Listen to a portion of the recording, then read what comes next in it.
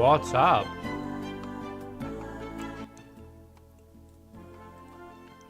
Vallas fans and Fandies. I have two good news for us this morning. One of them, pizza breakfast.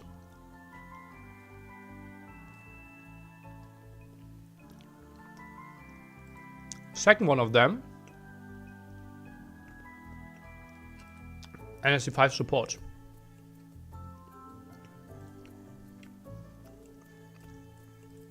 We have a crazy person donating, and it's also likely going to be a bank wire. So we don't have any fees. We sold Hera's keyboard and $1,000 on top.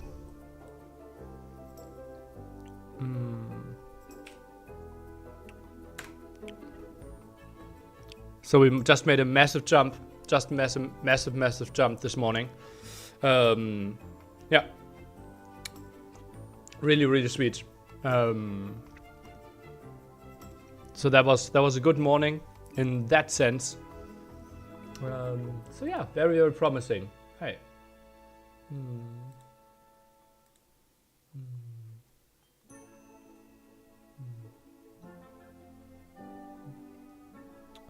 Was it Viper? It was not Viper. Yeah. Nearly ready for another 12-hour session. It should be 6 hours plus 2 best of 5s, right? So yeah, 11-12 hours is not unrealistic for today. Absolutely not unrealistic. I will take a look at seedings for Andy versus Vallas.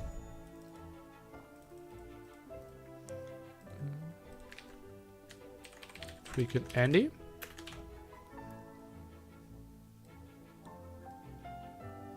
Andy sits on seat 10. While Vallas has to sit on 15 then.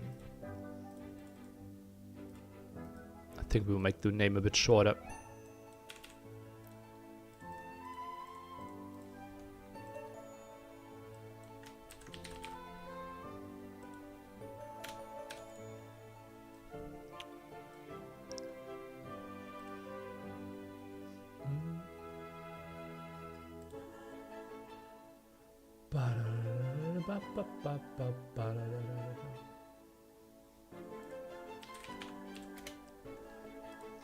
Let's get the drafts as well.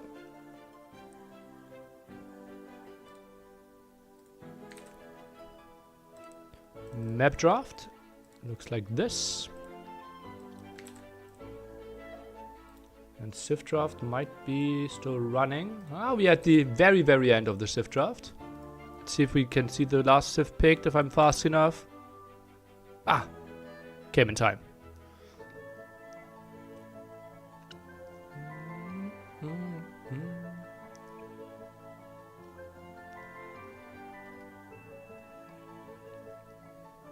Is there a tour? Welcome.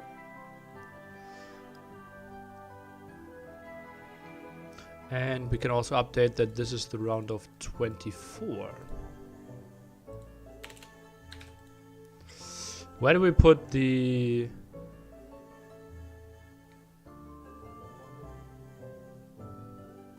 image of the schedule? Here it is already. That needs to find a better place. Maybe here?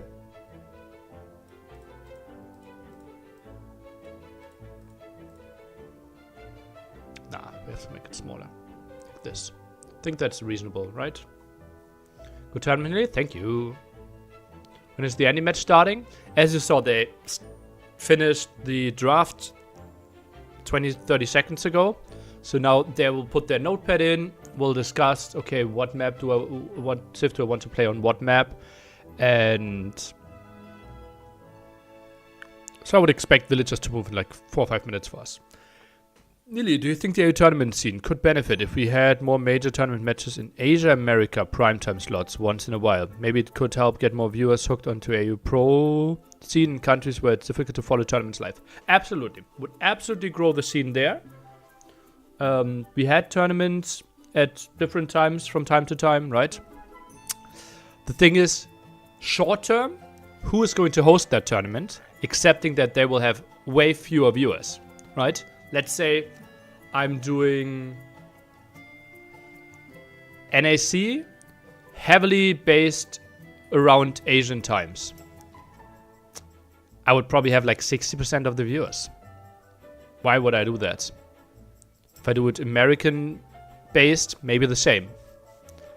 So it's growing the scene, and we had tournaments, right? We had a tournament in China, we had a tournament in Maldives. Maldives viewer numbers were shockingly low because it was like just really bad for Europeans, where we have most viewers. And yeah. So if we only think about Twitch numbers, yeah.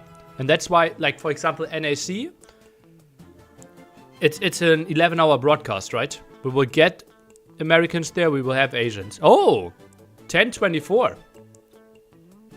2 to the power of 10 subs right now. I like that number. I'm in Thailand right now. This is perfect. Yeah, this is the same start time that we will have at NAC main event, right? We will start 12 UTC every day. Really, why do all the donation levels end in a 1? So it's easier to know who wants to donate what. Like if someone just randomly donates $100, it might just be a random donation. But if someone wants $101, we know exactly, okay, they wanted this item.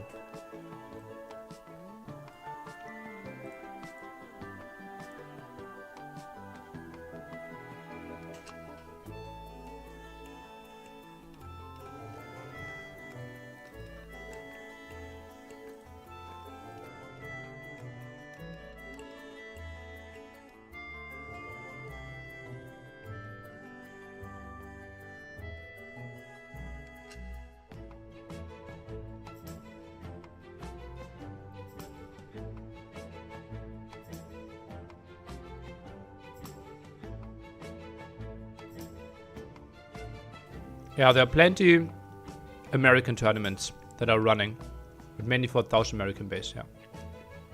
It's pizza.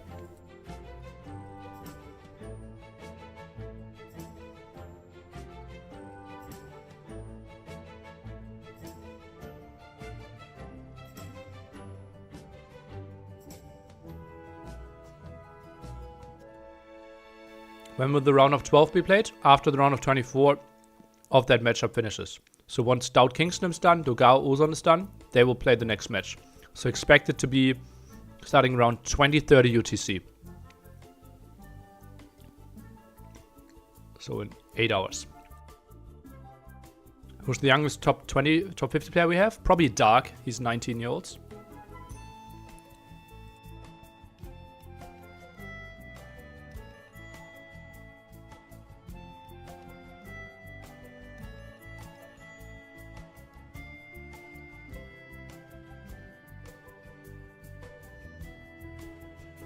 I've not looked into Stronghold games. I played it like twice when it came out. Never after. How do you pronounce Edgar? Edgar.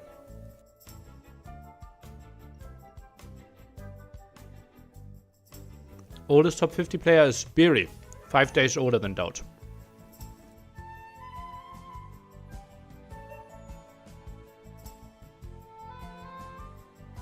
Beery was born in 2001. Sebastian a year later.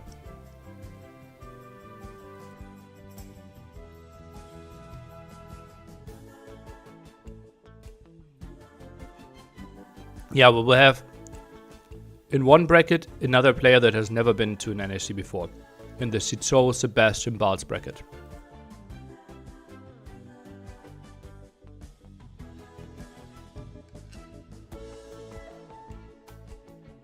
How old is Chris? Younger than Doubt, because Chris couldn't compete in the first tournaments. Like, he couldn't play the first WCG because he wasn't 16 years old yet.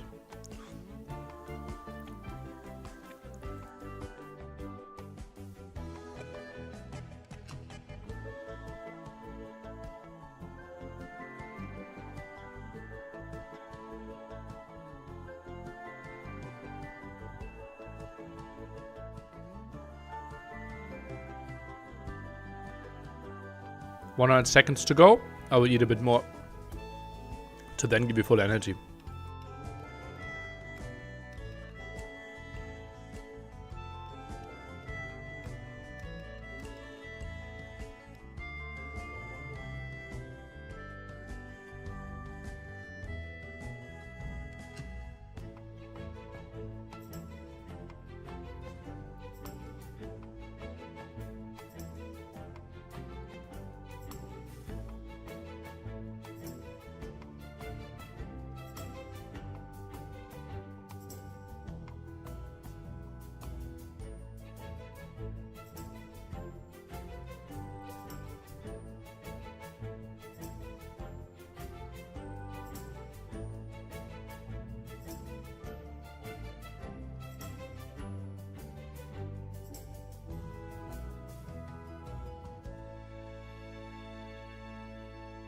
Any best pizza in Hamburg?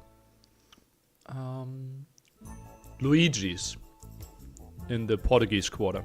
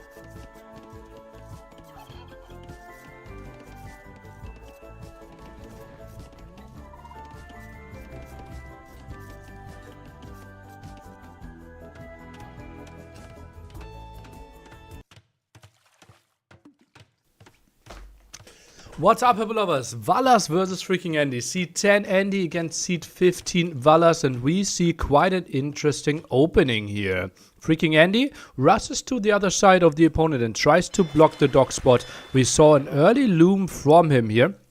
And Valas is trying to contest it, now is looming himself and tries to find another spot. His dog obviously pretty delayed. Really nice strategy here by Andy to start this one off. On Yanganati, we have a pawn in the center that we can contest. Also some goals that we have to expand towards. This is the moment where I will ask you for your predictions in this whole set. Valas on the left, freaking Andy on the right. Valas obviously in the world ranking lower when it comes to tournament achievements, but in the ladder, right now rank 8 against rank 45. So quite big of an advantage there. Let's take a look if that villager can be saved. Obviously very experienced will rusher is Andy, but Valas as well with all his Black Forest experience. So should be a nice high level play there. 5 on wood, maybe a bit too much. Typically we see 4 right now, but oh boy, what am I saying? This 7 there. And I see 2, 3, 1, 3, 3, 0 Andy, 3, 1 Andy, 0, 3.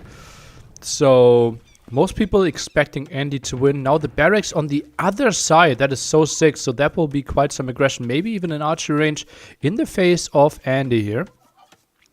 Yeah, 7 on wood already. I think this fuel age time won't really work too easily.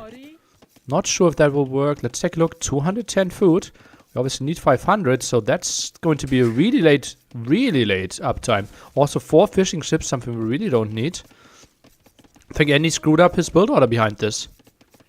Quite a bit. Valas are struggling as well, so both players with the heavy villager rushing, knowing how delayed they are. And then maybe the 4th fishing ships make sense again.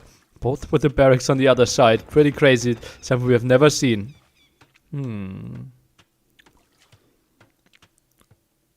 Valas now clicks up. Pop 25-25. And Persian bonus will help out. So both contesting the pawn in the center quite a bit. But Andy, he should have a big advantage. Look at that. Already fished through 225 of the food. Compared to only 50 on this one. Sick. So Andy with a solid 175 food advantage just due to his fishing ships. Now Waltz himself at home. Yeah, fish expires before we see the first fire galley. I think we might not see a single fire galley. With 6 fish that early on, we don't have that much to fight for anymore. Scout wants to push some deer here at the side. Already pushed one in. 3 on gold. Might be a play with a double lumber camp. The big question is, do we see forward archer range? Was no one going for Spanish cannon galleons on this map? Maybe one day. For now, people feel like, okay, I might die before it. Militia going to the wrong side first. Now fighting off with the villager. And yeah, I wouldn't be surprised to not see a fire galley added. But if you add a fire galley, obviously you can go for some fish traps with all the wood that there might be floating. Not the worst of options. And archer range on the other side. Do we see Valas build one himself? Yeah, oh boy, this is going to be a messy game. Oh, those militia are coming around. And I think with all this like small distance fighting around this pond, the fire galley opening makes a lot more sense again. Interesting how he's standing 2 militia to the top and 1 to the bottom. Having the 2 villagers at the front just feels a bit better. And Valas now starts his walls. Tries to control the left side, right side. Feels very easy as well. Could still get 2 of those llamas. Gets maybe even 4 more than he would have expected at one point. No man at arm for either player. Yeah, quite interesting, right? But we only see 1 militia against 3 militia, so not the biggest of all surprises. Fire galley will take the first hit here. So that's a nice start for Valas. We need to see some repair or some block with the fishing ship. Okay, that is really nice micro. Has to go to the side. Now some repair on this area. Militia loses some HP. Villager needs to come in for the repair. Archer gets rid of the militia. This archer tries to fight against the villager. And all those fishing ships are idle right now. Demo. Not sure how much a bull will be able to do. Goes in deep. Just takes out the fire and that's it. On the other side another fire will be built though. Greg showing off that he is here for the 10th stream in a row. Crazy support by so many people. I absolutely love how much you're enjoying this tournament. And qualifiers have already been on a really nice level when it comes to entertainment and the skill level. And I think the main event will only be better. So make sure to mark your calendars. Basically the first week of January. Saturday till Sunday. 9 days in a row Age of Empires content. 6th to 14th. Fire galley here takes down the fishing ships. Could maybe just commit to the fishing ship. Goes back and probably wants to get repaired again. Don't think those are having fish traps there. No, they don't. Nice block with the fishing ship. And some harassment here. Game could stabilize a bit. Fletching already out for both players.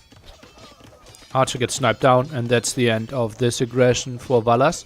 And now he has a very disconnected archer range with the rest of his base. Big question what the follow-up is. If it will be a stable, typically something we don't see if the opponent is going archers. So maybe even the second archer range could be an option for him. Buildings on the wrong side are confusing? Yeah. How are we all doing? What is the matchup that excites you guys the most? What match do you need to see today? That you feel like, damn, I really want to see if that person qualifies.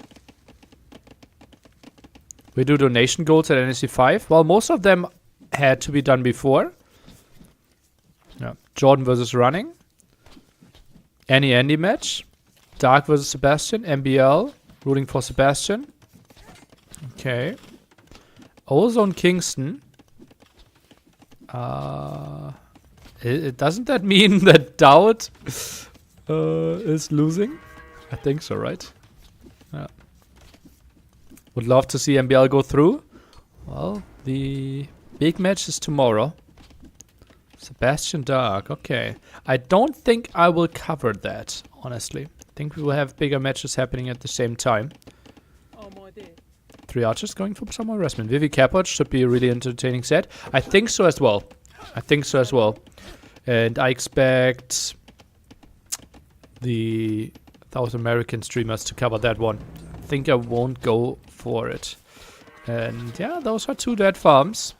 Bring Andy would be great for the tournament, in my opinion. Let's see how well he performs after the nerf on the monks, right? Lots of people feel like Andy was really, really strong with the monks. And now with those changes, let's see how he will perform. Nearly already going hard on the casting, already 11, yeah, and still 11.5 hours left. Yeah, like last Sunday, the VOD on YouTube got broken because the stream was more than 12 hours. And live streams can only be 12 hours. Whoopsie doopsie.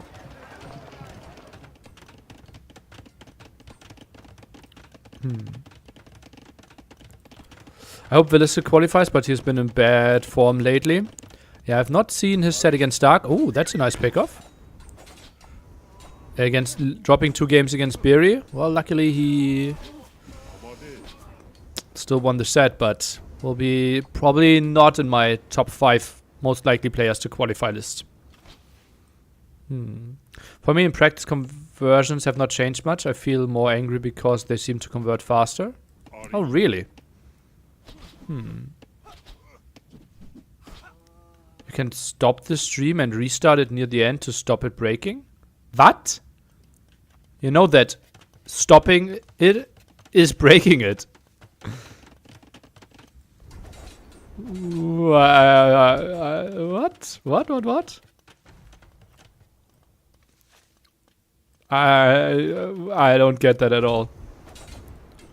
Like, Nearly wants to have one long video. Viewer suggests, if you want one long video, just end it and do it again to not have one long video. I think I explained myself poorly then. Yeah. I hope Jordan, Sito, and Ganji qualify. Oh, baby. That will be tough. Although, isn't Sito and Ganji in the same bracket? Maybe I'm wrong. Yeah. Can you explain the layout of the map? Water in the middle, a bit stuff to fight for. Very limited gold at home, with only 4 tiles. We only have 3 of those left, but you can see initially there were 4. And therefore we have to go to the sides and get control over 4 of the gold areas. And you have to chop yourself through. That's something Andy's already going for. Valas still plays at home and now goes for double stable. I took an extra vacation when I heard that it would be the last NAC. Loved all NACs, definitely my favorite tournament. Oh boy, that's so sweet. Thank you so much. Any news on the squareness of the gold? We're looking into options. We will keep it like this for today and tomorrow, but might have a change for the main event because I think strategically this is really nice, but visually I'm not getting excited by this squareness. Nice uptime by Andy. Military count 20-0. Oh baby. But a lot of knights can be produced by Valas. Maybe even think about a 3rd stable here. Goes for the monastery first. TC out here feels very likely. You think we need more asymmetrical maps? Brood War is one of the biggest tests of that, no? Or actually, like, it's very symmetrical. Maybe I need to understand what asymmetrical means.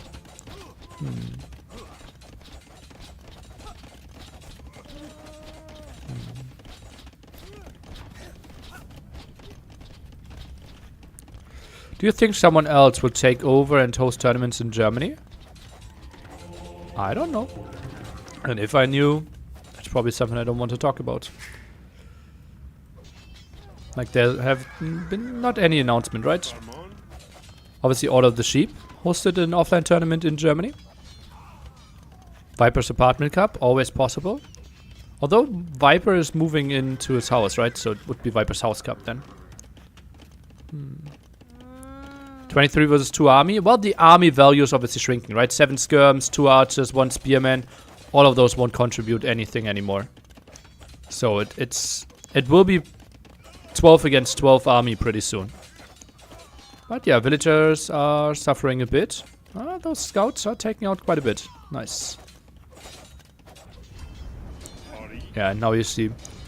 Like, a better indicator than military numbers is actually military value. And especially if we have a conversion going through, that should switch quite nicely. Gold control already secured for Andy. Nice move, nice move. Can get onto more. And yeah, I predicted 12 against 12. Will you take 8 against 10?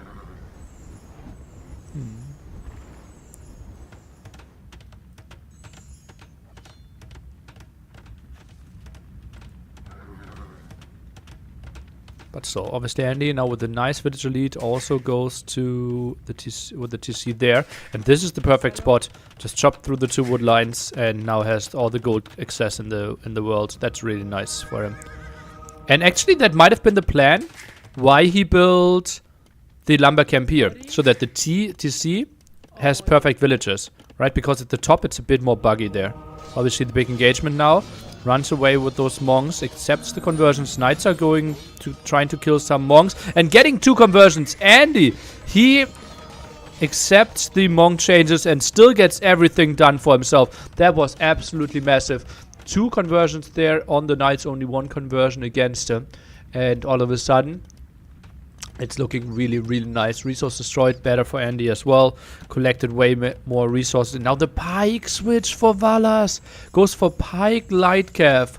Oh, that's not pretty. That is not where Malians shine.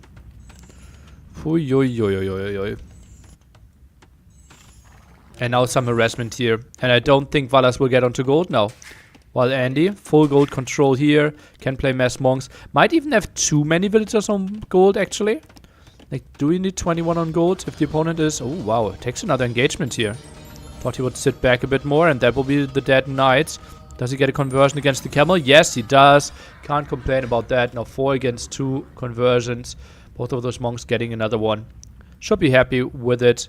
Full control for Andy here.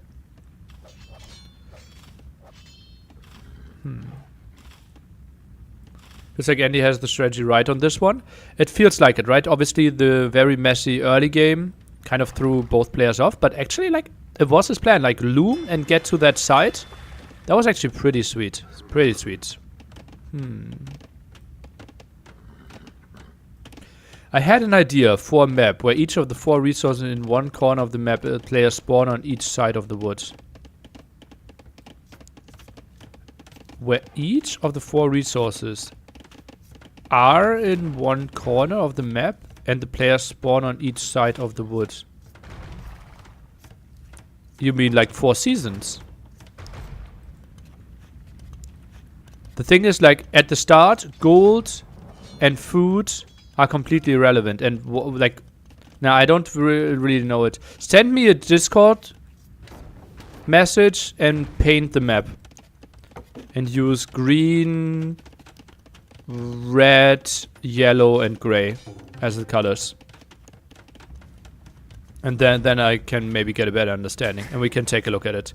Because you said like all 4 resources are in different corners. But then there's wood. Isn't wood one of the 4 resources? But then it's in a different area as well. Not only in the corner, right? So I don't have the full understanding of what's the plan here. Okay, pikemen now.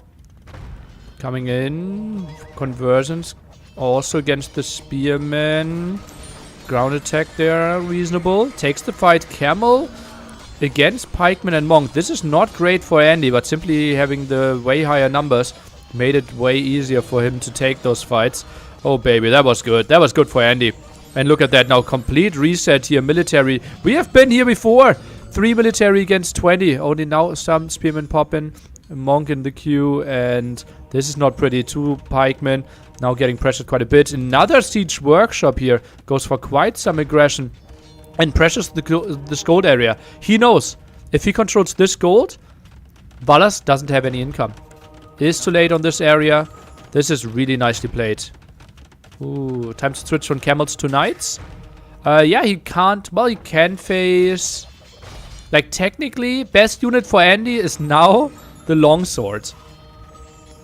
Right? Because he's only facing pikemen, light cav. Because the opponent can't use any gold. Technically, he could also face skirms, but Valas is not really going for that. But longswords may be bad if we think that Valas could have a chance to get to Geppetto. Plus, obviously, Persian longswords. More of a meme.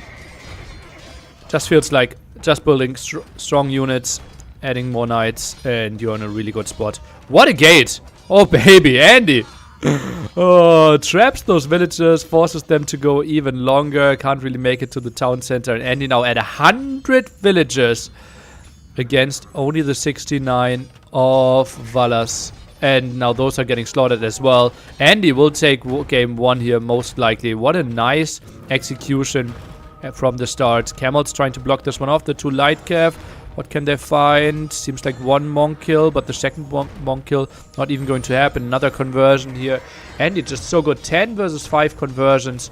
And another light cav gets only 1 kill. And that town center in a lot of pain. I think we need another unit though. I think CA. I think adding some CA could be really good. Against the monks, against the pikemen.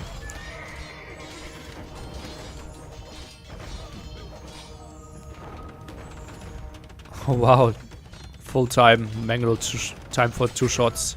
And more villagers dying here. That Mangonel just got a good hit in. And GG. And he takes game 1.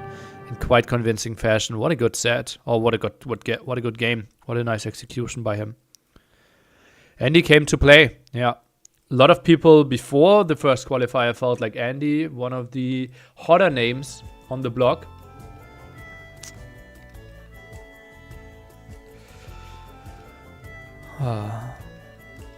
Valas didn't even manage to shop through. Yep. Andy just so much quicker there in feudal age. Nice play.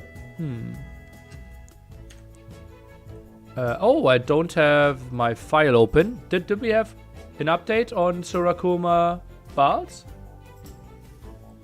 Did something just fly in and I didn't see it? 1-0 Surakuma. Oh, baby. Oh, baby. Okay. Yeah, now I have... Like, I obviously didn't watch the stream.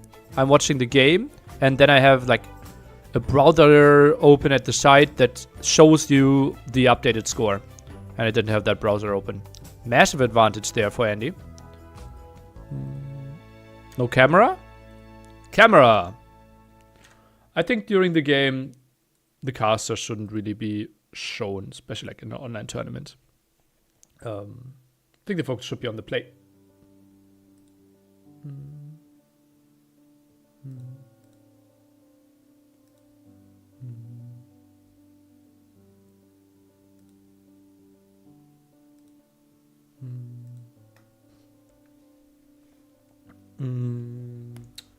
Okay, let me quickly...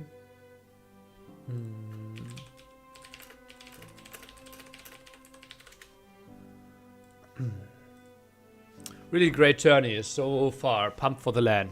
Should be great. Should be great. So, Yanganati. I think could be one of the most played maps.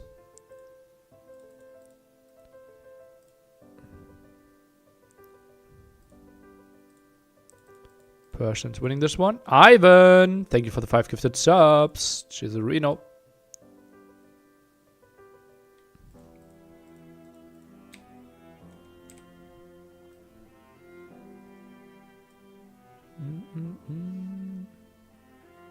Will many casters return in SC5? Likely. Some casters don't like it that much. Others don't care. But the ones that don't care, we will do it. Was liked a lot last time. Is it really LAN or are you playing over the internet? Right now, this is an internet qualifier for the LAN offline tournament.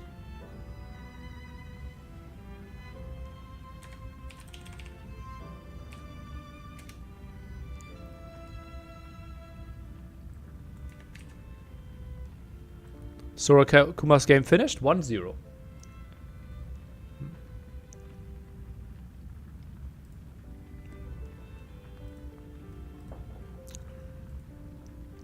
Okay, Arena will be up next, and we will see Civilizations. Oh, baby. MBL Daniel, match of the day? No way. No, no, no way. No, no, no. Not even top 10. Not even top 10. Like, isn't MBL's round after that just even better? Like, does MBL Daniel excite you more than MBL Villise? Or Jordan Vivi? Or Balz Andy? Or Cito Sebastian? Or Dao Togao? Or Nikov Winchester? Yeah, that's the matches that you see on screen here are the opening matches. And then the winner of those matches are facing each other as well. Vivi over Capoch, really? Judging by last weekend, yes, but I think it's very close. Could be Capoch over Vivi, no way. It could easily be. Yeah. So Sebastian would be an absolute banger, and then the winner of that against Balz potentially. But Balz down 1-0, right? What civs are we expecting? Quickly tell me. Arena next. Give me your matchup. What do you think is happening?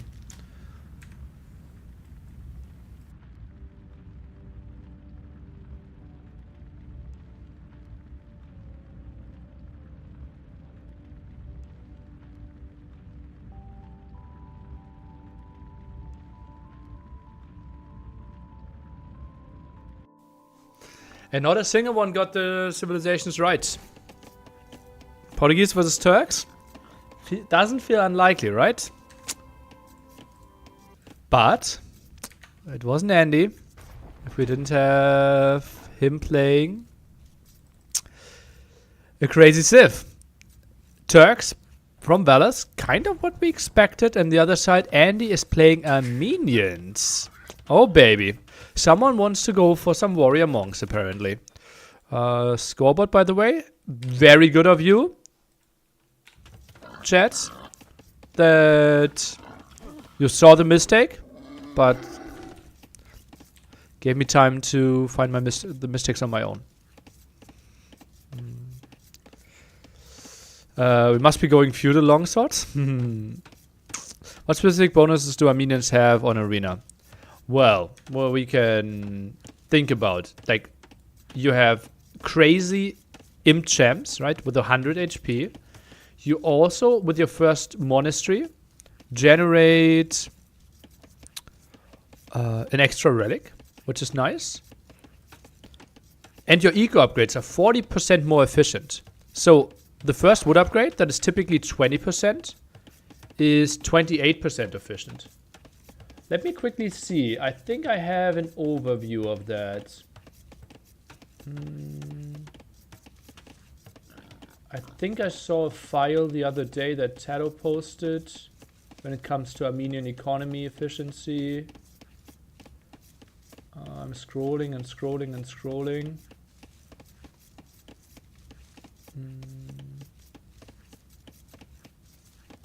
Okay, it's not in here. Is it in our scheduling thread? No. Is it in our training thread? Ah, this looks like a potential thing. Now someone is posting it. Ah, Jordan watching the stream and telling me. So this is what I think the efficiency for Armenians. So generic civ at 20%. Celts, faster wood chopping. Burgundians, you get the upgrades quicker, right? Romans is plus 5%. And you see, so Armenians, look at Castle Age comparison. Like how much better it is. Like it is on the level of Kelt's income. Yeah. So thank you, Jordan. Thank you, Tato. So a minion economy should be crazy.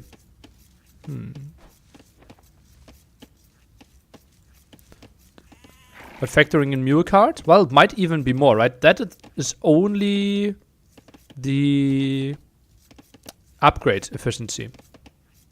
Walking distance might be even shorter, right? So numbers could be even better. Yeah.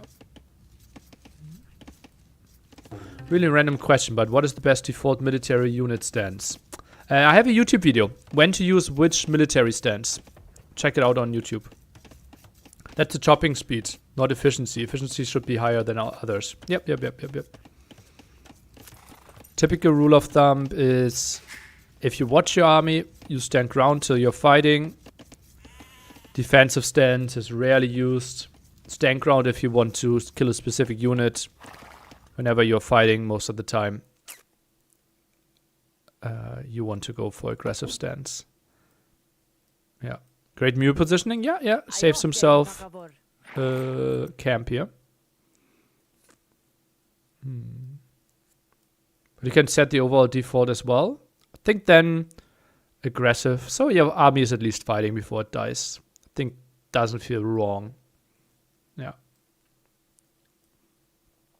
I never put defensive stance and get flamed by teammates in team games. You should. I like your teammates. Yes. So Twitch chat, we know that Tato and Jordan are watching, so you guys better behave. No inappropriate question for some time, please. Thank you. So Jordan is playing.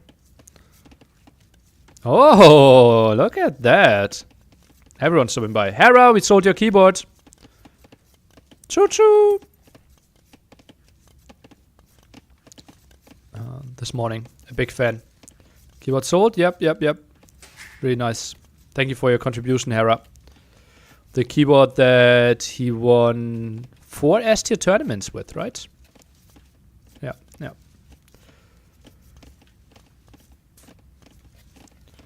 Okay, so barracks. So our Turk player is opening light cav on the other side. No barracks, so this will be just fortified church. Relic positioning. 1 very close, 3 at the bottom, relatively even, I would think, down here, and 1 really close at the top. So if we are contesting, those are kind of the guaranteed ones. This one looks really good for Valas, and those will be the ones that are mainly contested, I would think.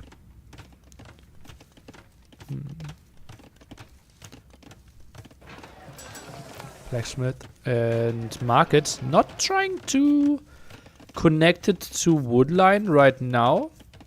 Builds them more in the center. Also creating somewhat of a wall, as we can see already.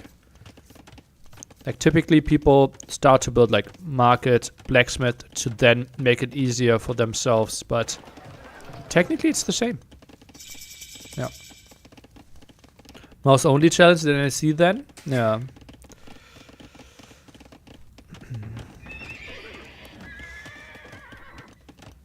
I just saw your Discord message nearly and answered. Oh, baby. Let me see. What did I say? Oh.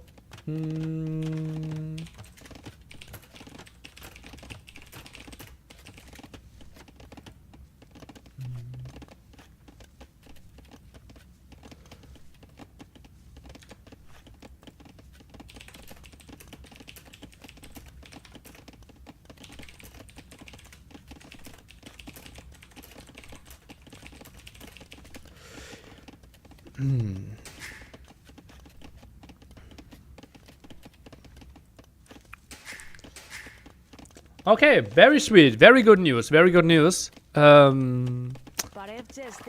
Co-caster lineup for tomorrow will be 3rd set, Dash. 2nd set, T90. 1st set with Hera.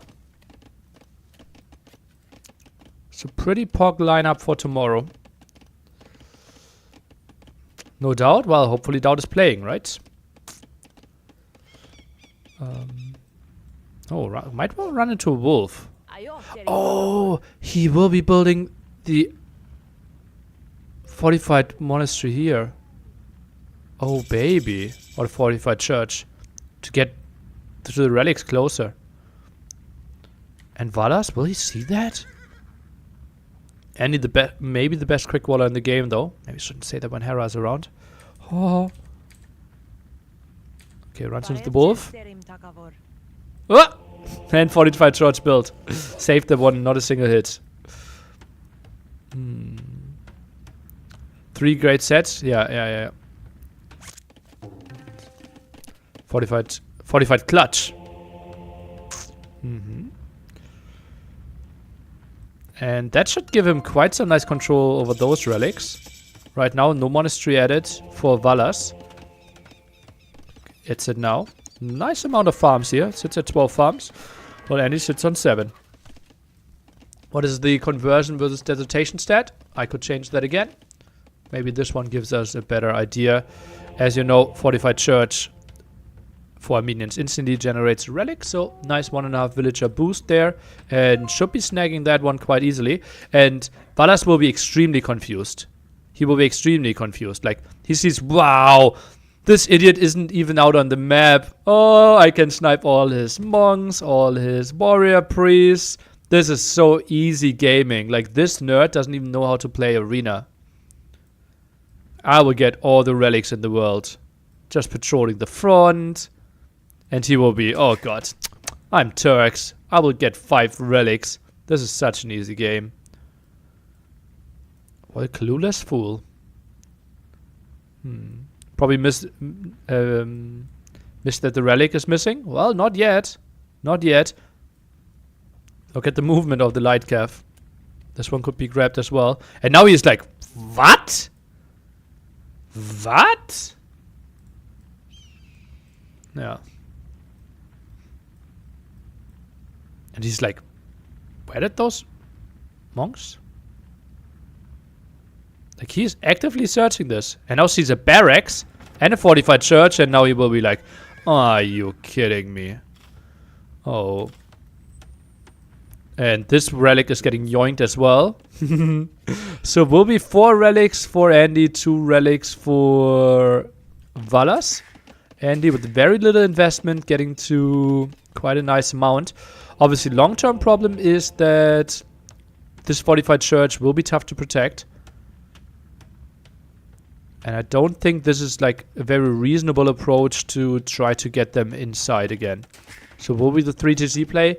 Minions might have to play on the faster imp side.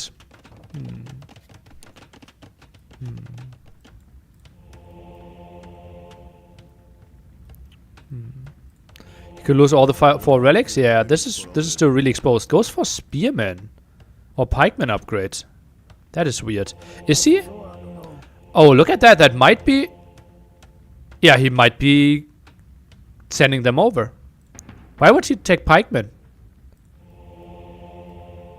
Or what's the plan? Maybe a siege workshop? I'm a bit surprised by that. Another house goes for loom. And the light calf are going around here. Is he doing the relic duplication exploit? That was a thing for 1 week, and it's not in the game anymore. That got fixed relatively quickly. Minions are generating an extra relic when you build your first fortified church. That's why there are 5 out on the map. Valas got 2, Frigani got 3, but with the extra generation he got to 4. They can only build fortified churches. Regular churches are not an option for Armenians. Fortified churches are a bit more expensive, but they can shoot if there are relics or villagers inside. Georgians and Armenians, the only 2 civs. For Georgians, the big advantage also that they increase villager efficiency in quite a big radius, actually. Way bigger than most people would assume. Isn't Armenian late game infinitively worse than Turk late game, even with more relics? That's why Andy is not trying to play the super long game, right? He wants to play aggression and castle age, get map control, forces a defensive or play from his opponent. Oh, this could actually be a conversion. No, not happening. Warrior Priest, by the way, can fight, can heal, and can carry relics, but cannot convert.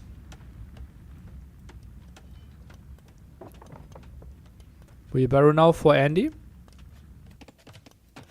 Obviously a non-mule cut tech, therefore not benefiting from the Armenian bonus.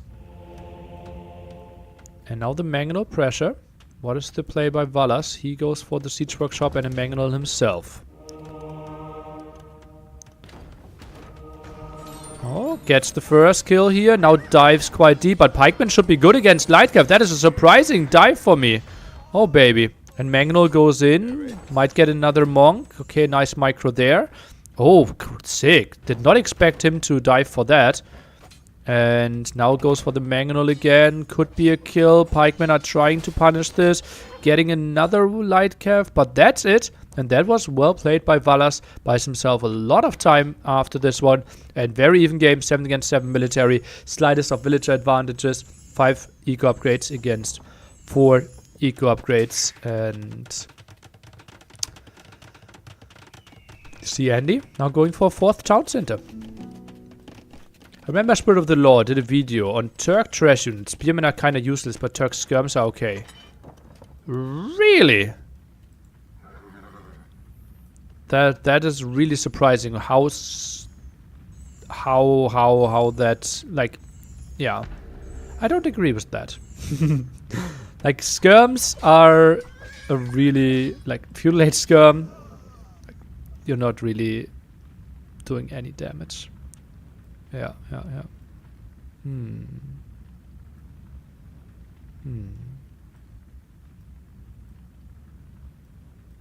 Because Elite Scum gives you so little? Okay. Isn't it more HP, more armor, more extra damage?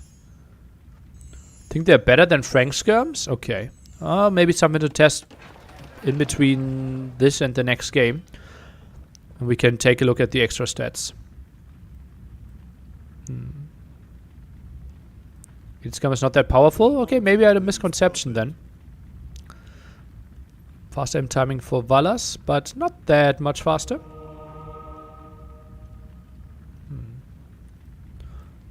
Loom for Valas, might be thinking about forward castle, also fletching. Might be thinking about CA, but with the amount of villages on stone, Janissaries feels a bit more likely. What will minions do against heavy gunpowder? I would assume Elite Skirm. But you can't really play Elite Skirm plus Halberdier, right? This doesn't excite me that much. 1 armor, 1 attack, +1 versus archers, +2 CA, not powerful. And also 5 more HP, right? Aren't you jumping from 30 to 35?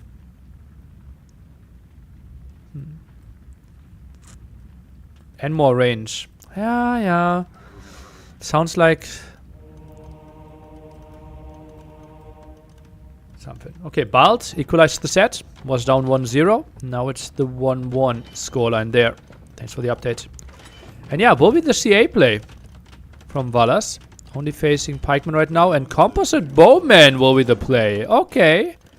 Okay, so we don't need to see a lot of armor upgrades here from our opponent. And he gets a conversion. Except that his monk will die. CC number 5 even.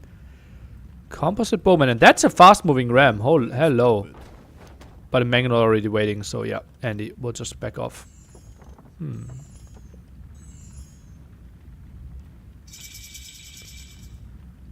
Thumbring now. And Composite Bowman. Parthian Tactics.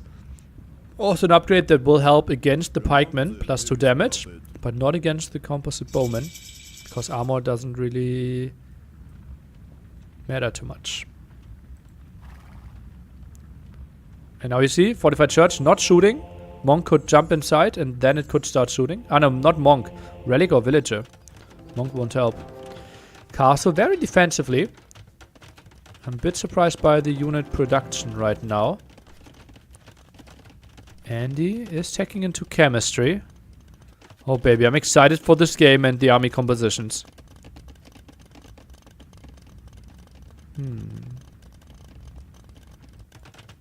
Hussars are running around. Adds one more composite bowman. It might actually be elite skirm play. Adds more archery ranges as well. Oh, baby. Now moves over to the stone. Forgot about the mule card though. Army needs to move further to the top. Otherwise, if this castle goes up and he gets to some bombard cannons, it will be quite a nice pressure on this area. But I don't even think this castle will go up. Look at that. Composite bowmen are around. Pikemen as well. Does he want to commit against this? Now elite skirms are joining the party as well. Bombard cannon behind this. Armor upgrades on those cavalry archers. As I said, not that important. Composite bowmen ignoring the armor. Ram joins the party as well. Light cav, the pikemen going forwards. Elite skirm. I think they should find quite some kills. Right now, still lacking ballistics. And now the castle against this. I think this is the right direction for Andy. And bombard cannons in quite some danger. What a nice strategy by Andy. And he's holding this castle off for now. If only had ballistics a bit earlier. Skirmisher production needs to continue. Only 2 in the queue. Lacking some wood right now. Ram could technically go for that castle as well. But the castle's getting cancelled anyway. So not the most important thing. And composite bowman dealing quite some damage.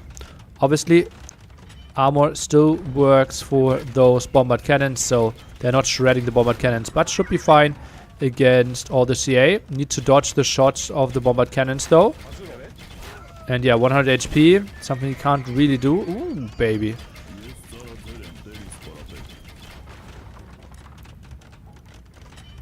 Floats quite a lot of food. And how does he deal with those bombard cannons? Maybe going into the monk direction might be something for him.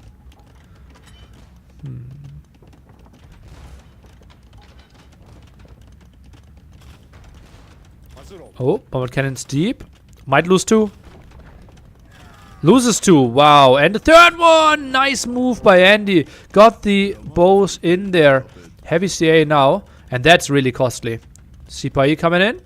Unique tech for the heavy CA. Extra HP. Jumps from 80 to 100 now. Quite nice. Elite composite bowman still not in. Now he's teching into it. Would love to see some more elite skirms being added. Traps trying to defend this area. Not that easy though. And now the champion tech behind this as well. Andy working towards his dream army composition. More stables from Valas. Not having crazy amount of farms, but floating a reasonable amount of food. So can put some of those hussars out on the map. Now we check everything into the champions. Oh baby, they will be quite tanky. Thing is though, CA typically an absolute killer. Oh, those 4 relics still exposed. I think that could be problematic in the long run. Heavy CA is such a killer against champion. And now we see, how would we call this? Ferreters. Way more HP for the champion line. I think we are at 100 HP then. And then he can spam quite a bit. We also saw artillery. So extra 2 range for those bombard cannons. And that castle, oh baby, with quite some HP on it. Love to see that. More elite skirms being added. Now the Hussar production starts. Traps trying to scare those bombard cannons away. Not that easy though. With only 16 range against the 14. But the better mobility on those bombard cannons. Now has 6 of them. And he tries to take a fight, but has to dodge so many shots. Castle still helping out quite a bit. 5 kills here, and those CA are overextending by quite a bit. Repair continues for Andy. That is quite a deep dive. I'm a bit surprised by this move. Does he think he will kill the castle quickly enough? Feels like yes he can, and he is killing this one. And Valas now looks really hot. Those composite bowmen didn't really get the numbers out. Feels like more skirmishes were needed there, but easier said than done. Hussar's obviously really good against them. And the champion tech was not in time. And now champions running in one by one, even with 100 HP. Not the craziest thing you can go for. Last armor upgrade is still missing as well. That might be a bit of an overextension though by Valas. Nah, he has solid numbers. 29 CA still on the map. We'll lose quite a bit of them, but He's also killing mass amount of units, especially the champions.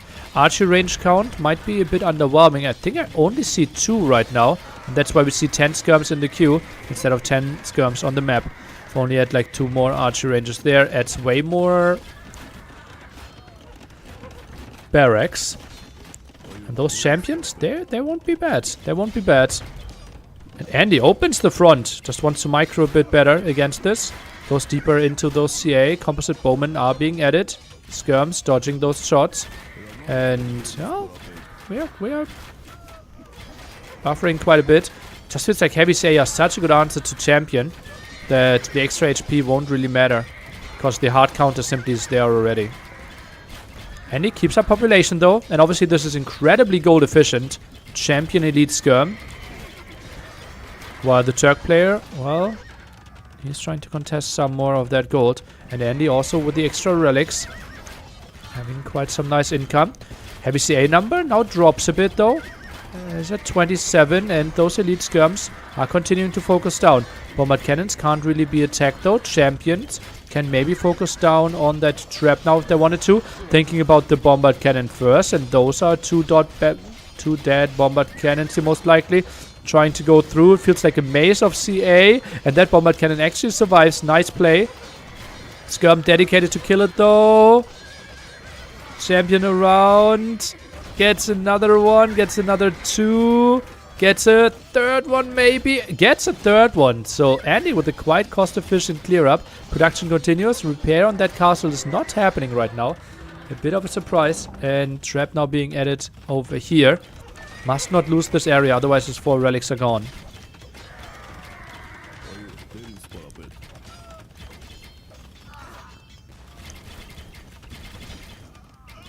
Somewhat champions. Composite bowman count, relatively small.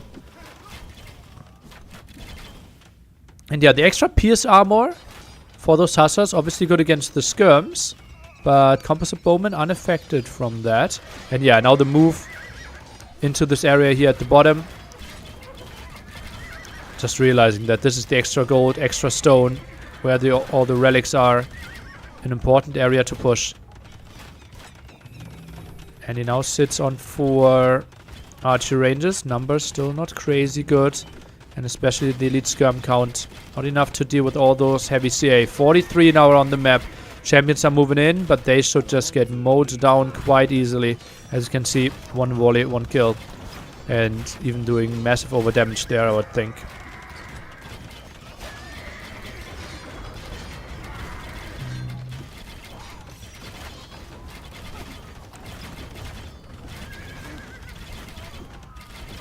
Ah yeah, and Hussar always only take 1 damage against the skirm, yeah. Yeah, that's so that doesn't matter. So the armor of the Hussars was only against the champions. Don't know what the minions can do here. I'll stall out the opponent so they don't have any gold. I think that might be the play. But as I said, you're really gold efficient right now. Nice, we're just coming over the repair. Trap stays alive and there's no siege right now for Valas threatening this castle. 3 bombard cannons on the map, 1 trap still shooting in the center. And he's not really sending anything in. Composite bowman, elite skirm.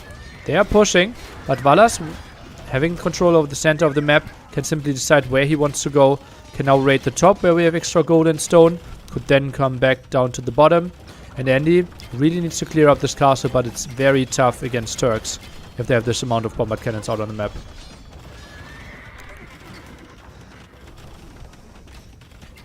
What a nice game. Got all the important upgrades here. Can say that for both people. Maybe the last wood upgrade, something Valas could think of. Not the most important thing. Some gates here. Tries to save the mule cart or what? Siege workshop. Oh, but gets the gate up at the front as well. Oh, this is a really nice play. Oh, Andy, this is so well played. Oh, this is so well played. Now those hussars are coming in, but very late. And I think they might... Oh, they still might get the trap. Oh, so much work with all the gates to not get the kill. Oh, this has to hurt. Meanwhile, at the front, the castle dies. And that was a really important castle for Andy. Oi, oi, oi, oi, oi.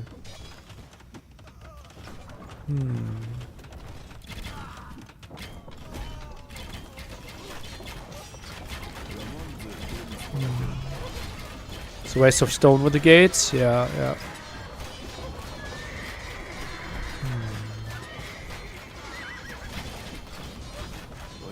Champion still here for the defense.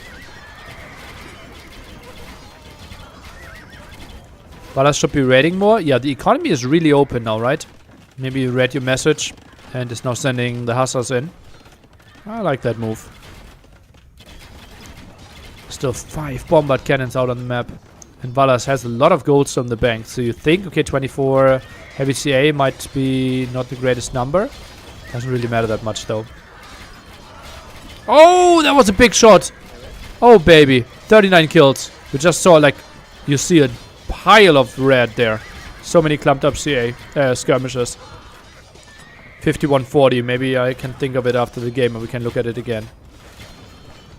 Ooh.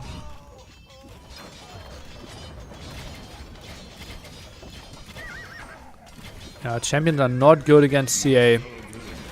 Just like they are good for Armenians, and that's why he's building them. That's the big question that we have been rising this whole game, right? Armenians, yeah, their economy is strong, they get the map control, they get the relic advantage, but what's their army composition going to be like? And feels like Andy gave us an answer, but not an answer that excited us so much that he's winning this game. Now we're down to pop 160 already.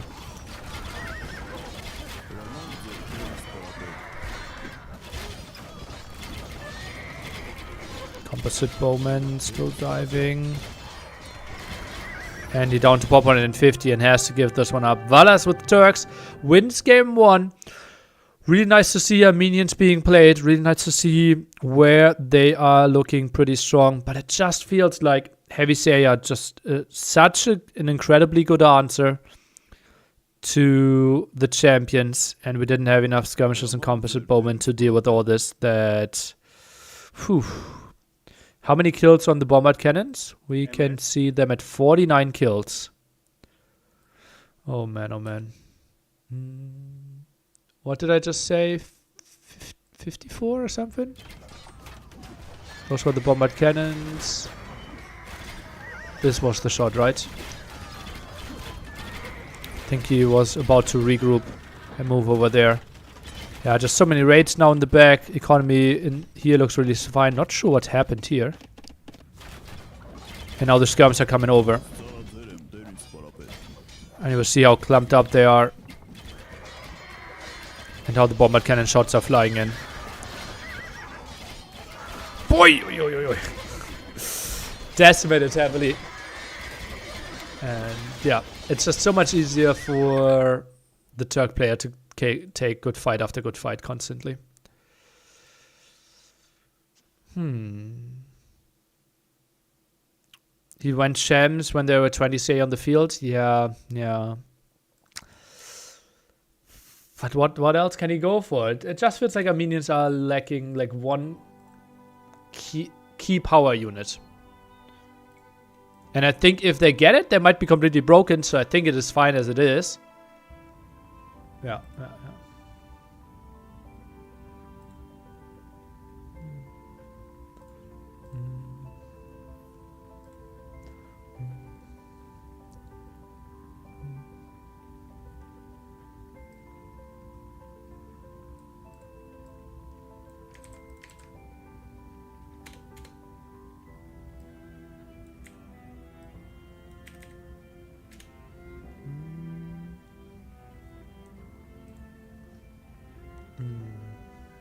I see other arenas just fading to this. Yeah, what would struggle with this? Maybe Malay.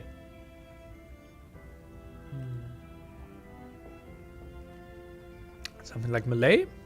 They can't get their timing in? Any Mesosiv?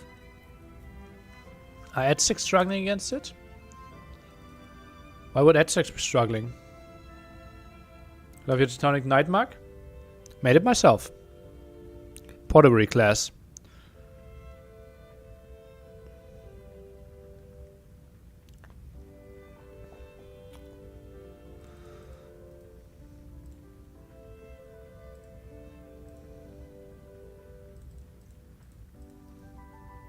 Ba ba ba ba ba ba da bam.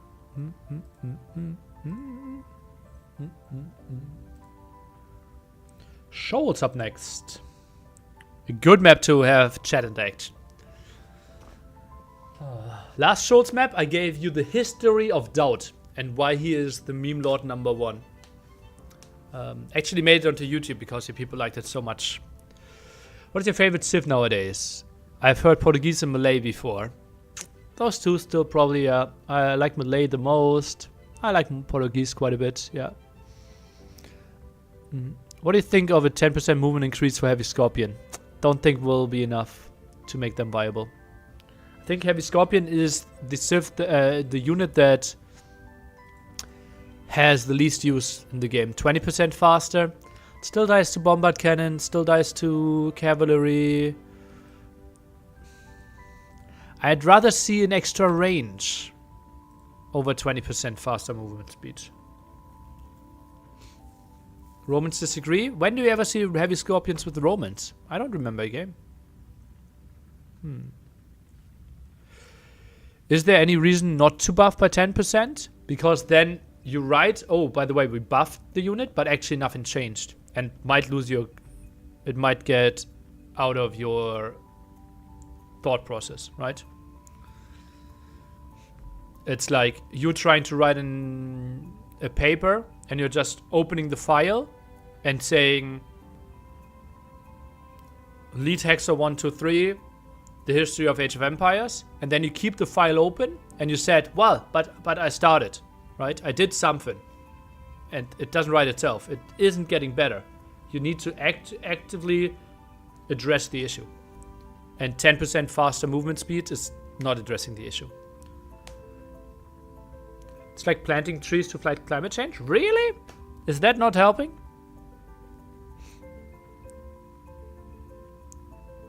It's not? Okay, send me a Discord link about that, please. Because I thought it did.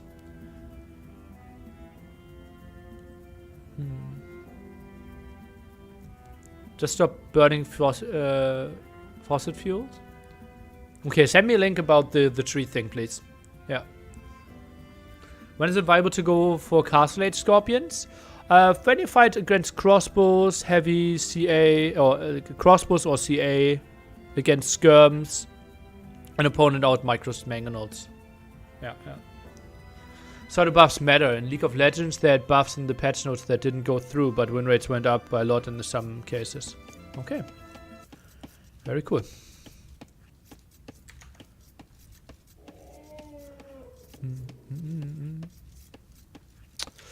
Okay, then let's jump into game 3.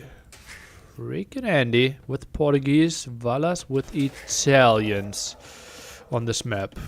Does anyone know if there's a discount for staying at the other hotel at the watch party, or is this just standard rate? There is if you write them an email and say NAC. Like the instruction is in the NAC5 Discord, and you get 10% off. There might be an even stronger discount code though. Maybe you look at the date where I announced it. So like, when was that? Last Wednesday? Yeah, the last Wednesday. Look in the Discord history, and people posted codes that were even stronger than the NAC discount code. Yeah. See you there.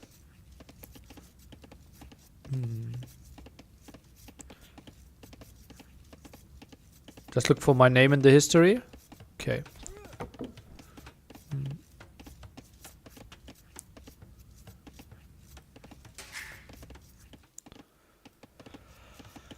Okay, so Italians versus Portuguese on this map.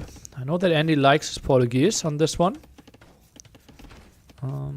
I personally like them quite a bit as well. One-dimensional fights here are nice. You can contest water a bit as well. That's not a great dock. When it comes to getting shorefish, you kind of want to build them to the side, because there's no real shorefish around that tower for quite some time.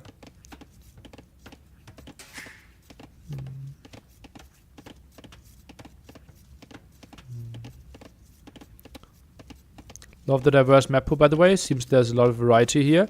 Well, simply by the big amount of... Like, with a big amount of maps that we have. There has to be a bit of variety, right? But yeah, so far I'm really happy with the draft format. Really happy with the map pool that we have. We obviously put a lot of thought into it. Just take the compliment. Okay, will do. Not good at that. We also have seen every single civilization played by now in the NAC qualification.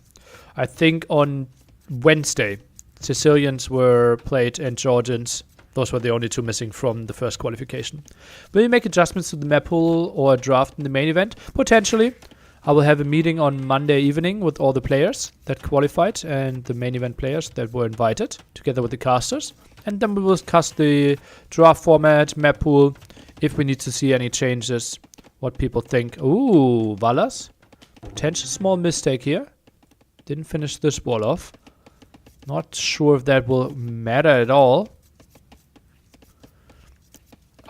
Not really typical that, like, we will see a Portuguese forward that is not involving siege, though. So, yeah.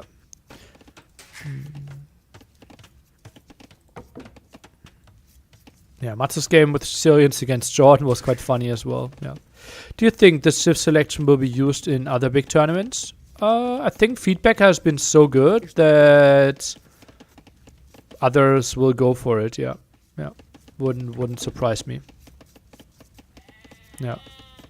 Do you think someone will discover an OP strat with the new civs in some map?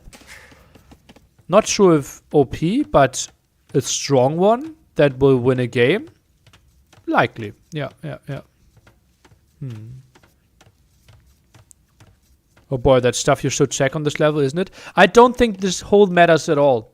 Like, this hold only matters if Andy has units that are non-siege units. Yeah. And that he attacks with. And this is not typically how you play on this map, right? I actually, like, most of the time don't wall on this map. I just play naked fast castle. Because unless you play against MBL, we won't see an archery range here. If any aggression is coming, it will be a siege monk push from this side. So, like, on Arabia, this might be a mistake. On this map, I don't think it matters a lot.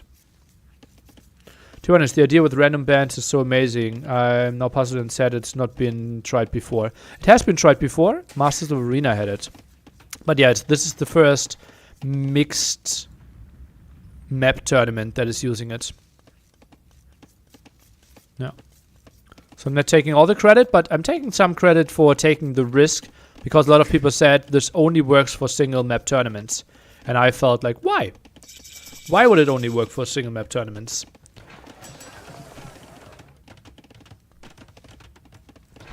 And yeah, will be the market blacksmith play from both players, so this is very boomy. So, good spot for chat interaction.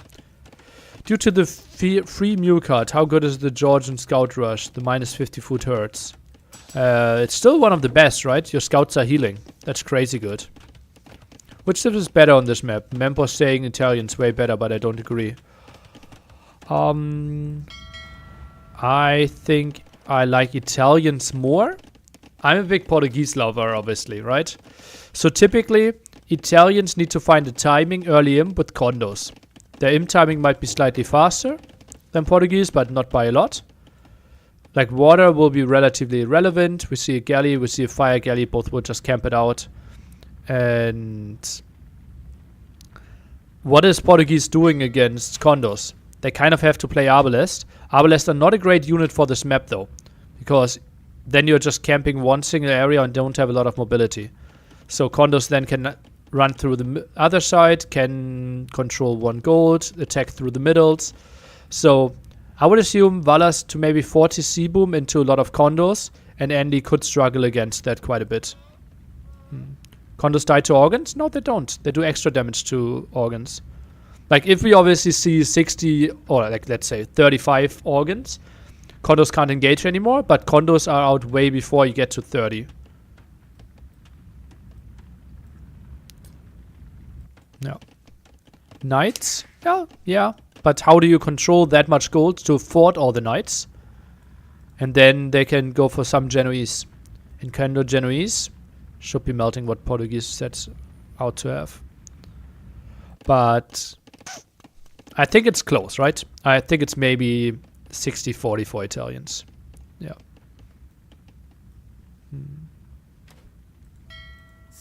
Ooh, that could be a loss. Needs 3 more hits.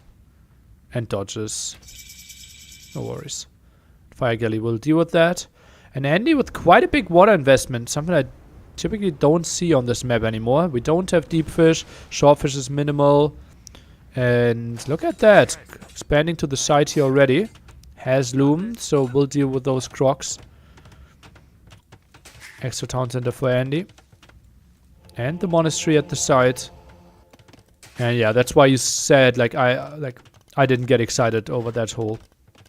Do condos have any special gunpowder armor? No. But they have extra attack against gunpowder. And Andy, okay, goes and tries to kill that tower here. Think you want to send 3 fires in? A bit of dance, and the tower actually got some quite nice hits in. But the tower is now shooting at... Oh god, I just got really scared. My girlfriend suddenly showed up next to me and brought me some fruit. But I didn't hear her come in. So suddenly someone was standing next to me. Hui. I think cannon galleons on this map are good. Yeah, both civilizations have cannon galleons though. That is an ambitious villager with 11 HP. But brought some friends. How terrifying? Yeah, that's what I'm saying. I was scared of the fruit, yeah.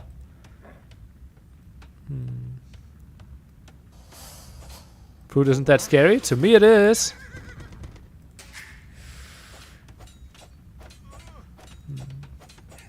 Armor against bonus damage doesn't exist.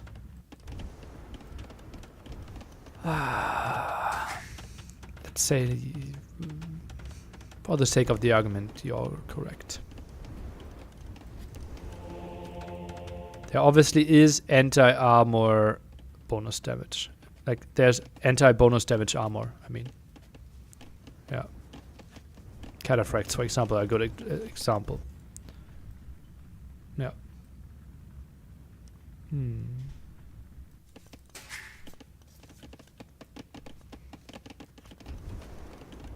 So Andy, 40 villagers against 43. Wheelbarrows coming in as well. Wins the water, keeps 4 fishing ships alive.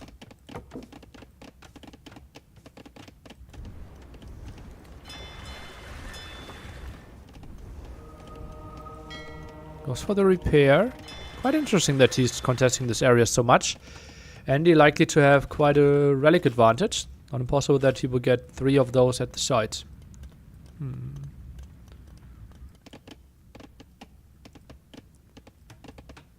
Lumber camp is so satisfying.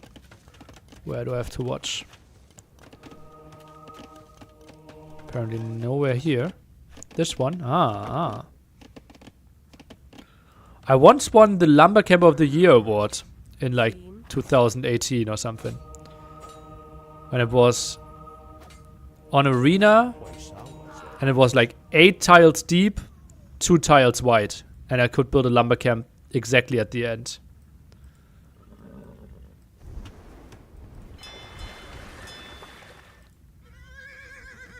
Pure Craigasm indeed, yeah.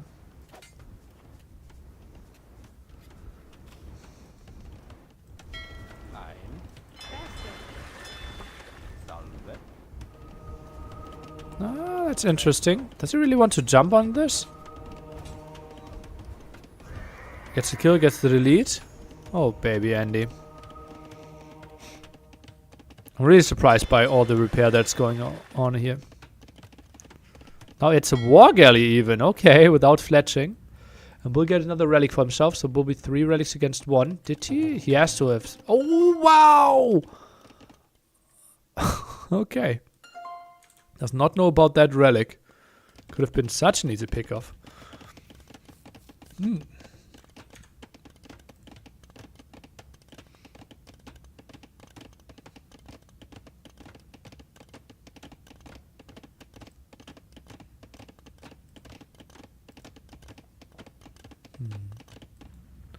How long does it take to finish this game? I don't fully understand the question. Do you have a photo of that lumber camp? If we take some time, we might find it. AoE zone. Can you save that monk? Doesn't look like it. That's the scout at least.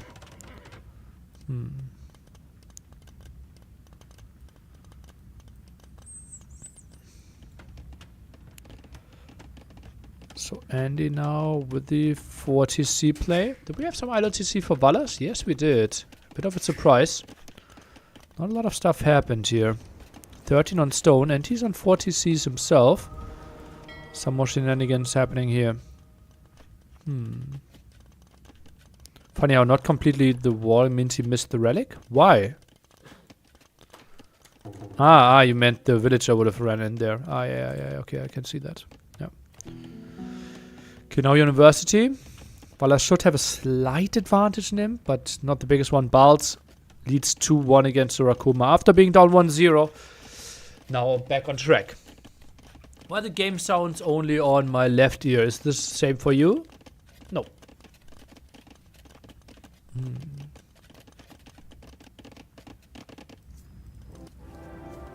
No.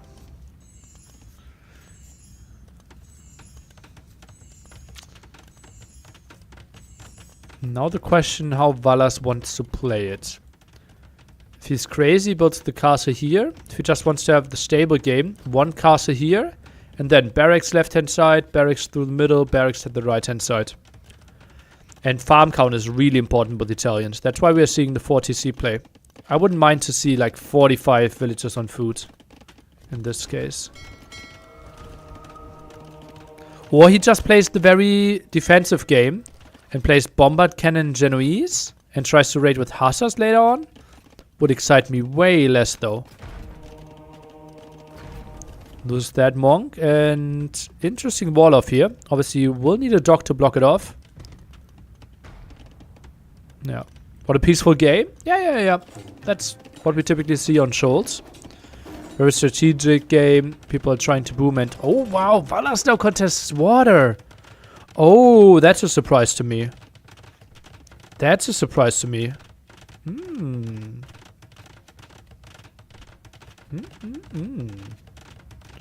And Castle v Castle has a second castle to back it off, so we'll get to reasonable trap production.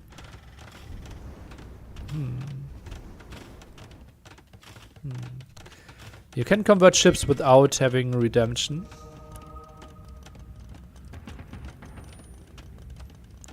Okay, so way more water production here than I thought. That monk might get the villager kill, villager conversion. Nah. Suicidal one. War galley upgrade. Now the docks against this. Oh, that's interesting. Portuguese, obviously not having fast fires. Might hurt them quite a bit. So he has to play a lot of heavy demos here. I'm so excited for the NAC main event. Rightfully so. I think it's going to be a great 9 days of Age of Empires.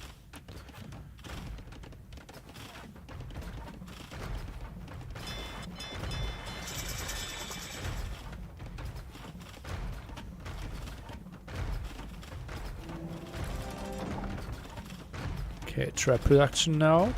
Siege workshop being put down here as well. Qualifiers are already amazing. Yeah, it's like that's what shocked me in every NAC kind of, that I thought like, wow, the qualifiers are already really exciting, especially NAC 4. Like I really like the qualifiers as well. And then knowing, wow, there are 4 players that are better than this that we haven't even seen yet. And then they just delivered as well. That's so sick. Players outside of top 5, who do you think has the chance to win NAC? Really slim chances, right? For Heart, maybe 1%. ACCM maybe 1%, maybe less. Tato is in my top 5. Doubt maybe something like 2%. MBL, maybe 0.5%. No.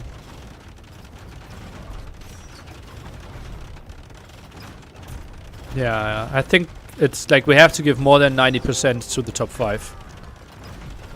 Yeah. Okay, that's quite some damage here from that castle. Getting lots of villager kills. Lots of repair here from both sides. While this is stabilizing, and this is now the advantage here that we said that the Italian player will put on the map with the condo raid, right? Villagers now moving over, and that's what I said. I wanted to see lots of farms. Right now the numbers not too exciting with only 19. Had to reseed quite some of them. But now one castle is stopping this, at least for now. Ah yeah, Citeaux is quite in good shape. Maybe we have to give him a full percent. Yo is always losing in the semifinals. You mean in NAC or in all SC tournaments? Because I don't think... I think, isn't he like the 3rd most accomplished player of the last 3 years? Like winning 4 S-tier tournaments, something like that? Yeah. You think the travel will affect the players from other regions? Yeah, obviously. But that's why they are traveling a day prior to it. I think travel is more exhausting than the time zone problems, right? Because most of them are living in European time zones anyways. I think Hard might struggle a bit. Don't think it will be a problem for ACCM, Yo, or Hera with the playing times. Like they are very, very used to having those playing times. Like Yo has a better sleeping rhythm than Doubt. I think, or Jordan would struggle more to play the last set than ACCM will have, or then ACCM will have to play the last set. Heavily depends on the person as well.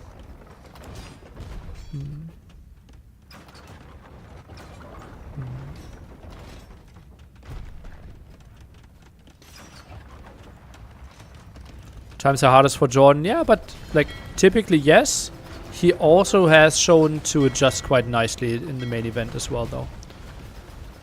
Right, he is around there and just sleeps a bit longer. Okay, now the condos, and that's what we have been saying, right? In the small numbers, condos are just so good here. Damage output, another hit. No, doesn't get it. Would an Arquebus be really good here? I think it will be an upgrade that we will see within the next 5 minutes, yeah. I think Bombard Cannon are really nice. Freaking Andy throwing. Okay, where was he heavily ahead? That you think this is a throw. Like we just started fighting. Leary also really good? Yeah, I'm giving Leary like 15% to win. Something like that. Who do you think is the most entertaining player to watch? Matze. 2 Blacksmith by Valas. Yeah, makes a lot of sense right now. Simply doesn't have the upgrades and would like to get them ASAP. Often do we see like boom games and people want to upgrade their units and only have 1 Blacksmith. So I really like having 2 here.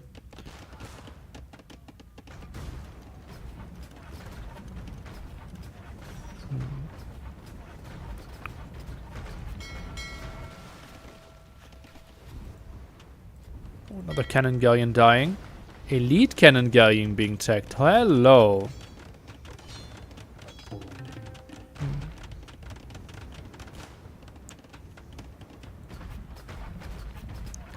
A bit surprised how Valas can't really contest the water that much easier. I think missing shipwright might be a thing for him, right? We have the full gold split still. Now see Pavis, another armor upgrade for the condos. Woodlines are really nice. Blocking off quite a bit. Extra HP on those galleons, helping out.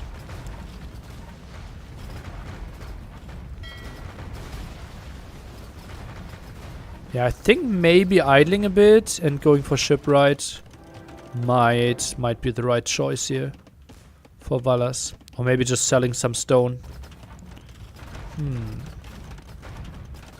Overboom from Andy? Yeah, I think 160 is not really the number that we want to have. Right now he's not really floating too many resources, so We don't really see the big problem with it yet. And yeah, now shipwright is coming in. Obviously, faster production for the ships and pretty big reduction in the wood costs. So we'll contest water a bit more then. Arquebus comes in. Second favorite upgrade in the game. Bombard cannon with ballistics. Also goes for, I think, the cannon galleons. And obviously hand cannoneers. And now heavy demos around. Yeah, this is really nice. Heavy demos will make it really tough for Valas to contest all this. It's your favorite one? Ro12.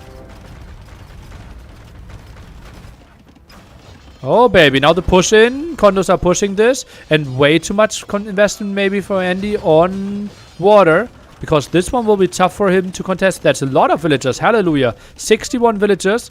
And I wouldn't be surprised if some of those are dying. But nice quick walls. You could always run through the top. Maybe another gate here. Oh, this is beautiful. No way did he just trap those. Oh, that was good. Holy moly. Andy, absolute beast mode. This should have been 40 dead villagers. Instead, it's 20 dead condos. Oh, baby. Oh, this was good. Condos now could be even scared of the demos here from the top. But most of them invested into clearing up the rest. And that means he can maybe hold this now. Condo raid over here. There will be lots of water control by Andy. And the traps, they didn't really get the kills in. They need to clear up this castle. But Kondo's still around. And yeah, overboom plus heavy investment on water means that maybe he doesn't have enough. Oh, wow. Way more barracks. Maybe he doesn't have enough on the map. And if he controls loses the gold, that will be pretty ugly for him. Now elite organ gun being tagged. Those traps maybe could benefit a bit from villagers. I like arson in this spot. And feels like the siege work. Oh, Arquebus paying off. Is the siege workshop getting saved? HP are getting higher. Opens the gate at the side. I think trap shots are just killing this, right? And then the condos are swarming in. Yeah, villages are being pulled. He saw the shots coming in. And you see Valas even struggling a bit to keep up population because he is housed right now. Way more condos in the queue. Swarms in over at the side. And once he closes down the distance, the organs are falling. But till then, the condos are having quite some problems closing down the distance. And most of the docks are now gone. And there will be a lot of damage from those ships. As you can see, resources destroyed. Plus 13,000. Feels like Valas needs to have one crazy push here over at the side. 15. Yeah, look at that. 13 elite cannon galleons. They're just shredding. Oh, that is so well played. That's so well played by Andy. And I think this was like one quick wall. Saving him so much. You're right. 39 min, quick wall, Andy, game 3. Condo less damage from gunpowder works against organs, right? Do they take less damage from gunpowder? I didn't even know. But yeah, it would. It would. Oh, condos, look at that. Both players now really struggling with population. And condo rate in the back here as well. Oh, baby. Look at Andy. He now lost more than 40 villagers.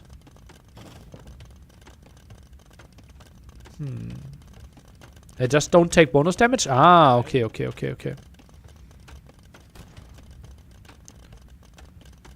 Do honor guess have anti-infantry damage?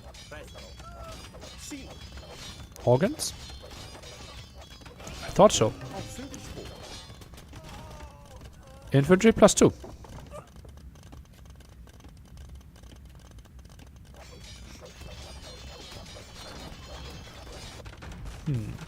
Okay, what is continuing here?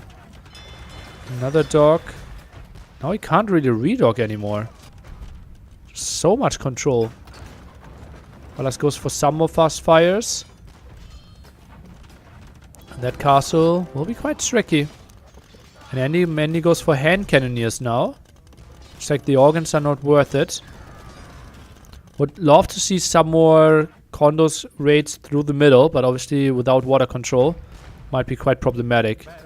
And look at those condos dying because of the cannon galleons. Arquebus just so crazy. Oh baby, do I love this. Okay, not everyone hitting apparently. Oh, this is so good. This is so good. I love myself some Portuguese. And now a crazy population lead. Valas at 130. He's really struggling. Ooh.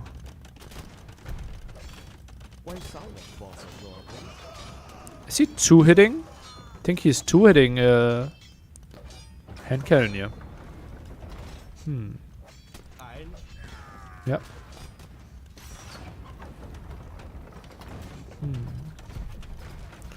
Yeah, 2000 stone. Typically something that allows you to redock, but with that amount of elite cannon galleons, it's kind of taken away from you.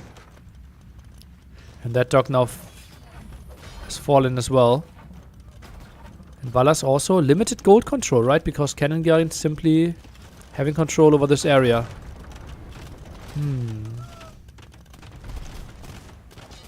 Why no Arbalest? I think Arbalest might be the better option here, yeah.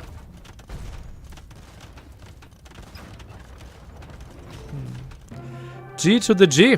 Andy, really well played. With this many elite cannon galleons, could this game end in a stalemate? PJM. Okay. Andy leading 2-1 after a really nice execution here. I think this one kind of saved him.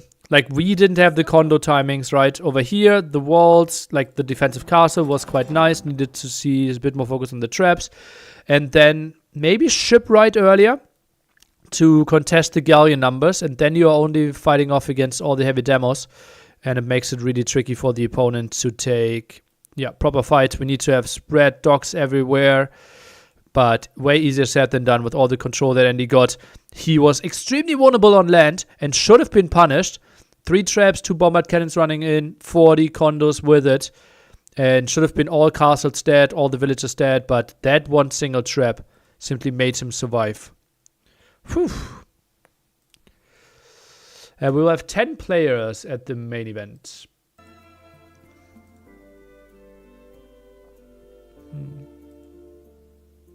4 invited players and 6 qualifiers. We already know 7 of the players. Trying to find out the remaining 3 this weekend. To be specific, tomorrow. I have a lot of windows open. What can we close? Okay, I don't need the countdown scene anymore. I think all the other things I need. Feels like a lot of windows open. But okay. Italians, first pick and losing. Ay. That's rough. Looks good for Andy. Ba-da. Is it group stage Swiss? Yes. 5 days of Swiss stage into playoffs. Full format, obviously on Liquipedia.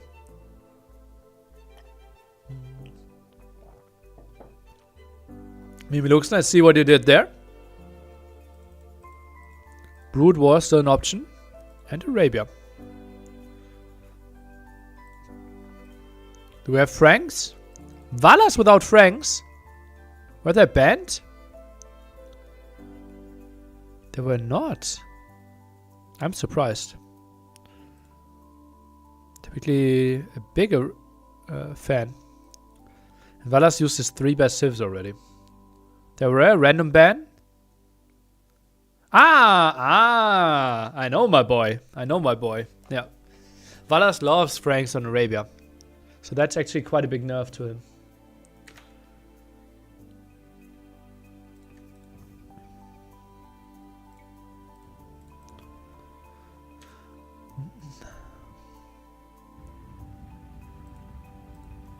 And we are going to Arabia. 25 seconds to go.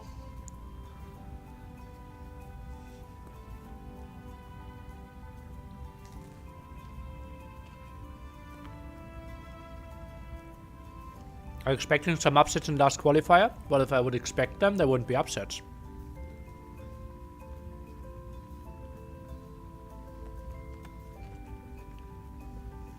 It's random shift bans, then map ban, and then the shift picks.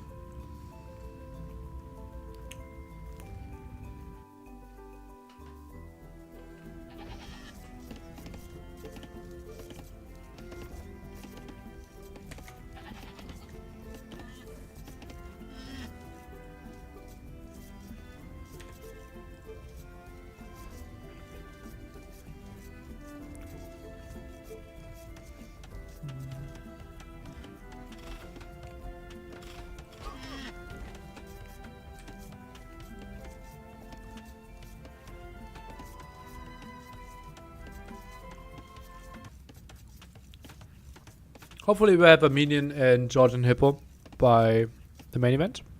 Namaste. Paint of those really busy right now, apparently.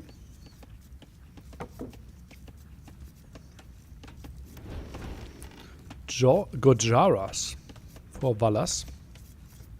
Civilization that generates resources. If you put herdables into the mill. Getting some food there. What's happening here? De-aggroed the ostrich apparently, and now had to aggro it again. What do Gojaras have with Zinkas? Chakrams? I think Chakram's the only way, right?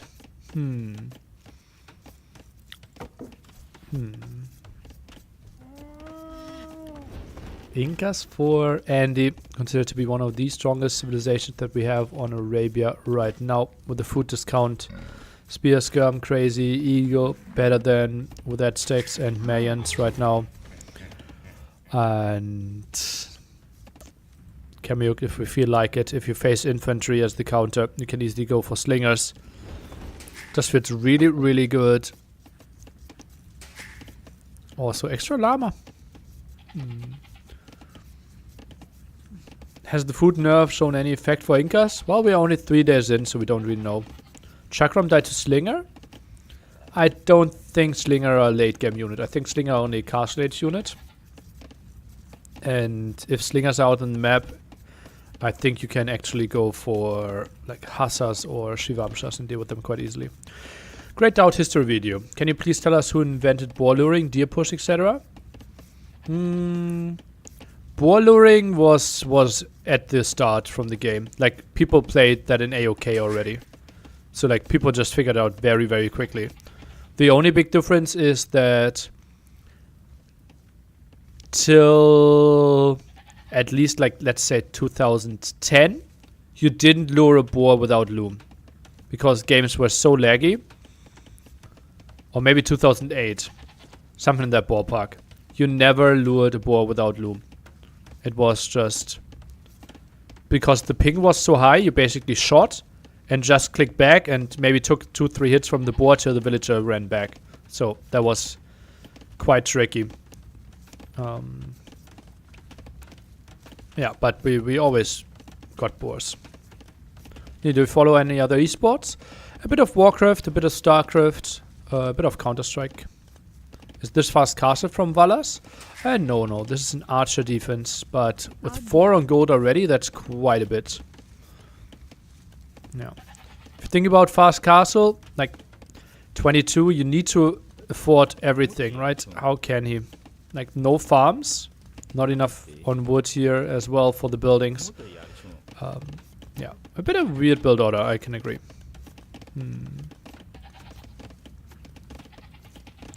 I started following AU2 because of you in the NAC4 championship. Thank you very much for that. Thank you. See you around for NAC5 championship. Will happen in January 6th till 14th. I hope to see you there. Victor walls himself in. That one is trying to run. Should make it. That palisade is actually not started.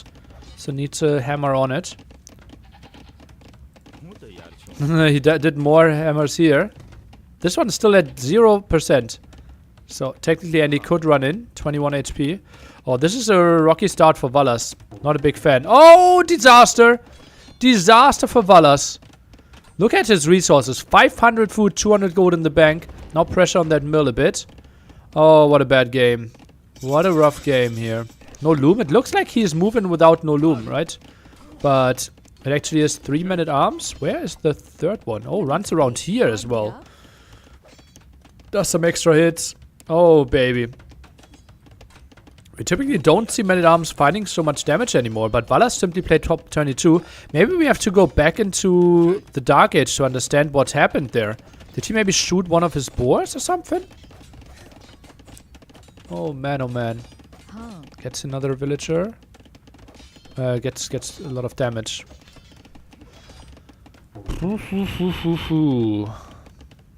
Villager down.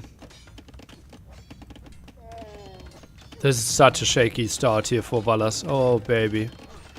And his men-at-arms fighting so much damage. Now Archer Skirm already coming over. Sends more skirmishers. Thinks about fletching.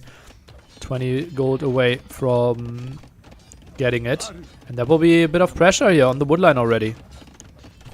And likely only an Archer defense by Valas. And therefore, the skirmishers rising quite in efficiency. That is a nice pick-off though. Archer struggling a bit. Do we have anything coming over? A skirm. That's it. So this is nice. This is really nice for Valas. Really nice for Valas. And those were out of position. Maybe if he combined armies and was able to attack from here, that could have been really nice. Spearman gets a hit off though. Camel obviously not great against that.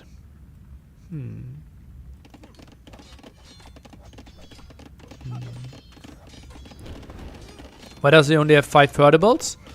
9 villagers start. To not give you endless amount of resources, you actually only start with 6 vertibles. So he ate the first one and put all the others into the mill.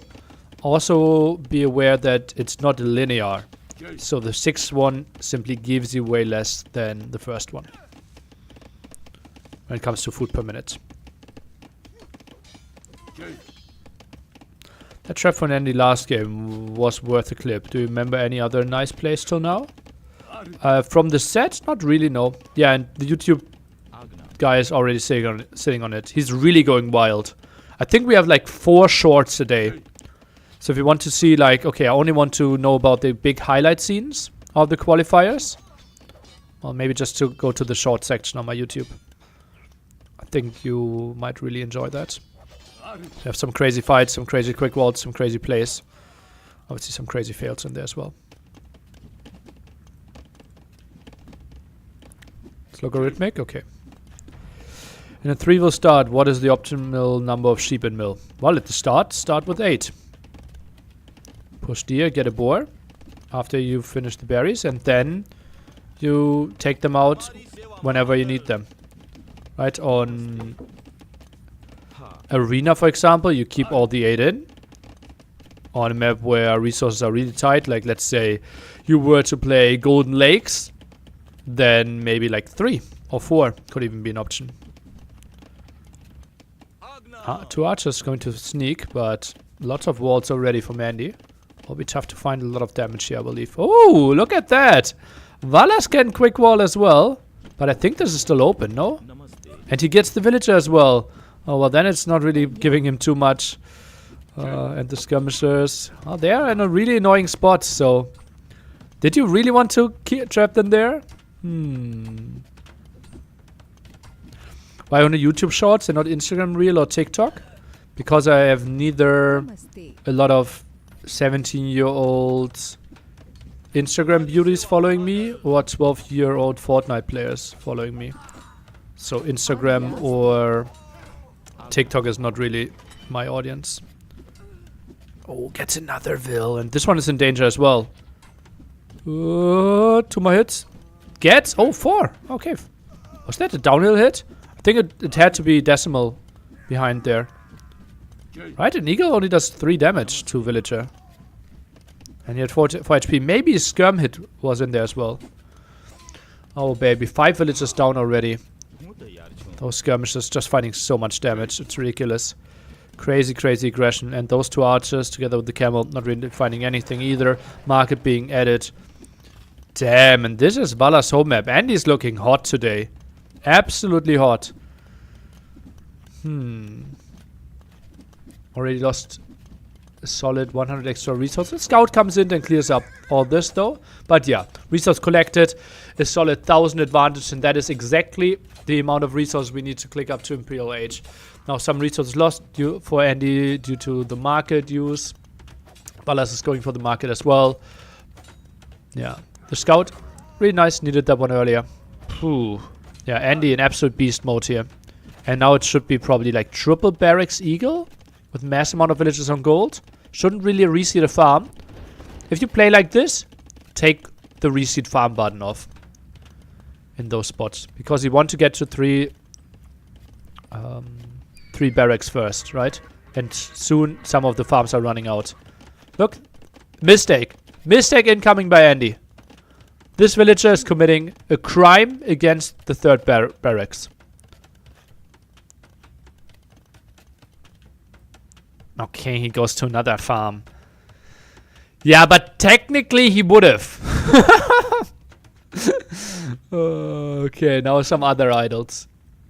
Okay. Well, that didn't really work out as I thought. And now he has the third barracks. Yeah. Second stable, so will be the full Shivamsha play against the full Eagles. Another YouTube shop maybe? No. This is not making it onto YouTube. No way.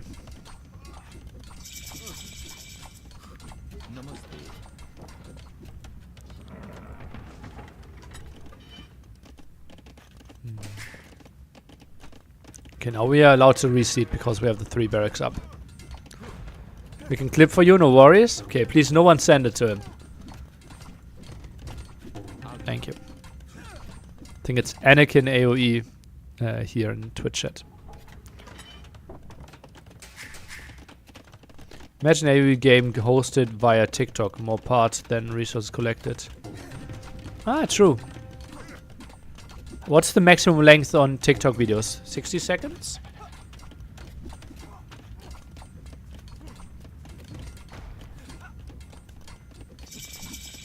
What does Valas have now? Well, 2 stables and a dream.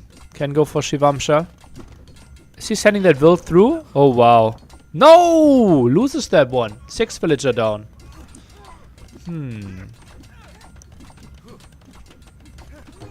Sick.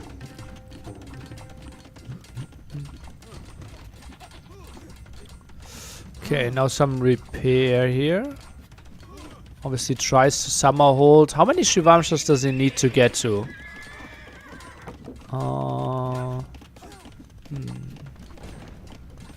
Arson is in even. Oh, baby. Okay, well then he does a lot of damage. I think even going for this house might have made more sense. Or Eagles could have attacked, but easier said than done. So many areas where he is attacking in now, but obviously Shivamsha's really fast. Should be able to clear this one up now. And now the Eagles need to get together to take proper fights.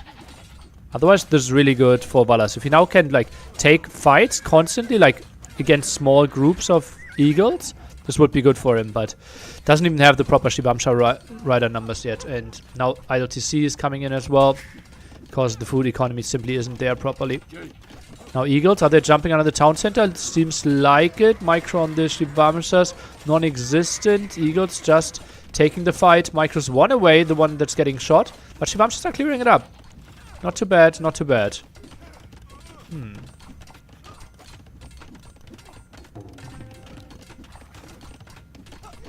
Now got some more spearmen.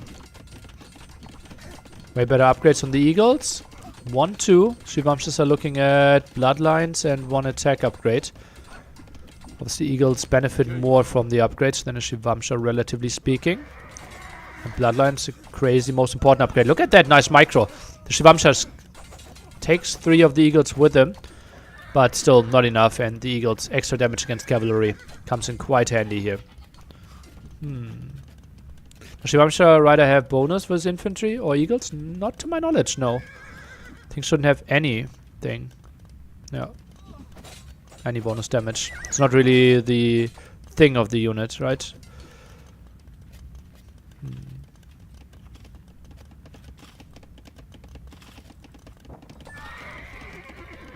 Eagles are diving. TC finding quite some damage. 4 kills already on those. And now the Eagles around. Oh, baby. Oh, this will be really ugly. And now villagers dying at the top here as well. And they won't do much. Oh, are they only doing 1 damage against an Eagle? I think so, right? And that's so many dead builds. Now 14 villager advantage here. And Andy looking really hot to get his run into the round of 12. That obviously guarantees him some more money, but that's not what he is here for. He is here to qualify. Another barracks. Monastery now at the front as well, and can just keep taking fights. Right, it just means Valas needs to produce more of those Revamshas, and that means no more extra town centers, just fully locked in here. Another Eagle at the goat, and I think this is GG. Andy is going through into the round of 12. A small break, and then that will be the set that he will play later today. 3-1 for Andy. Really nice play. The only hiccup in his plans was a minions for Arena against Turks. Couldn't really win there. Couldn't really find an army composition. But here, rocky start by Valas. Let's quickly see. Why did we play Pop 22? I didn't fully understand that. We didn't have any laming, right? Did he shoot Did he shoot a rhino? No, both rhinos worked. Full food on those rhinos. 4 on wood. That's really atypical.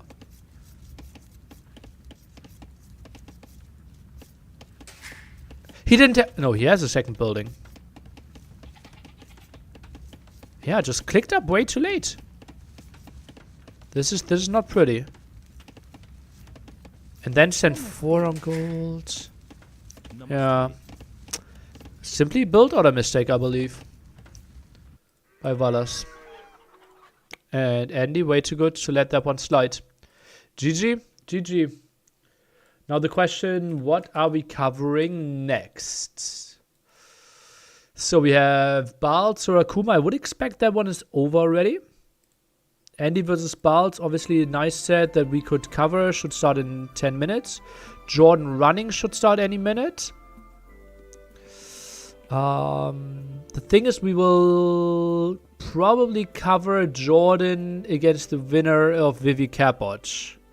Right, so we will have Jordan later tonight.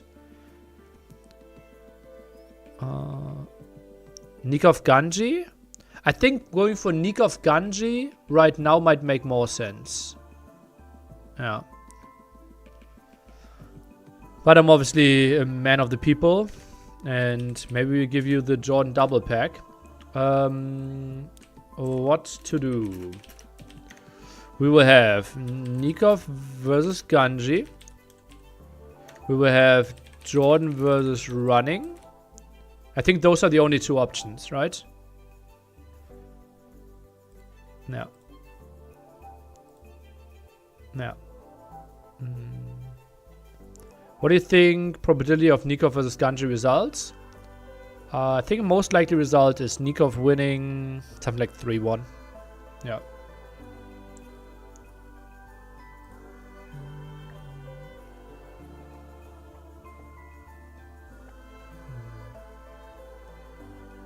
Okay. So Jordan running hosted a game and it's in private.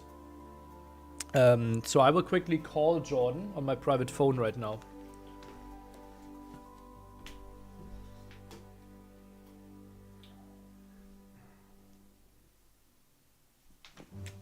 Let me see if I can reach him. Jordan. Admin loss, yeah.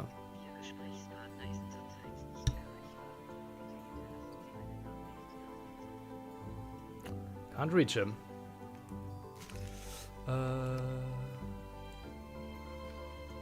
Okay, let me see if I can call running.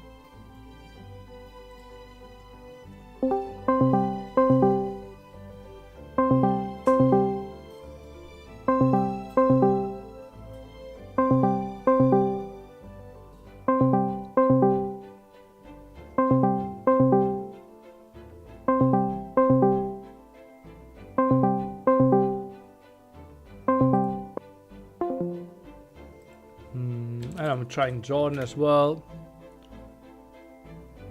Oh, he's actually... I think I could reach him, maybe.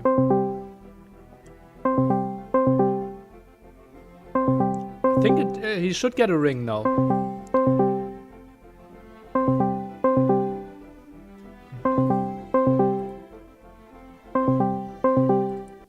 Okay, running is messaging.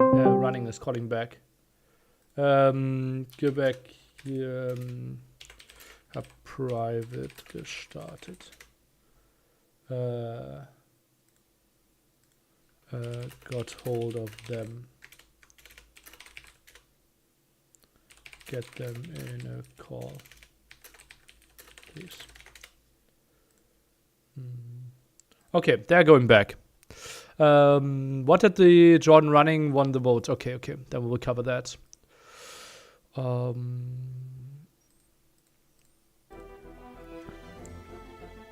They're probably at private for practice. Practice tournament game running against Jordan? Don't think so. I'm actually writing with the running more in English than in German. But I messaged him in German. And he responded 7-1. It was like question mark. I said GB. He hosted private in German. And then it was 7-1.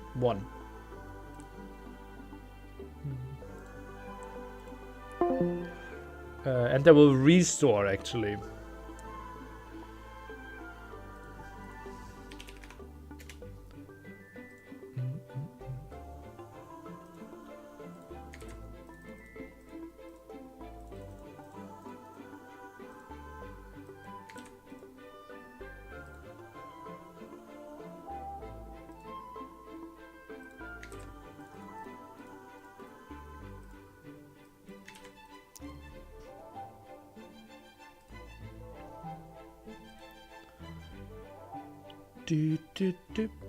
John is seat 2.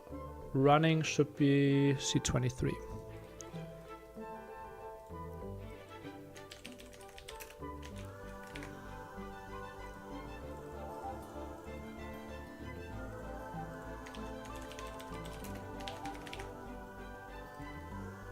Copenhagen and Scholz. Okay. Golden Lake's the opener. Oh, baby.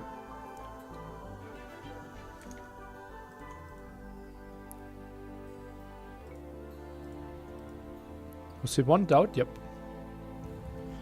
Is restore the right thing in this specific case, or would re be better? I don't know. I don't know how deep they are in the game. If it's in the first 2 minutes, I think I would have just let them replay. If it's 12 minutes in, probably restoring makes more sense. Okay, and we have 80 seconds to go. Ooh, interesting civilizations. What are we expecting, civ-wise?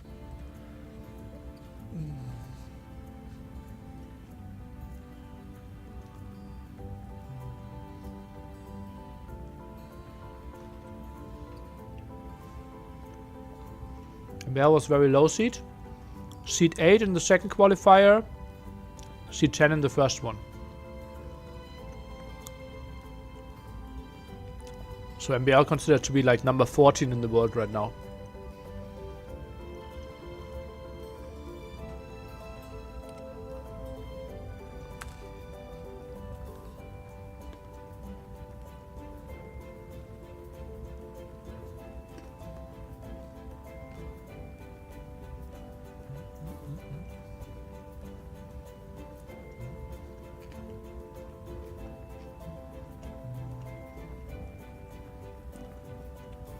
What's better, stealing the opponent's number 1 pick or number 1 civ pick?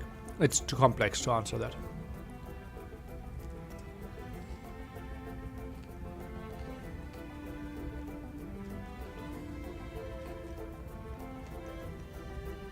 Why didn't running choose arena? Because John banned it.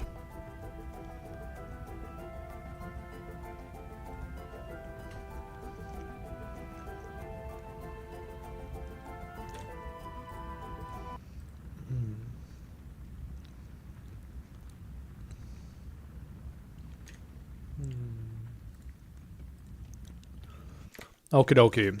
So yeah, we're some minutes in. I see why we were restoring this. What colors do we want to give them? I think running red, Jordan blue feels right. Yeah, that feels right to me. Okay, then what's up, Hippo lovers? We are looking at the round of 24. German war here, Jordan against running. And the game started, but they didn't make it spectatable. So we forced them to restart. They restarted the game because they were already 5 minutes in. And therefore, we are now jumping a bit deeper into this. Melee for Jordan and Armenians for running. Jordan also with the barracks and trying to scout if this pawn will be contested. Took the west one for himself, running the east one. And we have Armenians for running. Oh, baby, this could be interesting. This could be interesting. What are we thinking? What is the prediction from the chat in this set? Obviously, Jordan seat 2 against running seat 23. Running faced Rappert in the round of 48. And Rappert, sadly, with COVID. Therefore, couldn't play. 3-1, 3-1, 3-2, running. 3-1, 3-2, 3-1. I also don't think it will be a 3-0. I will go with the 3-1 for Jordan. I think running will take one of his home maps. But Jordan is not losing this one or one of his home maps is what I would assume. Sneaky villager. Tries to contest that pawn at the side. Running, walling off. And he has a lot of resources. Holy moly. 440 wood. What is he up to? Has a sneaky villager at the top as well. Needs to go for a fire galley to defend this. And it is the double militia plus scout play. Now the barracks here for running. That villager a bit in danger. Tries to micro back. But Jordan with nice micro blocks this one off. And that's a dead one to start this game off.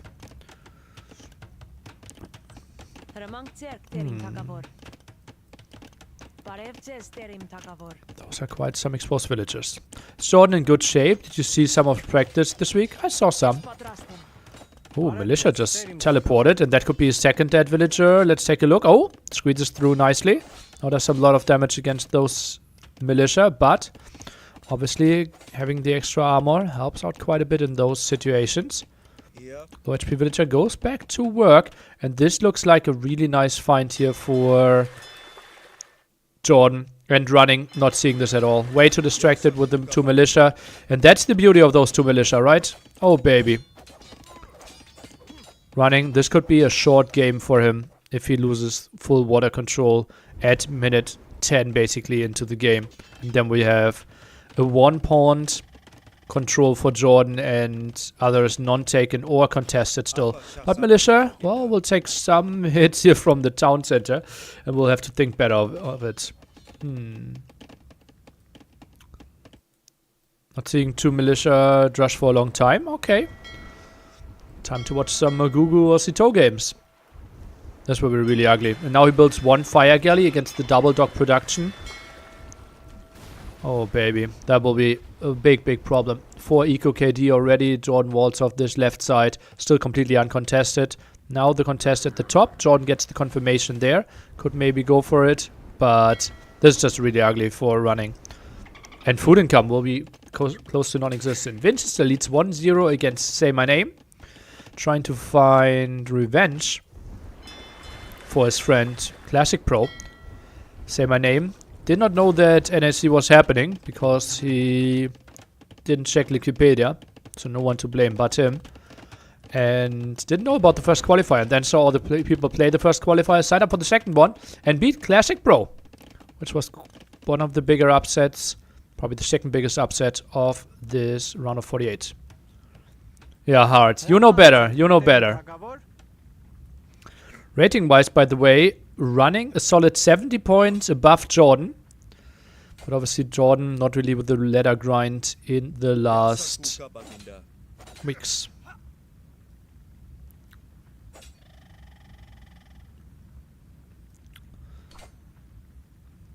Militia should still get the kill here. Nice body block, and we're not really seeing any quick walls from what I would assume. Yep, gets the kill. And this one not really finished to wall off. Now even Walt's in that villager. Knows that the scout is still around 23 HP. I think this wall will be the next one we will be seeing. Not only the question, do you wall including this woodline here or not? Nice pawn. And Jordan even doubles down with the second dog. Something we would not have seen by him in the past. But now knows about the strengths of the fish trap. What is the biggest upset so far in Qualifier 2? Also beating Magugo? Yeah, I would think so. Yeah. Ooh, actually, Jordan gave up water control here. Oh, this could be a good demo. Oh, good demo. Running hurt me, apparently, and split away, but that was still a nice double kill. Both of them at 88%. Jordan micros that one away. That is really well played by Jordan. If he repairs this fishing ship, this was perfect. Loses it, though, but still will be the fire galley kill, so Jordan can't be too unhappy with how this pawn is going. Still contesting the one at the top. Getting the repair in here as well, and gets the kill against the fire galley, so good job. And those archers not really finding too much, because Jordan close to fully walled. Has to wall a bit awkwardly here, mainly because he didn't know the timing with the archers. Yeah. Is Magugo really taking a break, or was it just a frustrating thing? I'm not a psychologist. I wouldn't be surprised if his break isn't for too long. I would assume him to be in the full grind back after NAC. How much percentage do you give the Lord to make it through? Like 45. Dolphin happy about that kill. Jordan walled this one up, and both clicking up to Castle Age roughly the same time, but obviously big melee advantage there. 7 fishing ships against 11. 45 is low. Well, or high. There are a few people that would have higher percentages to qualify. Jordan is on fire. He is going for fire galleys, yeah. And another fishing ship going down. But still fine. Losing a fishing ship, killing a fire galley in exchange. 45% is quite a bit. Yeah, just imagine like 24 people have to split 300%. Right, that is already like a big lion's share. 45%, yesterday you said 60. Well, then I saw him trading. And now I see how good John and Running are. That are in a different bracket though.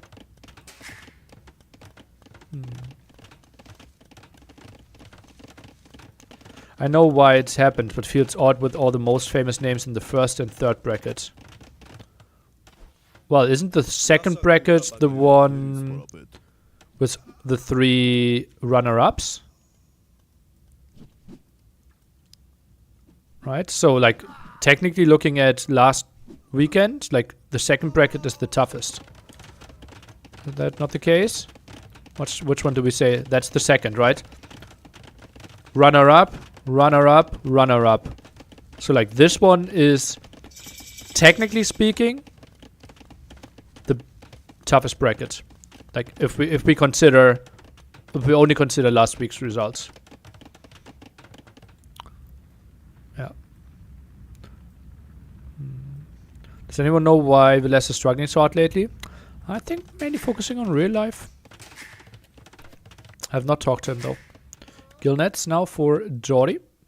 Already getting in the first fish traps. Obviously should go wild on this pawn with his fish traps. We'll need to rewall this area though. And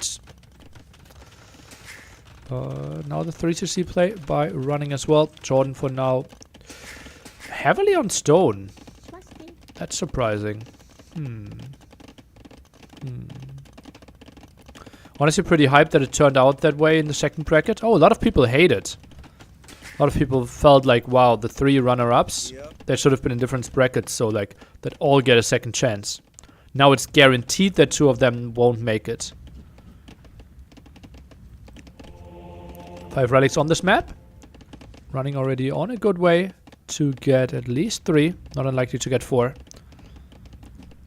Shouldn't be the one here? Yeah, okay, that's Jordan's.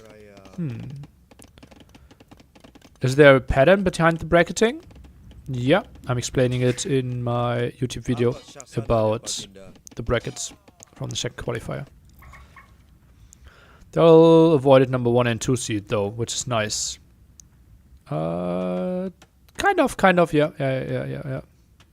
This game is over, right? Am I missing something? Yeah. You will have to wait for the GG and 1 player resigning. Yep. So that the game still continues. Can you explain ro12? I don't know what that is, so not really know. But yeah, Jordan is in a massive advantage, as we can see. Like, his boom will be way better. Resource income won't even be fair.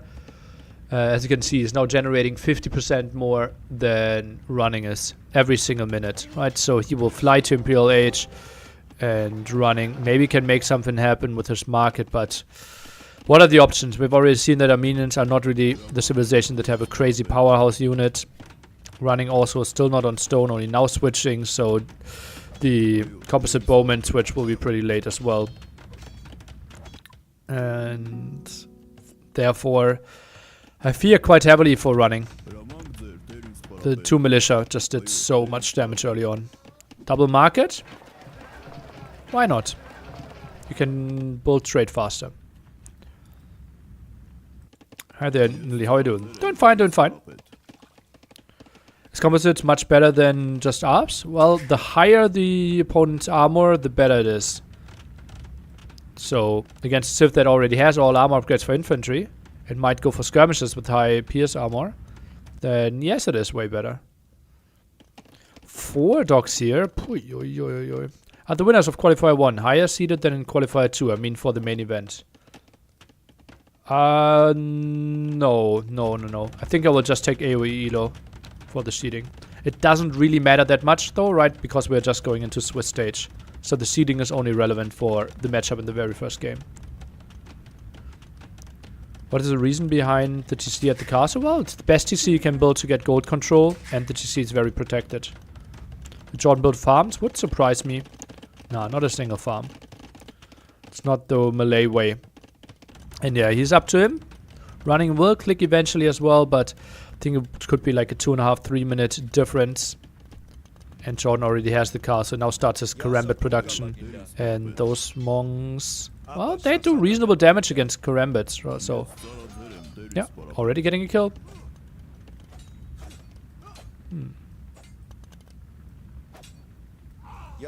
Gets a monk as well. Now jumps for this fight. Warrior priest. They came here to fight. Oh baby. And now picking up the relic. 6 kills. Healing themselves.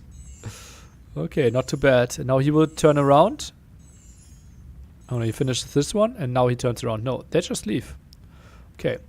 Running builds the castle up the hill. Still has reasonable gold control after this. I mean, it's arguably have a really good army versus Malay. I think composite bowmen should be fine-ish. Right, 8 damage goes through against Karambits. But now he's 4-shotting a Karambit.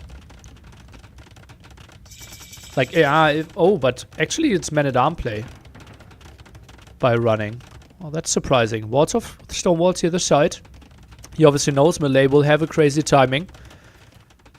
Tries to buy himself some time. Won't be that easy though. Gets another relic for himself. Will sit at 4 against the 2 of Jordan. Is there an elite upgrade to Warrior Priest? Not to my knowledge, no. Crazy stone. Yeah, he doesn't even try to go for any crazy shenanigan walls here. Some more walls and still 3 pawns against only 1. That's the big problem for running.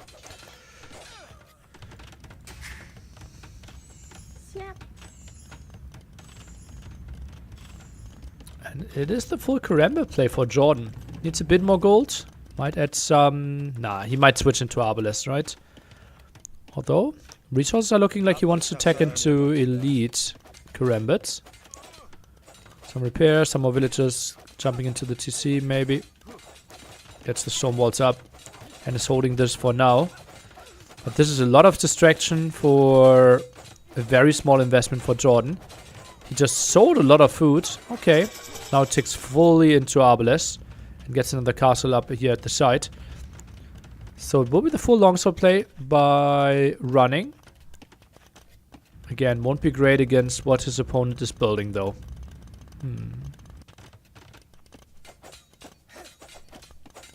Some more harassment, and this is still not being finished. Yeah, Jordan just in a really, really smooth position here.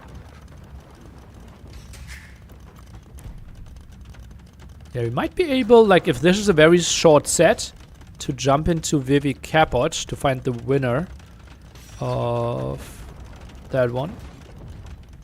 Because that's the opponent of the winner of this set. Champs will be better against ARBs compared to the CA. Yeah, but the Arbalists are cheaper than CA, right? So only makes sense. Okay, now we see the HP upgrade. Champions with 100 HP, if we get to them. Will that be the key unit, though? Elastics coming in, 13 Arbalists out on the field. How are we holding all this gold? Can obviously still move over to the other gold. Trap count for Jordan at 2 right now. Not the craziest numbers. Oh, and gets quite some kills here. We'll just have to run. No ballistic still for Jordan. Therefore, some of the builds are surviving. Turn Sober now, pushing this one back. Solid 35 population lead, though, still for our player from Gamer Legion. Conversion from the side. Might get a 200 swordman, not the most important thing, obviously. Champion tech and the last armor is coming in. Let's see, maybe, just maybe. We could see an overrun here. Elite Karambits are being tagged. 17 Arbalest, not the number that Jordan wants to have. And if this repair continues, we are 40 seconds away from taking a fight that running should win quite easily, actually. Quite easily. New card being pulled. Pulled again. Not a great scenario. This one is now getting contested, so we'll be 3 against no pawns. Jordan sits at 47 fishing ships. Food price still reasonable to sell. Ooh, and now 2 relics will be lost. Running also heavily housed. Builds only 2 though. And now the fight. This could be the game-ending fight here. If running is just completely getting overwhelmed here. Champions are moving in. 100 HP. Upgrades 1 plus the last armor upgrade. Now takes the fight. Karambit should die quite quickly. Arbalest now having the distance closed against them. And that's why you see champions from Armenians running. That is not a poor fight for him. Question is, can he keep up the queue behind this? Has 20 more champions in the queue. Just needs to jump for the army. Traps are not really that important as of right now. Still goes for the traps. A bit of a surprise to me. And running is calling the GG. Arbalest numbers were enough. And Jordan wins this one 1-0. It felt over at minute 6 when the Drush did so much damage and Jordan could win the water uncontested. But Jordan just played it very controlled, very patiently. And therefore, it dragged out this long. Jordan with a nice 1-0 lead in the set.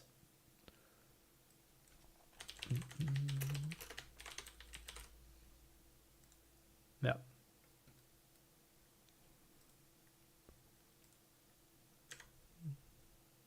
Only could take into skirms. Oh, he didn't have the time.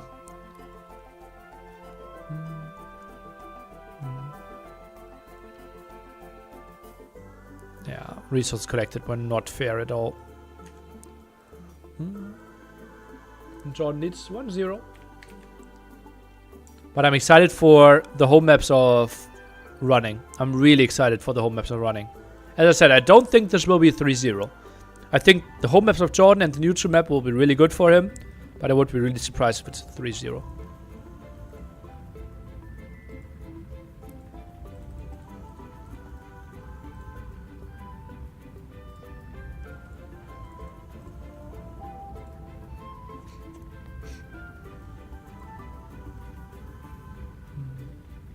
Have Armenians gotten wins in qualifiers so far? Let's take a look at the file.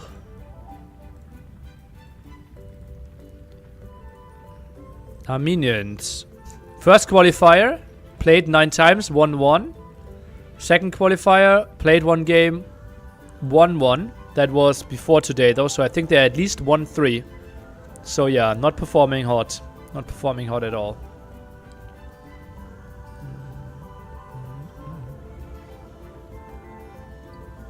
Surely means one sum on Northern Isles, right? One. Oh yeah, the ACCM win. The ACCM win might have been the last one. Yeah. Yeah. Yeah. The ACCM win was the only one we saw.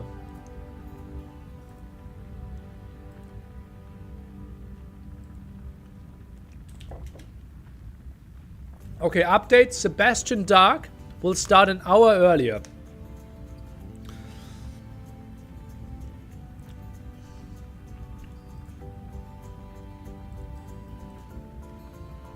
So if you want to see that, and already here.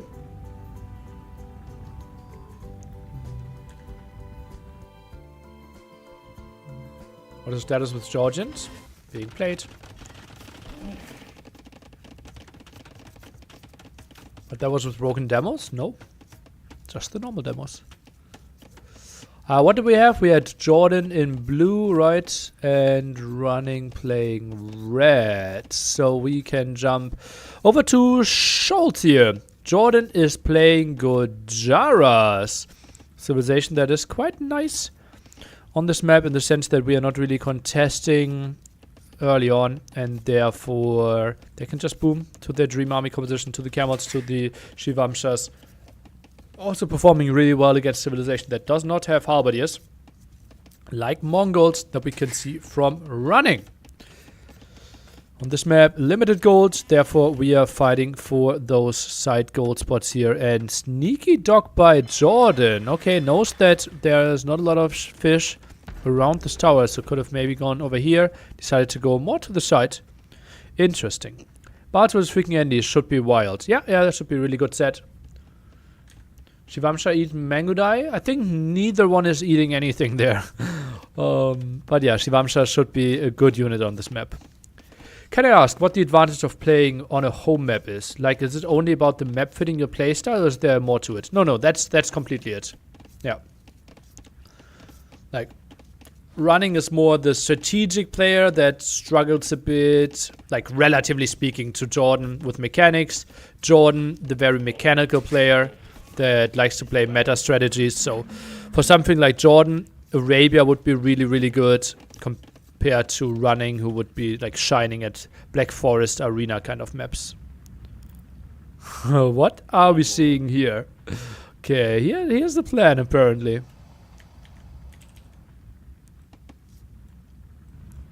Oh wow. Okay, so this will be fast feudal. And running instantly scouts the extra dock. Oh, instantly sees it, and it's very unlikely that Jordan saw that. That's very unlikely that Jordan saw it. This will be sneaky archery range by running. Something we very rarely see. And already losing quite some HP against the crocodile. That's why he went through the middle, not the outside, because there are no crocodiles in the middle. So really unfortunate for him there.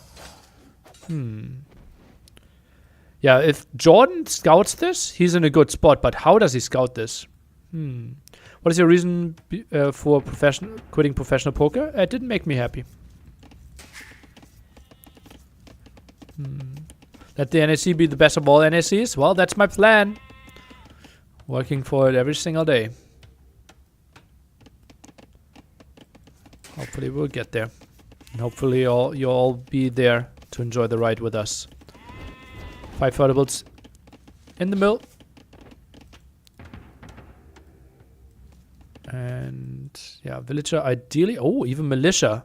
Oh, but housed. Oh no, that hurts. Barracks obviously late because of the crocodile. Now housed as well. Oh, this won't be a great militia aggression. Jordan already? Oh, this will be good for Jordan. Sees this will. And he will. Oh, disaster for running. Absolute disaster for running. Needs a quick wall now. Which obviously takes quite some reasonable fight against a Camel Scout who has 0 of 1 units in itself. 2 militia could arrive. Villager saved! Sick play! And now militia arriving. Could still focus down the Camel. Camel obviously really weak in Dark Age. Not really the greatest fighting unit. And this could be some dead units. And Jordan was out there without Loom. Walls in this villager quite nicely. Okay, so the play is there. Could be 2 dead villagers. One over here, one over there. Gets out of there at the left-hand side, though. Militia comes in. Man-at-arm upgrade is coming in as well. Meanwhile, we could have seen a galley or fire galley to arrest this. Would have loved to see that. Fire galley edition could have absolutely worked for running. But obviously tough to think about that. Really good quick walls by Jordan. Okay, impressive. Man-at-arm upgrade goes through. Thinks of a better angle to go for. And what are those villagers up to? Okay, thinking better of it. Likely to go for an archer range now.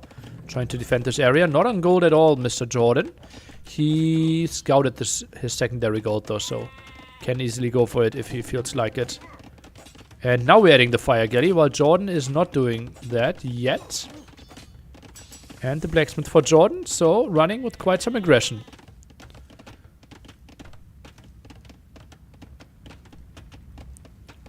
Jordan walls off the gold. That will be quite. Oh, nice pickoff by running. And he could take out 4 houses. Right, it's 4 men-at-arms in the long run. So Jordan might struggle to defend all this. And the fire galley arrives. And Jordan, when will he realize that? Okay, has to pull them away right now. The sea tower shot at the archer but didn't get the kill. Fire galley here, does not want to sit under it. Oh, this is sloppy by running. Okay, now moves away. Jordan goes for the fire galley. That means no fletching and no archer for him. Jordan fast castle. Yeah, thank you for your message. He is not on gold. He has 100 food, not a single farm, no food income, or very disrupted food income with his fishing ships.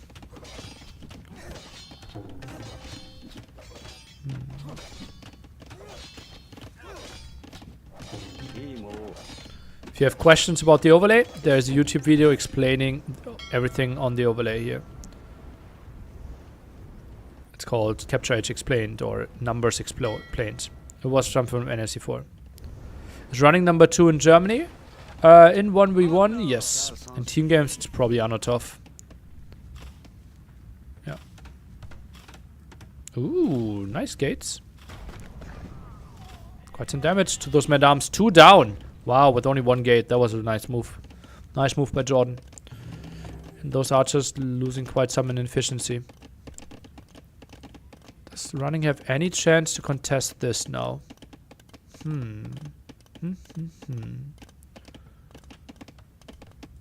Love the expansion onto the deer. Can go for this one later. Could technically move over here. Oh, and he does. Oh, I love this. This makes lots of sense. Oh, no. Don't love this, though. Oh, that's rough. That's rough for him. And I think now he kind of has to stop archer production as well. And just has to pray to get to Castle Age somehow.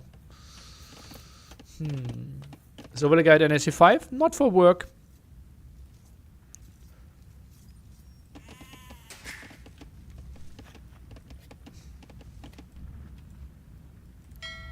Fire galley now getting repaired. Doesn't want to lose the 1v1 fight. 4 fishing ships against 5 all this time. And yeah, archer production luckily discontinued. It was such an awesome game. I tend to agree with you. What do Gujarats have on Mongols? Shivamshas and camels. Good units. Especially for Gujarats. Wouldn't build Shivamshas with any other civilization though. Okay, gets a skirm. Spearman gets away. 3 kills on that one. Nice move. And expands to the left-hand side even to get more. And with this gold on the outside, I think running might even go for the siege workshop. Now the big question, what is he going to go for? It's another scout now. That spearman might lose some HP against the crocodile. Oh, this could be a dead spearman. Oh, this is big. This is actually big. That one crocodile killed the whole army. Actually, the death of those 3 skirms as well. Might get the kill against the archer. That's the best Jordan can get right now, I believe. Crocodile joins the party as well. Scouts are trying to get through. Maybe there's a spearman coming. Maybe the fire galley could help out as well. That was a hero crocodile. And running. Just gets away. Second stable here. Yeah, exactly what I would have expected. I think it will be the step lancer play from running.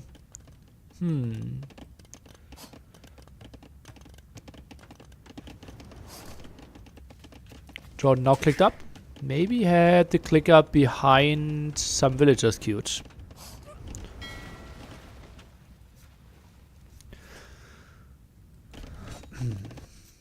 Active play here still, getting all the deer. Oh, but he needs to build a mill. Oh no, he doesn't want to. He just built TC. TC?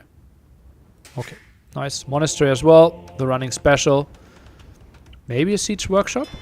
And now all the fish gone from Jordan. Ah, kept them in the dock. Okay, nice play there. Another advantage for Gujaras. Now the full wall off. Step lancers. If they can get in, this could be absolutely disastrous. I think Jordan needs to start producing some camels already. Bit surprised there. It's not looking good. As I said, running will put on a show on his 2 home maps. And don't get me wrong, like, running can win an Acropolis game, right? He can win an African Reed Beds game as well. Just, like, it's more likely that Jordan wins an arena game than running winning an African Reed Beds game, though. Double fire galley out. Step lancers getting the kill there. And, guys, remind me, Gujaras can build a camel in feudal age, no? Like, why are we not producing some camels already? This feels off. Now he builds one. A second before. Third town center for running at home. Goes for some more of the deer. Will pick up quite some relics for himself. And even expands towards the front on those deer. With the tower around, that's quite ambitious. Some harassment here. Dodges the town center shots though. I love the stone wall behind this area. No pressure on the wood line. Shivamsha being added. Jordan expands to a second town center himself. And running. That's not a lot of farms that he has. Right now it's 3 and 4 while Jordan is on way more. Slow and expensive? Well, they're not getting... Like, otherwise you're not using the stable. Like, I'm only saying, like, build camels on the way to Castle Age. That's what I tried to say. I didn't mean it, like, add it as an army composition in Feudal Age before that.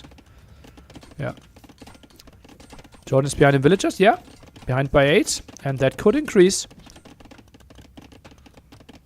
Let's take a look at the monk. Not starting a conversion yet. Jordan has to disengage. Is Nidhi's voice dropping and getting low in between? Would be, you were the first one to give that feedback. Running, not collecting that relic yet. Could be 3 for him quite quickly. And continuous aggression from this area. Feels like a siege workshop could actually pay off quite a bit.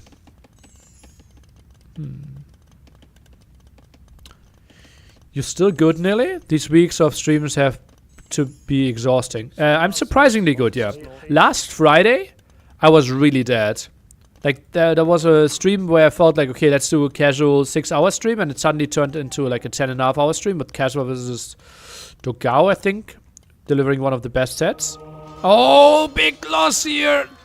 Oh, perfect timing for Jordan. Oh, Jesus. This was so good for Jordan. Oh, this is buying him so much time. Did running not have the line of sign upgrades? Oh, it doesn't look like it. Not having Town Watch really hurting him here. Oh, and now running needs to move away. Oh, yo. 500 gold down the drain. A monk is 100 gold, right? 4 monks.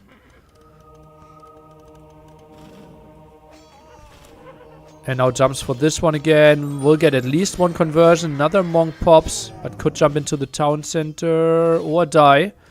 Oh, this was really nice for Jordan. Get so much more control. Oof. But 70 villages against 52. Jordan only now with the 3rd town center. Quite some relic control. I still don't mind the spot that running is in. Keeps his fish alive. A bit sloppy from Jordan not contesting that one yet. Yeah, Jordan lost a lot of his camels.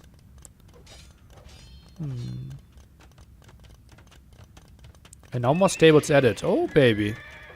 What is running going for, though? Camel patrolling. Is expecting a raid at one point.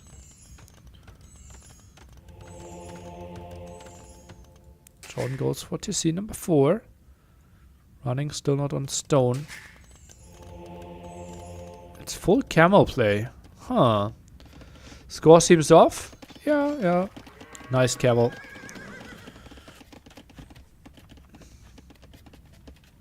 Mainly resources destroyed, right? The 4 monks added quite a bit. The 4 or 3 men-at-arms dying as well. Yeah, those were the big score swingers here. Exploration-wise, Jordan sees... No, that's what running sees. Jordan sees this, so maybe another 150 points there for Jordan in that regard. So I'd still see an advantage for running with like 50 meters ahead. Just needs to build some more houses. Goes for mining camp first. Houses not really prioritized too much by him. As of right now, quite heavily on gold. Camels could go through the center now and try to help him out a bit more. John behind in villagers, yeah, but the eco upgrade still. Yeah, 3 against 6. We can see work efficiency. Like Jordan basically generating the same amount of resources right now. So economies are pretty even. 3 relics against 1 though. That's a slight advantage for running. That's kind of it. And Shivamsa's now coming in over for the raid. Tower sees it. But obviously won't do any damage to those Shivamsas. Bloodlines being added. And this could be nice for running. But Jordan should never ever take a fight here. Some camels at the top. Some camels over here. And I think the tower will survive. Can we see body block? No, not going to happen.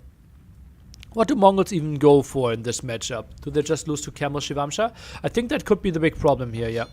And that might be one of the reasons why Jordan picked them, right? Because that's the big good option. Maybe something like Camel Mangudai, but does not excite me too much.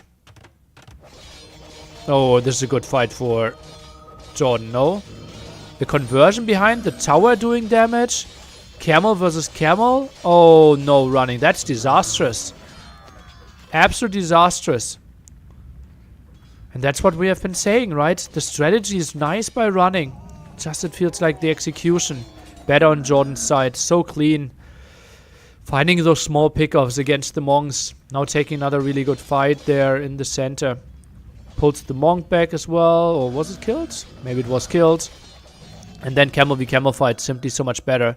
And running out here, Jordan active with his eyes. The outpost is there. Might get another conversion here at the side.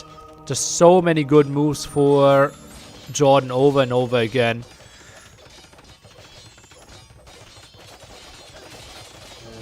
Camels now swarming in. 21 on the map against 13.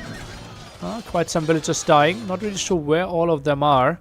Look at all of them coming over here now. And running is calling the GG. Ay. Jordan leads this one 2-0.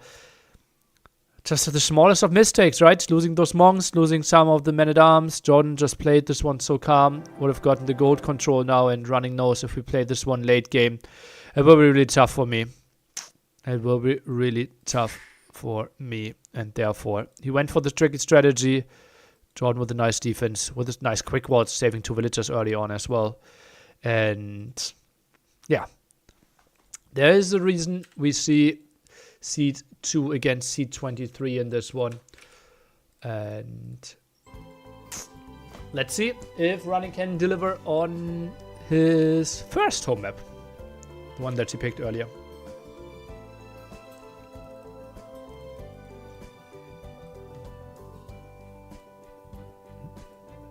Copenhagen. And Mongols was picked so early.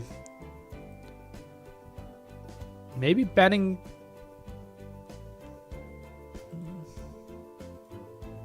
maybe banning Gujarat?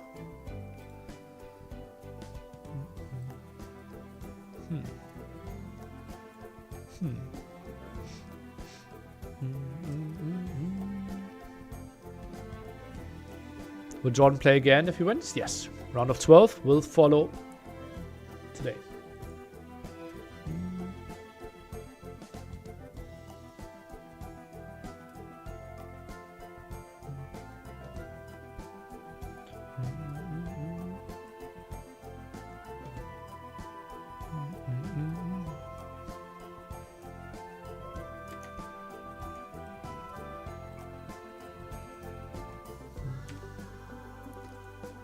What Civ do you think for Copenhagen? I can be smart and just look it up, but I can also quickly look away. We open this and Copenhagen should be... If I can read better, Acropolis.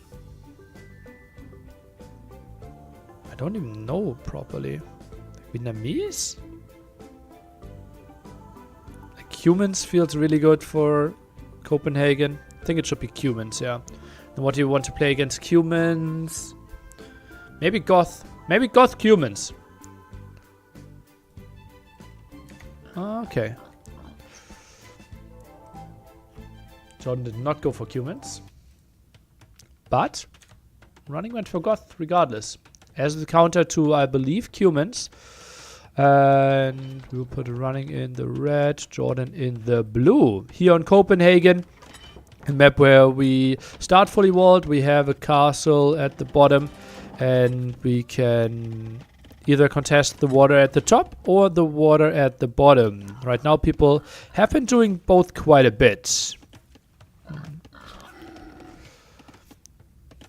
We're starting with lots and lots of resources at the start, as you can see. Need to collect some stone though, and pretty chill lure for running. Let's see if he can get to his dream army composition. Let me quickly check Bengalis and how good their champions are, because that's not an unlikely unit that we will have to add here at one point. Bengalis champions, I can see them have supplies, gambesons, and the full champion tech. And then we can think, okay, only missing the last armor upgrade.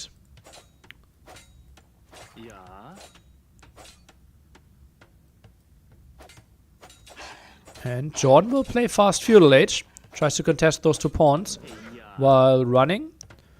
Justice going to boom. King out on the open. Would you say Cuman's feudal rams archer to go for a king on this map could work? No. A king can just run away.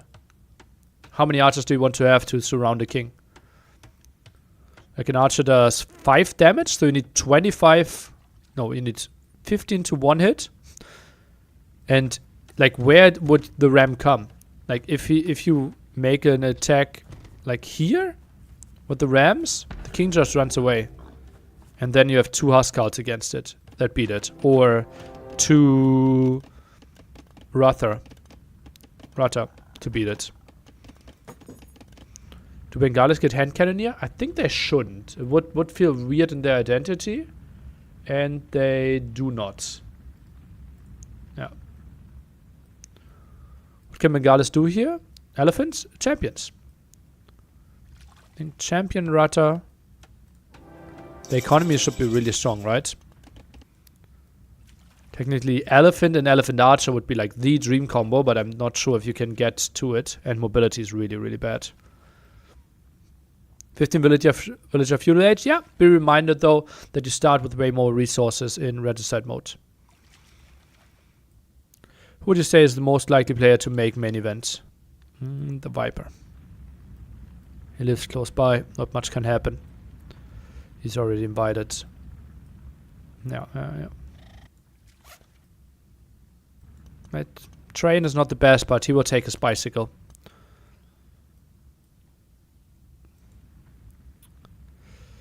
King out in the open makes me a tiny bit scared, but not too much. Jordan also building a fire galley at the top. Will be quite some nice control. Running will just play fast castle. What if Viper gets caught up in the newest release of Candy Crush and loses interest? Actually, a very realistic scenario. Yeah, I haven't thought of that. Great input. We will get the story of some other player today.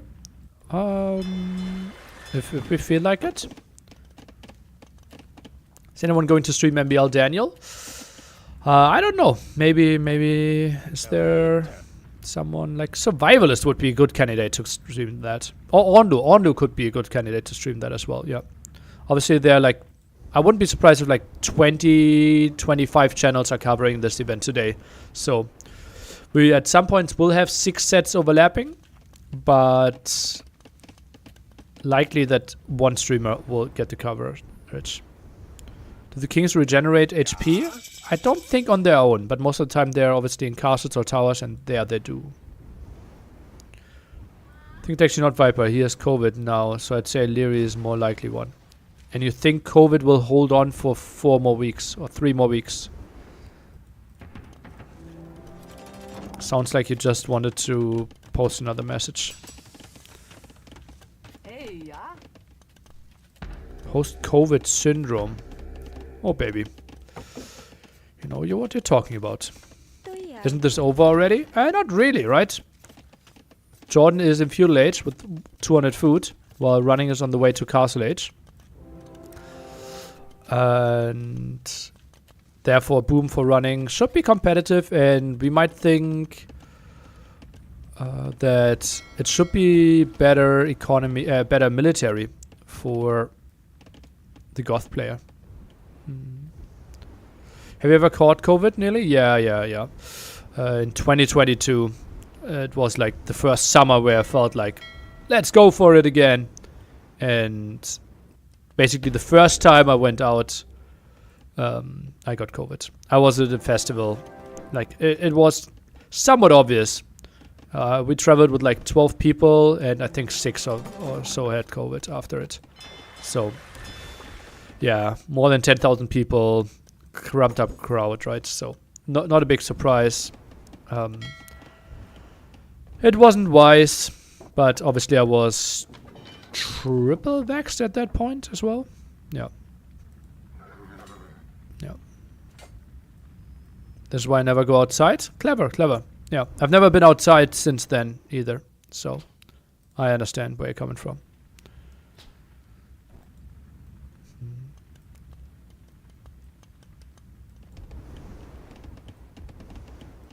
Talking about COVID in 2023, just think about it. Did you guys know that, like, someone like Magugu? No, wait, let me think. Hey, sir. Yeah, it's just something I realized. The last time Dowd played in NAC, most of us haven't heard of COVID yet.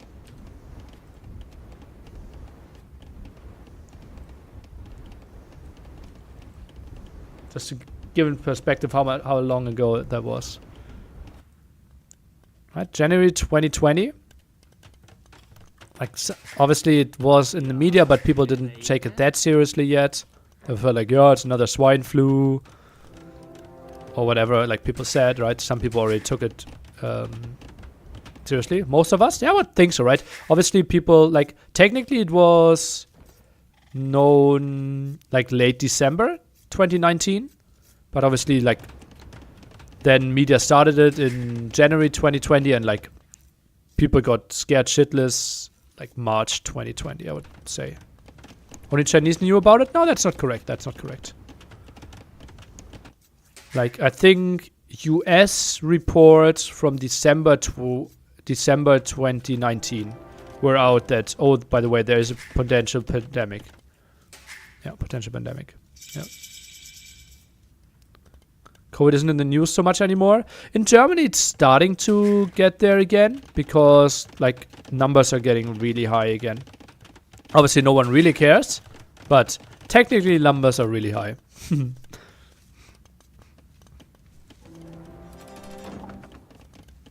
Yeah. Oh, numbers. Numbers can be scary. I'm, for example, scared of the number 7. So if, like, COVID numbers are getting higher than 7. Will be wild. No. That's why I could never see the 7 dwarfs, right? If it only was 6 or 8 dwarfs, then I would have read it, I would have watched it. No.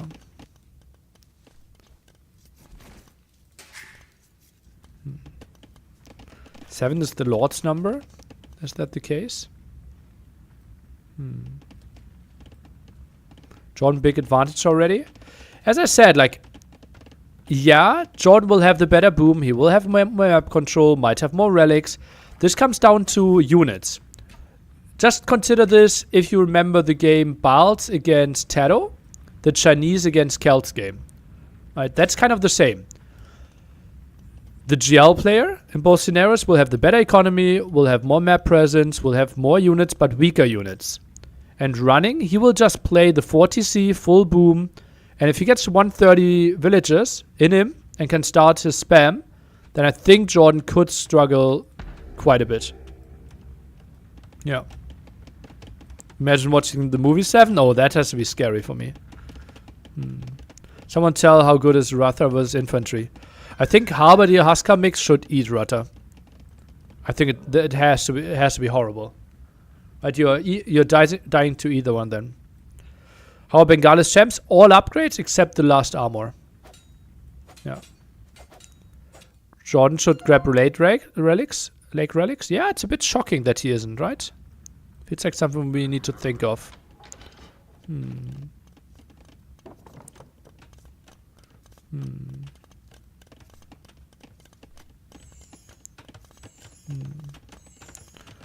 What's in the box? What a good movie. Hand cannoneers are not an option for Bengalis.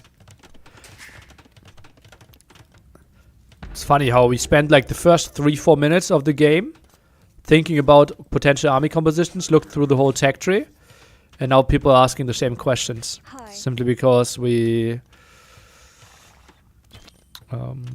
still don't know how this is going to shape out.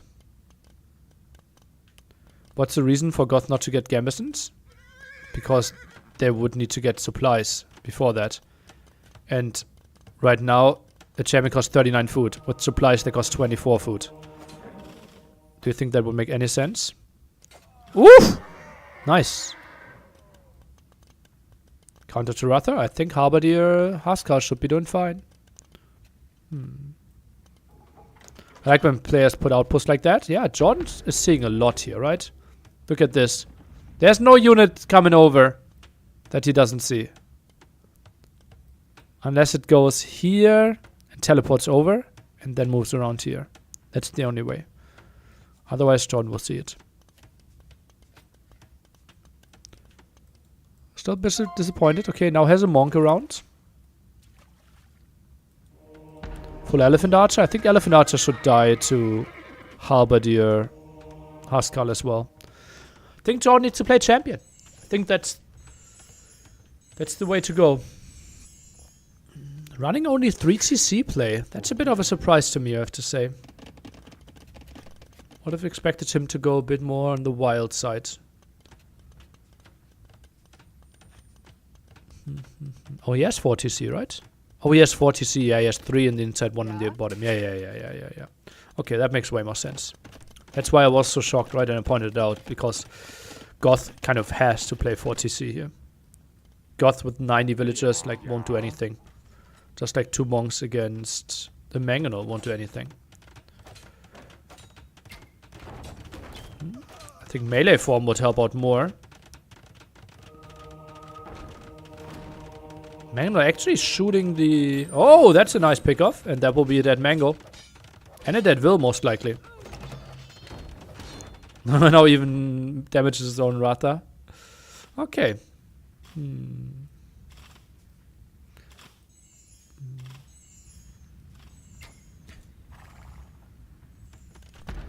Yeah, both civilization working with a bit more population. We didn't even think of that. Goth, obviously, if they're imp, can play pop 210. While Bengalis with Mahayana can reduce their villager pop space by -10%. Or is it 10%? 10%, right? Yeah. And Jordan is going for champion, so I like that approach. Do you have a favorite civ? Melee. And Jordan knows about his fast imp, or faster imp, and wants to pressure the castle quite a bit. Makes a lot of sense, but running has a second one. Obviously, those are the two crucial gold spots. Should always go in favor of the Bengalis player here.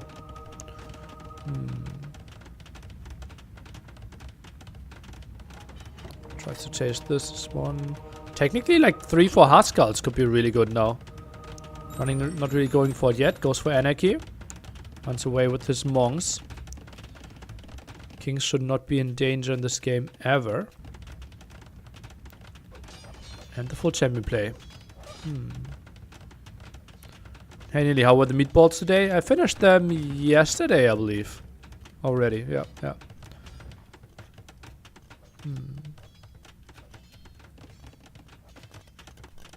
Someone is attacking somewhere. I hear it. Oh! Okay. Arthur gets another kill. What about Peter and Haskell sneak? Still, I don't think you will get time for that. I think the pressure through the center is too important against you. Hey, in your Nations Guide add-on, Bengalis unshown. Yeah, I will take it off. It's an old one. It's not made by me. Instant Elite Haskell. I'll take it out now. People just really get confused over and over by it. 5 extensions. Twitch extensions. Deactivate. And it's gone. To not confuse you anymore. And obviously in the main event, every single time at the start of the game, we will have an overview explaining you what civilizations can do. Haskell help? Yeah, feels wrong, right? Right now it's only Haskells, but against full champion, running should die. Like, running doesn't know it, but opening full champion would have been the way to go. Jordan stonewalling down here? Yeah, I like it a lot. And Jordan also sits on 6 relics against only 1. Was there ever a King Snipe in an S tier tournament in the last years where the other player was in total winning position? Yes. Thanks for your question. Nearly against Jibbertong.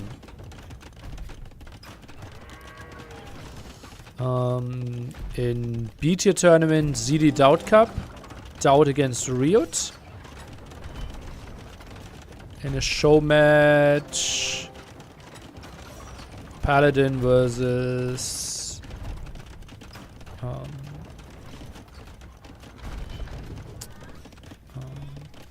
Paladin versus Bekti. Armageddon against the Viper. Mihai versus Gabi. But was that S tier? Was that A tier? I don't remember the tournament anymore. Yeah, that's true, that's true. Yeah. Okay, TTL, yeah. It was A tier? Well. And Hand Cannoneer's added. So, okay, it will be champion Haskell Hand Cannoneer. Hand Cannoneer number not that high, though. At 5 soonish. And now takes the engagement. 160. Military value is better for Jordan. Let's take a look at this one. Hand Cannoneers now needs to join the party. Wants to take the tight engagement. Jordan heavily housed. Rata trying to move in. Won't be that pretty. Sitting under the town center. Missing the last armor obviously means that town centers will do quite some damage. But we don't even have fletching on them. And I think running should be defending this one quite nicely. Hand Cannoneer count. Not all of them working. But at least some. Shredding quite nicely. And running weathered the first storm. And this is good for him. This was really good for him. Obviously he will lose more ground, which is absolutely reasonable. Pike's upgrade comes next. Gambison for Jordan. And now another engagement. Gets a kill against the Monk. Dives in for more. Haskell numbers simply not there. Hand Cannon numbers are rising as 7 is going to 4. And those Huskarls are melting though. And Hand Cannoneers then, they need some buffer. They are not really the unit that you want to have in front. Just not having a lot of HP there makes it quite tricky. Is microing back. Huskarls are now arriving. Resources not really put on the map, as we can see running. Could be 10 more hand cannoneers. Could be some more Huskarls. Put some more in the queue now. Oh, this is really tight. But as we said multiple times, Goth, they just need to survive the first 2-3 waves. And then they might be in the winning position. Jordan, he feels like he needs to put on the pressure right now. Now we see Mahayana. Jordan all of a sudden might have more pop space. 14 more population. A castle there tries to stop this aggression right through the middle. Needs to pull some more villagers. Hand cannoneer still holding. One's in the back here. 12 in total. I think maybe running is holding this one. It's getting more and more control, but villagers are dying under the town center here. Traps still around. Oh baby, look at that. 30 kills now. 2 traps moving forward. 3 traps moving forward. I think the castle might fall, but only after very heavy losses. More champions arriving. Quite a lot of barracks here. And now some elephants archers being added, obviously. Really nice against the hand cannoneers. Not so great against the Huskarls, though. Trap repair not happening. And running. Somewhat holding, but that castle is going to fall before it even finished. And Jordan just swarms in. Has the perfect economy set up behind this. Is already preparing the tech switch. Even a champion for the raid. And those are the winning moves behind the scenes there. That most of the time we don't even see. And what's so great with the players. And then it comes down like how good they can react to all those moves. Huskarls chewing through the elephant archers once they get there. But for now, champion numbers are still solid enough. And it feels like running at pop 144. Not the craziest queue behind this. Would love to see some more farms added. Maybe a mill here could be nice. But we see Balz leading 1-0 against Andy. That is a round of 12, Mitch. Probably the set we are jumping into after this one finishes. Or maybe Vivi Capwatch. We will take a look at that. I think this one... no, Balz Andy, I think, makes a lot of sense. Jordan has no Q. Some Halberdier, some more champions now running. It's really struggling. Could go for another castle attempt, but the trap numbers are simply there.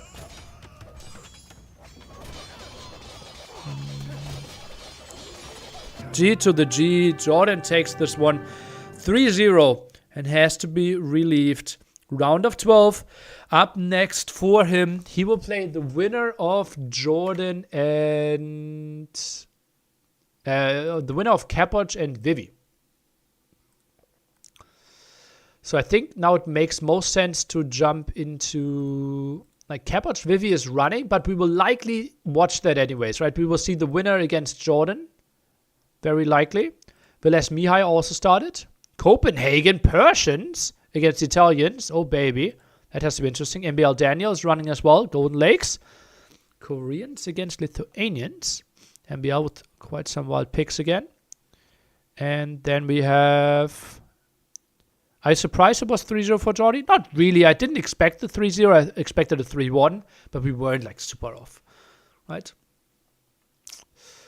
And yeah, we are just jumping back to Balz. Nikov 1-3-0.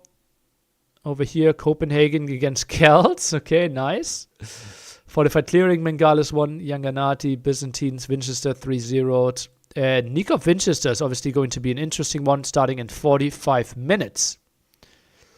NBL Daniel? Nah. I think Balz Andy will be a good, interesting set for us. So we're jumping into that. Well played by Jordy.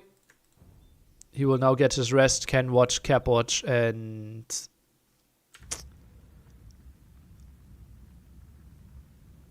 Vivi, and we will jump into that after it, the winner. So Andy, being down 1-0, Balz should have the higher seed. And we're at Scholz, Poles against Mongols. Oh baby. This map is giving us quite some Civ diversity, right? And we will give Andy blue and Balz red. Doesn't this feel right to us? I think it does, right? Oh, and we are live. We are live. Okay. Opposite. Balz on Poles. Checks out. Maybe Andy red, Baltz blue. Yeah. MBL Daniel would be great to see. Yeah, it's just not unlikely that we will jump into something like MBL versus Villiser later on. And yeah, we can fix this to be a round of 12 match now. Yeah, like this match is like, it's kind of likely that we will see someone like, or we are seeing someone of those tomorrow as well. And he was mostly red. Okay. Then we'll stick with this. We can update the title. Baltz versus Andy. Quick look into the seedings here. Baltz seed 3. Andy seed 10.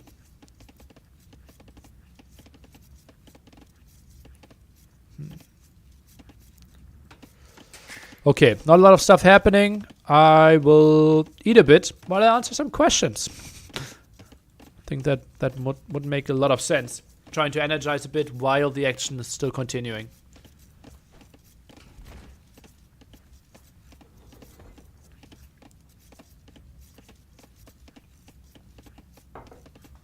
What's the food choice? Right now, we will have vegan pepperoni pizza. Frozen one. Why poles on this map? Poles have the advantage that they generate quite a lot of gold using the stone spots. There are multiple stone spots here. Plus, obviously, you have a lot of space for farming. And they really shine early imp. And often do we have early imp timings contesting those sites. So the goal of Baltz will simply be figure out where Andy is building his castle. And then build his castle against it, have the earlier imp timing, and probably play Arbalest against Mongols. Yeah. Why not tired of Qualify? What? Why you not tried go Qualify? Because I'm already only sleeping 3 hours a day during the event. Where would I find time to play? Where would I find time to practice? No, there's no chance. And also the admin actually told me that I'm not allowed to play, but I could have easily changed that rule of it. Yeah. Could you elaborate on a bit on what prices on the watch party exactly means? What flat prices? You get unlimited amount of beer, unlimited amount of soft drinks, unlimited amount of pizza. And you always only pay the one price, no matter how much you consume. And it's the entrance for both days. So that's what I meant with flat price.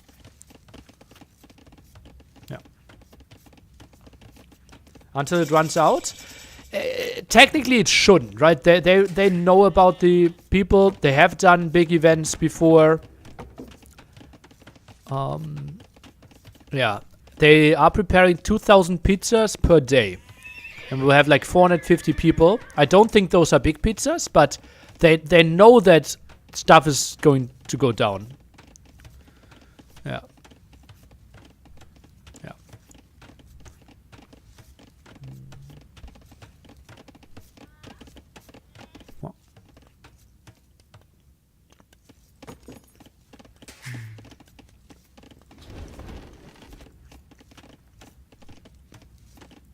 Unlimited amount of water? Well, more than we will be able to consume. That's what I would assume, yeah. You can never enough pizza. Okay, what is the percentage of people who selected veggie pizza on NAC meetup? I think it was 6% vegan, 70% vegetarian. No, it has to be different. I think it was 25. Yeah, it was 25 vegetarian, 6% vegan, and 69% meat. Yeah. Something like that. Yeah, I think basically 70, 25, 5. That's roughly that. Yeah.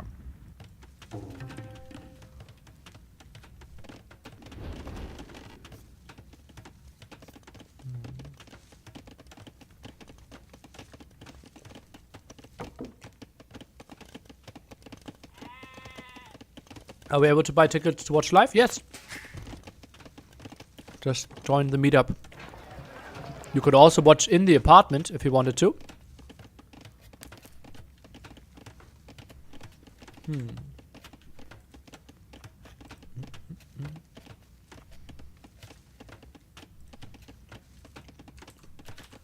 This link is if you want to watch live at the apartment. And if you want to join the watch party, this is the link.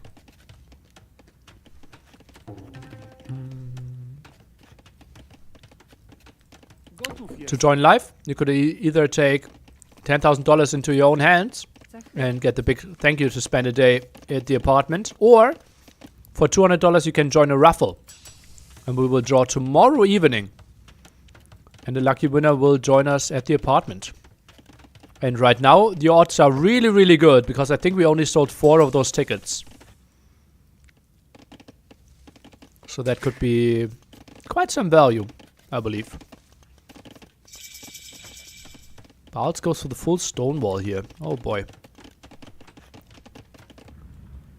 Nothing happening on water. Step lancers being added, but shouldn't really achieve too much.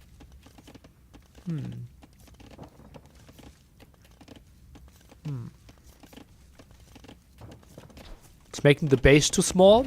Well, but how much space does it need? One more forework, one more forework, one more forework. And then you have 40 farms.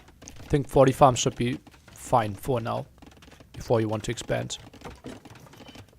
Yeah.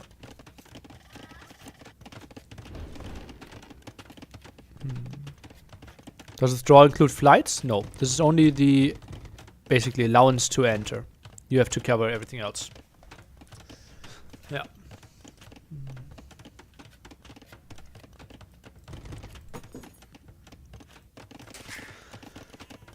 Any extra town center? No big surprises here. Scouts around. Trying to see if they can find anything. Adds more scouts. So he wants to snipe the monks of Andy, apparently.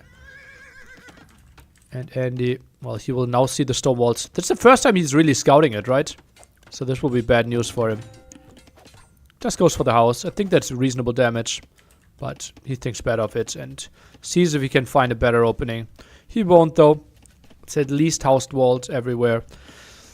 Most areas stone walls behind it as well.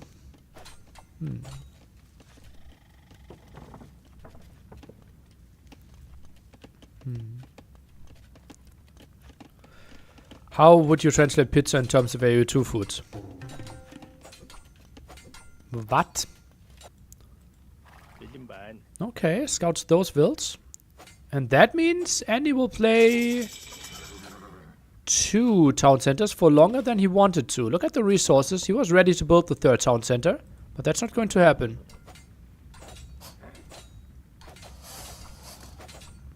Tries to micro around, but still getting hits in. And that one is only chasing down the Step Lancer, not the scout, so a bit surprised that he tried to attack this. House goes down, now goes for the monastery, and the triple TC play. Stays on stone, resource collected, slightly better for Balz. Only slightly.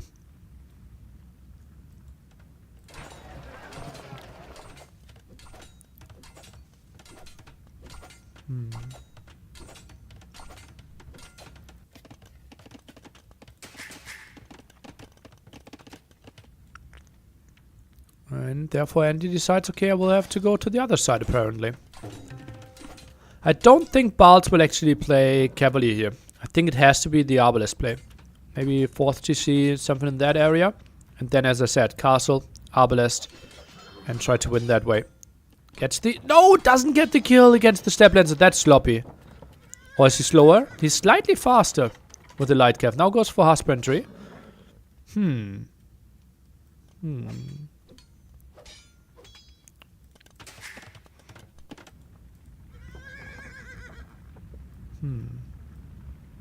Why are Step Lancers so popular on Mongols? What are they good against? Well, they are cheap. They have extra HP with Mongols. And Mongols typically struggle to have any good units in Castle Age. What other units do you go for? Right, you're typically trying to buy yourself time to get to Mangodai. And then a strong unit is just really nice. It's easy to micro as well. It's super fast. And this is not really space efficient. Also, this farm could be off, right? 375, yeah, that farm didn't count in the 4 work bonus. So, what a shame.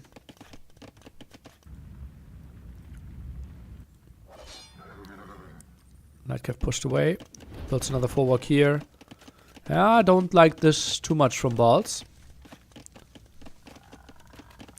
Also, this, I think, is the spot where you already wanted to have the 4th TC. If you were planning with 4 TCs. So, I think Balls plays this 3 TC. Which kind of makes sense to pressure. So, maybe now adding some Spearman, some Monk. And already starting to think that he will build a castle here. Would be the play.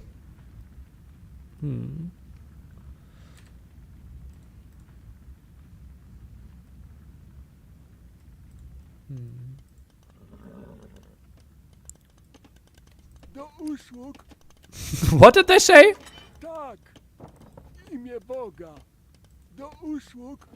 Okay. And I think Balz is doing a mistake here. If he wants to build the castle at the bottom, I don't like this. I think you want to contest Mongols. That would be my approach. Because isn't the play...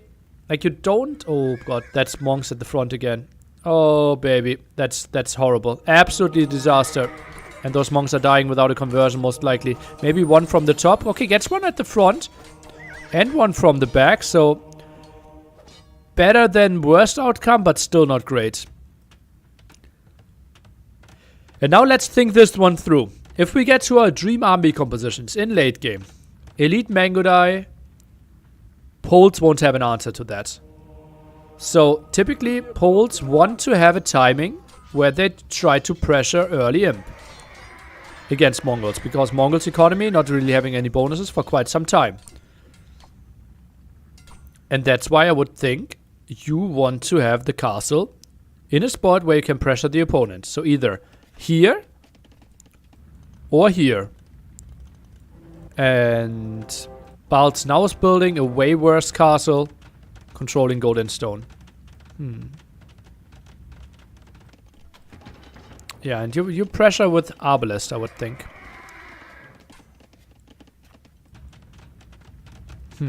I start to like the position here for Andy quite a bit. He's starting to stabilize. Pikeman now being added. I think Spearman would have done the same job. This is just like... He deserves to lose for this farm. What is your favorite pizza? Oh, I'm not allowed to say that on stream. Every time I did, I lost like 80% of my viewers. And last time, or second last time I said it, I lost 1,000 followers on Twitch as well. So, yeah, let's not get there. You would be happy if it was pineapple. You would be happy.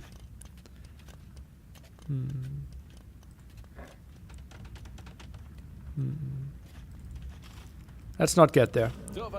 If you go deep in my Twitter timeline, there was a post, it happened again, and me posting a picture with a pizza. Yeah. Yeah, there was no one there. I had 8,000 viewers last time I said it, but no one ever returned. So, you can't ask anyone.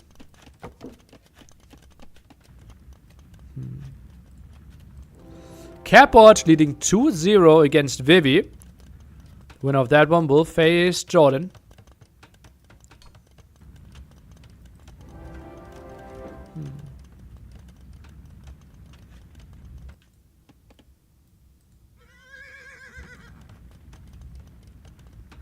Imp faster from the Mongol player. Something that really shouldn't happen. How does Andy have 1,000 extra resources collected?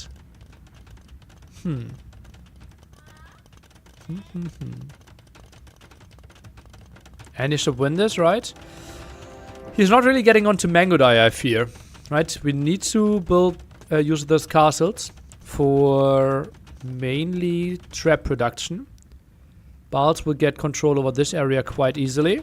It all comes down how this side goes, and if Balls can maybe get to...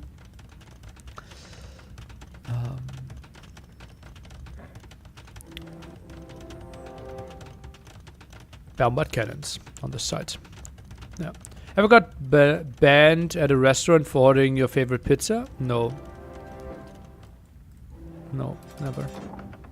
It's rarely on the menu. Can you spill the beans? Oh no, I don't like food waste. So, not really a big fan of that. Thanks for your question though.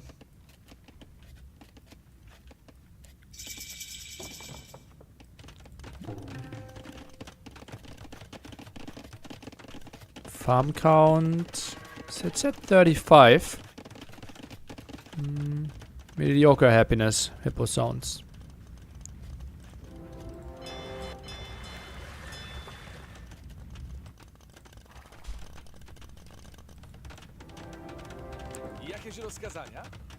Okay. Girlfriend just arrived. I will ask her on a scale of 1 to 10 how bad it is.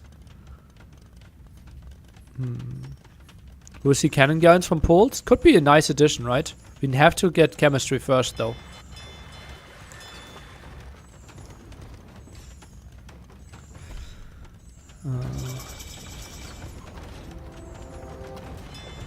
Those for fires first. Town center here now. Crop rotation. Like that prioritization. She will quit. Maybe she will leave me. No, she's seen me eat it quite a lot. Not quite a lot, but often. And yeah, it's full trap. And that castle is going to fall. Quite surprising.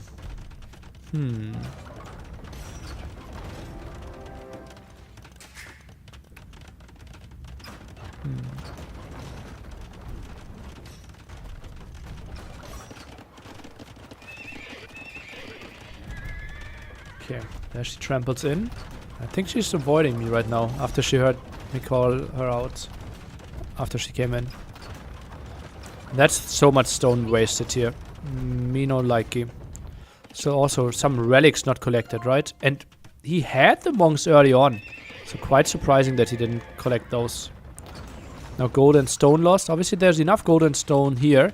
But it just confirms the position and the mango dice number rising. And this doesn't make a lot of sense.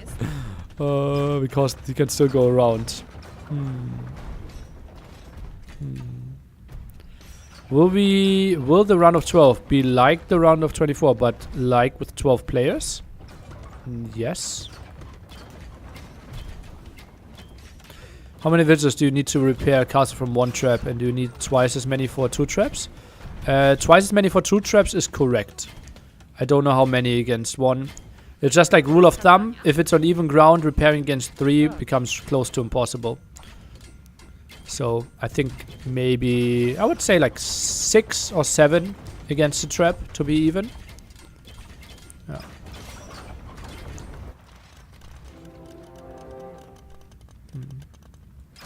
Yeah, he pushed him around. Yeah, he maybe, like maybe Andy was scared of demos.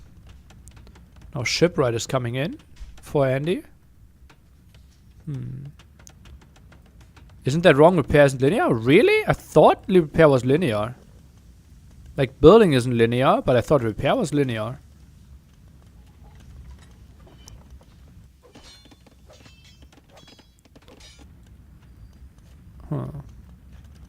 And he definitely wants to avoid water. Well, he attacked ship right now and is contesting water a bit more.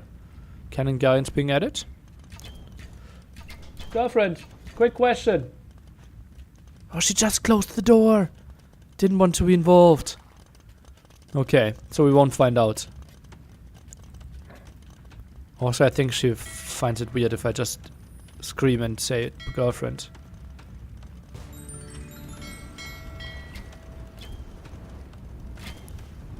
Okay, Hassas being added. Ballistics being added as well. Now the fight here. Still no demos, mainly fast fires and poles. Just spam Hassas all day long. But missing the last armor upgrade will just be really weird for them. Elite Mango Die will then do 8 damage per shot.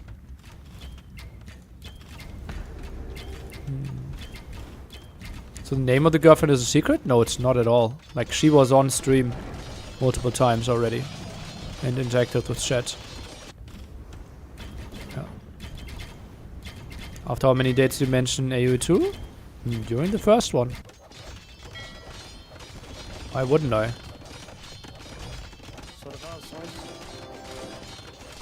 Ooh, there will be some dead wilds. And he might be struggling to keep pop limit up. Obviously, he has a nice overboom rolling for himself, so losing some wilds won't be the worst thing. But Cannon Gallons actually could have touch that castle. Therefore, oh, castle might even be denied. One more hit needed, but no more villagers are arriving. But those were quite some villagers dying. Holy moly. Okay, D relatively high. Castle is going up. Trap war should start. Maybe some traps from here already arriving. Indeed, that's the case. Meanwhile, the rest is kind of stabilizing.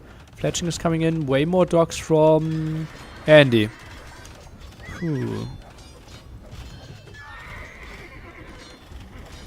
That's quite an interesting spot for the trap.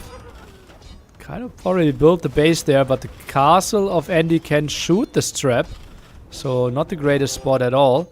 More traps needed. Wood control, something that Walt is heavily struggling with right now. Repair on the trap. Okay, this looks good. This looks good for Baltz to pressure this castle. More villagers repairing. And now we can see, like, 6 villagers against 1 trap. Is HP increasing? Okay, obviously the trap dies now the moment we want to do the experiment.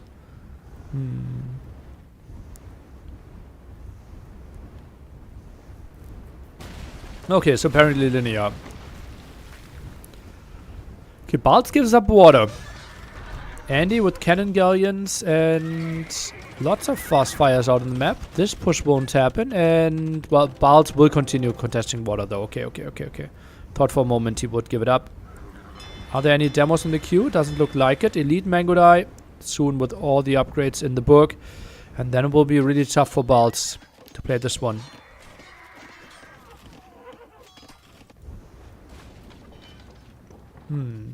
Velesse leading 1-0 against Mihai.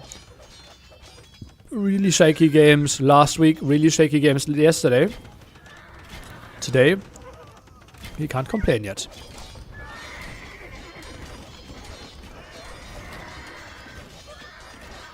No trample on the Hassa yet. Yep. No drill on those traps either. Villagers trying to come over for the repair, but not really going to happen. Yeah, would love to see the trample upgrade. And yeah, it's now coming in. So those Hassas will do some splash damage. So they can close down the distance. Cannon galleons from Andy. All 4. Like we have 2 here, 2 there. Trying to contest this area. Mangodai now cutting this one off quite nicely. And I think Mongols are now in their comfort zone, right? They can just get to the high Mangodai number 34 out on the map already and can simply dictate where to fight, when to take fights. And Bolt should really struggle against that. Baltz just missing his timing. Wanted to jump under this one, but Andy with some nice quick walls funnels those Hassas through the castles and really low HP already on those. Fires are now coming out, jumping for the cannon galleons. 1 down, 2 down. Could maybe jump on the rest. Bit surprised that we still don't see any demos. Even normal demos would be fine. There won't be a cook for NAC 5. No, we will have catering. I couldn't really find a cook, sadly. 40 on food. Not really what we want to have. 21 on food for freaking Andy. His food eco in quite a shambles situation as well. And Andy looking good to even out the set.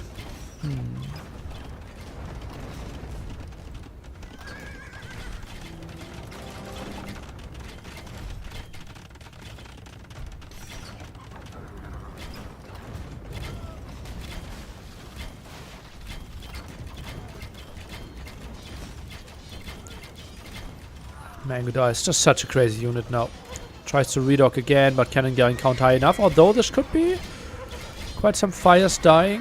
But Balt's only at 35 farmers. That feels so wrong. What is happening here? That's 36. Not really adding any.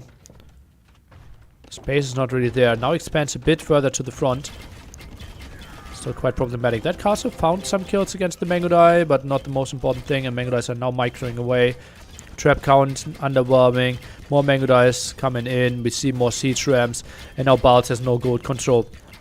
Tries to go for the sneaky base again. Okay. Okay, don't hate that.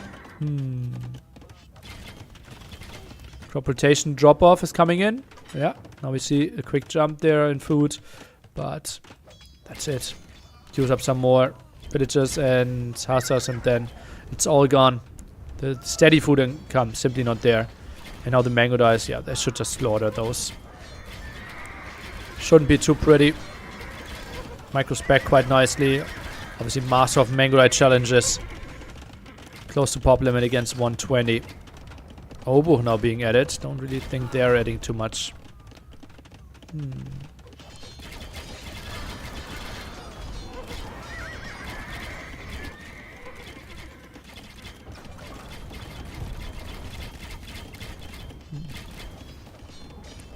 I think Polt should play Arbalest Hussar here. No, I don't think Hussars are that important. I think we needed an early timing with the Arbalest.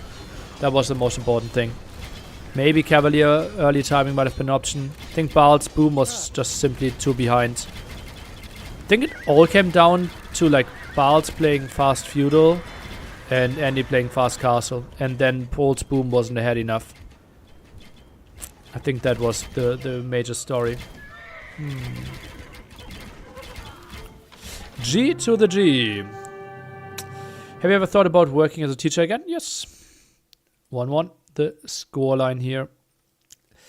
And, well, lots of pressure on Balt here. He's considered to be one of the top favorites to qualify in this bracket of newcomers, right? We know that out of this bracket with Balt, Andy, Sebastian, Cito, we will have someone that has never been at NAC before.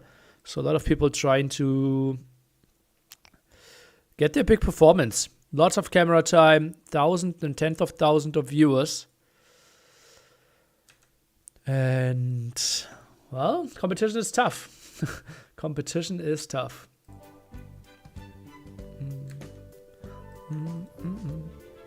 Did they buff the Mangodai? No.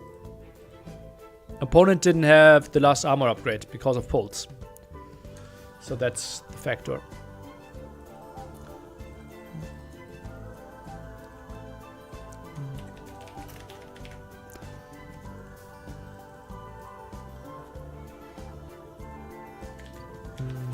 Andy, which seed is it? 10, right?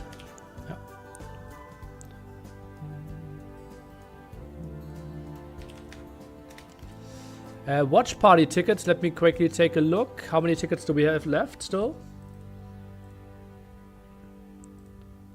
We had 21 tickets left. 404 sold from 425.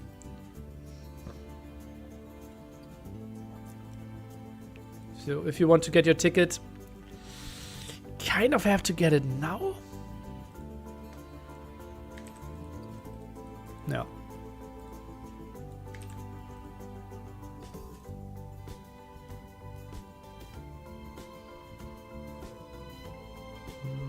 Balt Andy maps.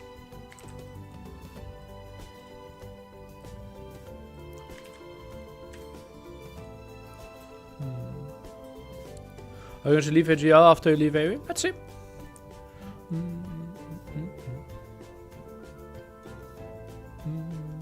It's planned during the watch party to break it up a bit as it is long. Chat with people? Talk about the games with people? Will it be 2 different semifinals? It will be the finals? It will be the show match?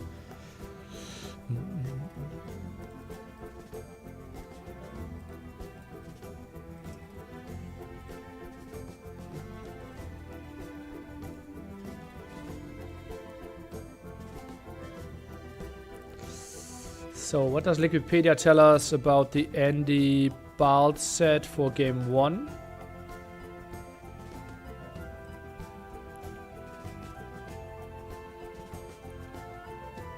Andy Balls, Outcrop, Portuguese winning against Bohemians. So Portuguese win, Poles loss. Until we have Mongols win, Bohemians loss.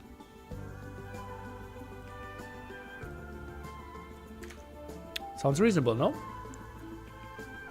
And let's jump into game 3.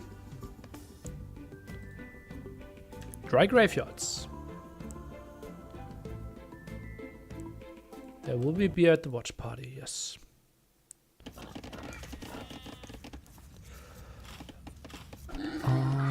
Balls will be in the blue trunks. We will give Andy the red trunks, and we can jump into this one. Andy with Magias, a civilization that I like a lot on this map. Obviously, cheaper scouts. Early forging, you can pressure quite a bit. Woodline's far off here for all the players, therefore aggression kind of guaranteed.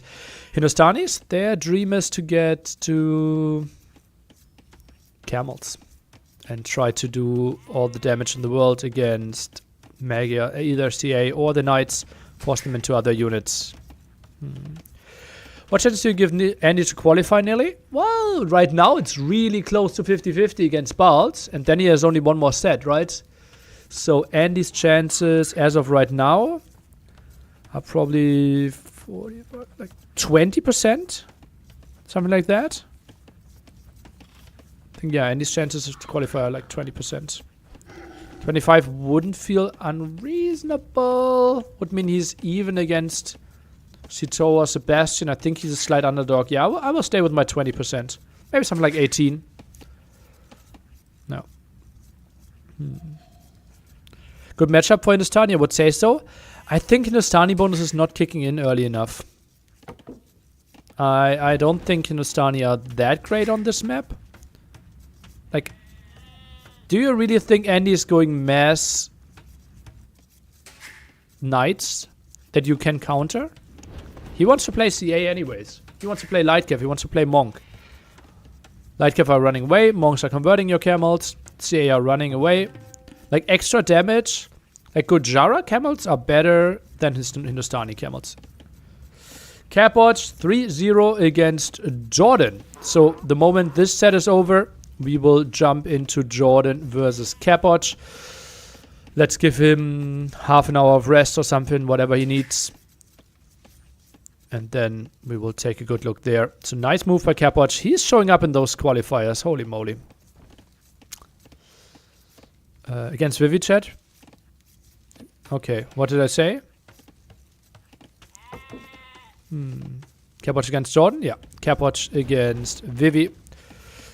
We will have Jordan against Capwatch coming up next. We will finish this set and then go for the other one. We listed 3-2 Berry, and Berry led 2-0. Yep.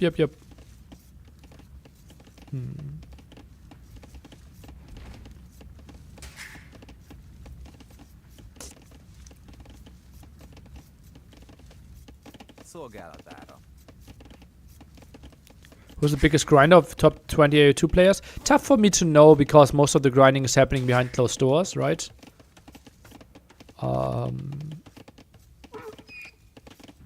Yeah, I can't give you a good answer. Probably can give you like a better answer than most people. Maybe Cito. Maybe Andy.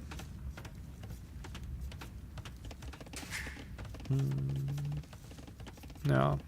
It's tough for me to say. It's easier to know like the people around the 30 because I'm training with them, right? Hard, I don't think so. But Hard probably in the top 10 there, yeah. I saw it in my Google Street, yeah.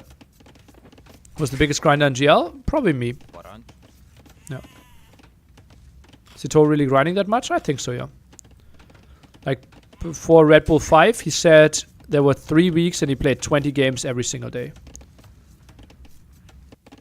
So I think he's a grinder. Cito is one of the most improved players since last year. Not sure about that. Remember that he was #1 in Woobly in like 2018. So like he has been around and he has been considered to be top 15 for quite some time. And if you are top 15, you have to have some jumps into the top 10 from time to time. And he's far away from the top 5. So yeah, improved. Don't think he's the most improved. Most improved could be Andy, could be Hard. And obviously, like, if we go a level lower, then, yeah. Who isn't far away from the top 5? Villiser wasn't. Doubt isn't. No.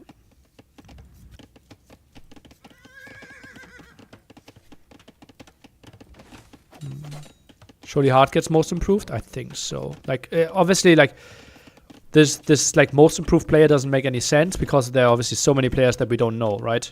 And let's say Blackheart made a jump from 1900 to 2.3k this year. Isn't that a crazier jump than the jump that Hard achieved? Right? It's like top most improved players within the top 20 ranking, something like that. But Hindustani, more scouts, more better. Yeah. Cromit Fortified Church on the right. Yep, indeed. Fields Fortified Church, man. That's why we see Georgians or Armenians. It's a cursed land. Yo is missing. And Leary in the top 5. That he posted. So Andy continues with his scout spear. Vilesa Mihai 1-1. Mihai shows a sign of life. Some people even favorite Mihai over Villiser, and I don't think those people are crazy. Is Leary currently top 5? Yep.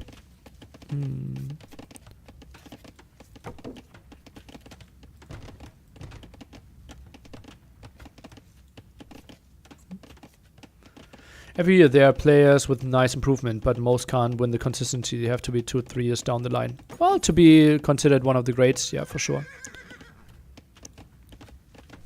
And those are finishing off the walls. And now switching on to gold. Andy created a nice base for himself. Fully walled is Balls here as well. And then the question is, what is Andy transitioning into?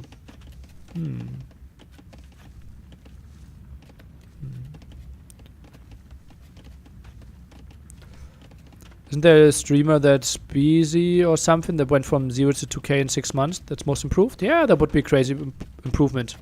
Obviously, relatively speaking, way, way better than what Hard did, right?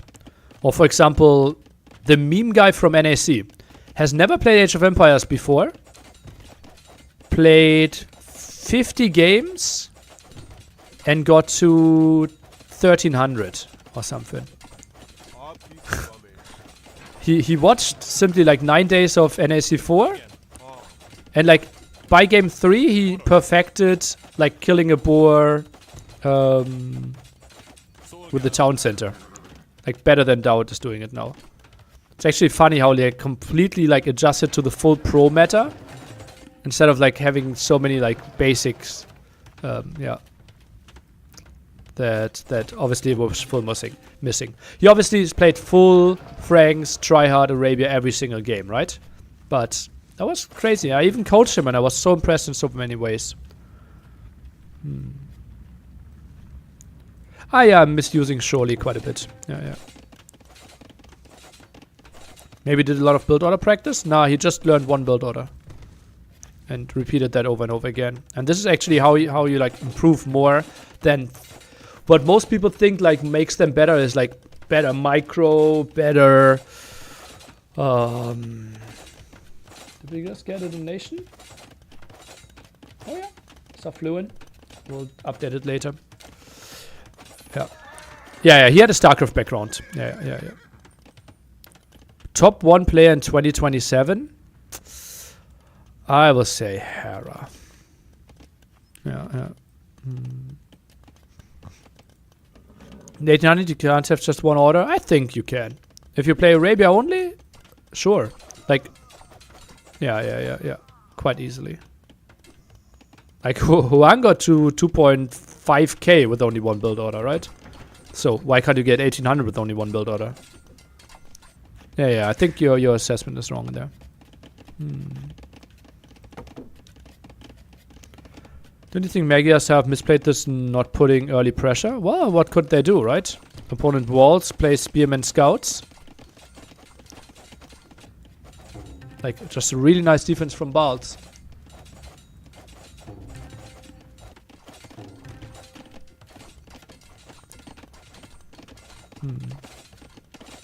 Known by Leary is not at his best anymore. Has a job and real life. MBL leading 1-0 against Daniel. It's for all the MBL fans. Good news there. For the Daniel fans. Tough luck. Extra town center for Andy.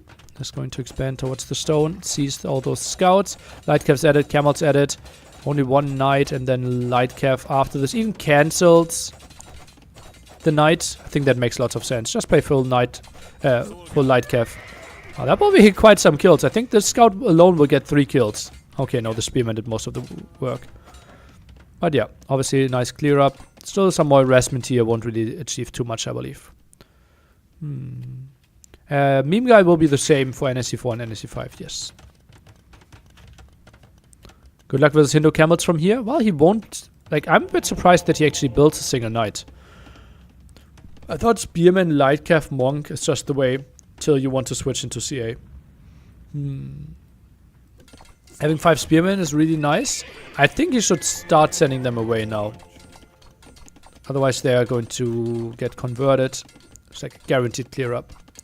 Nice move by Balls. Goes as close as possible. So he guarantees himself a conversion.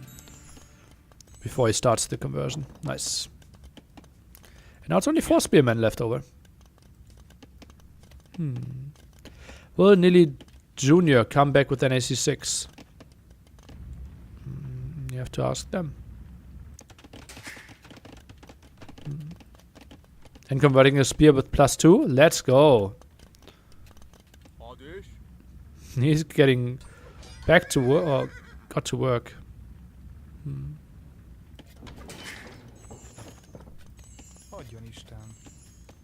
Knights plus enough pikes can beat camels. Yeah, certainly. You don't need the knights though, right? Just enough pikes beat camels. Will this be goodbye for AU after NAC? Yeah, in some form. Yeah, I will have a good bye week though. Lots of interesting matches. Show matches. I'm playing myself. I'm casting some. Will be an enjoyable week after NAC.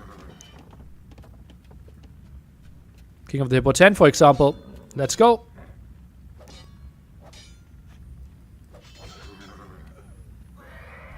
Trades of Monk for a Light Cav. Not too bad for Balts. And now the 3rd town center. And he still plays 2. Did he sell us? Huh? Did he sell stone? Oh yeah, he did. Didn't realize. Light Cav jumping in. Could be a dead will. Could be both dead if he wanted to commit. 51%. Gets 2 and gets out of there. How many Light Cav lost? 1 loss would be perfect for him. Ah, this would be really good.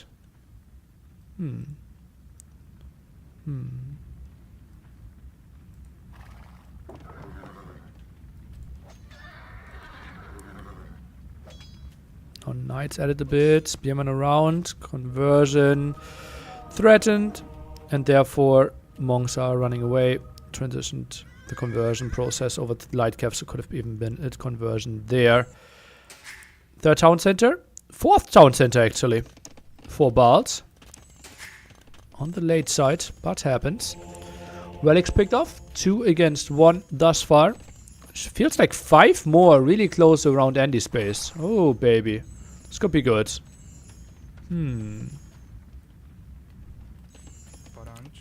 Light Cav going in. Getting a kill. Getting out of there. Nice move. Gets an armor upgrade. Gets another kill. Nice spot by Balls. Whew.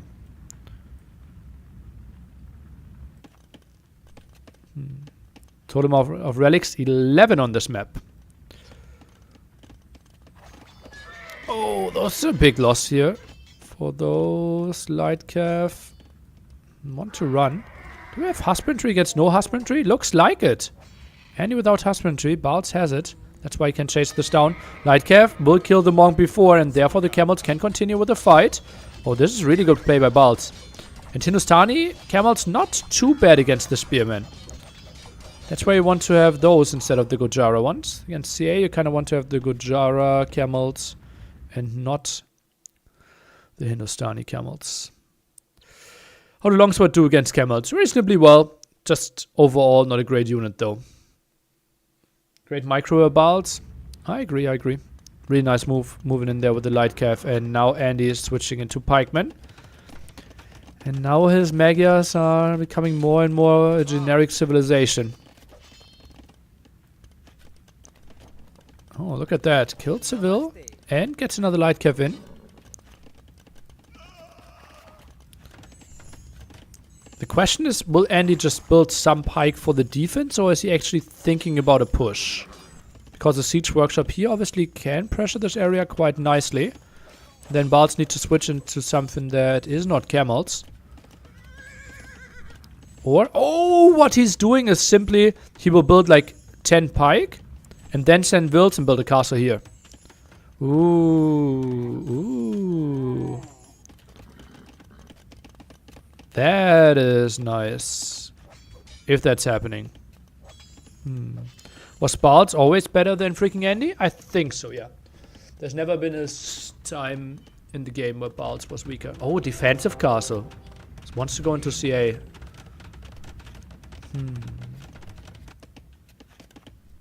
Okay.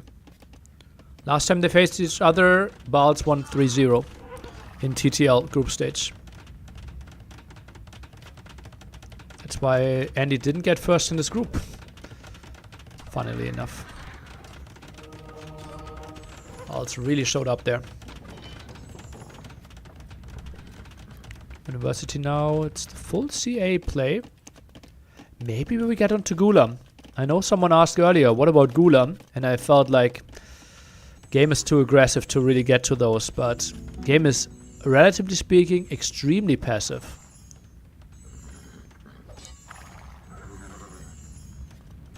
Castle will be spotted. Dodge those shots quite nicely though. Yeah, exactly. Unique tech plus 10 more gold generation. So once we get it, it's a bit more, but obviously not the most relevant factor. No conversion started. More CA, but it feels like both players will get up to him. And then Heavy CA against Gulam. I think if we have all the upgrades, Heavy CA should be doing okay-ish. Oh, really? That's not a fight you want to go for, Andy? Yeah, and disengages. Eats a conversion, though. Not too pretty. More monks in danger. Camels, one converted. And that light calf somehow bugged out. Didn't really get the kill. Another knight in. Don't think it will get the kill either. And the conversion back against the CA. Oh, man. Back and forth here on both sides. 4-2. Conversions in favor of Balz. Do you know the rule of upgrade civ bonuses in conversions? Say, does a kata with logistica keep it when it's converted? I would say it doesn't. But I don't know.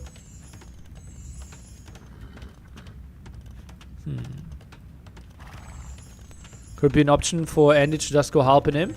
Help? Unless we are seeing Heavy CA, Hand Cannoneer or Gulam is fine. Against the full Camel Monk play, just a full Hulk play is an option, yeah.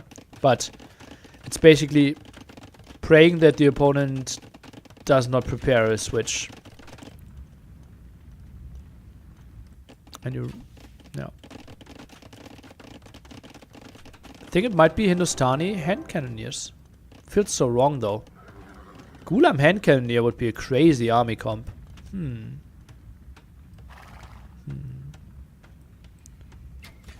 And you should get the relics ASAP? Well, tricky. Balz active. Balz knows that those are out. Get some more outposts. This light cap is patrolling between the two relics. Active here.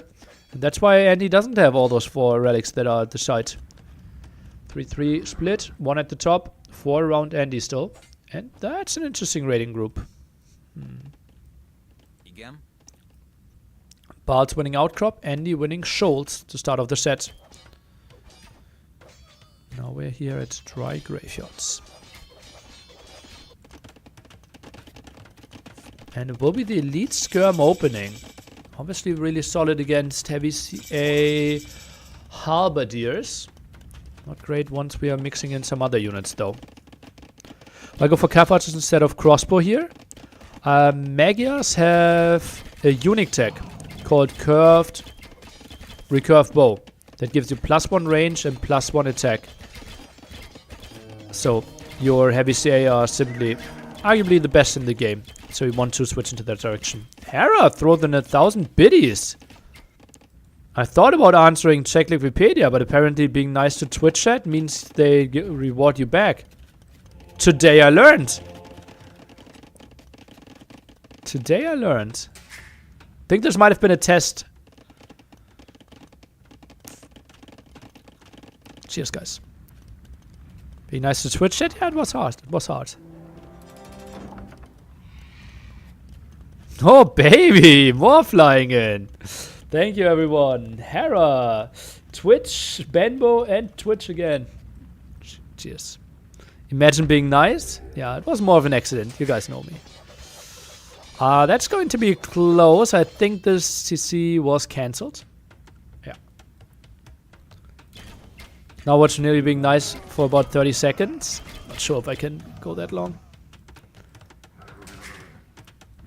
Typically, I never last 30 seconds. So those Elite Skirms trying to intercept some army. Would obviously love to get some Heavy CA kills for themselves. Economy not there where Andy wants to be. Can't really afford all the upgrades. And yeah, that obviously would be disastrous for him. Now tries to go for some dance. And Skirms, they are happy to trade this one off. 10 more friends in the queue. And Heavy CA, they really want to get to the numbers. So yeah, Andy is just running away.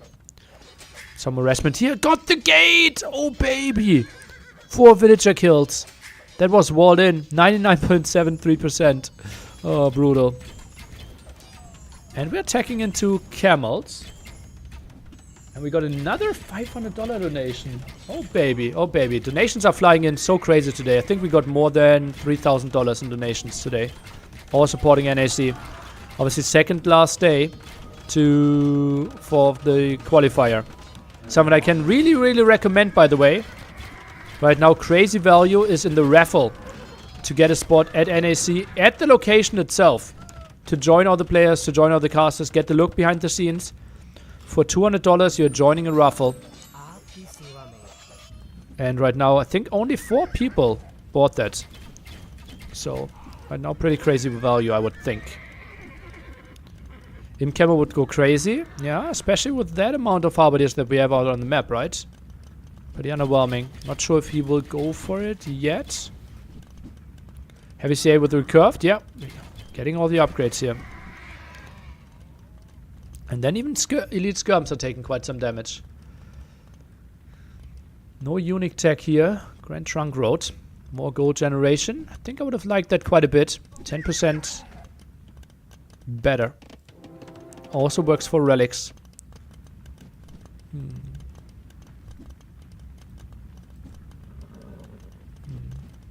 Hussar rates will dominate. That's why people are trying to wall and getting their castles up. Trying to stop them. Also trying to get some stonewalls in. But not that easy. Do you think Mega Hussar needs to change? Megas need them to have too much reason to fit them in anymore. I think they're really great. There's just not a lot of scenarios, right? Typically, Magiars are picked in a situation where you play super aggressively. And therefore, you don't get to those late games where Magiar Hussar is the great unit. I think Magiar Hussar itself is good. It's just like you're playing the wrong map to get to the unit.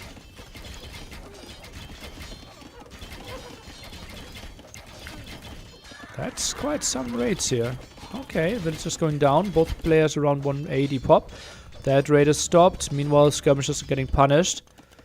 Nice moves. And how many monks he already sniped? Like Andy, he wanted to be at so many more relics for such a long time. Gets rid of that outpost. Is Gulam an option here? Not sure. Bombard cannons being added. It's crazy how we get into this situation without any traps really out on the map, because neither player really has any proper spots where they can get attacked when where they have some exposed buildings. Maggie Hassa is even better than Pole's Wing. Yeah. Quite a bit, I would think, right? Like having the last armor is just so valuable. Baal's wood upgrade. Oh, that is a big loss. That is a big loss. No second wood upgrade. Me no like him. Oh, and those Hussars broke in. That's quite a loss for Andy. Stay over here. Not sure how much that one will achieve. And now we see Imperial Camel Rider upgrade. Oh, baby. Let's go. And those are chewing through Hussars. And once they can close on the distance, those heavy CA should be really scared. And he expands a bit more to the stone, I would think. Could also go for the golds.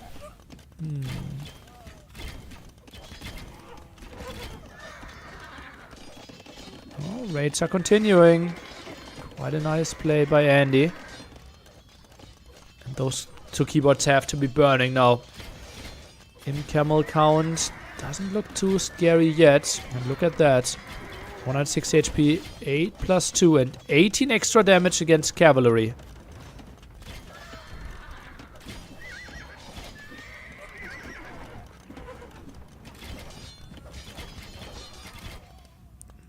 The raid at the bottom being efficient again. Those skirmishes are going back.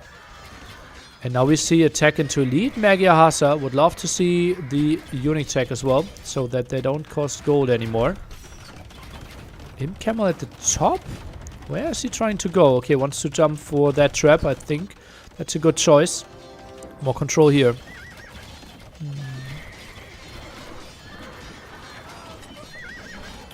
I'm pretty sure. Doesn't Imp Camel have more attack bonus? And there we see it. Convenient army. Comes in quite conveniently.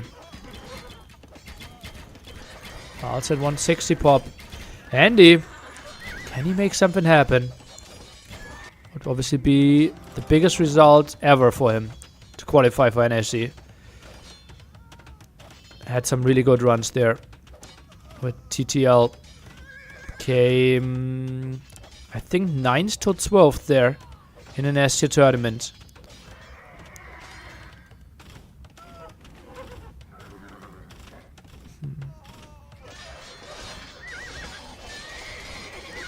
Completely shredding those Hussars. And now the fight through the center. And those Mega Hussars at 105 HP. 10 plus 4 attack. Doesn't Pole only have like 7? Yeah, it's 7 attack. Plus 4. So those were way better if we look at the stats. Holy moly. But obviously you need a castle for production. That castle should have quite some damage output here. Yep, no surprise. Would benefit from some repair. Imp Camels could now jump there, and once those Imp Camels are closing the distance, as I said, they should be doing quite a solid job against their VC. But really nice micro by Andy. Keeps himself up on the hill and just decimated those numbers constantly. Hussars now jumping, but that won't be enough, and the heavy CA numbers will be kept somewhat alive. Sits at 32, not shabby at all, and still doing a good job of protecting his trap. More Hussars being sent in. That castle in quite some danger. Hussars are jumping. I'm not even sure if they will get the kill. Obviously quite some Hussars. 3 more left, 2 more left, and I don't think this will be enough. Trap lives with 36 HP. And he made quarters in TTL. Ah, okay. Then I was wrong. So wait. Okay, well then TTL might be the biggest success ever for him. And is now trying to go even deeper. More gold control here. Maybe some more rally control. 5 for Andy, 4 for Baal's right now. What a good game here. It was relatively passive with both players creating their bases castle age. Pretty stalematey, but here both players kind of getting to their dream army composition with heavy CA and Magier Hussar. Schlumpf flies in. You should not have posted your real-life address on stream. But, okay. Maybe someone sent you a Christmas present. And the amount is sadly not enough, though. It is $201. Yeah. So, no discounts.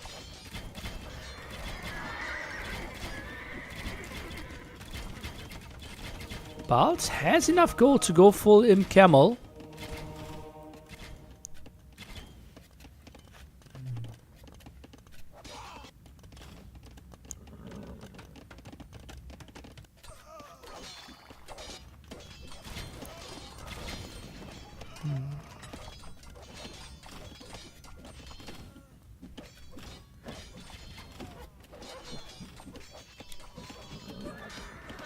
Those had some nice rates, and Balz is struggling. Pop 150. Yeah, it seems like those heavy CA can't be broken. This is fully walled in again. And where are those going? Nikov leads 1-0 against Winchester. Is Nikov? I think that is the potential. That is the Cabot Jordan bracket, right? I think so. Balz switching to patterns? Indeed. Tries to break this left-hand side area. Doubt bracket. Doubt Nikov? Really? Oh, baby. Okay, that could be a crazy rematch of NAC 4 qualifiers.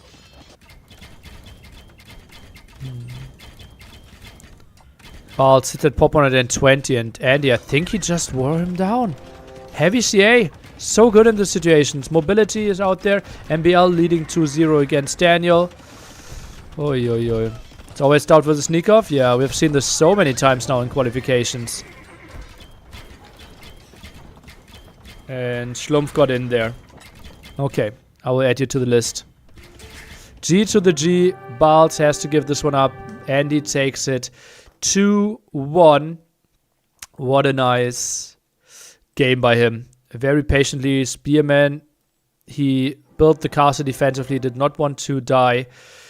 And then went into mass heavy CA, and there were no answers for Balz. He opened with the elite skirms, but after Magyars got all the upgrades on those heavy CA, like 12 damage, 8 range, full mobility, 80 HP. There was no answer by Balz to fight this one off. Gulam, without the last armor upgrade, I think should have melted as well. Would have been 4 damage per shot. I think they have 6 pierce armor and 2 with the 2 armor upgrades. Andy, that would be a really nice upset for him if he, as C10, would win against C3. Today again, a 12-hour stream. Not unlikely, not unlikely. We are in very early, yeah. Okay, let me update this at the side. So we have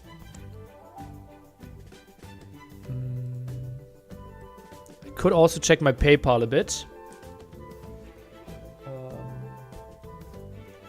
What flew in today? So we have another 100 euro donation. We had a 38 euro donation.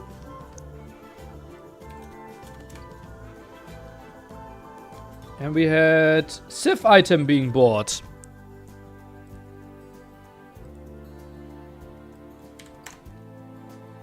And we have now over here Schlumpf buying himself part of the raffle. And we had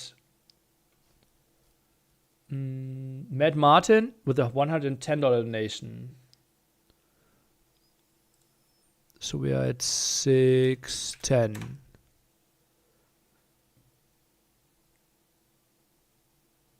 Yeah. So if we sold the keyboard of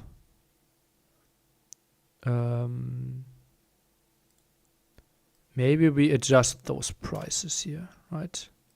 We feel like keyboard, mouse, yeah. I think that makes sense, right? If we sold Harras for 1,000, I think this one is out now. Yeah. Can we have like both together or no? So this one is sold. No. Yeah. Didn't know the Gulam maxed out at 8 Pierce armor. That's completely useless then. Yeah. And he's playing well. Agreed, agreed, agreed.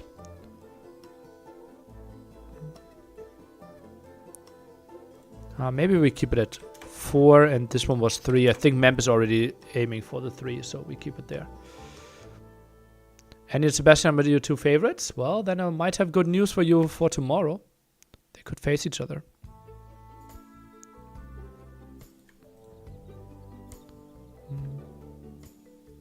Does the keyboard come with his abilities? Obviously, otherwise you wouldn't buy it. Who would want an old used keyboard?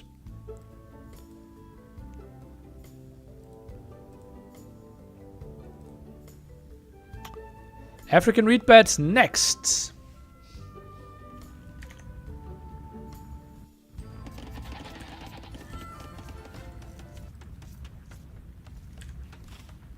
And we have Balt in blue, Andy in red. Score says round of 24. Now it says round of 12. But yeah, I know the in-between scene is not correct. Keyboard after NAC5 or before? He's already using a new one. Yeah. Did Viper buy Hera's keyboard to burn it on stream as he announced? He did not. Someone else. And I just got 2 more.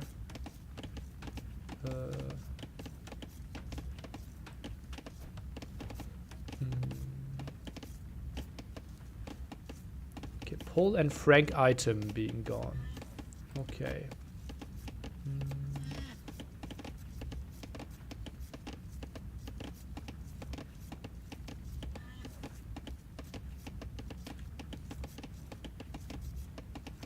Okay. So I just read a lot of messages. People have been crazy today with all their support, sending their information. I'm just trying to see if I didn't overlook anything. Is buying Hera's keyboard the new using Viper's hotkey? Maybe. I want to see mass elite Mamelukes. Okay, I hope your dream comes true. After we got the Savar for the Persians, can we make the Crusader Knight happen for Teutons? I wouldn't mind it. I wouldn't mind it.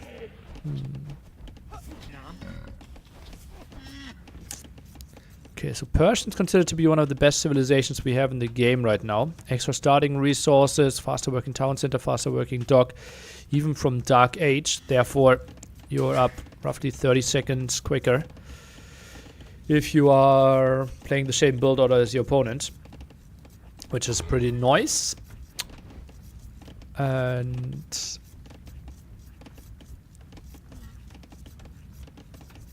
also, it's just smoother to get your dock up quicker, right? Can get to more fish traps if you wanted to. And then still all the advantages with your crazy economy. Can go for the knights in the book. What is this one up to? What is this one up to, Andy? Okay, it doesn't know better. I thought that was like go to the right hand side of the corner and go down to sneak on the other dock. Yeah. Whew. Hera, you want to see Baal's advance here, right? I think so. Or you predicted Baal's to go through.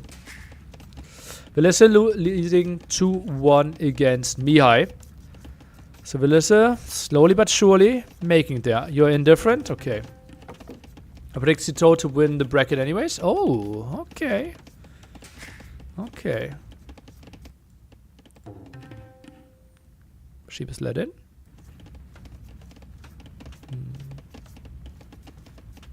Both got Daniel in Copenhagen. Oh, really? Hera Kokas when? Tomorrow morning. Thanks for your question. Will see Persian Elite War Elephants? I don't think so. MBL 3-0 against Daniel. Showing up today, Mr. MBL. He obviously will have his next match after this against... Isn't that the Jordan bracket? Oh yeah, MBL versus Villiser. So MBL now has to wait who is going to win, Villiser or Mihai. Pretty nice set, but we will watch the Capwatch Jordan set after this. What time do you start tomorrow? 12 UTC. Yeah. And then 3 best of 7s. Balls with the faster feudal age timing goes for the barracks. Looking at the resources and 3 of gold on gold. This has to be the archer range play. We'll go for some archers. And now some harassment here. I think he even has to give up 1 villager or take the fight here. Needs to keep the HP on a scout high to then trade off. And he's losing more and more HP. We'll lose even more now. Then won't have a lot of vision. Mining camp. In between gold and stone. Maybe I'll just won his last map within 5 minutes. Yeah, I think misplay. Like, I didn't see the game. And I can tell you that Daniel didn't properly use his king. Scouting the wolf at the bottom. He wanted to go for the pawn at the bottom probably and lost the villager to the wolf. Someone tell me that I'm right. And I didn't even see it. Yeah. It's the same that happened yesterday. So, like, I don't, like, that's obviously, like, the heavy advantage of being full-time in Age of Empires, right? You can watch so many recorded games, and you can see how people lost games in 5 minutes, and you can, if you prepare enough, simply prevent that from happening to you. But Daniel, obviously, full-time working. It's tough to squeeze in that time.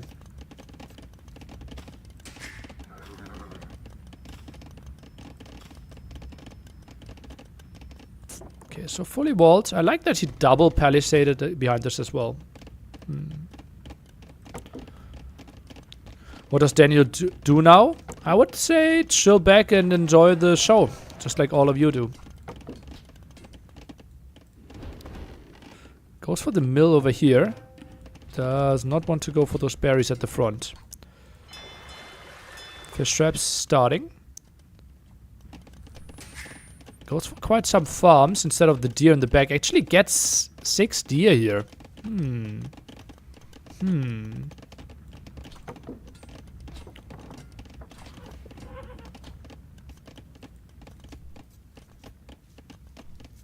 What's the plan for Andy? Feels like knights. 1 stable and extra town centers. Should go for some more fish traps already. Only 60 food left. And you kind of want to have a very natural transition. Don't think he should go for... Yeah, he goes for farms now. Without farm upgrade. And this will be quite a hole in his economy now. He's having wood for TC. I think that's a mistake. I think going for TC here would be a mistake. I think it has to be fish traps before he goes for the TC.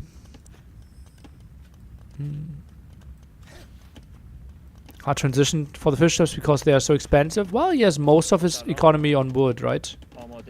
So, just a second to go at 13. And he gets there. So I like that quite a bit. Arch is now being added. And Balz just runs home. Tries to upgrade his army. Gets himself a stable. Might add some camels. Villager was scared that there might be a hole here, but just confirmed that everything will be fine. And Balz now transitions into some fish traps as well, but doesn't go as wild.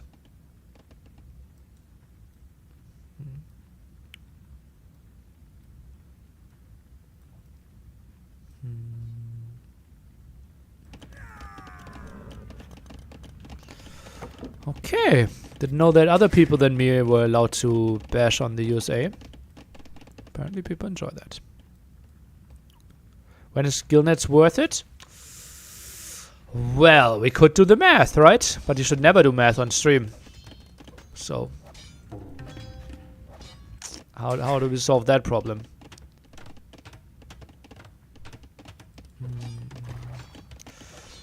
So Gillnets makes your fishing ships like 25% better? Something like that?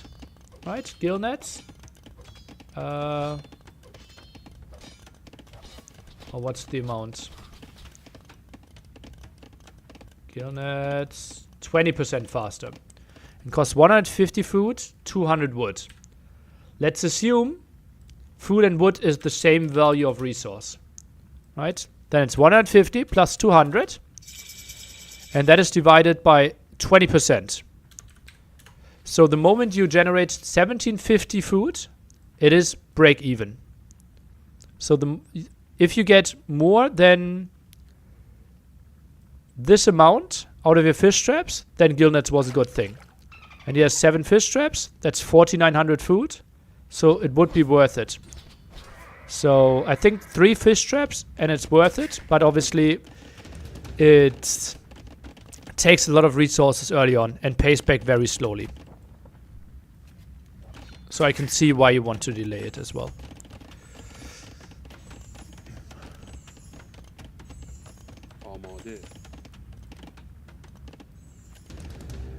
Scorpion edit now.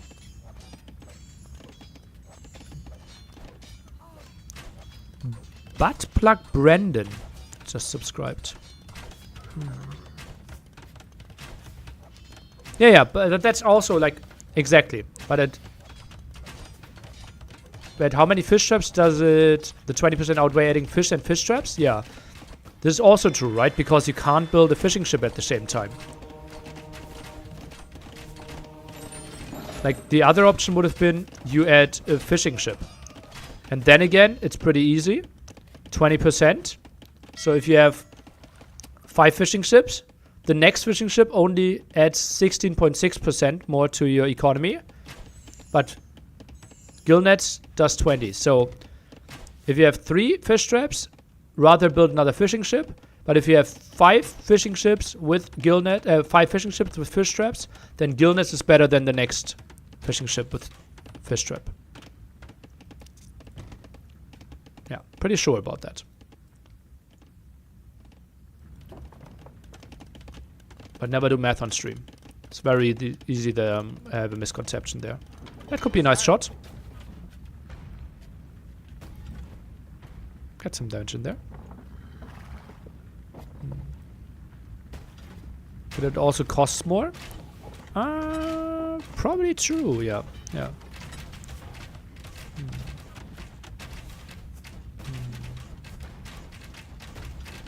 I'm at 10 traps though. Wouldn't adding 2 fishers be the same as 20% from gillnets? Well, 2 fishers and 2 fish traps are exactly the same resources, right? So yeah, it's actually the breaking point might be 10, not 5, because we didn't consider the amount of resources. Bold TC, yeah, kind of interesting, right? So yeah, the breaking point is actually 10.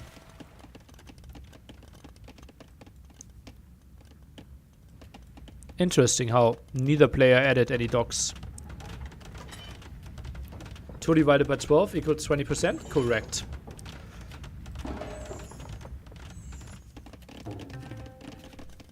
Yeah. You also need a count for the cost of the fish trap? Yeah, that's what we did. 75 plus 100. So obviously with Malay or Italians, the numbers change quite a bit.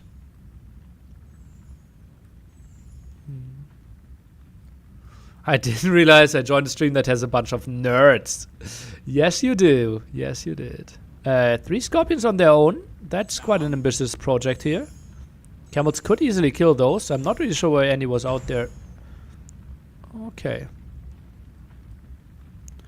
But fewer fish traps also means fewer houses. True. Opportunity cost of 1 more house that we have to build. And a villager that builds that house.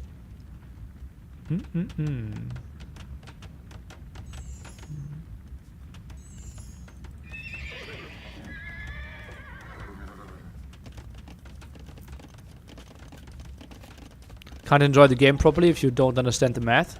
0% agreed. But I know what you want to say, so 100% agreed.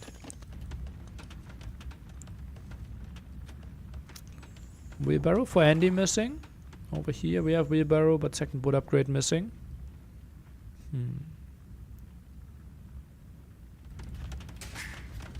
What is the late game comp for Andy here?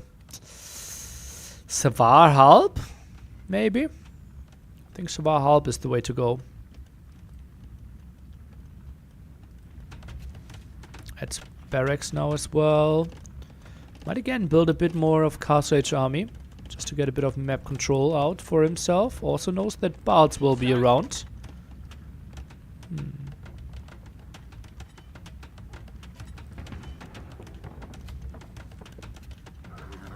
20 extra workers for Andy.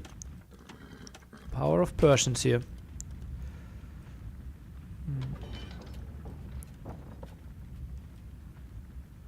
Fetching gives +1 to attack. Does that mean arrows deal +1 damage? Not automatically, no. But most of the time. If you have 5 damage and the opponent has 5 armor, you only do 1 damage. 1 is the minimum. But if the opponent has 4 or less armor, jumping from 5 to 6 attack, boy, those are big shots. That's why you never see that many scorpions, right? And especially not that far out on the map. Oh, this is good for Balts now. But I think he needs to switch into more camels. Has 8 on the map though, so yeah, maybe not too bad.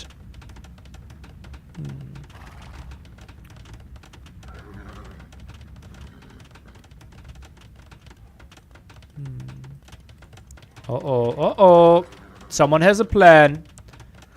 Mass camel crossbow, a mangonel around, 2 monks. This is impossible to engage here for Andy. And there will be a lost gold spot for him, guaranteed. This could be a really good castle spot if he wanted to go for it. Could also go up the hill. Yeah, takes the hill spot. But the camel's now on the wrong side. Oh, mistakes were made. Those crossbows relatively exposed. Can jump for the monks. 1 conversion here. Goes for more conversions in the back. Oh, disastrous fight for Balts here. Absolute disaster for Balts. Oh god. Those 3 camels only now arriving. And it still might be the castle going up. No, that's not going to happen. Oh boy, there was enough army out. How is that a thing? That should have been never a fight that Balts had any business losing. This was so good. And now this conversion kind of could swing the tides. No, it won't. It doesn't matter. And Balts could be out. 40 population difference. How did Andy hold this one? Balts just a tiny bit out of position. Did we really just boom 27 minutes to take 1 big bad fight and lose the game with this? Absolute disaster. And I was so sure this castle would go up. Balts, seed 3. Going into the second qualifier. He was the top favorite on paper to go through and take his ticket. And now he is potentially taken down. 50 population deficit. And Andy flirting with a round of 6 tomorrow.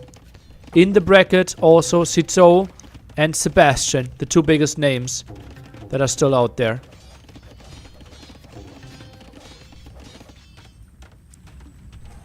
Knights are running around. What can they find? More outposts here. This seems to be a crucial area now with the gold.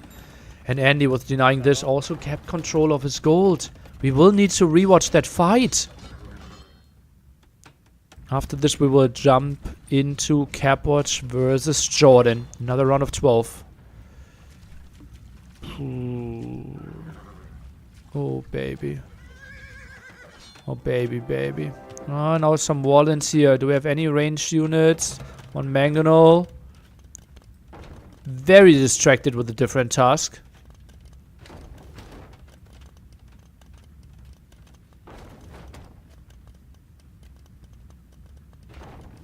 Okay.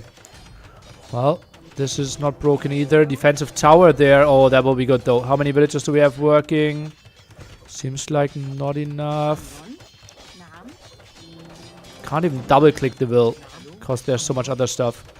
Seems like 3 villagers working. This one could be minimum range. No, it can't be. And the castle at 60%. I don't think this will... I think this will be denied. Feels very likely right now. Gets the second villager. And this one, is this minimum range? This is a minimum range. The tower was 1 tile too close. The villager, if it was to move, he can't detect it. Deletes the tower. What is happening here? Meanwhile, we're trying to contest the left-hand side with another castle. Is he breaking this? With the castle at 93%. Breaks it. Goes for it. Knight to kill the villager. And castle is denied. Oh boy, at 98%! No more villagers being sent in. What are we witnessing again? Oh man, oh man. Camels now through the center, but still the imp castle up. We have more stone control, we have more. And this is again the same thing happening. The third castle denied in this game. Balt tries to build 3 castles, and one is more disastrous than the next one. Did he take some lessons from Sebastian? It looks like it. Maybe they trained together and they put their heads together. What can we do? It's looking... Oh, that villager finished the castle though. It's a good job on that end. Even killed the castle. That was a killed castle. It wasn't. 688. I'm taking that back. He just instantly built a new one. Okay. I just thought the 30 stone. And now the pikes are continuing. 70 population lead soon. Soon we are imping here for Andy. And Balt. What can he do? This will be denied. Goes for more camels. Pikes are being added as well against all this. And Balt. Yeah, I would need to have a transition into a camel plus arbalest. But he will realize this is not my set to win. And Andy goes through. Balt will not make it to NAC. Andy with a shot. And a really good shot to go to NAC. He will play his round of 6 tomorrow against the winner of the bracket, including Sebastian Dark, Cito Draken. So Cito and Sebastian, the likely players that will fight it off, and Andy will be very relaxed. That one will start in a bit more than an hour. Sebastian Dark already starting a bit earlier because Dark had limited time. They all agreed on that. So that's going to be a banger of a set, and Andy will watch that one with a lot of happy feelings. MBL is writing nearly. Thanks you for your message. 3-1 Andy. If I, against all odds, would qualify. Oh boy, this is... Can I drive and you cover the gas instead of plane? Is this the perfect timing to ask this right now?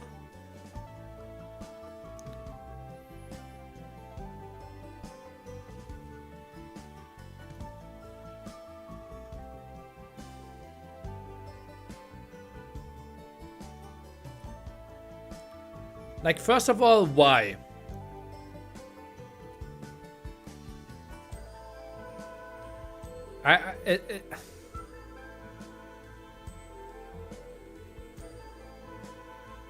You want to do a little road trip. Your casual 3,000 kilometer road trip. Desert Arms, thank you for 4 gifted subs. If I qualify. MBL, focus on playing Age of Empires first, right? Thank you.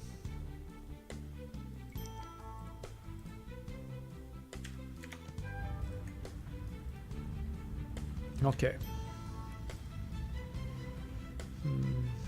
What is the shipping process for items? Well, I open a bag, put the item inside, close the bag, put your address on it, and hand it over to the postman. And from there, some magic happens, and at some point it arrives at your door. That's what I would assume.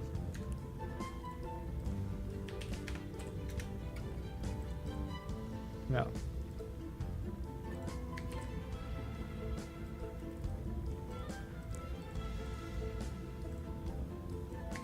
Some magic.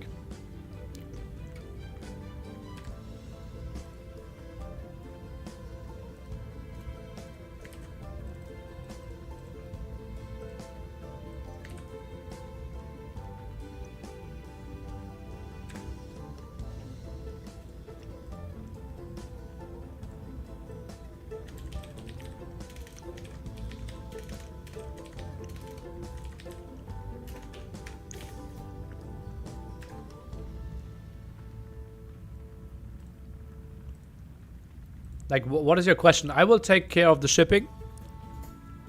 You give me your address, and I will send it to you.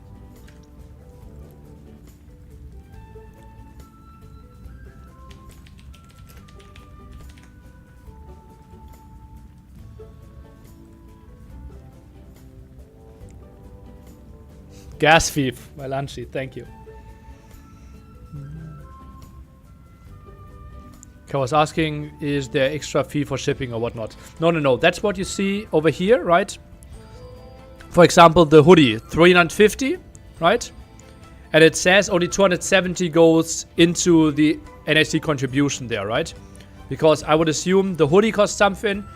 Like, I will let the logo print on it, and then I will ship it to someone, plus PayPal fees, right? So in those $80 that I'm deducting is all that included. And obviously there are some people that are way cheaper to send it to, and there are some people that might even like take it as meetup, right? And others, like, I would assume, like, I would even send it for $20 to the States or something, or maybe more. Who bought my keyboard? I can't play NAC 5 now. Feels bad. Yeah, so good day of contributions today. Really good day of contributions. Did I have another thing on PayPal happening? No, not yet. Score is 0-0. And to make Robo happy, we will write down round of 12 here. What does the 2 behind Jordan's name mean? Some people think it is the seeding, but actually it's mental age. That's why Jordan Doubt has number 1. Capwatch, mature person that he is 14. Yeah. So the prize pool is now above 80k. The prize pool is at 50k. This is all me trying to refinance to not lose money while putting in the 50k. Yeah. Fire is very mature, yeah. But with maturity comes poor tournament performances. MBL should be sitting at like 8 or something. Desert Arms and Grunger, thank you for gifted subs. Thank you for all your support.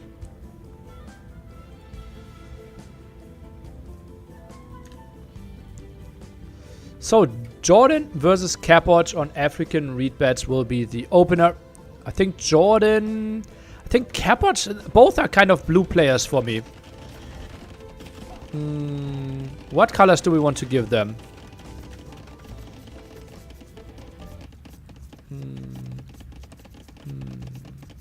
Jordan red? Okay. Then we have that. Then we can say, what's up, Hippo lovers? Round of 12.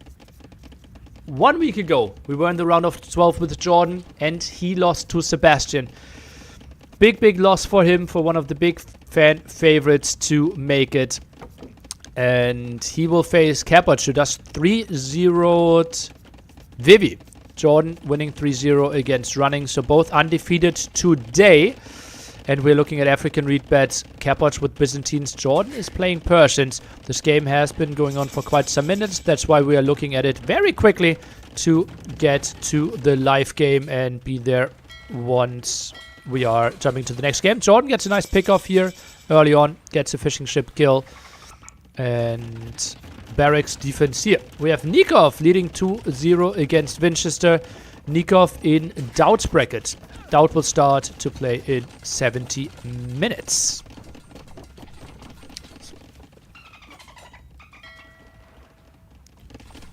More archer aggression. And I think we will now switch to double speed to still catch up to the live game, but also see what the F is going on a bit more. Player color and flag go well together? Okay. Then we will continue with this. Jordan walls off more. Fish trap non-existent so far. Goes for some archer aggression, and Capwatch obviously loves his Byzantines. Chases those archers down with the skirmishes. Shame Winchester isn't in top form like last year. Maybe he is. Maybe he is in his best form, and others just got so much better. It is just so tough to say, right? People are really jumping to crazy numbers right now. when it comes to like their APM, their like numbers didn't make any sense. I just read the viewer numbers, that's why my brain went wild. But yeah, crazy performances by so many players. And yeah, didn't feel like players are falling off. Just feels like the others are crazily improving. Like I know, for example, that like I started my grind a year ago. And I was like roughly number 35, 40 in the world, right? And then I hardcore grinded a year.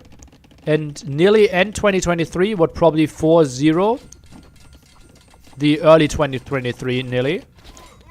In a best of 7. And I didn't increase in world ranking. Right? Maybe I even fell down slightly. Because people are so incredibly good and so many people increased. Yeah. Who are you rooting to win NAC? I actually, it sounds so weird, don't care that much.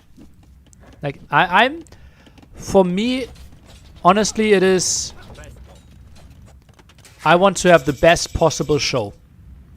And I want to have the most emotions. Like, obviously, like, to generate viewer numbers, like Doubt beating Hera in NAC finals would obviously be one of the craziest storylines. But I'm also realistic, right? So, first step, let Doubt win his round of 24 first, right? So, let's not go there. Like, my dream is just that 55,000 people after the finals will say, damn, I was happy that I tuned in. And that's the goal. No. That's the goal. So who am I rooting against? I don't think, like... That's the good thing, right? We don't have two unexciting players playing. I personally believe that Jordan is relatively unexciting to watch.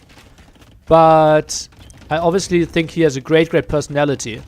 And I think if we didn't know anything about Jordan, his games wouldn't excite me. But since I'm such a big like Jordan personality fan, those games really excite me. Yeah. Can you remember qualifying tournament as good as last weekend? Whew. Whew. Not really. Not really. I think the second qualifying weekend NSC 4 was crazy as well. Yeah. Kara's current form? Yeah, well, that wasn't the question, right? That Terra's the top favorite right now? It's kind of obvious. Jordan under quite some pressure here. 12 economic units ahead. Now the Mangonel crossbow defense. More pressure at the right-hand side. Jordan has to weather quite some storms, and that's going to be an aggressive castle in his face. Full skirmisher camel, and Jordan won't have the answer to that. Villager's a bit off, taking quite some time to get there. Desert Arms flying in with another 5 gifted subs. Crazy. 4 it is. 4 it is. Cheers, Reno. Where does the difference come from? Persian TC. See, either TC, slightly more, but Persian TC is simply working faster. On the full stable, Jordan has to give up this area. And now it's tough to know. Does Jordan need to play Imperial Age or not? It's not that heavy on stone. What's happening? Where's he on stone? I see 3 villagers, but the overlay tells me 16. Ah, here. Look. Okay. So will be the defensive castle, and then probably tries to go into the trap war with Byzantines. Will that be cheaper? And therefore faster. A rumors too that this is the last NAC because they're moving to a house, so you're starting a new tourney. NHC. Aha! Someone is very careful, listening to my every word, and figured out the code that NHC 1 tournament series is going to start next year. Talking about realistic, what was the biggest qualifier you took part in that was something realistic to achieve you in the last 2 years? Well, I was 1 win away to qualify for Red Bull 3. I was, I think personally, 1 game away to qualify from, or have a really good shot in qualifying for Red Bull 5. Yeah. I was 1 unit away. Like, if I knew what longswords were, and that they were good against eagles, I think I had a really good shot at qualifying for Red Bull 5. Yeah. Lost 3-2 against Balls. Then would have had Slam, who I was crushing in practice. Like honestly, like, I think I was like 12-2 or something in practice against him before that. So like mentally I would have been, yeah. I beat Vivi, I beat MBL in qualifier, yeah. But I lost to Vivi in Red Bull 3 qualifier, I believe, right? That's a nice pickup for Jordan. Heavy CA is still missing, crossbows behind this. And I think I want to go for single speed now because the game is just too intense for me.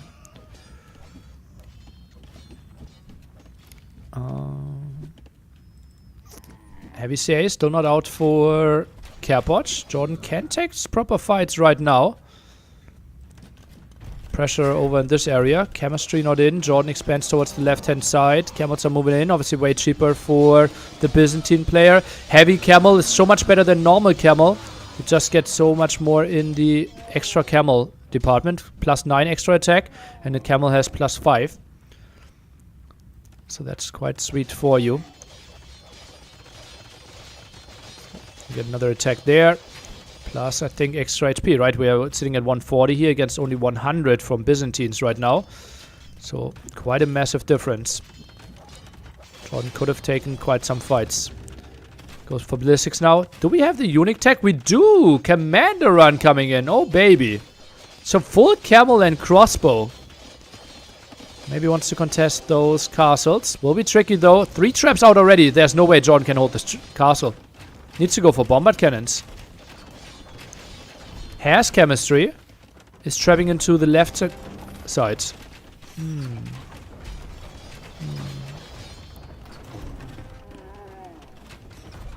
Triple castle set up for Carebotch already. This is the guy that used to show up in the big tournaments over and over again. Now the big fight here. Crossbows, microing this one down. Nice job. And Jordan with the better numbers and bloodlines is taking a solid fight. So many blue camels falling. The castle falls as well. Jordan couldn't hold it. The traps are falling here at the left-hand side. Jordan sits at pop limit against 150 of Carebotch. Military numbers just looking way better. 2k army value against 5k army value. Needs to make sure that those traps are getting repaired though. Otherwise he can't really get onto better numbers. That castle on the hill of Byzantines can be repaired for quite some time. Camels maybe even diving. Maybe diving against the villagers. Obviously not the greatest unit under castle fire.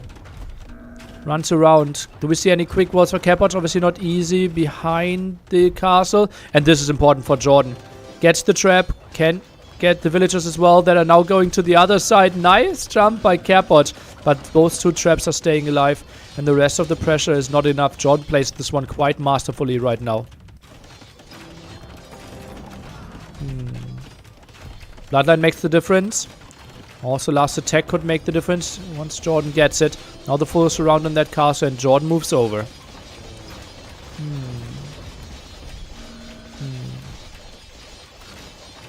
Yeah. Back T was out there as well, but I didn't feel like Back T... like, I felt like I would have had 75% against Back T. But yeah. Back T was in there as well. Yeah. Absolutely correct.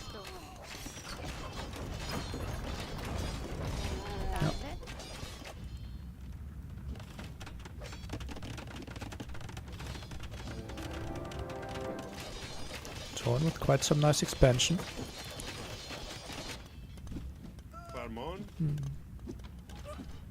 If Jordan always plays like this, he could even win the tourney. Well, he didn't even win the game yet. So...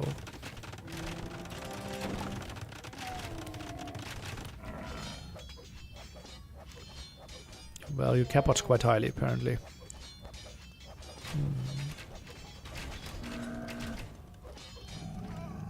And now it feels like Persians should be in a reasonable spot indeed.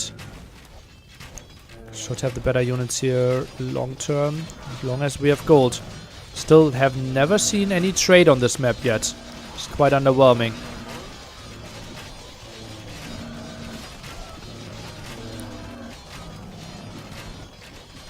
Okay, Jordan wins this fight, but barely. Cost efficiency-wise, Cabotch actually destroyed more resources. Can Cabotch justify cataphracts? He lost 2 castles, still has 3 though. His economy is reasonable for it. Has enough on gold, has enough on food. Is going into the Arbalest tech most likely though. Cataphracts could have been a nice addition. Obviously, Cavalier's good against those though. Don't cut a die to Camel? No, no, no. They don't take any extra damage. Like, Camels have 18 against Cavalry, and I think a normal Kata is like minus 18, and lead Kata is like minus 24 extra damage, something like that. They take 2, so it's minus 16, okay. So cataphracts are designed to be anti-cavalry. It has minus 16? Okay.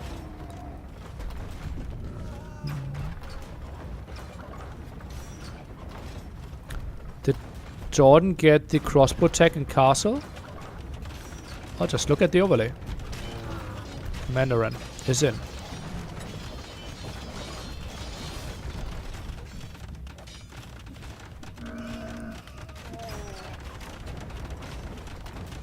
Maybe Gojara camels do reasonably well. Yeah, that's the only one. And Jordan, that should be in and out for him. Lost 1 single camel, some HP, but that's it. Eco upgrades, 6 for Jordan. Cabotch is getting the 5th one. And look at this! Like, the protection here is not there! What is Cabotch doing? Camels are just constantly moving in and out and nothing is happening. Again, another kill without even a single camel loss. On the sloppy side. Trap's now moving forward. Jordan transitioning into something else. Skirm's now exposed. It just feels like Jordan is playing this so much better. The last 5-6 minutes, every single time I watched the fight, it looked like Jordan took a better one. And this one will be full clear up as well. Blue camels have to run. And, well, we know this story. Camels moving in. Getting a trap kill. Moving away again. This time with some more losses. But still really solid for Jordan, who is now taking down this castle. How patiently is he playing this one? Like, he had a castle in his face when he had like 100 resources and was in castle age. 100 food and was in castle age. Really impressive. Jordan pop 190s. Cabotch at 170, but long queue, so he will get to pop limit again.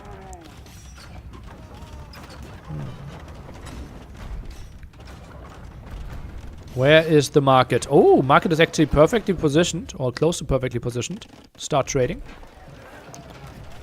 Rally count at 0-0 right now.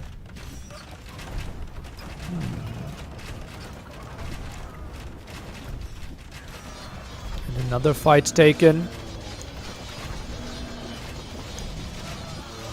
Jordan now has the last attack upgrade as well. Chews through those camels. Just good fight after good fight for Jordan. Maybe Cabotch needs to add some halberdiers. Maybe 5 halberdiers could have helped out a bit. Focus down the crossbows a bit more. That's a dead bombard cannon. And wanted to have those as counter to all the traps. But traps are moving in. Deleted both gates there. Jordan, he's just playing so smoothly right now.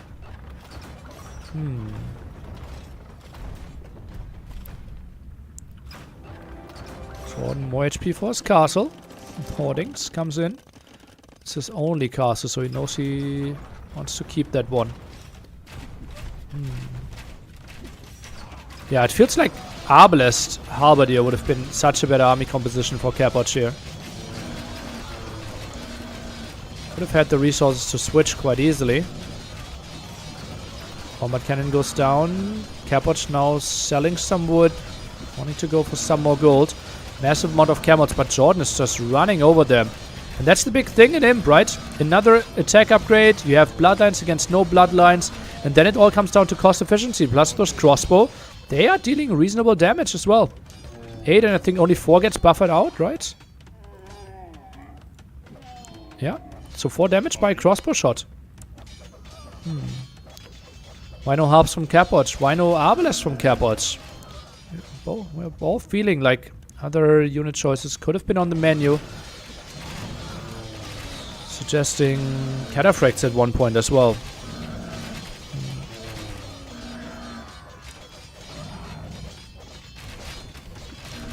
KD plus 100 here. Yeah, Byzantine shouldn't have the greatest one, but this is just wild. Capwatch now at 160. Jordan looking mighty good in those scenarios. Holy moly.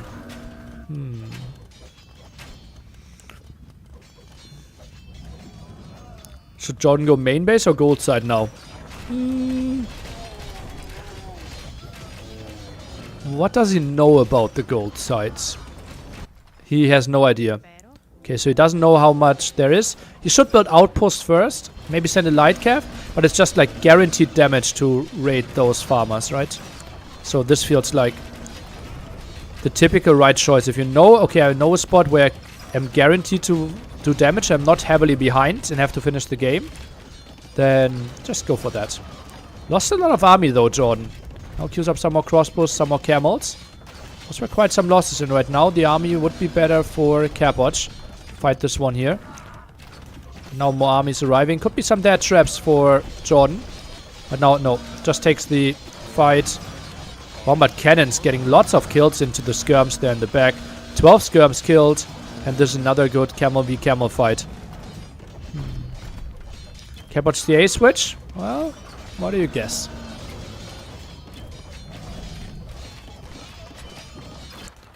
Jordan also deleted all his villagers on fish. Sick. And now he goes for the raid here. I honestly thought earlier that Jordan was in a kind of guaranteed losing position. Maybe it was the stubbornness of Capwatch. That fish died. Jordan, how did he afford that castle? He's with the 11 villagers in stone. Oh, all in the south, in the middle, obviously. Gets all the stone control. Bombard cannons now shooting the starting town center. That castle is really nice. Trap on the ambitious side. Gets blocked off.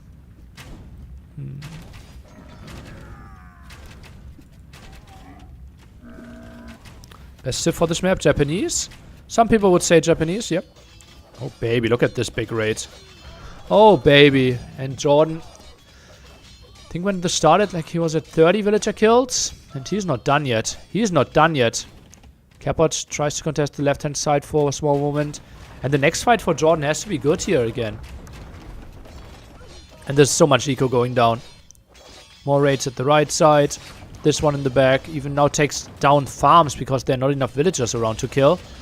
And with 4 traps, even Byzantine castle can't really be held. More raids. 102 military for Jordan now. Has 76 heavy camels. And Capwatch doesn't even take the final fight. GG. Jordan leads this one 1-0 on the neutral map. Have to love it. Really well played by him. And we still have 2 more of Jordan's home maps coming. And we obviously were behind, so I quickly jump into the next game. I would assume that one to already be running, and then we can take care of the scoreboard and such a bit later. And Jordan is typically... Oh, no, they didn't start. So we were just seconds behind. So all good in the hood. African reed beds now played.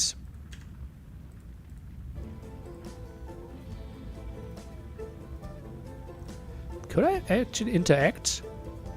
Do we want to have this one like played and won by player 1? This feels confusing though, right? Because Jordan is red. So maybe we want this won by player 2?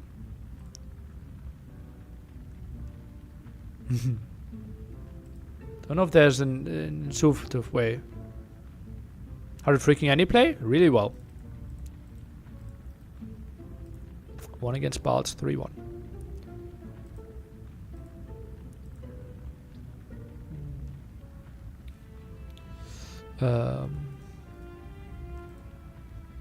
Jordan is Jordan man. Jordan is Jordan, man.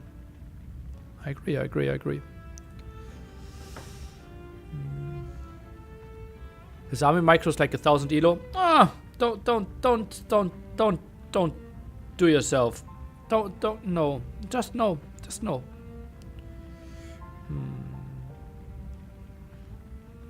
Just, no. Let's not. Nikov leading 2-1 against Winchester. After... was that? Shown properly? Yeah, it was, right, yeah. Yeah, let's not go there. Like Capot's one of the best players of all time, and army control like a 1k. Oh, I need a pizza after comes like this. Capot to destroy all of us. I have a tournament game win against him in a semi-final of a $1,000 tournament.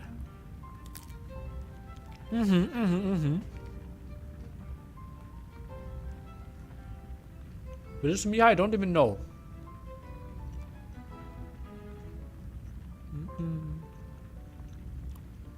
Mihai looking good? Yeah, I especially love his hairline.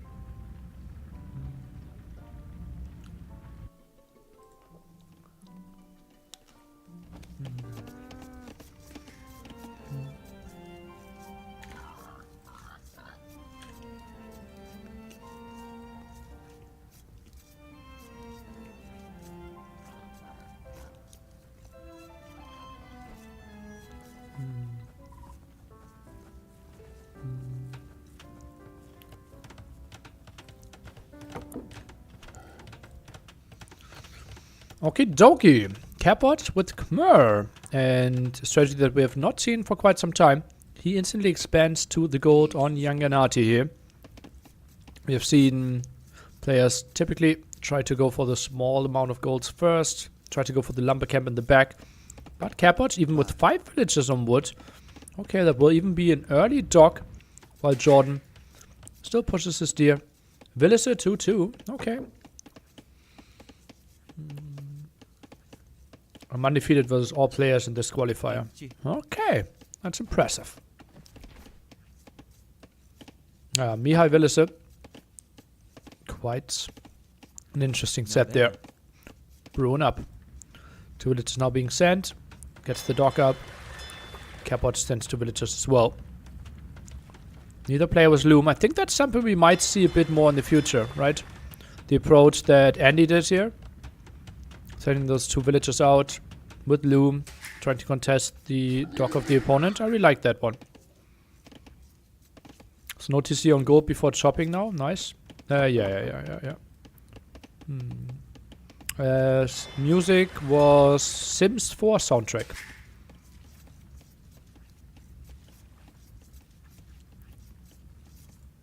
Capot really wanted the gold spot free early in this game. It's wild, so much different players play on this map. Also the Frank Castle drop we have seen from Cito to steal, deny the enemy gold.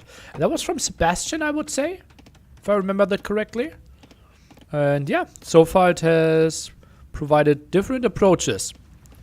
I'm a bit scared that this map will be figured out by the main event though, and then we will see very repetitive games. But we are not there yet. We are not there yet, so... I think the next 10 times I will see this map, I won't get bored of it yet.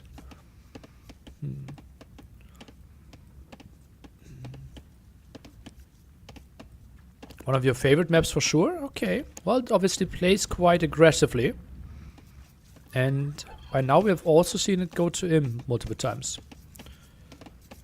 I still think it had been better without the water. Really? Yeah, we have 675 food in the center. You will try to get your share of it. Plus, your villagers obviously can work on shorefish. Shellfish really fast compared to the berries and turkeys that you have around. So people kind of have agreed that sending 2 villagers out in the center is the way to go. I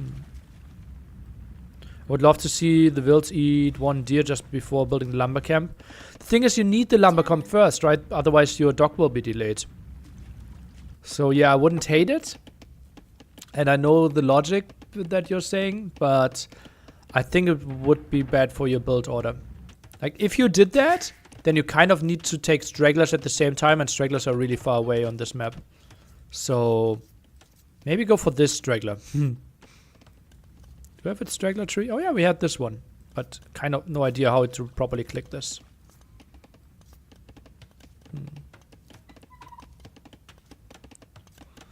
Mew cards are strong on this map, yeah. I wouldn't be surprised if we see Georgians and Armenians on this map. Especially once we get deeper into the best of 7s, best of 9s. Fire galley opening from Jordan. Has the barracks as well, so not unlikely that he will add archers. He collected 10 gold. Ooh, this might be a scout play. And he just collected 10 gold to repair his fire galley. Ooh. Stable for Capot. Spearman out now at the front. Capot also builds a fire galley. He is on gold. Kind of interesting that he has 4 on gold already, although he opened stable. So it will be very quick follow-up with archer range, I would assume. But Jordan will see it. And there indeed is the archer range. So full vision for Jordan. And he might even think, okay, I'm not really going for the stable. But he is doing it. Yeah, his eco setup simply is completely there. But it could be tricky. But knows that no spearmen are out, so him just going full scouts will be a nice start to it. Spearmen can't really get the hits in. And the fire galley fight looks to be kind of evenish. More harassment here in those villagers. Oh, their efficiency goes down quite a bit. Jordan accepts some HP losses on his fishing ship. Wants to micro it back now. Or does he allow the fishing ship to die? What's happening here? And seems like yes, he allows it to die. But knows then the fire galley has lots of HP. And those spearmen are getting more hits in. The game just froze for me.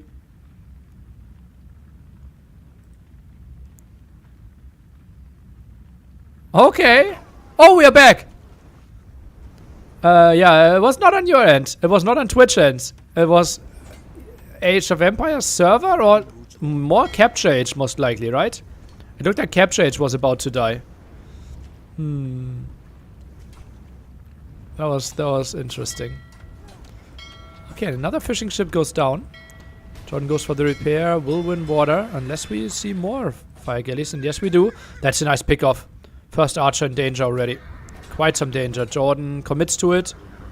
Spearman so efficient. And 5-5 the KD. 2-2 when it comes to fishing ships here in the center. Thanks, CA. Yeah.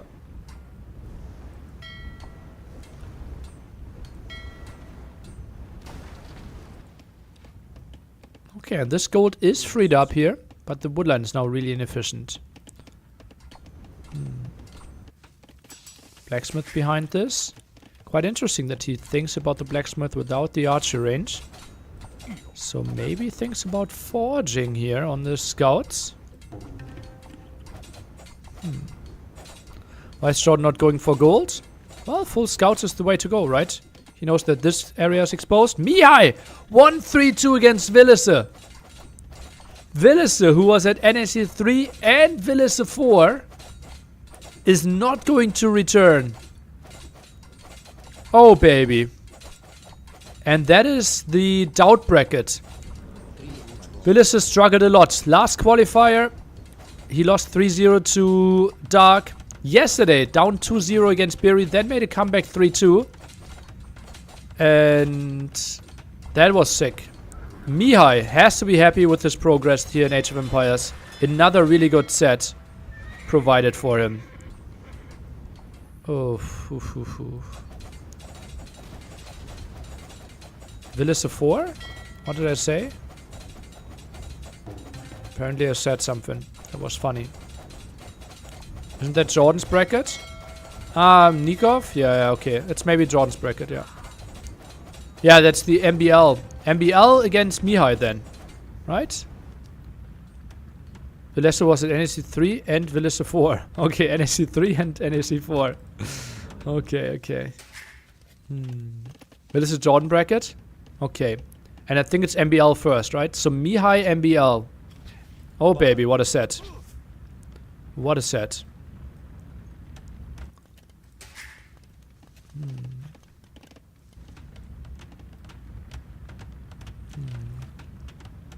That's a good set. Oh! That's disastrous for Capwatch. And not a single house around. Overchop here. So many scouts out. We already get the armor upgrade in. Those scouts will barely take any damage from those villagers now. Fletching comes in. And Capwatch kind of has to finish the game with those 7 archers now. But how can he? Oh! What? Keeps one villager alive apparently. Not really sure what's the logic behind that. Archers now coming over. And Capwatch without the barracks. Jordan can just continue to play full scouts. Could maybe even think about Bloodlines. Is clicking it right now. And he knows he just needs to weather this one storm. And then wins the game. Takes one scout. Sees what's up. And sees another stable being built. So he knows, okay, Capwatch is playing double stable now. So Jordan could even consider adding some more spearmen.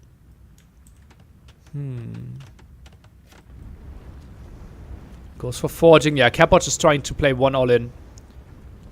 I think Jordan needs another building. I think he needs a second stable. There's one way to lose the game for Jordan. And that would be by getting overwhelmed in feudal age.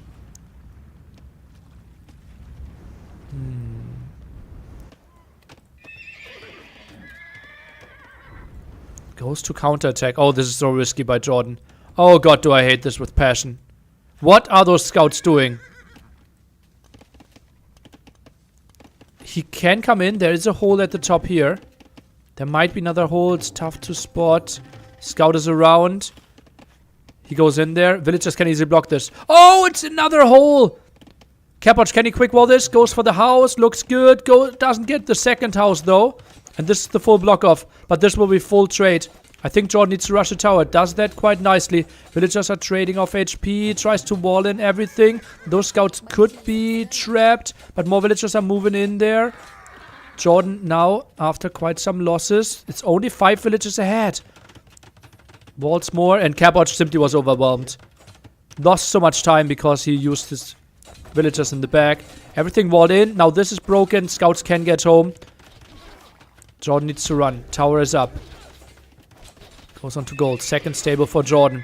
Oh boy, is this map delivering. Another villager dies. I think in any other civ that isn't Khmer would be completely dead here. And those scouts, I think they just go home. Deletes the house, deletes the palisade. And then takes a massive fight. Has bloodlines. Has +1/+1. The best unit that he can build in feudal age. Has 3 eco upgrades in feudal age as well. Can't be too unhappy with this. He's ready to take this fight. Villager-wise, we are way closer though than I would have thought. But obviously wheelbarrow not in. Bloodlines comes in now. Needs to delete all this as well. Does so. Maybe delete the stable? No, not needed. It's chewing through this one, and this was a great fight for Jordan. Population is actually closer than I would have thought, but now we have bloodlines with only 5 scouts left, and Jordan still has so many and does not need to build any more scouts and can think about castle age now with 20 on food, and actually goes for another fire galley. That's a bit of a surprise to me. Can finish those walls, can go onto stone as well, and just to rest the gold. There's so many open resources now from Capwatch. What an easy clear up for Jordan. Will count is almost the same. 41 without wheelbarrow against 44 with wheelbarrow. Fish, obviously not really a thing. And Jordan even adds some more scouts. Feels like this is a threat. Saw it earlier. Nice pick off here. Nice defense as well. This is Jordan playing as good as we know he can.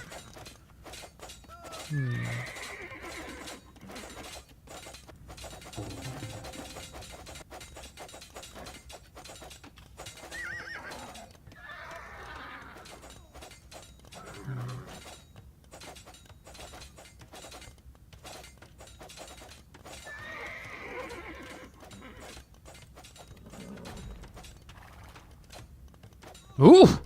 Thought about he could save that villager, but hit over the wall. Tries to save that one. That's obviously a lot of army. And way more scouts being added. I think Jordan needs a market. Gets it now. Can buy himself up. Same goes for Capwatch. Could also really benefit from a market. Yep, players with quite some losses. 10 and 7. The Eco KD. I think we had 2 fishing ships on both sides. So, villager-wise, 8 kills versus 5 kills.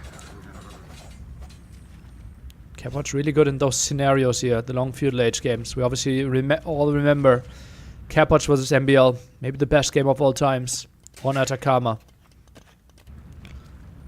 So Capwatch is not completely uncomfortable in those situations. Capwatch, 240 rating points more than Jordan right now on the ladder. But obviously Jordan not having his main priority, being ladder 1v1 rating right now. Collects a bit of stone to get to the town centers. Most of the scouts still at home. Sends 1 scout around. Yoinks some villagers. Oh, that villager getting so much value even. Oh god, and gets the perfect block off. That's so clever. Sees those scouts. Jordan sits at 19 scouts and adds more. And Capwatch just, yeah, him not building a barracks just invites Jordan to keep on the scout production. Is Grubby Smiley? Oh, dandy face. Okay. Scout number 6, right? 21 scouts. When do we ever see that? And he's not done yet. Now sends more out. That one villager continues shopping. Wasn't he at the left? How did he get there?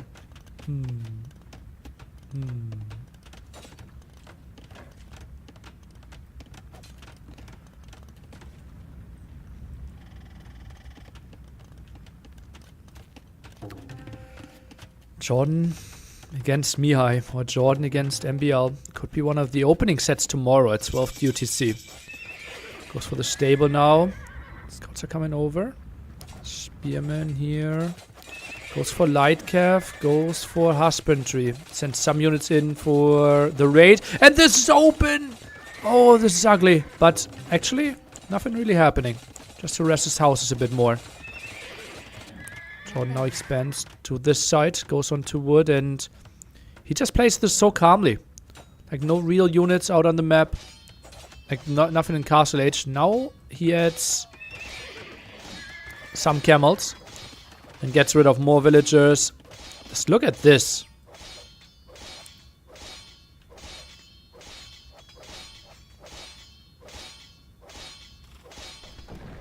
Isn't it beautiful? Meanwhile, he keeps on harassing here. Now jumps into the town center. So much idle for Capwatch. As you can see, work efficiency goes down. He still reaches Castle Age. Can queue up some knights. Is going for the raid at the right hand side. But the town center is ready there. And Jordan sees it in time as well. Won't even lose a single villager. Nice place. And while the scouts are now diving from Capwatch, or are they? Light cav are here. Camels are here as well. Town center is prepared to shoot some arrows. No villagers are dying against this raid. Meanwhile, Jordan continues to stay active. Now a solid 15 villager lead from him while continuing to find more damage. Also does more damage against the house. Villagers are bugging out here, and yeah, work efficiency. Jordan just generates double the resources in the last minute. And Capwatch has to call the GG. Jordan looks good. Looks good. And lots of Jordan fans were really scared last weekend. Really scared last weekend. 3-1 loss against Sebastian, who then didn't even qualify. And people felt like, oh boy, we want to have Jordan at NAC 5. And he heard your calls and trained his ass off during the week. Now leading 2-0 against one of the all-time greats, Capwatch. But it is a best of 5. So we will wait and see how the next games are developing. I'll give you the 2-0 scoreline and we'll give you some Sims soundtrack on your ears. And we can X out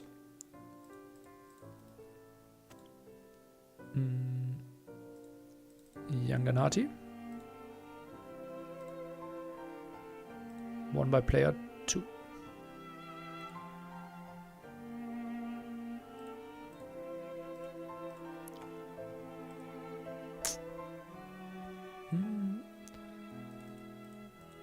Malians liked a lot on this map.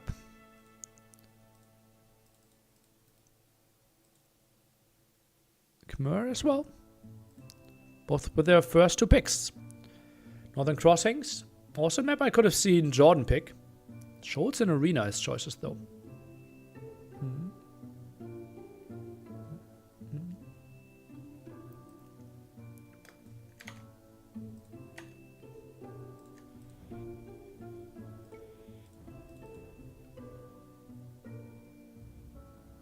And MBL's the toughest opponent. Well, let's see how that one is going to shape out, right? Okay, Jordan hosted the game. We can maybe get some updates on the scores here. Oops, up. So, Sebastian Dark started still 0-0 from what I can see.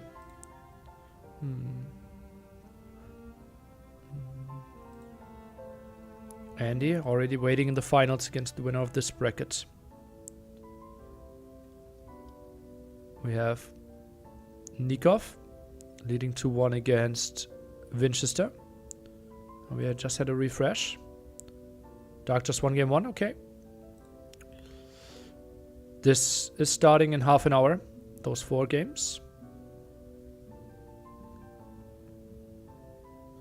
And Mihai is still drafting, okay. So that's going to happen next. Expecting villagers to start to move in 11 minutes. As you can see, map draft and civ draft rolling there. We will finish Jordan Capotch and then we will see where we want to jump. MBL Mihai, I think, is the set that excites me the most right now. Out of all that are running. Yeah. We will jump into MBL Mihai. Yeah.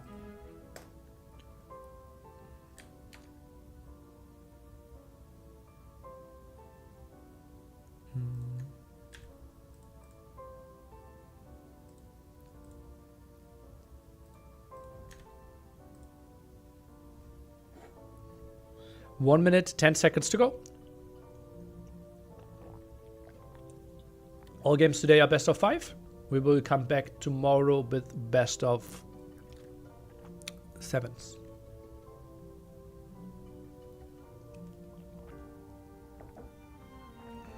Why is Mr. Yona playing qualifiers? Same reason as Hera, Lyri, and the Viper. They were invited directly because they were top 4 at NAC 4. Nikov 1-3-1. Okay, that confirms Nikov in the round of 6. Winchester won't make it to NAC. And that's the doubt bracket. So maybe Nikov doubt repeat of NAC 4 qualifier.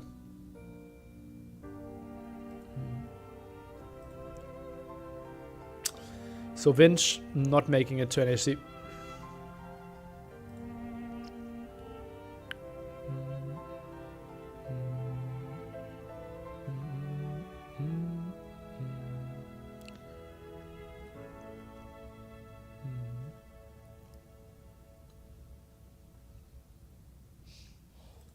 Sad music for Vinch. Northern Crossings. And oh boy, are we seeing civilizations here. Oh boy, are we seeing civilizations. But the game is paused, so we were chill. Sad music for Vinch, yep.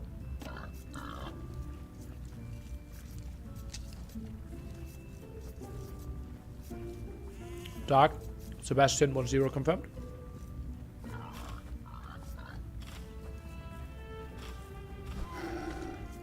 People are already at the main event.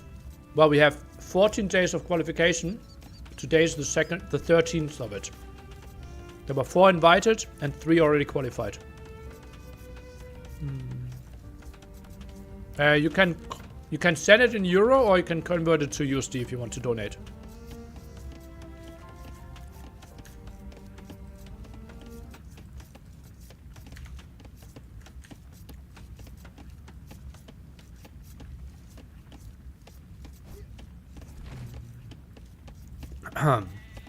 Okie dokie.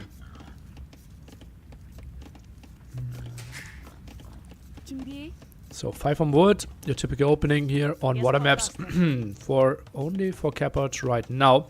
He is picking Armenians. I mean, it's a crazy civilization. Have been picked, I think, like 14 times in this qualifier, and have won like 2 games. One of them was on Northern Crossings. Probably the best Imperial Age water civilization we have right now. They have a tech in their castle, the unique tech, Sicilian fleet, adding extra range for their galleons. I think an extra arrow for their galleons as well. An extra range for their Dromans. And their demos become way, way better. In the sense that their splash radius is increased. And they just feel unstoppable right now. So Jordan does not want to get there. Cilician? Cilician? That makes more sense than Sicilian. Yeah, Cilician. Okay. Okay. The arrow standard, isn't it? It said it, but it looked weird last time we saw them against... Demo radius was nerfed a bit in this patch? Okay, okay. I still feel like they should be crazy. I was confused. Like, I thought there was no difference. But in the ACCM game, it looked like more arrows were flying. And obviously, having a stronger wood upgrade is just absolutely crazy as well.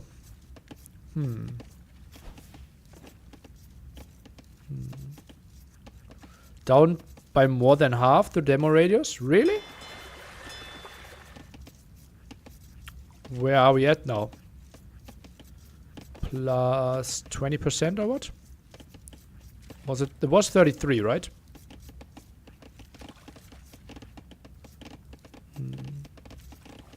At 20. So down by more than half. It's probably wrong. You probably mean the area, right?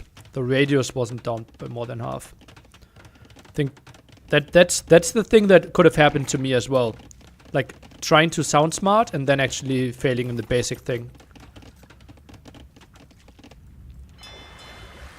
Are Georgians fixed and available for NSC5 main event? They're even available in the qualifier. We've seen them multiple times played already. Cabot is not done. He can turn this around, I think. Okay, okay, I believe her. Jordan again goes for the sneaky dog here.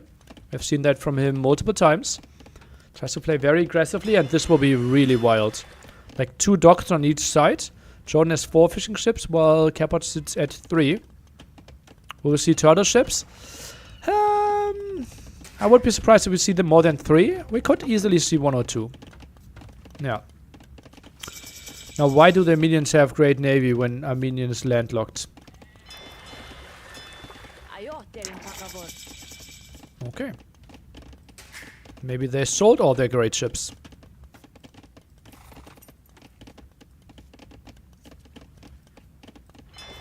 Maybe their empire was bigger at one point. Is composite bowman any good? Yeah, it is. Just unlikely to be a great unit or in this scenario here.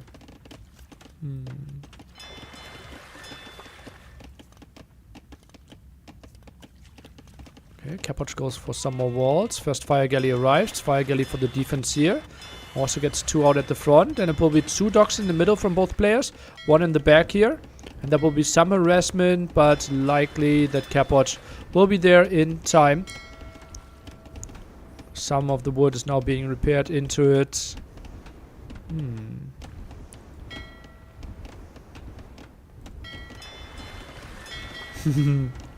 Nice saves, nice saves.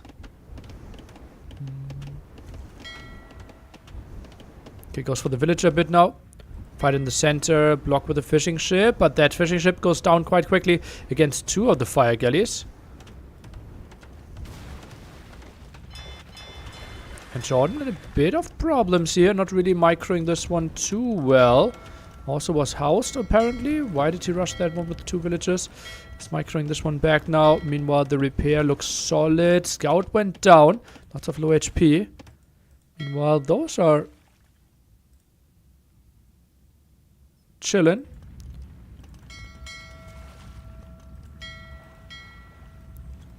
And 2 fire galley. 4 fire galleys for Capots in the center. 6 in total. Has 2 over here. Where did he send his fish? Tries to send his fish around. Oh, that's a lot of time lost. Oh, that's a lot of time lost. I think Jordan will pull ahead in resource collected, simply because those 3 fishing ships are constantly working now. Is he going for triple dock here? No, not yet. Jordan again takes more damage.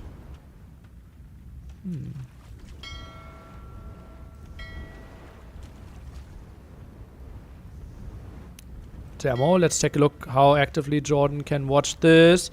Oh, that's a good one. Oh, that's a good one. Capot has to be happy with that connection. Some more repair on those 2 fire galleys. More repair on that side. But as I said, like those fishing ships, and those were low HP from earlier. So fire galley is continuing to deal some damage. Maybe could have even focused down one. And gets a kill here most likely. Yes, it does. And now moves away. More fights here. And so many times where I watch Jordan takes a fight with fewer ships, then micros away. Has to repair. More resources invested because of that. But is ahead in resources simply because of his fishing ships. Need to micro those to the side though. Otherwise he could lose some low HP there. One with very low HP in the back, but is getting saved. Was shift clicked and is now getting back to the tuner at the front. Oh, and Jordan. He sends his fire galleys around. Sends them to the middle. Oh, that's a clever play. That's such a clever play. And now he should overwhelm, right? Unless Capot gets big demo hits in. And we have him only having 1 demo. If Jordan takes that one in a reasonable way, Jordan should overwhelm. 12 fire galleys against 9. Demo gets a good hit in though. Jordan, this is not the best water play I've ever seen from him. Also really tough to fight on basically 3 different angles. 2 through the middle, 1 at the side. You have to keep up your macro behind all this. Capoch does a really reasonable job. But now pressure here at the right hand side from Jordan. Also stopped by Capoch. Meanwhile, fire galley staying active here. And Jordan can rebuild some more fires. Oh man, this is an intense game. Low HP fires. I think he might want to trade up with the demo. No, not going to happen. Can repair this one off. And that's a nice move. That's a nice move by Capwatch again.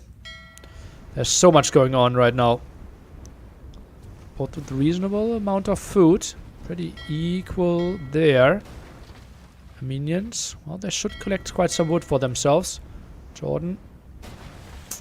Another hit of a demo that was not underwhelming.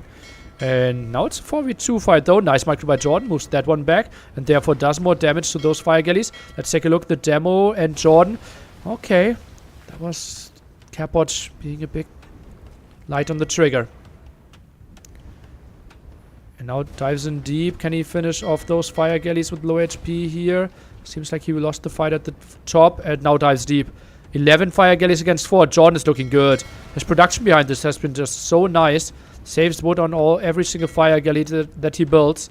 Meanwhile, goes for more aggression on this side. And now all the fish is gone. While Jordan still has 3 fishing ships. Jordan 11 villagers in the queue. Just a market use could be something. But oh boy. Capoch now arrives with the archers. Idle TC. Really solid for both of them. Quite some good macro behind it. Jordan has to evacuate this area. Maybe defensive tower could be an option. Builds the barracks first. Maybe only 1 single villager lost. Not even that.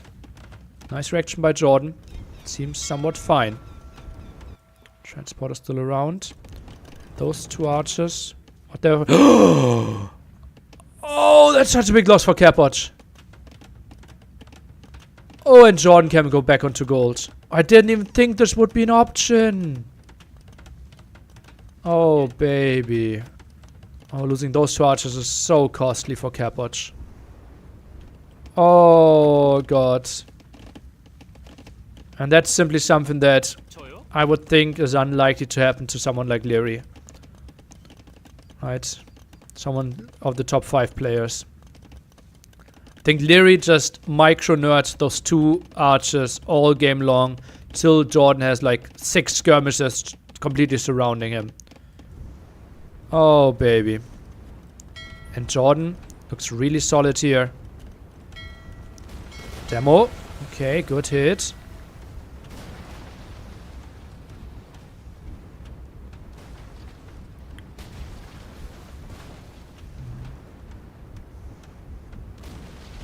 Poof.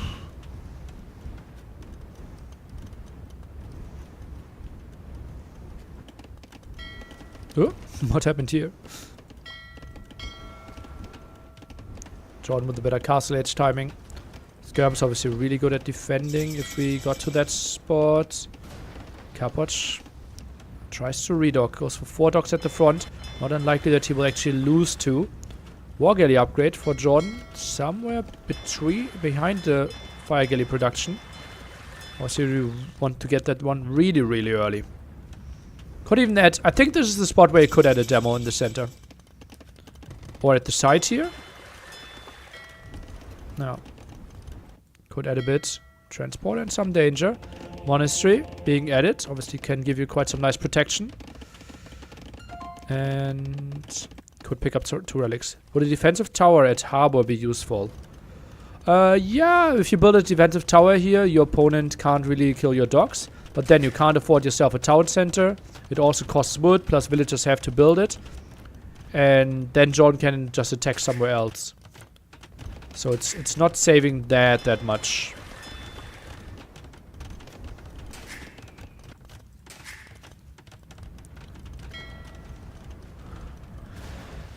In 12 minutes, Doubt's set and Doubt's group will start.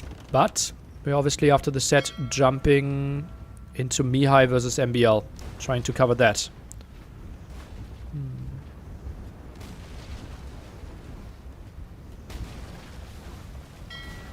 What's the best civ on this map? Different people giving you different answers there. Armenians could be the best civ. We don't know enough. Within the top 5, very likely Koreans, Italians, Portuguese, Bengalis, Byzantines. Byzantines might be the best as well. Yeah, Vikings are not a great option. Like, not bad, but I don't think... Oh, Dravidians is something I forgot, yeah. So I think we have like 7-8 contenders. Our finals tomorrow, the round of 6. The final round with the best of 7s is indeed tomorrow. Vikings don't have Fire Galley, right? So the opponent just scouts where you are building your dock and builds their dock next to yours. And then you always lose the fight early on. And you're guaranteed to lose your fish.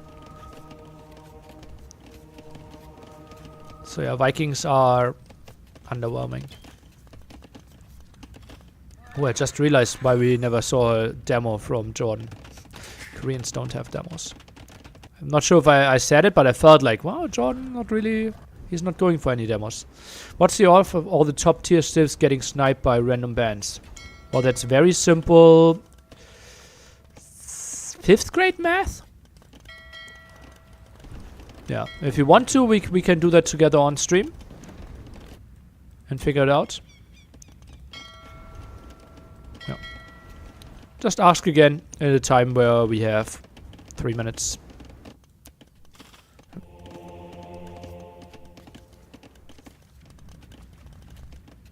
That's not 5th grade nearly? If I educated you for the first 4 years, you are there in 5th grade. Maybe where you are coming from and with the teachers you had, it's 7th grade. Which is okay, yeah.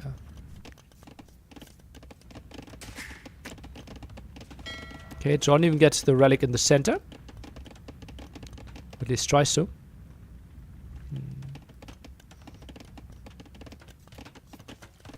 Which aid did or will you teach? I taught mainly 6 till 10-year-olds, but also had half a year of... how old are those? 14 to 15-year-olds. Oh, she baited. I really like that Jordan is going for CA here. Gives him some map control. He knows what's coming. Some more harassment. Just takes all the advantages with it. And it's 26 against 1 military. And I think if this is game 1, Capoch would have already tapped out. But since he knows if he loses this game, his dreams of NAC are over. I can understand.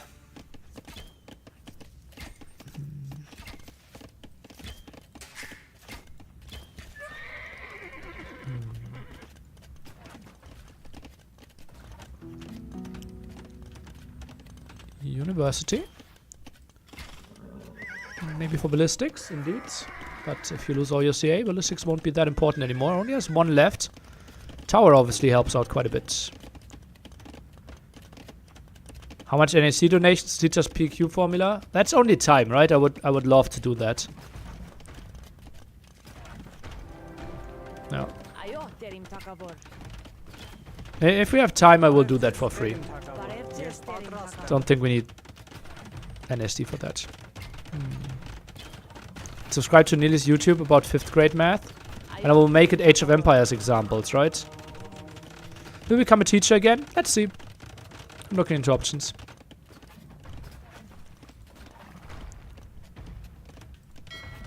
Transporter with 5 villagers. That's, I think, for a tower here, right? Prediction? We will see murder holds this game. Okay, or better prediction. We should see murder holds this game. How many CA do we have? Oh, wow. We actually have Capoch going for CA. How about heated shot? Probably even before that. Both players up to him with similar timings.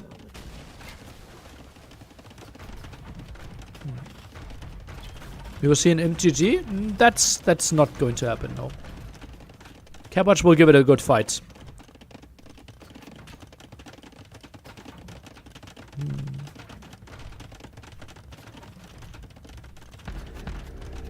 Capoch is the fighter? Yeah.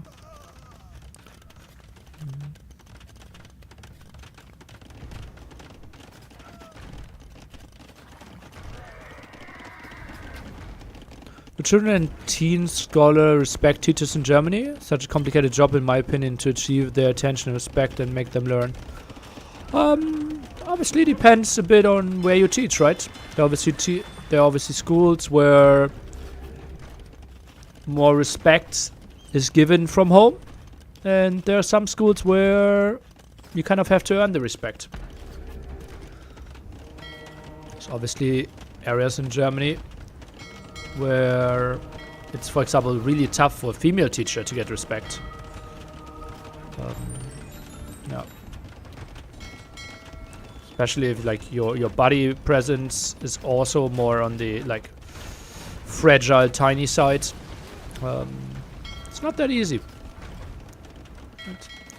I had colleagues that were simply smaller than 7-year-olds. 7-year-olds, no, not 7th graders. Yeah, and then that's tough to like to get a lot of respect and like tell them you didn't do your homework, and they were like, so what? Right, so it's no heavy demo. Oh, cancelled. Or did he lose a dog? No, goes for Galleon first.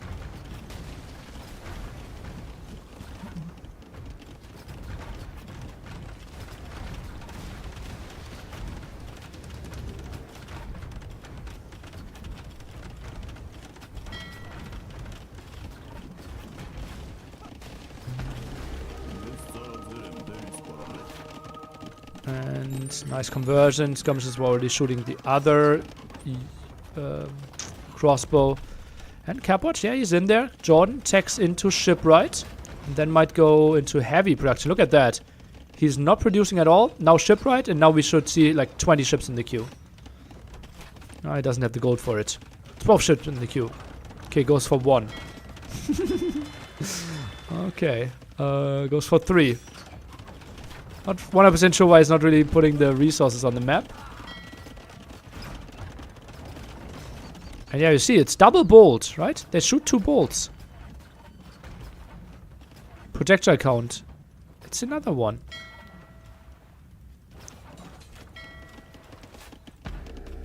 So minion galleons should be sick.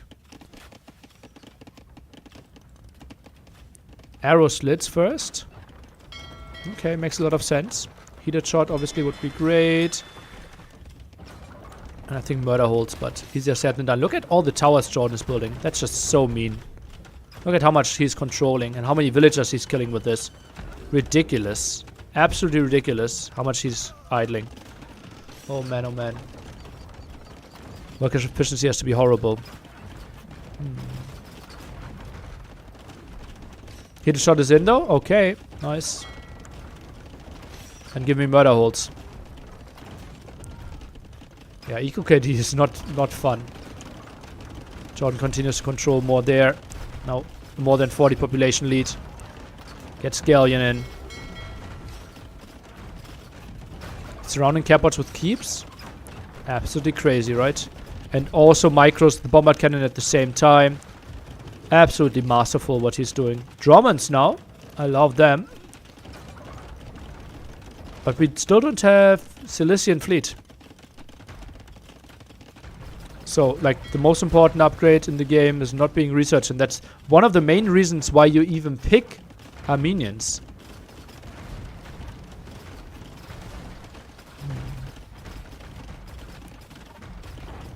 Those towers, like, they will have most of the kills overall, right? All towers combined at 48 kills.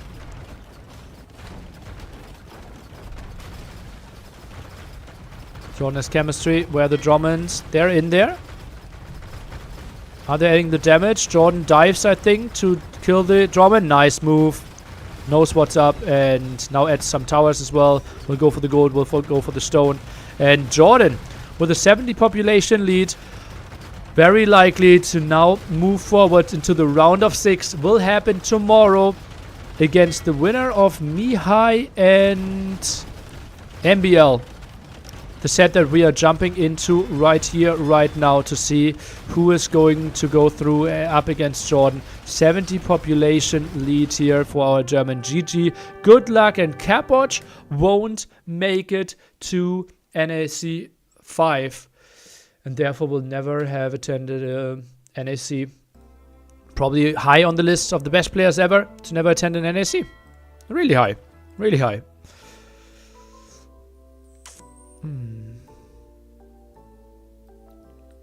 Drummond's not even that great. Oh, you have 12 range. Right now Jordan has 11 range. Maybe gets more. Whew. Does Jordan have enough vacation days to attend? I would assume he can make some space. He only needs to take 5 days as well, right? And it's next year. So unless he has the full year planned, I think we will be fine. Okay, so 3-0 here. We will jump into the next game. MBL versus Mihai. And then we'll try to catch up with the draft.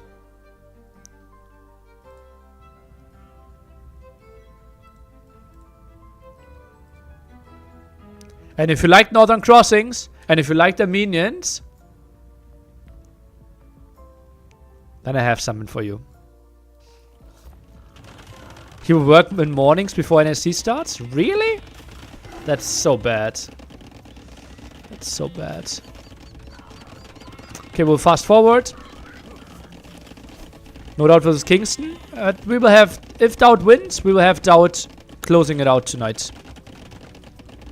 Right? But this one is just too big of a set to miss out on it.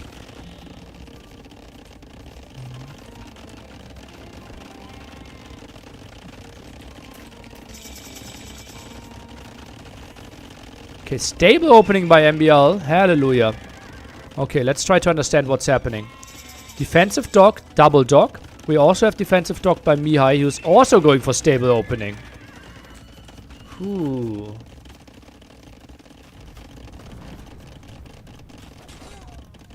Drawing a clean 6-0 day. Yeah. Okay, dock at the front for Mihai. MBL with some small harassment. Not a single farm from him. No mill from Mihai either. We see a surprisingly high amount of scouts. Castle Age already in for Mihai. And MBL, he goes aggressively from the side. Archer range being added as well. We will go to 2x speed to get a bit of an idea of what's happening. And those villagers are really exposed, but maybe 2 knights could fight this off. Especially if the spearman dies. Which it could. TC being added. And that will be quite a loss for MBL.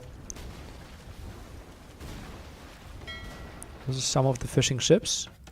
Barracks now at the front. Oh baby, MBL things. MBL no flag? Okay. MBL flag.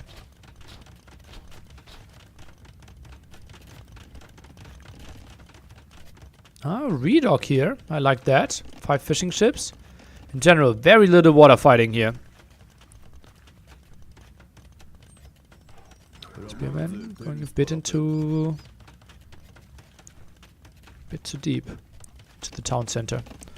Lightcav runs around. Interesting that he attacked Lightcav. This one was cleared up. 2 fishing ships left for MBL. Now we'll go for more fire galleys. This is spotted.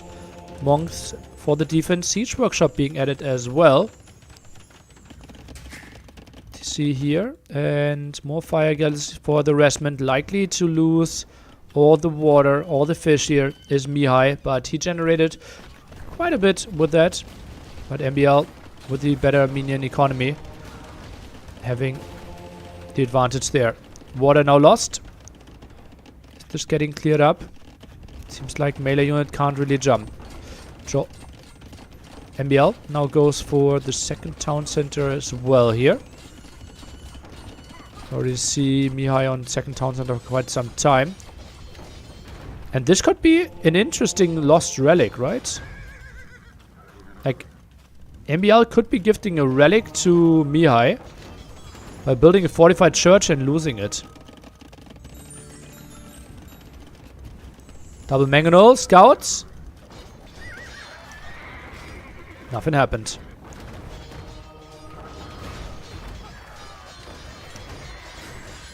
Got the kill onto both mangonels, but also lost a lot of warrior priests.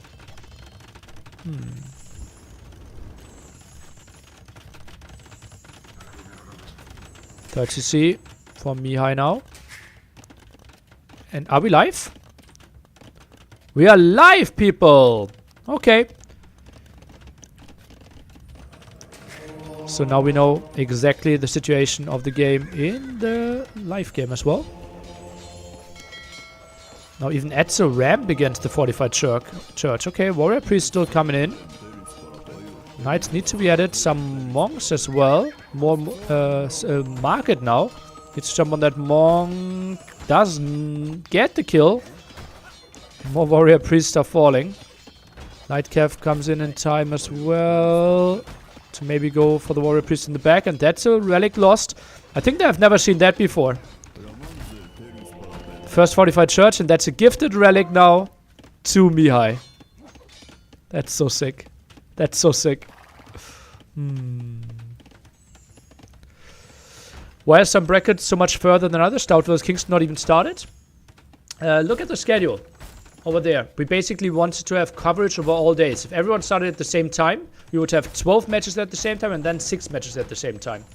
But staggering them throughout the day meant that we would have entertainment over 12 hours.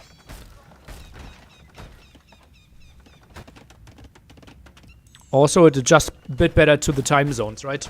So that we, for example, had some agents starting earlier, like Vivi, and some Americans like Kingston starting a bit later. Okay, Mihai wanted a castle here, got denied first though, and now he's shift clicking this back. No, he just goes for the house.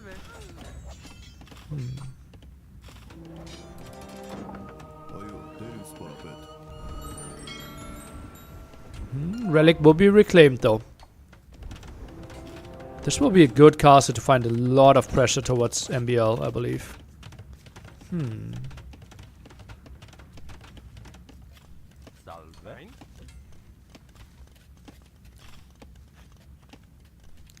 69 villagers against 70. Feels like a relatively even game. MBL goes for the 4th TC. Mihai sits on 3. Water control close to non-existent. Don't even know where the fishing ships are. Some at the top here, some at the side here. But that will be a really nice controlling castle. It's quite amazing how different these two Northern Crossing games have been. Yeah, I think adding the crossing just added so much. And obviously MBL plays very different to Capwatch and Jordan. But Mihai mirrored the strategy, right? So, kind of makes sense. Yeah, this makes me really happy. So far I've been extremely happy with the map pool. Delete? Nope.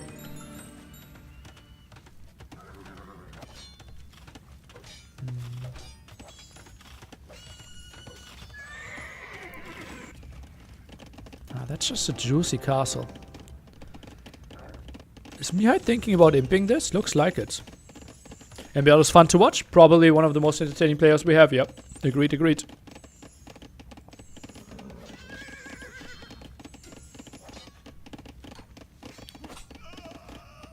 Sanctity.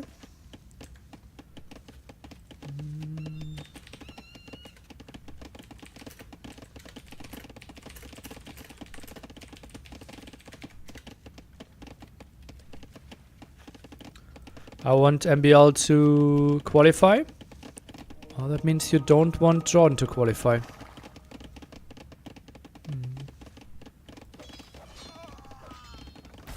MBL vs Matze would be a crazy show match. Would be fun, would be fun.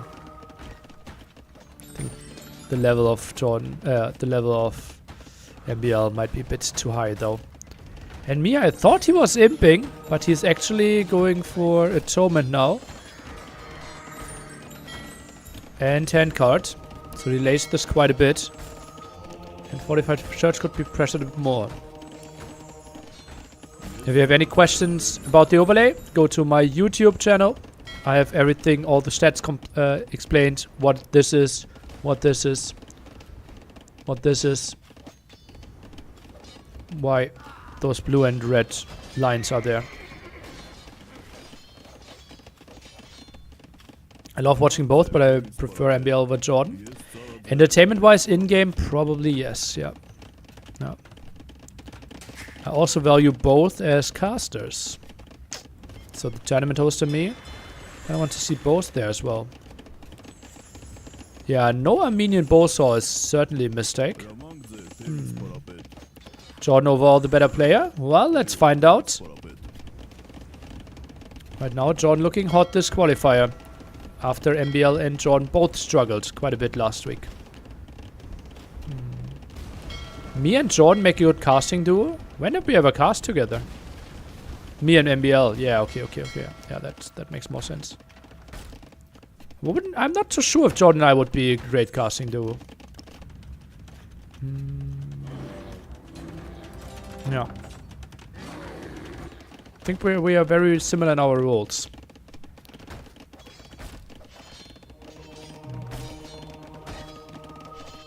Didn't you cast at the first NAC? Probably, but that's so long ago I don't even remember. 5.5 years ago by now.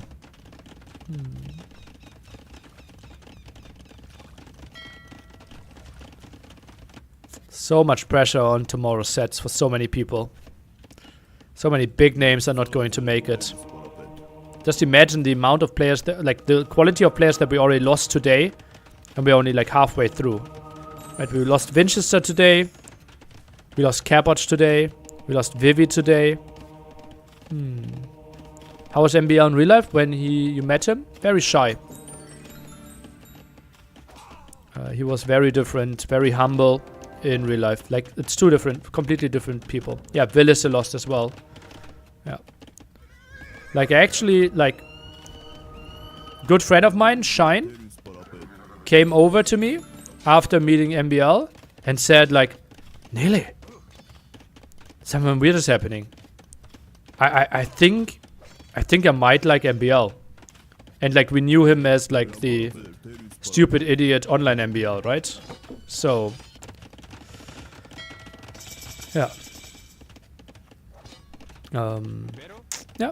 Like I understand him way more, and I think I would be harder on him if I only knew his online personality. Well, he's not only a keyboard warrior, he's also a microphone warrior, right? But he's not a face-to-face warrior.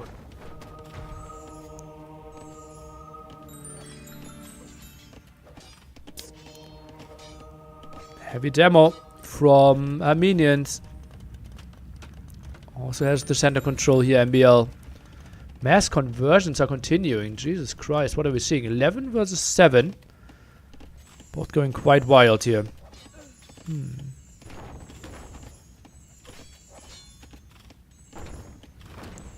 I remember when you and MBL played CSGO a while back. It was the funniest content I've ever seen. That was a good one. That was a good one, yeah.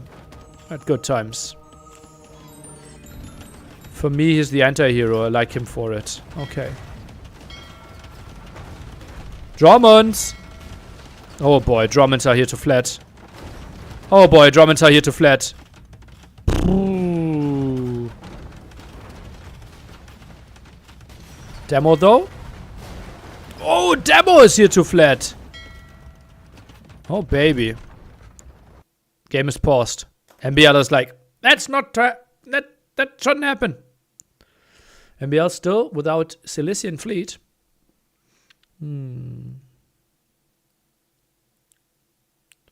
What happened to the Max? Just focusing on different things. You're not really competing that much. It's not a real unit.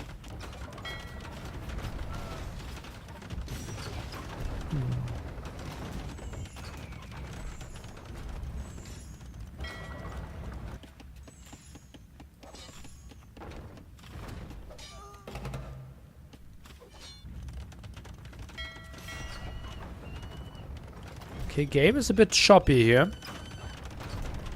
Not 100% sure what's happening.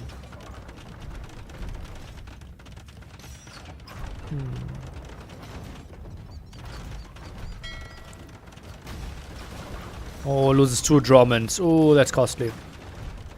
Goes to for Cilician fleet though. More radius on those demos. More range on those galleons. And does he even wait? He didn't even need to wait. Okay, this is still heavy demos. They're still pretty solid. And this is the dream of MBL, right? Being annoying at the right hand side and then the big bada booms through the center. And now a 50 population lead here for MBL. And he can now just easily go for the snipes there. Bombard cannon dies. Trap is in danger as well. And Mihai is 50 population behind. Oh baby. Relic count 4-1 in favor of MBL. Reclaimed those. Now big question. Yeah, just a Drummond here would be really nice as well.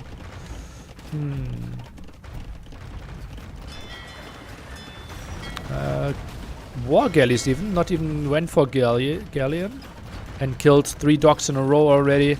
And this will be tough for Mihai. Adds more farms. I'm not sure what we need those for. Ah, shipwright maybe not in yet.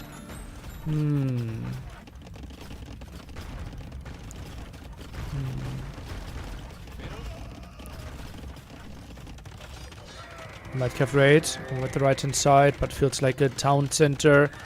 With Brazo, should be doing reasonably well. Now builds the defensive castle against the raids as well.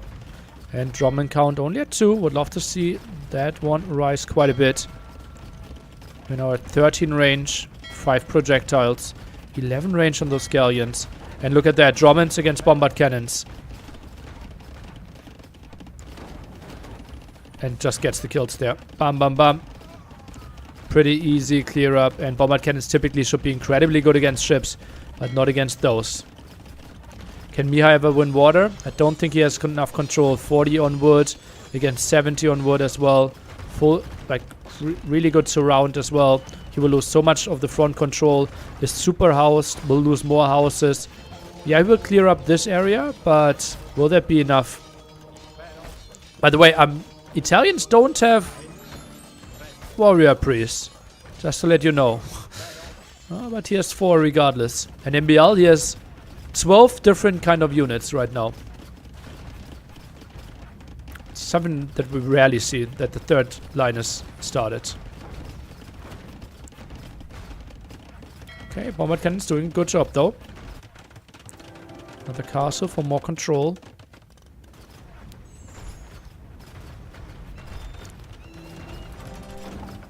Mihai still in this one, technically.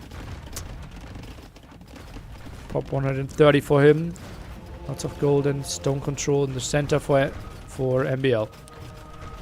Since MBL is known for his Mangler micro, I could see him at the best Dominant player. Well, obviously, like, the focus is a bit different there, but yeah, units are pretty similar. Just the micro is very different. Block printing now added, okay. The thing is, like, you are behind, and every ship that you will build now is worse than the ship that the opponent is building. Oh, now? Now it looks different, right? What is happening here? It has the small projectile and the big projectile. Nobody shows the Jordan game. We showed the full Jordan game. It's over, 3-0. Sebastian vs. Dark, 1-1.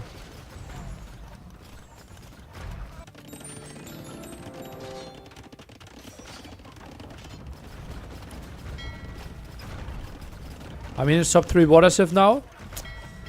We don't know yet. We don't really know. Top 10, very likely.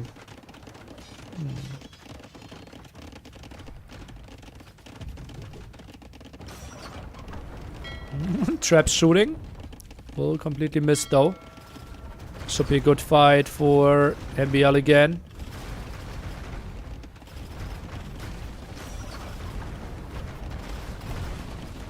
We just saw Portuguese cannon gallons on Yanganati. Really? Really? That's sick.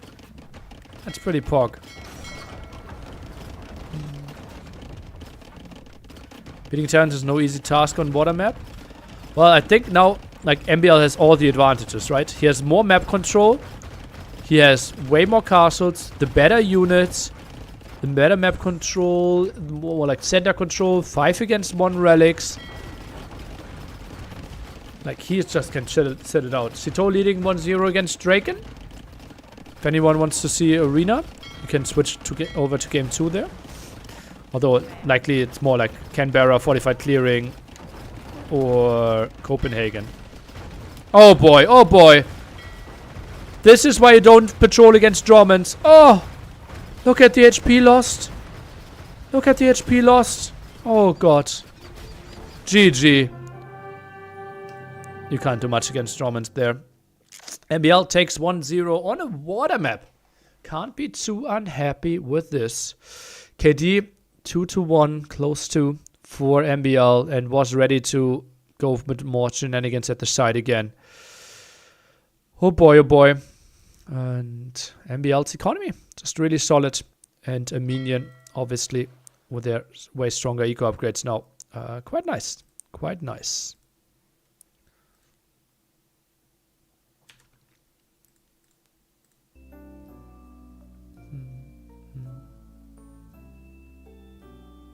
$1.88 the kitty. And yeah, look at that, 21,000 extra resources.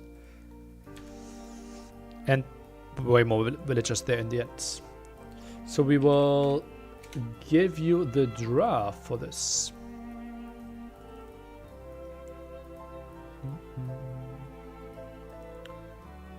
Sifs.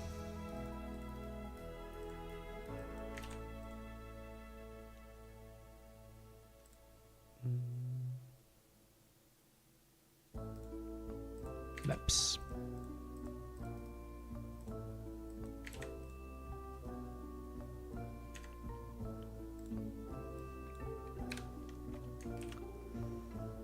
And seeds were MBL being seed 8.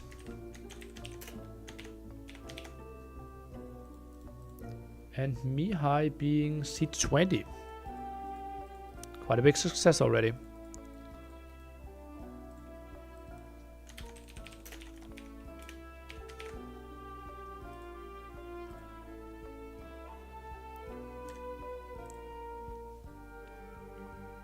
Didn't he resign a bit too early? No, no, no. He resigned way too late. He obviously with his...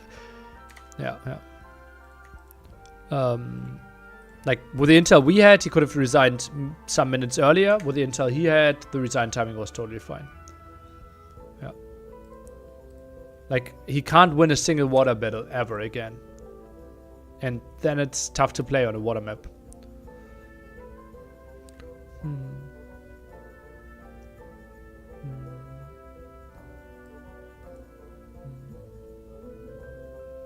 If a lower seeded player beat a higher seeded player, do they get their seeding? Like Ozone got Magugu's seeding now? What would that change? The brackets are done before that. Would that change at all?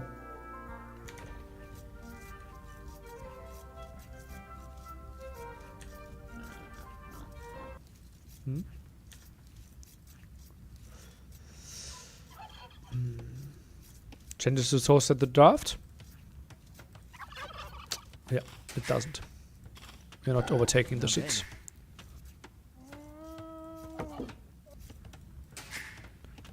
Fenix's situation was other way around. He could have played on. No, no. No, he's just dead. MBL was floating 2,500 gold. If it's 5 against 1 relics, you still not win with the worst civ, 120 pop against 200 pop. Okay, I need some sugar water. For a little bit here. When is 18 UTC? In 23 hours and 37 minutes.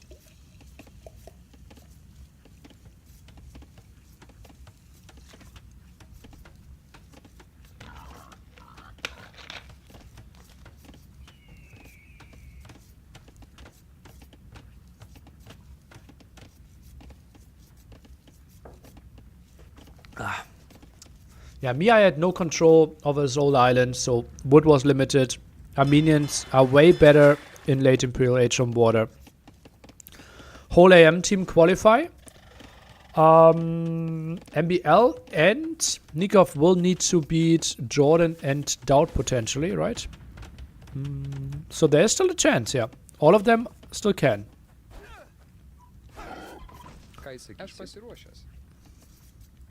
Yeah, there's so many names that can compete right now. Which civs can shoot arrows from the docks? Does it have to be researched for them? The civ is called Malay, and they have to research that in their castle. And then they upgrade from docks to harbors. Have we ever seen any player not going for any docks on this map? Yeah, we have seen Khmer ignore the water, for example.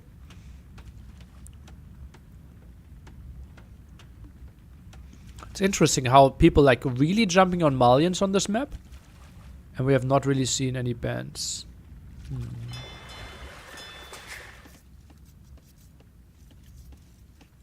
Some more deer push. I think I will open a window. 6.5 hours into the cast. I think we will still have like 5 hours in front of us. Obviously this set will finish, and then we will have 2 full best of 5s still after this.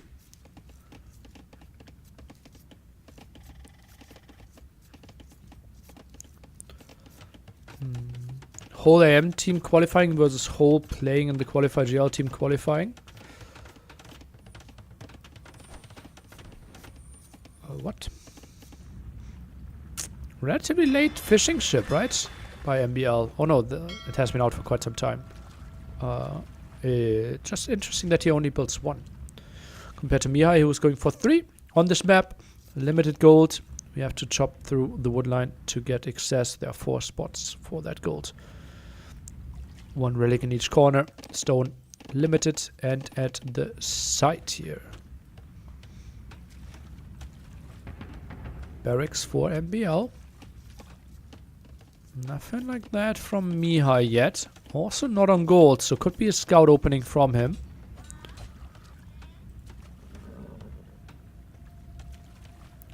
MBL will have the better opening. Faster opening. Can easily instantly start with the fire galley if he wants to. Will delay his stable though. And now some long distance mining. Actually goes for the mining camp even. Interesting. So there is a tiny chance he thinks about going archers here.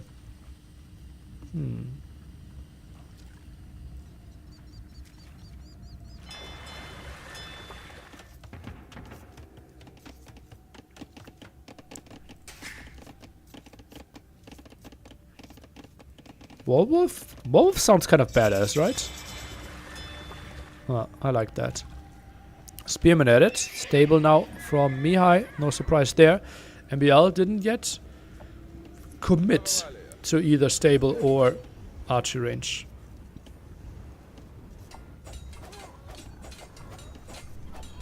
Some harassment here on the spearman or on the scouts. But now spearman is coming out. Those fishing ships are going to die. And we don't see any contest here from Mihai. So he will give up the food. And MBL will get quite a bit out of it. Huh. What was even better knowing that historically it was only used after the Scots surrendered. Okay. Oh, some damage here. Oh, gets the kill against the scout though. Can't complain about that. Still 2 on gold and MBL. What's his unit choice right now? The unit choice is spearman only. Adds 2 more fishing ships. Not sure about that. Is that really worth it? Then has to go for fish traps. Don't see the value in that too much. Goes to the stable at home now. Still keeps the 2 on gold. No movement around from there. NBL, he has to be loving life. Just plays a casual game. Isn't behind in fishing ship count. And can just play mass spearman.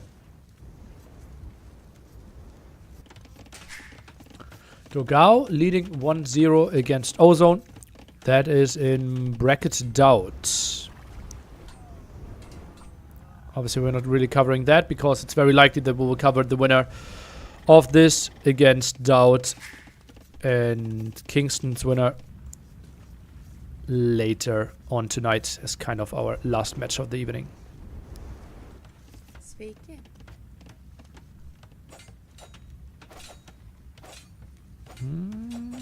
Spread the damage a bit. MBL is trying to dance. Nice move. Got some blocks in there. MBL saving those 2 builds. That's like not a lot of damage output from those 3 scouts. I'm a bit surprised. Just easily quick waltz this. Spearman around. Woodline kind of open now. Spearman went a bit out of position. Was chilling over here. Now MBL needs to take some villages to fight this one off. Moves them closer together though. He's just so good in those spots. To just basically say, okay, if you want to commit, if you really want to get a villager kill, well then I will force you to lose all your 3 scouts. And this one should be walled off now. Gets the house up. Scouts are out, but we see Mihai being fully walled as well. Not the greatest gold control.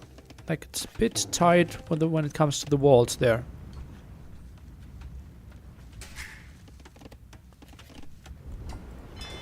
And indeed, we see fish traps. Mihai not going for any ranged units, so can't really contest those. What was the result of Doubt vs Kingston? I don't see it on Wikipedia. It is starting 18 UTC. So I would assume they are in game 1 right now. Press on the small I at Wikipedia and you know the starting times. Mihai active with the scouts. Won't lose too many unnecessary HP. Blacksmith being added, and this will be a relative competitive cast edge time from both of them.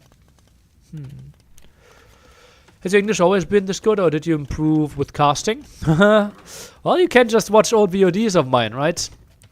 I also had a surgery in 2016, and had a crazy lisp because I was wearing braces for like 2 years. So my casting late 2016 till like early 2018 was really shaky. Maybe even till mid 2018. So that was not pretty. And obviously my English improved a bit, right? I took some English lessons. I actually took English lessons and forced them to watch my casts and give me feedback on it, but it was really awkward. I also had a tandem partner for like 4 meetings or something. And I also had like other English teachers actually correcting me quite a bit. For example, till maybe 2018, I didn't know the difference between Viper and Viper. And I couldn't even hear the difference. And I always said Viper. Yeah. So, and I cast like this for like 3-4 years. And I couldn't even hear the difference. And now I like actively over pronounce it. Yeah. And there are some other things like I'm good friends with an English teacher that is sometimes correcting me on stuff. And yeah. He knows very common mistakes of German people, right? Yeah.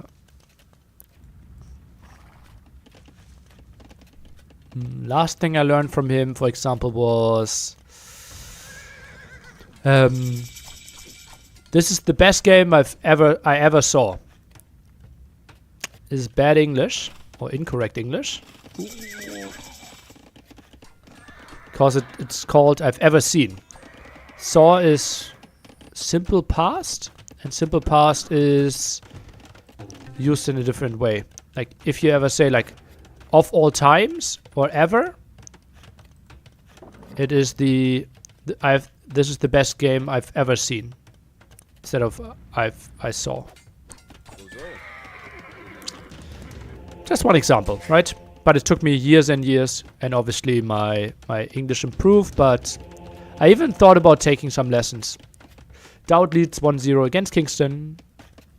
So present perfect. Yeah, I don't know the real terms, but yeah. I'm not an English teacher.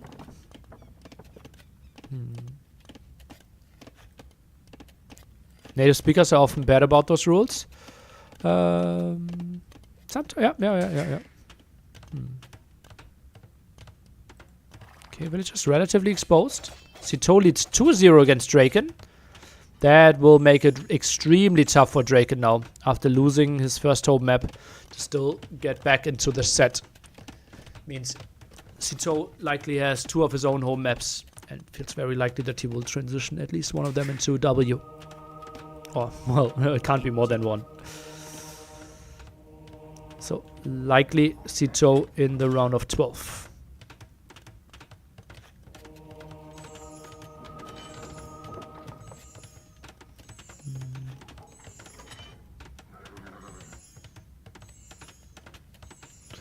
I saw a game and it was the best game ever. Correctly. Correctus.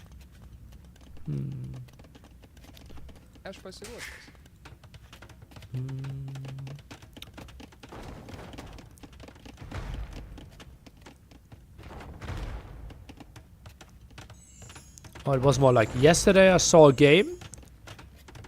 And I think it's like I've seen a game. Yeah. Well, I'm not 100% confident. Yeah.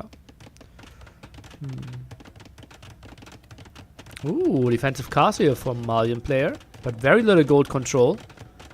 But the push will be stopped. Let's see if we see any villager losses. Loses Monville. Reasonable move. Does he get another shot in? Goes for the scouts first. Goes for the gate again. 63%. Mangonel shot lost. And MBL is just the very best at this. It's not even fair. Oh! Goes out with the villagers a bit too early. Oh, he wanted to dodge the shot. Went inside and went out again. Lost the will. And MBL, well, he's thinking about getting control over that gold now. And therefore, this will be the best spots to attack. On subject of pronunciation, mistakes. You keep saying mistake instead of mistake.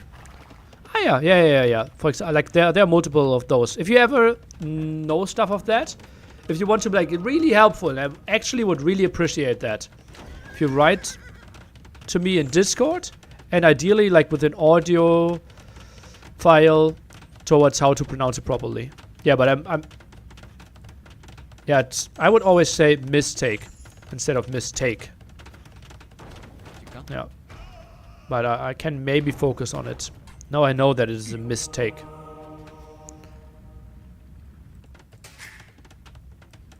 That's so tough for me. I like the way you pronounce things. Don't be blindly in love with me. Question everything. Yeah, also like the word that I struggle the most with. Like it will haunt you. It will haunt you if I tell you. So quickly mute everything for like 15 seconds. Otherwise you will hear it every single time. Is serious. Like multiple games. Right? I'm always saying serious. But it should be more like together, right? Like serious. Yeah, and I really struggle with that. No, it's a serious problem of mine. Those conversions were so good.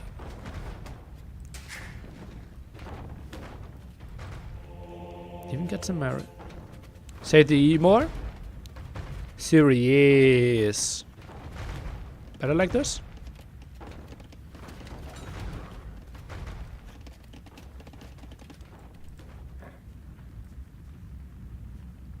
Killed ETC.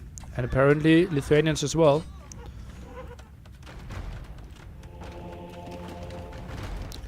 Okay. What do the battles find now? Villages are still reasonably close. Although we're sitting on 3 town centers here. MBL had to have some either TC. No, the TCs were just late. Okay. 5 villager advantage. Wheelbarrow against wheelbarrow as well. Parthian tactics is worse. Don't want to be rude, but says something rude. Thank you for your message. What did I just say? If you want to actually help, send me a message with better pronunciation. And help me out. Instead of like, oh, you're doing this wrong. This is like helping me 0%. And then also saying like, I don't want to be rude. Is like you're lying to yourself, not only being rude. English phonetically is so inconsistent, almost impossible to pronounce everything correctly. Well, on first try, surely. For example, surely is something I use incorrectly quite a bit. Yeah.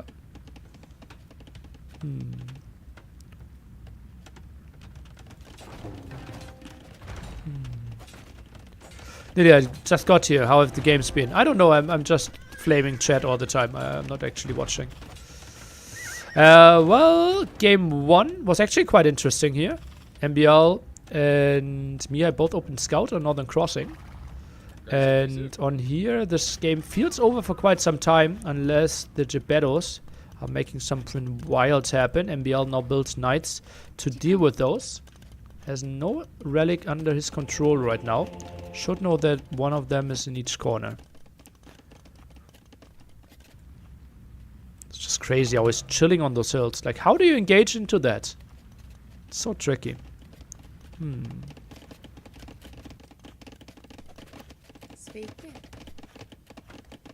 Can we see the corner relics? Well, it doesn't need to see them, right? They're spawning there every single time. But I would assume he doesn't see them. Yeah. Limited vision here. And now the engagement with the knights should be the clear up against all those Gebettos. Hill advantage even on those knights. Has 1-1 and bloodlines and gets the kill against every single one of them. MBL 25 villagers ahead. And it's not like Mihai is on the way to Castle Age, to Imperial Age. Now the Mangonels. Let's take a look. Triple Mangonel won't be pretty. Get some kills in. Now the kill against the Mangonel there. And MBL just chills on the hill. Just send another Mangonel. Oh, this is so good. This is so good by the Norwegian. What is he doing with the resources, though? Bought himself more stone. Oh, baby. Okay, builds the castle here to block up. But this is enough villagers, I believe, right? 24. Mihai only pulled 16. Oh, this will be a crazy race. And MBL, he just chills on that hill. Oh, this will be losses. This will be losses for MBL. Town center's helping out a bit. Knights are coming over. Sends more villagers. 72. Geppetto's getting way more kills here. Castle is up. Didn't really gather inside though. And yeah, both castles are up. Oh, this was tight. And now Rams should be at it. And Petards. But MBL still 40 population lead. Can the Rams do it? Well, why not? MBL not really going for any. At least right now. Geppetto chilling on the hill again. Has to here. The Mangonels could help out, but they aren't. But that was costly for Mihai again. But MBL loses quite a bit of control. Has control over that gold though.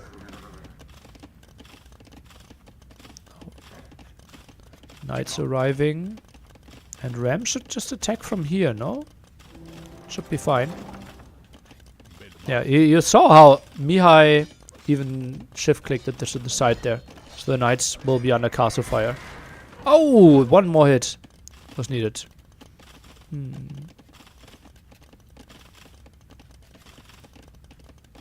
Not sitting in Ville with the ram? Well, Townsend at the castle can easily kill the ram. Ah, but inside the ram, yeah, yeah. That would have been nice. MBL on the way to the Imperial Age, while Mihai sits on 15 foods. Oh man, oh man. By the way, my workaround around series is I'm calling it set for quite some time now. What a good set. Instead of what a good series.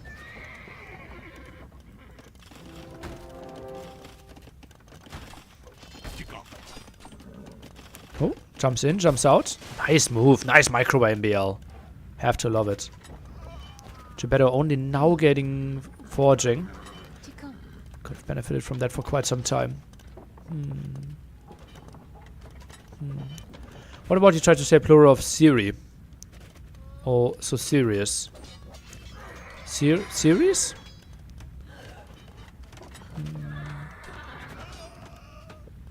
Less serious and more serious. Series. Series? That sounds so wrong. But that's right? If I say series?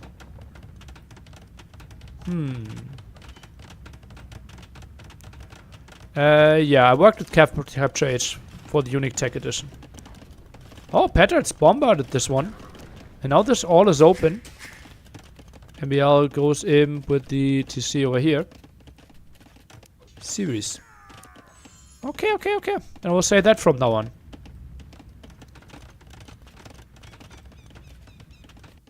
Series. Okay, maybe we solved the problem that I had for years. Petards, I think, could have committed against the town centers. Maybe by random luck this would have been one of the MTCs. But maybe keeping them for something else would have been a good idea either as well.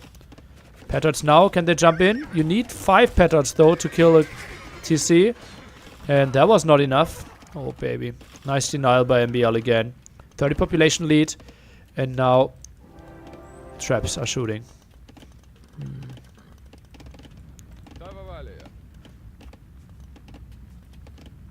As soon as they're ready. Okay, light cav over here.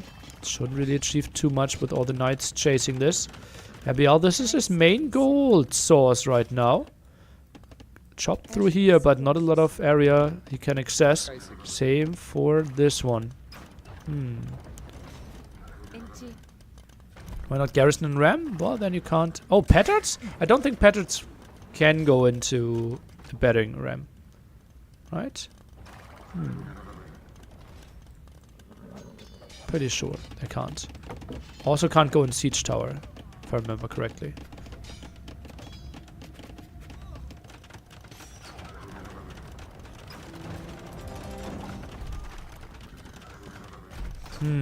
What's the approach now from Mihai? He's in Castle Age against an opponent that plays full knights. Has 2 relics as Lithuanians. +2 and soon +4 on the knights. Not possible that Cavaliers around the corner eventually as well. He will lose his castle here. Mihai, and stops repairing even. Not really sure why that is. Also would have liked MBL to just keep on like 4 villagers on wood. Just try to continue chopping through. Uh-oh. That will be a tight one. Counter tower, probably way too late. Yeah, this castle is going up. Or is it? 7 villagers building. 6 villagers actively building right now. Gebettos are coming over. 90%. Killing those wolves at the front. And another will arrives. MBL loses all this. Gebetto is doing a good job coming in at the perfect time. But now losing this castle over here. And MBL, yeah, he wanted this castle up. But I don't think it will impact the outcome of the game too much. Because now there's a crazy amount of ground lost. Well, Gebettos, what kills can they find? MBL moves around, tries to get more stone for himself.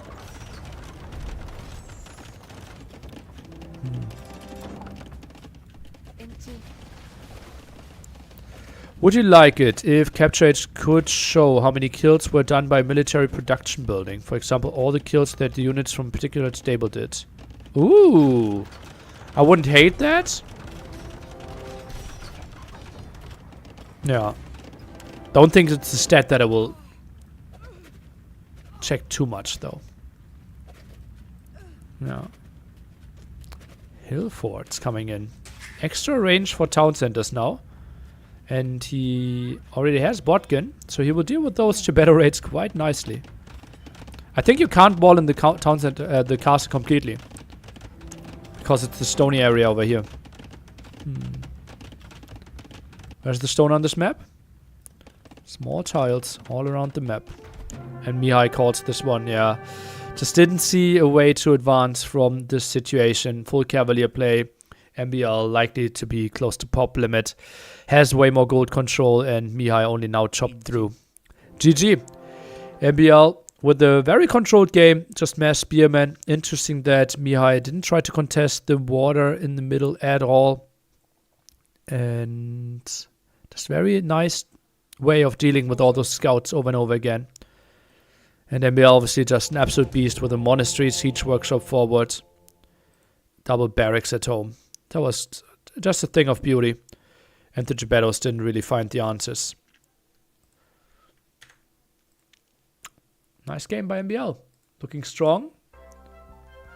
To secure himself a spot in the top 6. Hope MBL qualifies. Jordan is already waiting. MBL Jordan is such a crazy game. Could be our opener today. Tomorrow.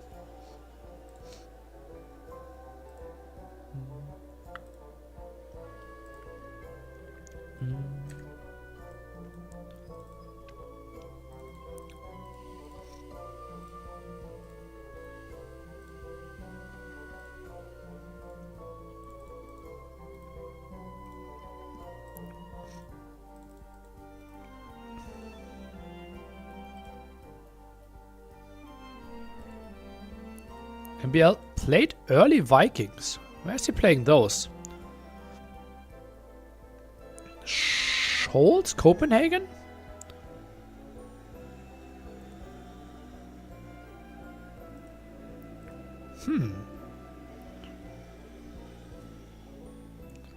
Jordan and MBL? Well, we can look it up on Wikipedia. They didn't start yet. Obviously, it feels early to look at it. Looks like 2 MGL finals. Well, wouldn't that be nice?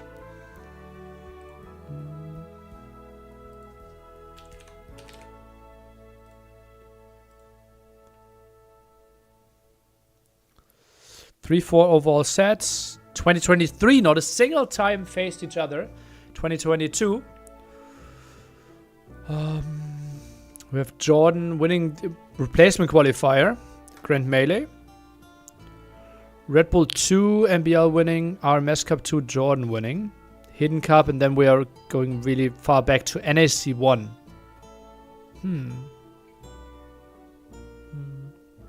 Mastercard KD at minute 15? Yeah. I offered that in my pitch deck. No one interested.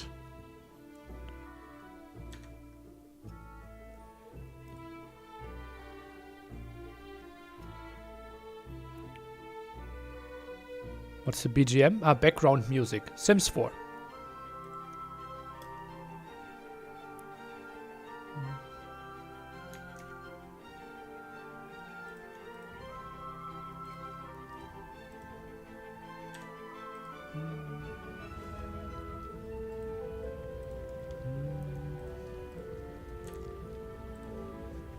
Ooh, African reed beds, and we are seeing 2 civilizations.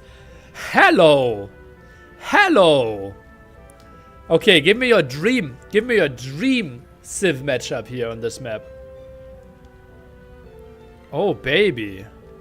Ooh, are there still tickets available for the watch party? I think like 15. Yeah.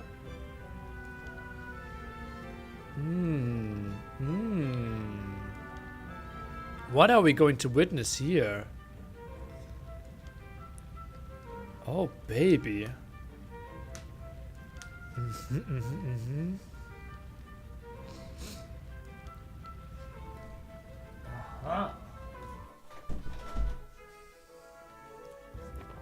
African reed beds.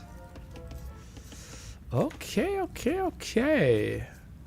And we are looking at Spanish for Mihai and Goth for MBL. And he is missing a woodline at the front. This is a really open map for MBL. Holy moly. Yeah, it has to expand to the back quite a bit.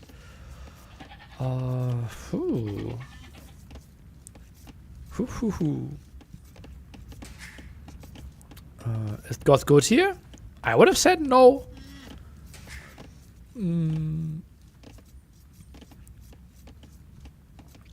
Yeah, so I think the only way how to play Goth is actually open Man-at-Arms skirm and have like 4 or 5 villagers getting stone or shorefish in the center. Yeah, I think that's the way to play. Mihai could even build a mining camp to get gold and stone for himself. Dock in the back for both players. Only playing sending 1 villager. 5 on wood versus 6 on wood. So small indication that this could be a slow play from Mihai in the sense that he will wall a lot and will try to play something in that skirm defense or fast castle direction if he's allowed to get there. And as you can see, he's already walling quite a bit. Obviously against Goth will be really rough. Those men-at-arms will get a lot of damage against the buildings. So Mihai will have to build some army in feudal age. Can't just play a clean fast castle here. Now 6 on wood for MBL as well. Another house in no man's land. Is he sending another villager down? And those rhinos and zebra have quite some food in them if you're playing the Goth. Still no loom for MBL. I still believe that's a mistake. I think that villager could have more HP now. But obviously a tiny, relatively irrelevant element of the game. This one could have a tiny bit more of HP. But yeah.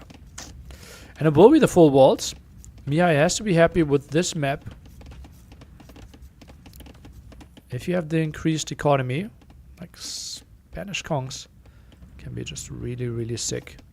And we are already starting to wall off the back of his fish economy. Goes for loom behind this, and this would be mistimed. This is IWTC guaranteed. He will be surprised that he... Yeah, and now a villager. And had the second half IWTC that I predicted. Ha. Isn't this beautiful? Spanish against Goth.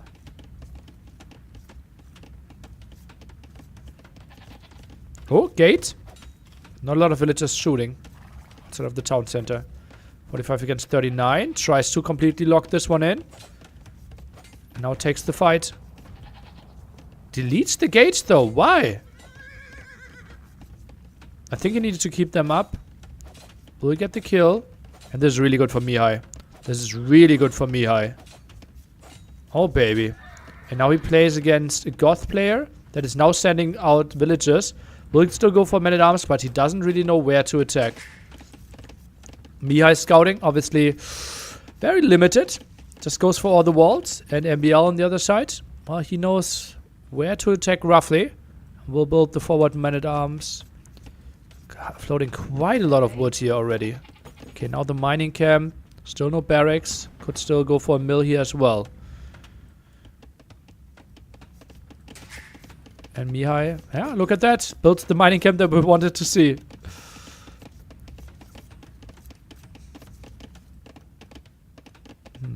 Stout game today. Stout game today.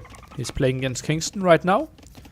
We will cover, in case he wins, the next set that he's playing.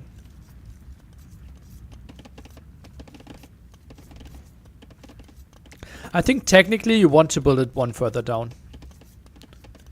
Because you're making way more trips to gold than you make towards stone. Men-at-arm upgrade only after 2 militia. And this will be 3 dead houses and maybe a dead yard behind this as well.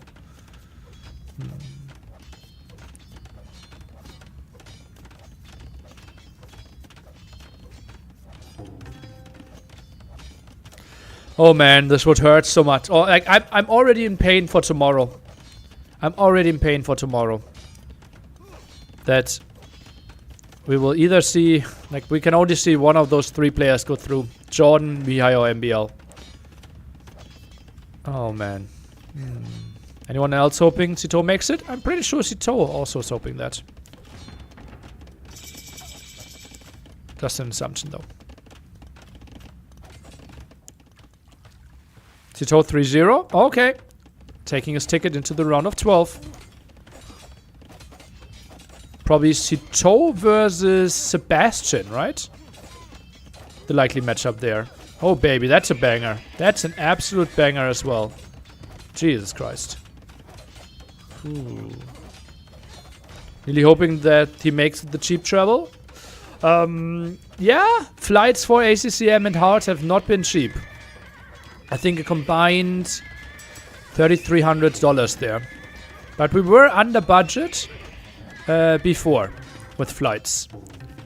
Like Dash was cheaper than expected. C90 was cheaper than expected. Tato was cheaper. Vodka was way cheaper. Like we didn't go high. Hera was more though. Yeah. 3,300. 3,300. $3,300 for ACCM, and it's not business class, it's economy. Dash is American, he flies from LA. US American. No business class travels, no. Like some, I think T90 might fly business class, but he pays the difference from economy to business himself. Like I only pay economy. Teddy could just drive, MBL could just drive. That's what he offered. MBL's gas price? That should be fine. Sito, 3-0 confirmed against Draken. Yeah. Like overall flight costs, I think like $16,000. Something like that is what I calculated. Memp was incredibly expensive as well.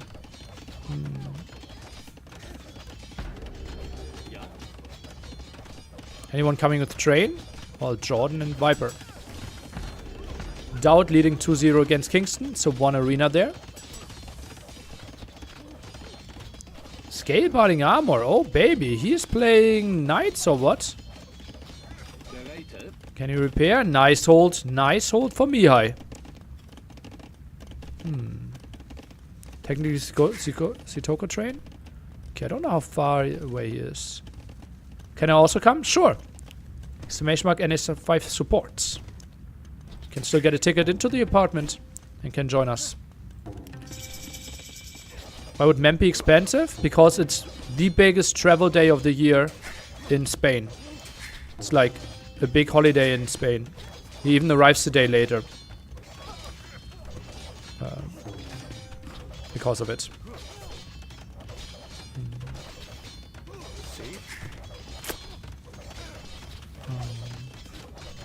John will come even without qualifying, right? Oh, let's see, let's see. Dark leading 2-0, 2-1 against Sebastian. Oh, baby. Oh, baby. What holiday is that? Three Kings, I believe it's called. Oh, baby. Sebastian, after so many people had so many high hopes for him. Cito waiting for the winner of that set. Isn't Tato also Spanish? Yeah, Tato flies 2 days earlier, though. Oh, that would be sick. Dark there.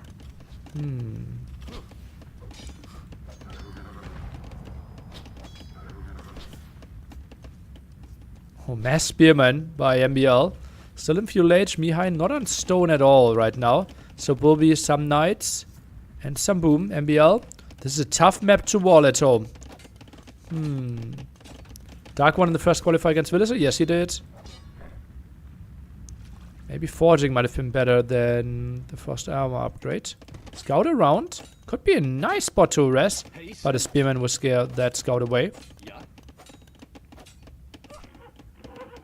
Or not.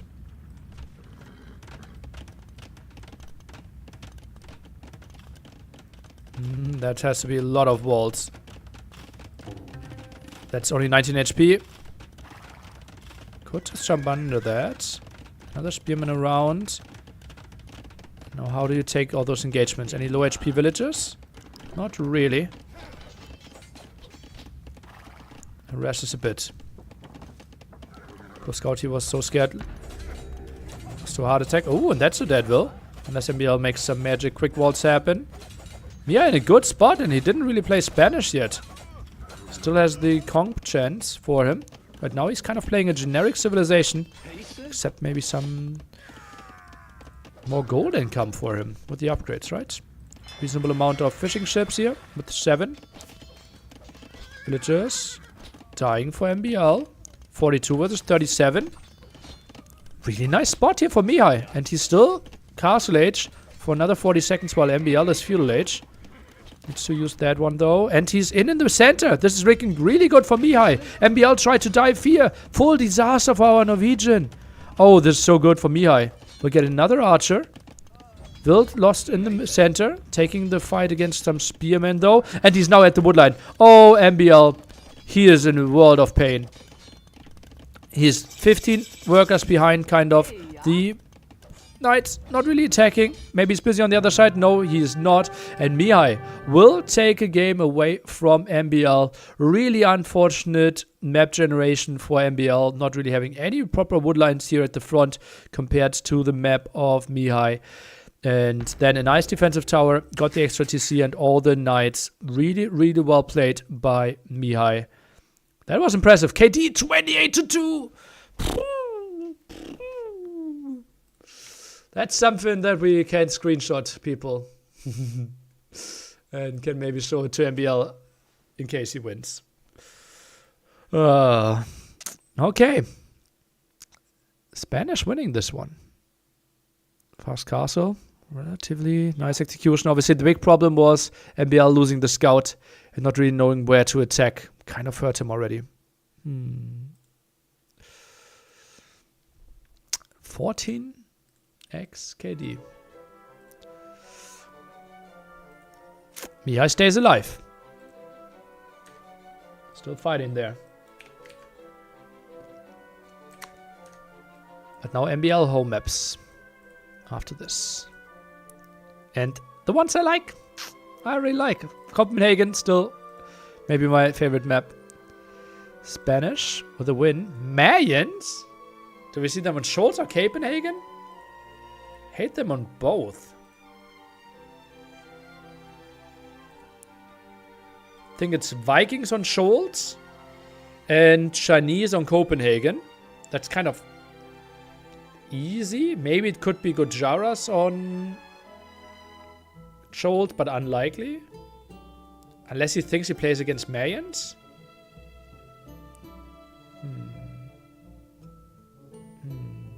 After the set, one more? Maybe two more. Yeah. As you see, Dowd, Kingston, Dogao, Ozone, Cito, Draken only just started an hour ago. So those sets are still running.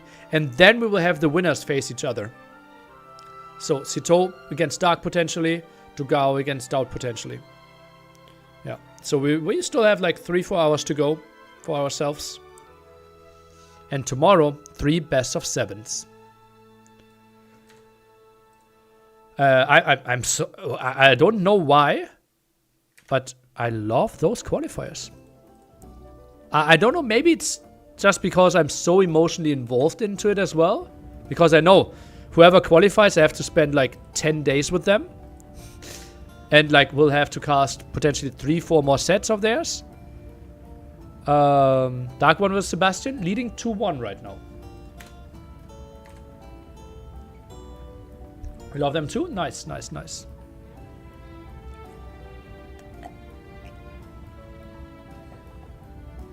Settings are great. The players are in great shape. I'm loving every second of it. Nice. Happy smiley. Why only 3 best of 7s? We have 6 players. And we only need to know 3 of the winners. I'm watching since the start. Nice. Nice.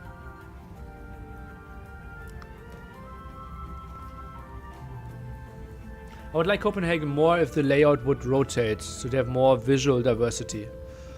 Ooh, okay, I don't mind that.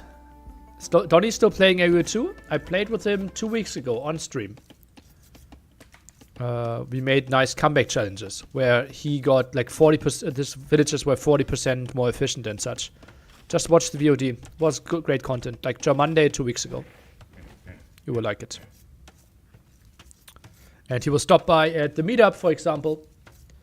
At least very likely. I don't want to make, obviously, any promises, but he said he has the intention to stop by. Jordan has to play again today? No. He will play against the winner of this match tomorrow. And I would personally think it will be the opening match. I'm not confirming that right now, but I think this feels like a not unrealistic scenario. Latest the second one. Yeah. Copenhagen is my favorite map in the pool. Nice. Rotating Copenhagen would be fun. Does LAN event mean they play on own servers? I don't understand. I don't know what own servers are. But like all people are coming together in an apartment and playing against each other in slapping distance. This map is quite passive, right? Yes, absolutely. So if you need to pee, this is the map to go for it. Can you tell us more about the Dowd $1 million match? So Dowd and I will both put in $500,000 of our own money. And we'll play best of 21. 7 games RM, 7 games Empire Wars, 7 games DM. And I would think we will play Hidden Civ No Repeat. Yeah, I don't think we will draft. If you're going to use MS servers or actual LAN connection. We will play online, but that's like 30 ping. Yeah. Yeah, and it will be part on the Friday on my goodbye week. 250k? No, 500k each. So 1 million in total. Why are you pronouncing Copenhagen the wrong English way? The German pronunciation is more correct. Okay. I just like any map with too much water in it. Ponds are okay-ish, but one of the massive naval battles. Yeah, we won't see any massive naval battles here. So you will really like this map. 1 million map? What? US dollars. Does Dowd have such amount of money, or do you give him a credit? I will expect him to put that up front. He agreed to it. No.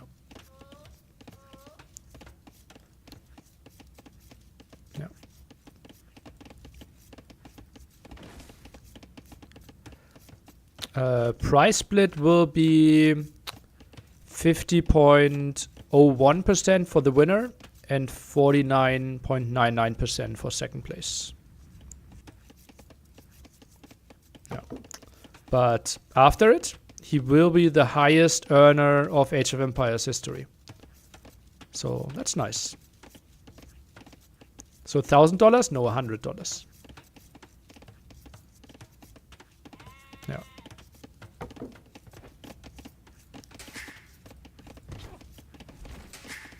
Oh. Imagine taxes though. Well, how high are taxes if you pay 500k and you earn $500,100?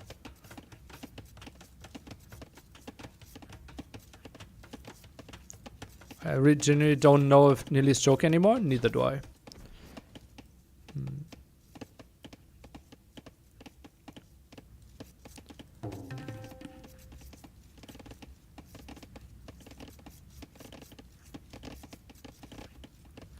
Since when you start paying taxes? I think you never pay taxes.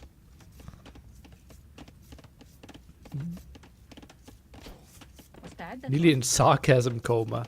Actually, like those, like the last 2 minutes, I was actually not having any sarcastic moments. What do you think of the idea that wonders give additional pop space above 200? Would give them purpose in RM and would make stalemate-less games more interesting. Okay, give me a stalemate-y game where someone could afford 1,000 wood, 1,000 gold, and 1,000 stone.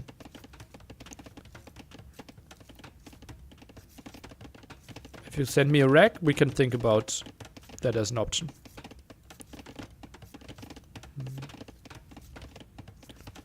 Thanks to Ozone and Dogao, right now we are gonna know soon if Schultz depletes gold or wood the fastest. Oh baby. Oh baby. Okay, so there's apparently a very long game there.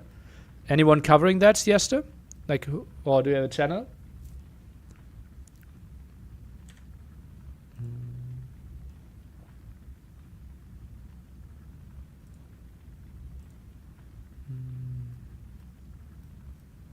And we can take a quick look because obviously nothing is happening here for quite some time.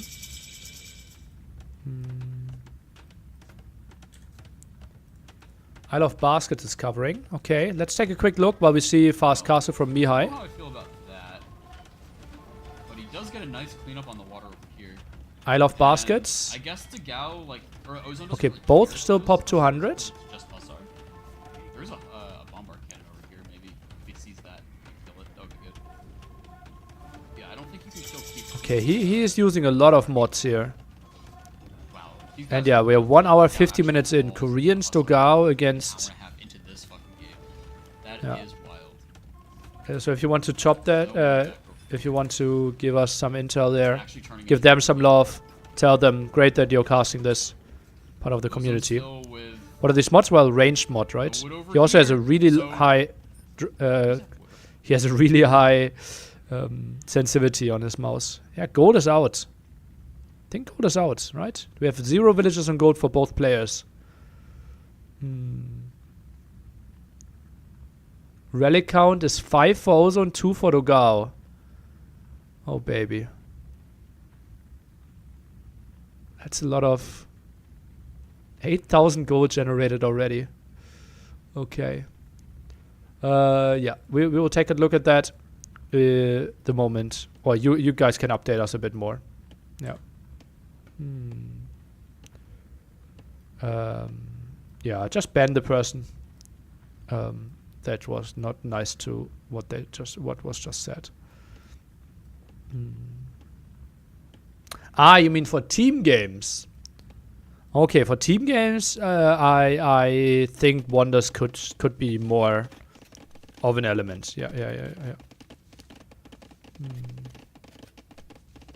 The probability that a particular civilization will be banned at random should be 26.7.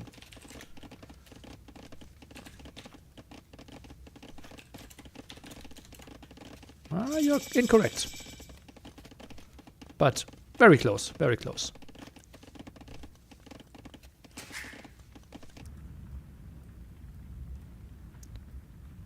What is that water in the tower in the water? It's sea tower. Gives you some more defense to not incentivize too much water play. Okay, let's focus on this game. MBL is playing Vikings. His castle timing will be later than the one of the Saracens. Saracens themselves actually played fast castle, sold 100 stone, and is now resting the water quite a bit. MBL plays double dock, so this is going to be a longboat play. But before that, it will be quite tricky because he's going to lose all his fish. Now goes for fletching, goes for both eco upgrades, but those are all farms that will finish before he is having hand card or house color finished. And yeah, that one finished before horse color as well. That was like milliseconds away. Look at that. Oh, baby.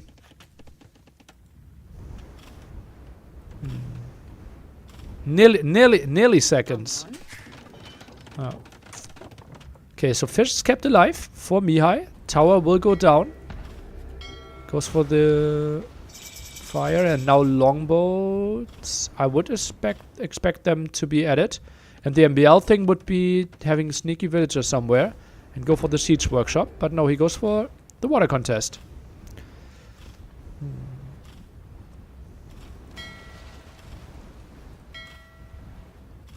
Okay, so it is confirmed that MBL, with that heavy water investment, is going to win water, but it will cost him quite a bit.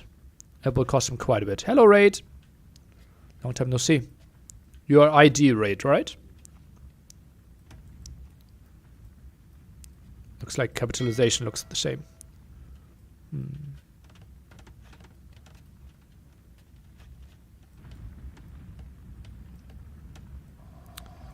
And looks for Redox and MBL. Now goes for the second wood upgrade. Already obviously having hand cards. And I don't think Mihai should invest anything more into water. Actually quite surprised how much he invested. Maybe just wanted to kill the fish. Do you use different versions of CA? You also have additional text? Yes, I do. Like, in general, it looks very different, right? If you look at the bottom, if you look at the top, the layout, yeah, it's simply the NAC version. And that's the end of all that fish. Tries to run, maybe get one of them home. Oh, gets both of them home. Okay. Could drop off some more resources. And this one should sneak around. And then maybe 5-6 minutes later go for some sniper of the fishing ships. 30C for MBL. Still at a reasonable time. Villager count, way better for Mihai. And will be the big question on what units we are going for. Vikings, they wouldn't hate to go for Arbalest. They wouldn't hate to go for Berserks. Do they get enough control though? Obviously the big loss for them is not having bombard cannons. Especially if we have like castle fight, trap shooting, and then having some bombard cannons in there is quite nice. Also neither player with a monastery yet. And those longboats, they're trying to find some openings. And yeah, that's what I said. Sneak around with those. That's a nice find. And now try to sneak that one away as well. I prefer Mihai's position. Well, let's take a look at worker efficiency. You can see that Mihai is barely ahead in what he generates right now, simply because of the crazy eco upgrades for MBL. And that fish is done now. Did you cast Andy set? Yes, I did.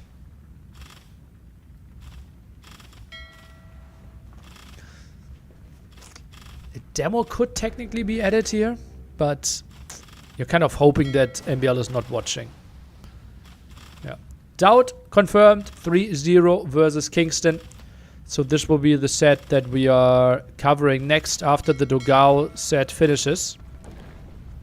We will jump over to Doubt.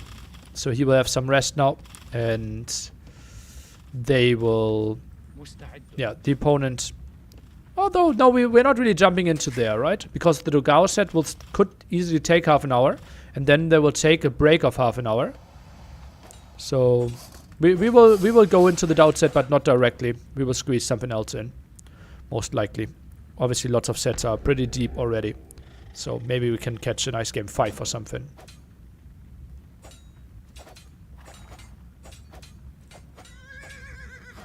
Okay, scout. What? Dice. Oh, crocodile. Feels like, now it's my time. But Mihai not interested. And a bird flies over it.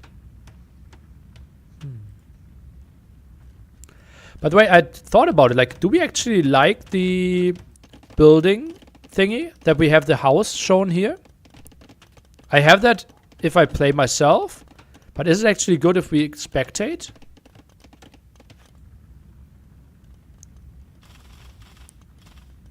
Oh, you guys like it? Okay, okay. We love it. Sick. Okay. Okay. I didn't know. Sick, that's overwhelmingly good.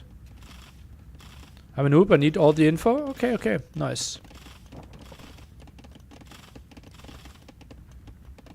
You just know what's being built? Yeah, probably. Okay. Wait, for spectating? That's good. Yeah, apparently. This should be called ANNEHK building indicator. Something like that. And yeah, Mihai is imping. Floating quite a lot of wood. Market price still very reasonable. Not sure why we have to build the castle there.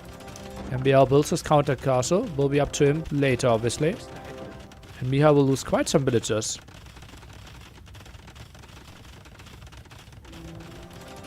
Oh, will he?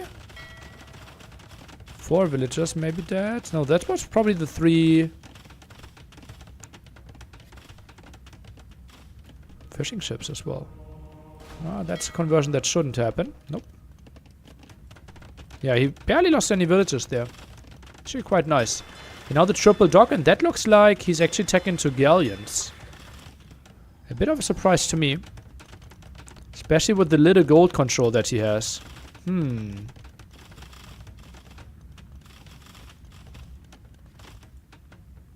a bit surprised by that. MBL plays 4 TCs. Mihai still at only 3. Now this is his 4th TC. And it will be indeed the galleon play. Obviously makes lots of sense with the Saracens. Did not expect water play by Mihai. It's a bit surprising, right? Relic count shockingly low. With 9 relics on this map, I believe. Is it 5th TC? Where am I missing the TC? It is 4. And MBL now goes for the 5th TC, yep.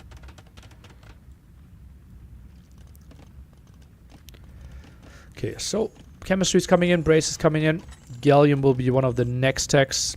And MBL just commits to full longboats.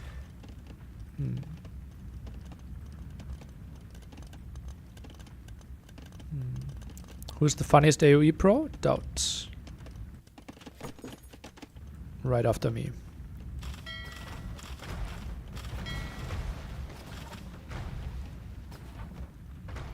Yeah.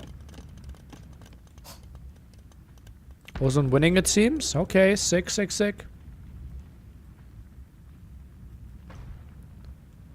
Economy not great to afford a lot of stuff here. Farm count underwhelming. Rushes the castle now. MBL has his castle at the top, but what I said earlier, not having bombard cannons might really hurt you, especially if it's like the massive split here. And that castle could technically even be denied if Mihai sees that in time. MBL does not want to take a fight, and that's spotted. Oh baby, that's costly for MBL. That will cost him at least some time. But now longboats coming from all sides. Mihai just micros down a bit more and now disengages. Does some more damage. Sebastian versus Dark going to the decider. Game 5 upon us there. If this one goes to 3-1, I think we will jump into Sebastian Dark game 5. Oh baby.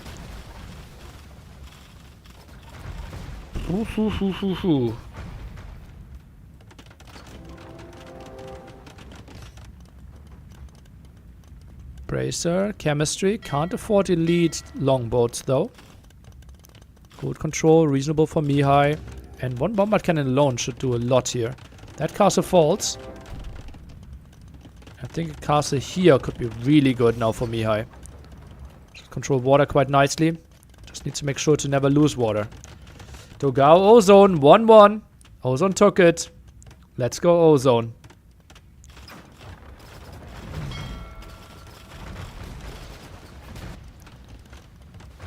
Crazy run. Down to 0 against Magugu yesterday. And made it into, well, a crazy comeback.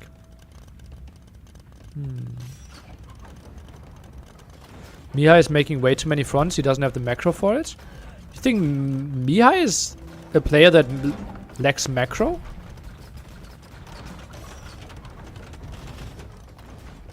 Adion Wood? Yeah, why not? I think it's a good spot to have Adion Wood. I think you have too few on farms, but I don't mind Adion Wood. As long as you have proper amounts on gold and stone, I'm fine with it. Bombard cannon needs to come out here. ASAP. It's really like, it's so important that this bombard cannon is not dying. So important. MBL out microing this quite a bit. Like, this is such a key unit. And it's really tight there. MBL is shooting. Oh, this is so bad. This is so bad. Oh! Oh, he dodged. Okay, yeah, he needs to go further to the right side. Don't shoot, don't shoot. Run, run, run, run, run, run, run, run. Now another shot. Run, run, run, run, run, run, run, run, run, run, run, run, run, run, run, run. Like, he needs to babysit this so much. It's ridiculous how important this is. Why is he going back into the choke point? Villager now blocks. Oh boy. Run. There's nothing else more important happening in this right now. It sounds crazy, but I actually believe that. Like, he needs to win this war to get back to gold, because that's the only way he can get gold right now. Water fight. Yeah, it's not too unimportant, but...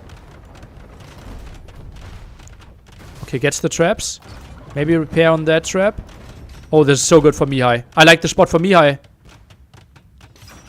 Water bite. Massive water fight here. Villagers really willing to kill that trap, apparently. And it is elite longboats, though. MBL now in quite some pain. And this is so bad for him. And that's why I said Vikings. The bombard cannons are such a key unit in this. 30 galleons against 30 longboats. MBL, well, won't get a lot of gold here. It was so incredibly important that Mihai gets the gold. Now needs to regroup. Over booming, though. Might be a mistake for Mihai. Needs to have a army to contest with. Just going to a decider. Well, let's see. MBL, an absolute cockroach on those maps, and obviously.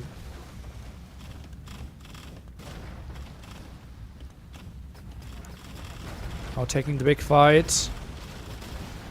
MBL, not the greatest grouping here. Maybe not enough docks. Ooh, not sure if adding a trade cock right now is the best play in the game. Micros it! Micros it! Trade cock. Okay, dies. 17 against 17. Closer reinforcements, though. Needs more docks. 80 on wood. This continues. Villagers trying to fight down the bombard cannon. Can MBL hold this one against 2 bombard cannons and a trap? Would feel kind of unlikely. MBL overwhelming water right now. Where are the galleons? I think Mihai might need to add some towers or something else on water. Can't really disengage. The numbers were simply not there. Now overbooming so heavily, he can't really have the population space. It feels like he is investing everything. But he's also killing traps. Also pushing back MBL. This is so important for him. Don't take a fight. Go back further. You need to group up. MBL pushing quite nicely though. 21, 11 more in the queue. Doxton underwhelming for both players. 5 finished here. Now 9 finished. MBL so much in the queue. And this is pushed back. MBL has only this gold to work with, which is not too bad. 2 against 2 relics. Vikings have indeed elite cannon galleons if he could afford them.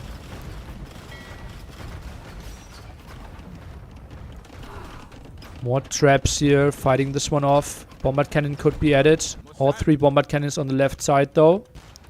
Villager shields next to it. Longboats. Oh, those are good. Those are good. Getting at least 1 kill. Could be all 3 dead. Oh, MBL micros this right now. Also means that the bombard cannons are getting away though. Gets 1 repaired. And gets a kill against this. And meanwhile, the regroup happened. 21 versus 36 on gold. Yeah, but the ratio for galleon, like wood to gold, is 3-1. And for longboats is 2-1. So the ratio has to be different.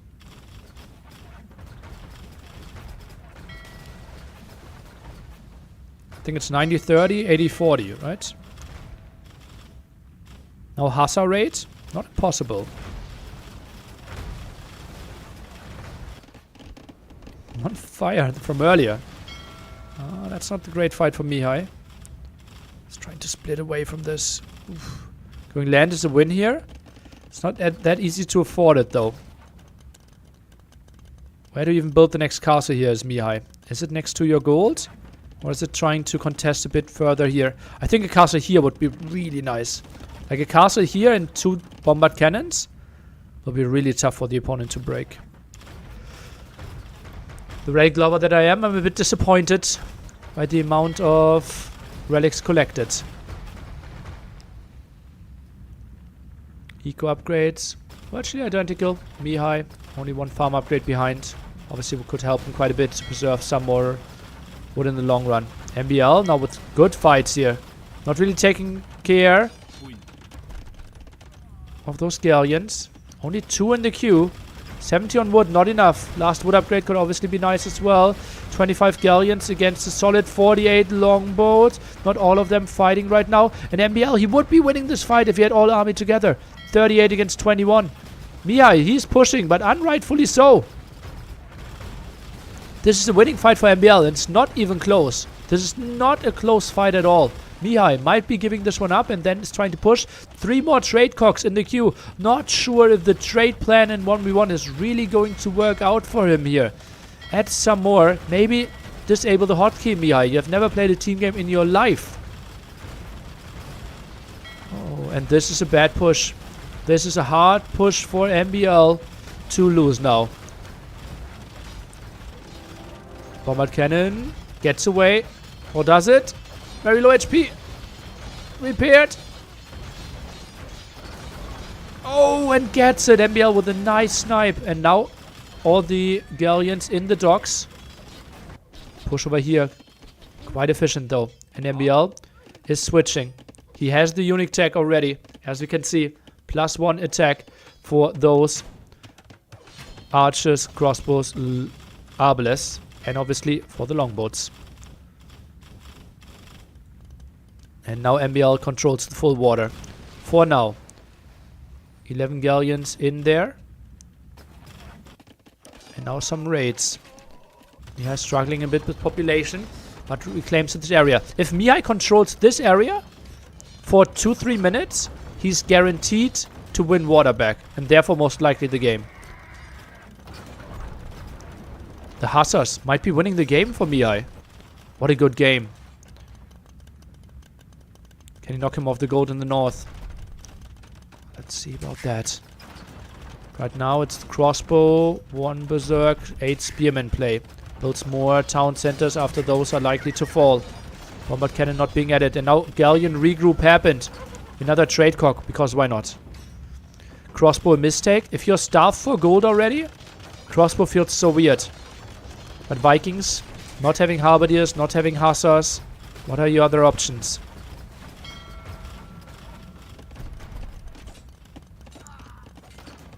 Hussars out on the field.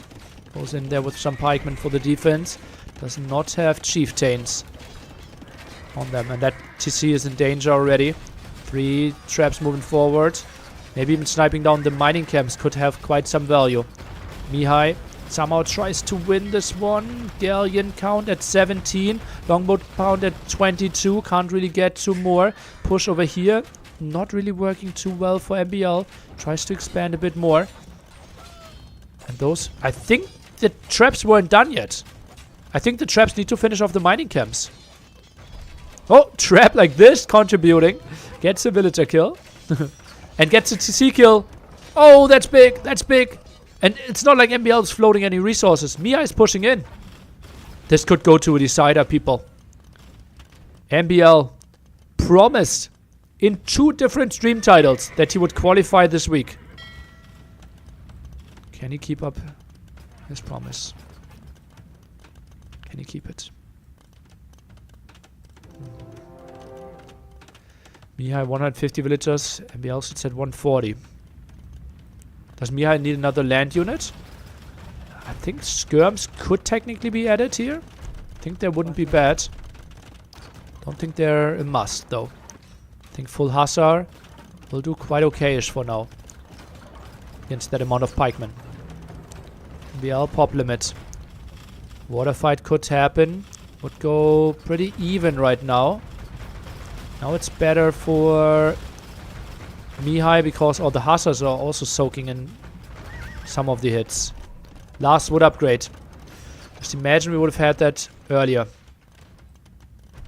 How much more resources Mihai could have had in the bank, but obviously easier said than done. 13 more longboats in the queue. 18 galleons on this single spot.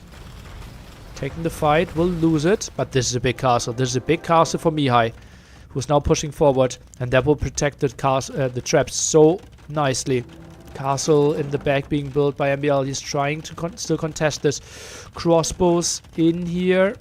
Can maybe snipe something down. I don't really see it though. Goes for the traps. Now pulls the villagers. MBL the madman.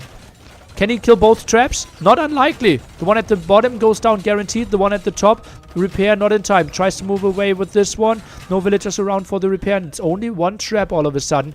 But a lot of gold control for Mihai and MBL. He can't invest into anything but traps right now. And he actually queues more longboats. I think that's a mistake. He needs traps. He needs to clear this somehow. Elite Cannon Galleon being checked by Mihai. Can MBL maybe try to take the fight at the bottom? I don't see it. Are we going into game 5? Mihai with another crazy set. The guy that wanted to go full time but could not make it happen. Didn't make enough from streaming. Didn't have the tournament results. Grinded like a madman. No real big success. Tracked everything on his YouTube. Shared everything with his viewers. And said, if I'm not making $1,000 a month, I can't live off Age of Empires here in Romania. I need to find another job. And now, could obviously have a tournament result. 2 games and 1 set away from having enough food on the table for potentially 3 months. I'm getting Mihai to 2 if he turns this around. Well, call your tattoo artist.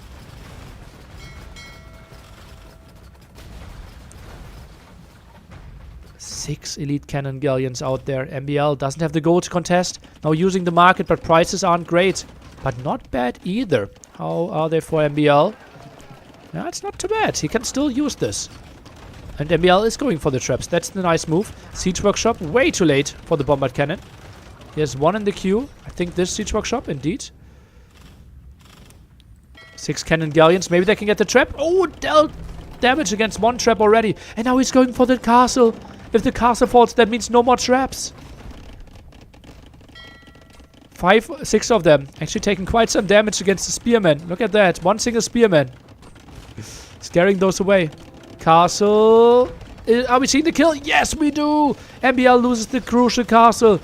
Is punishing this one quite nicely, MBL. Those cannon galleons are gone, erased from the map if all the longboats are getting the kills, but that's not even the case. MBL keeps pop limit alive. But how is he getting back to gold control? How can he deal with the next tech switch of Mihai? How can he ever kill cannon galleons again in this game? No berserks. No champions. No onagers. No rams, no traps. So many tools that the Vikings typically work with. Not really options. Longbow count. MBL gets another relic for himself. Up to 4. I like it. But that's a monastery that could die. Then we're down to 2 again. Only now the last armor upgrade. Is MBL going? Yeah, he's trying to bust this with a ram attack.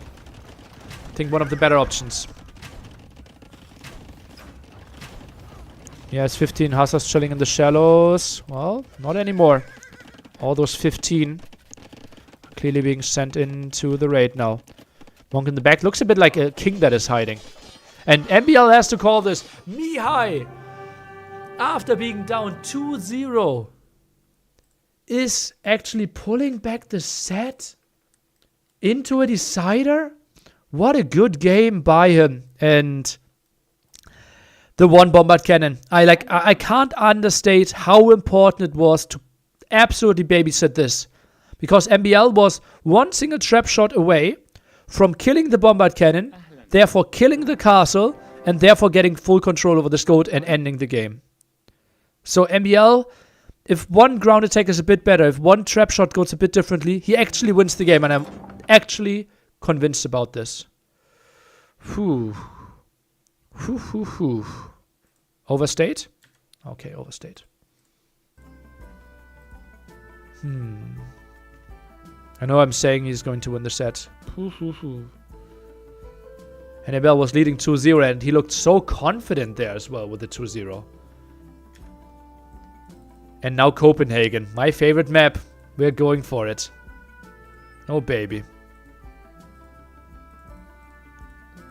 Chinese against Vietnamese maybe?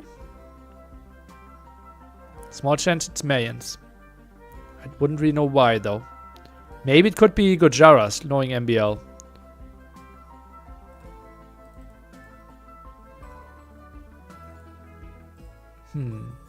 Nearly give me a percentage for this decider game. Copenhagen. I think MBL might be nervous.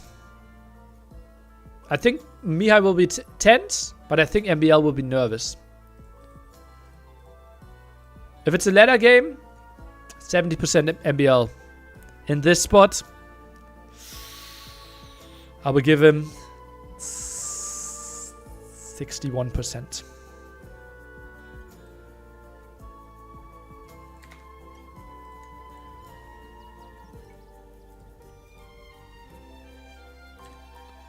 I'm nervous for MBL and I'm not even the fanboy. Understandably. One of the biggest names that missed NAC 4.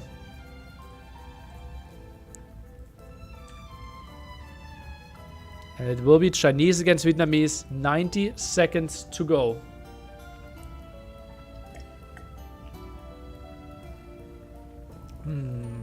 Dark Sebastian also 2-2. Sick.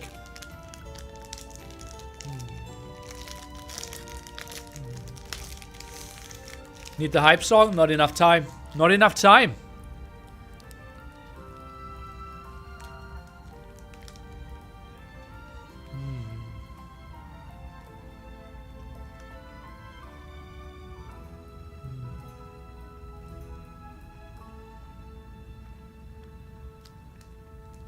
I will take the 50 seconds to pee. Ah!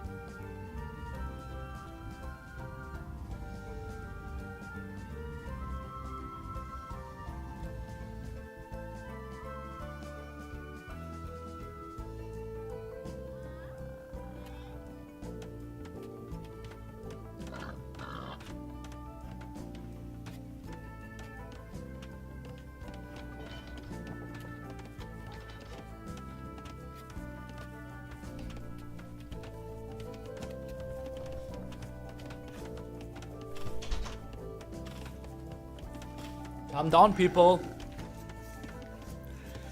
MBL Mihai. Deciding set. Deciding game.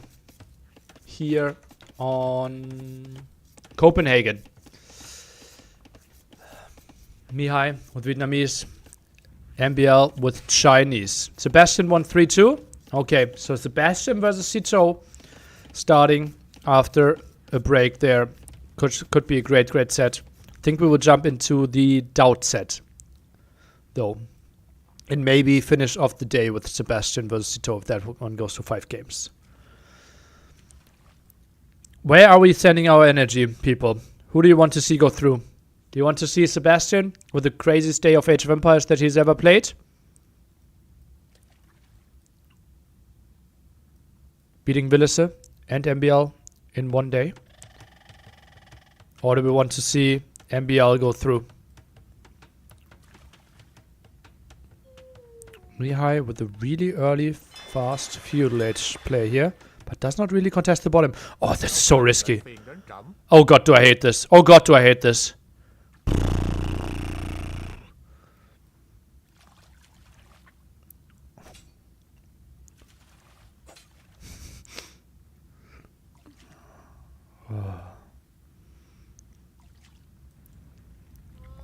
Okay.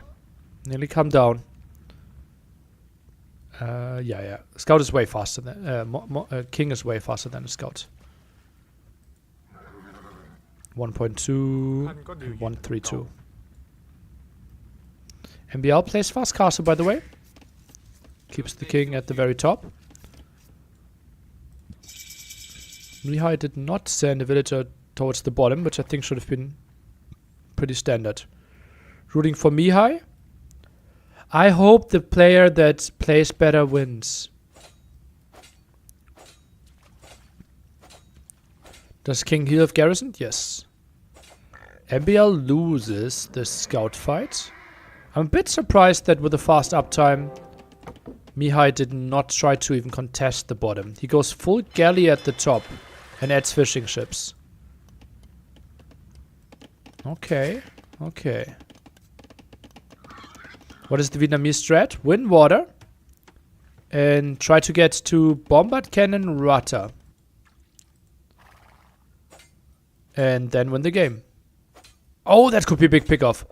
Atypical mistake by MBL. Loses a villager after losing a scout. Oh, MBL. Ooh, he knows he has paper money. He doesn't need relics. Well, the contesting the water at the bottom isn't about relics yet. It's about having fish. And MBL goes double dock. He can't scout. MBL is so sure that Mihai is contesting this. He's losing water at the top. Mihai leading in this game, I believe. Oh man. MBL. It would be so heartbreaking for him. Being full-time. Being one of the best in the world. Being one of the best of all time. Trying so hard.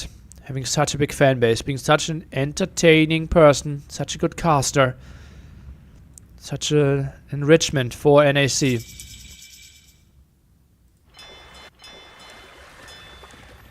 And it is Chinese against Vietnamese. And this is not a fast castle, my friends.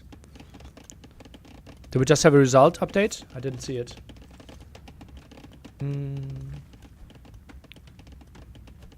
Yeah, MB has scouted with the fish a bit later though. Goes for a galley. Oh, this could be really bad timing. Dogao leads 2-1 against Ozone. Short, game 3. And this is really underwhelming for MBL, obviously, in case he only opens galley. Okay, now opens... No, he opens fire galley at the top now. Oh, baby.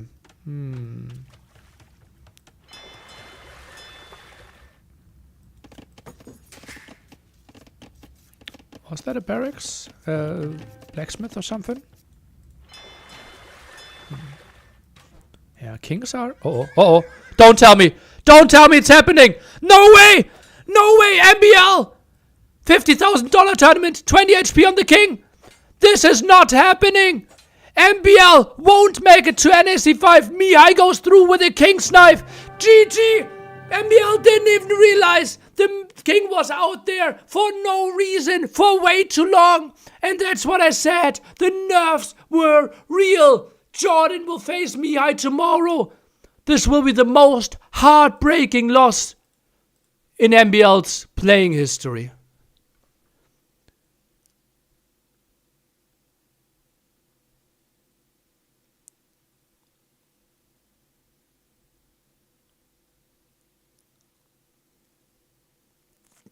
This is the bug. This can't happen. What happened? I think, MBL, if a real bug happened, you should talk to the admin, not to me right now.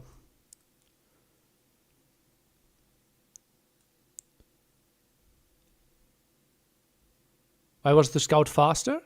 A king de-aggroes after a hit. You need to constantly right-click. Like, the king simply didn't move. Okay. So apparently, MBL will talk to the admin and we will take a look into it. I don't think he dropped, no. Let's see if he just moved something. Look at that. He just built...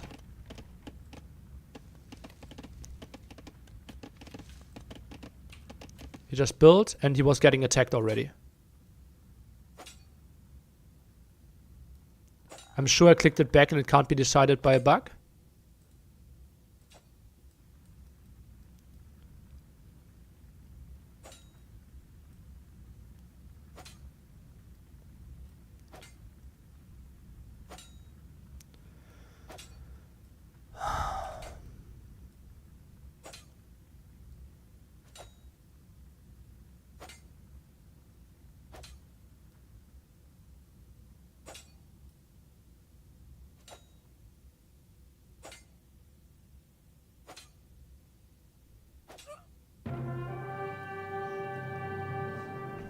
Can the POV be checked? Well, it is a known thing that the king, after being hit, is stopping to move. Like here, and he should stop move, yeah.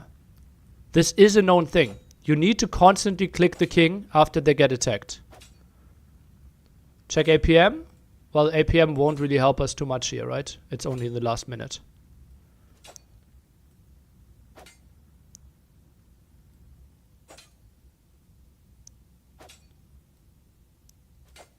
I clicked it back though. MBL, talk to the admin. I will wait for an admin ruling there. It's like, I won't deal with this. Yeah.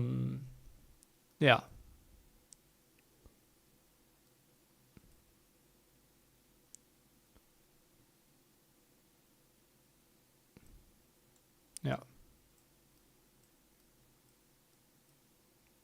I will put that off to the admin. That's why I have him. Yeah. Put MBL POV and to see what.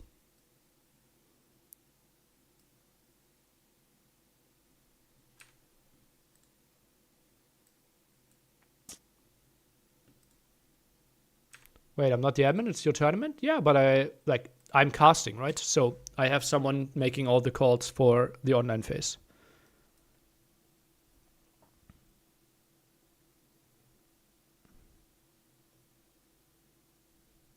Yeah. So we can go through it again, right? Like what should happen is the king moves back till it gets hit first time. So like the typical behavior is you click the king back. It does exactly what it does till you get hit for the first time, and then it should stop moving and just moves away from the attack a bit, right? So it does what it does. We can go a bit slower. A bit slower speed. And now it should stop moving, right? Now it just moves away from the attack.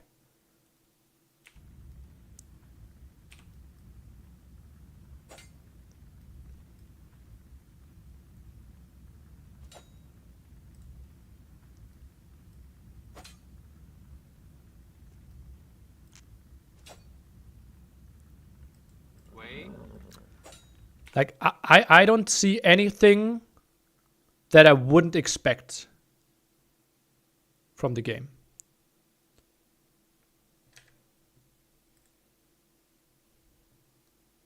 Yeah.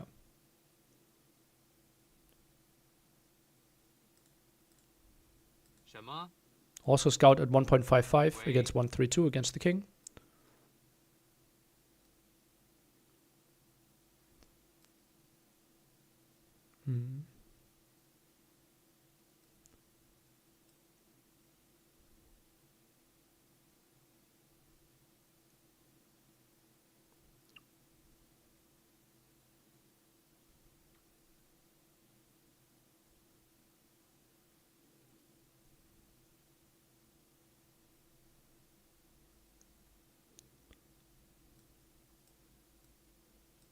But the scouts catch up. Well, it's feudal age scout, right? It's simply faster.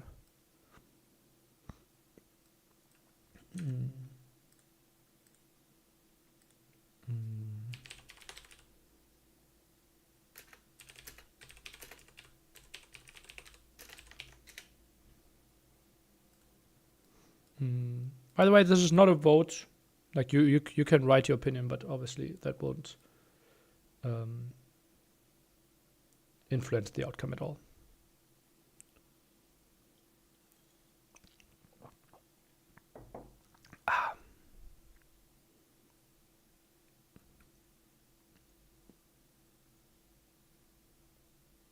MBR faces the back.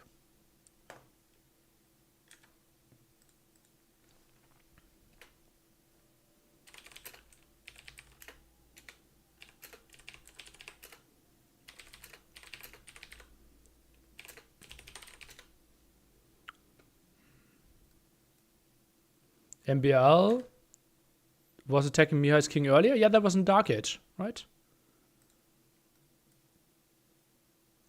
Dark Age Scout is different than Feudal Age Scout. The Scout gets stronger and...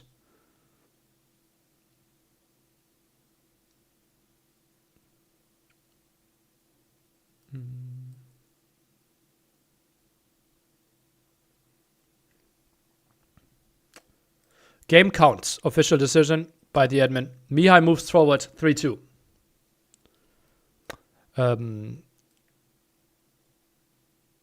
MBL lost his king in the intended way. Or how the game works.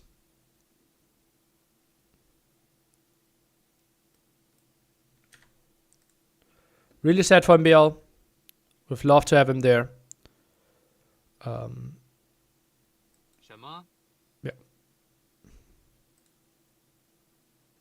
This is not a bug.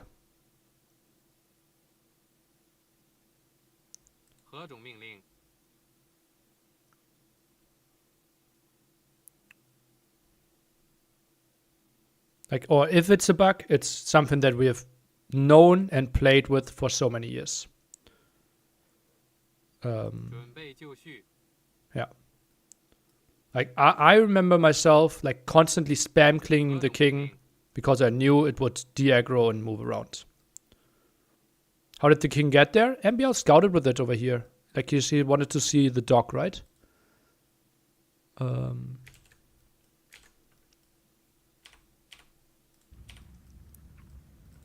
Or did he? Like, he just... Yeah, he moved around here. What is the bug? Well, basically, a king, you give him a move command, and he forgets the move command once he gets hit.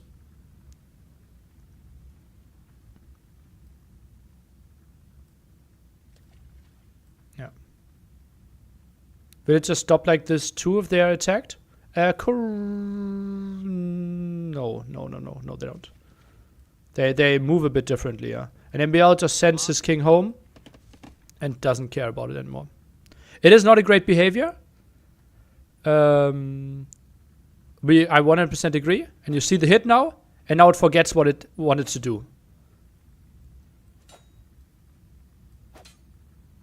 This is not a great game mechanic, I agree. But it is known by a lot of people. To be fair to MBR, I didn't know this, and I have cast 1,000 Red Side games. Really? Like it doesn't feel great. I agree with you guys.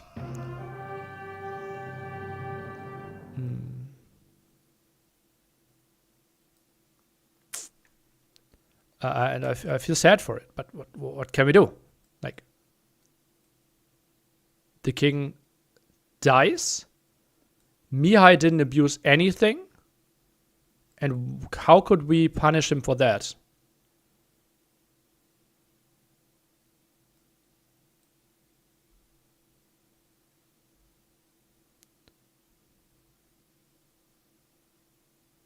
He was not even moving to his base. Well, he gave him the command from here, just get back home. And then the command was changed here. Right? He gives the king the command, go home. The whole reason Hera picked humans in the final game versus Viper. Not really, no. Yeah. It is simply the most important unit, right, in the game. So if we now start like, yeah, okay, it's not the most important thing in the game, then we don't need to play Regicide. But did he get an attack notification? Likely. Yeah. There was some water going on, but I would assume so, yeah. But well, you can block the kind with the scout kill king every time, or am I wrong in this case? No, you just can continue blocking, clicking the king to the top, right? You need 15 hits. You won't get 15 hits till here, right? He could just, if he continued clicking, he would have got like 2 more hits.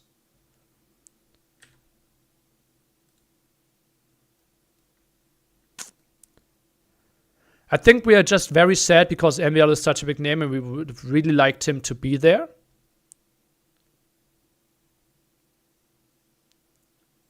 But I can very much understand why the admin decided this way.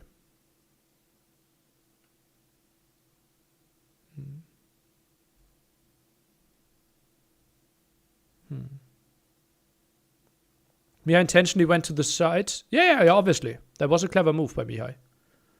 Right? Why did the king move to the east? Because the attack came from the west. Look at that. Now the scout moves to the west, and the king moves away from the attack. Right? So that was intended by Mihai. How did the scout even catch up when the king is faster? It's not. 1.55? 132.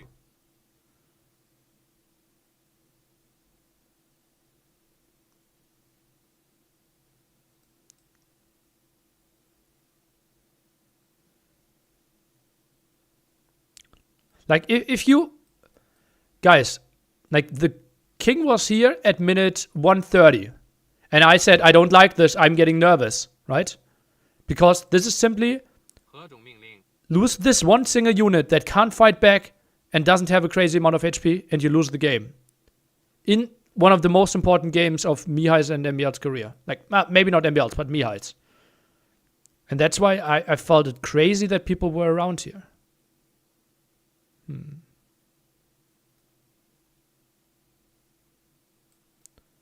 The king mechanic is there so they don't run into castle fire. Oh, actually it's an intended thing maybe.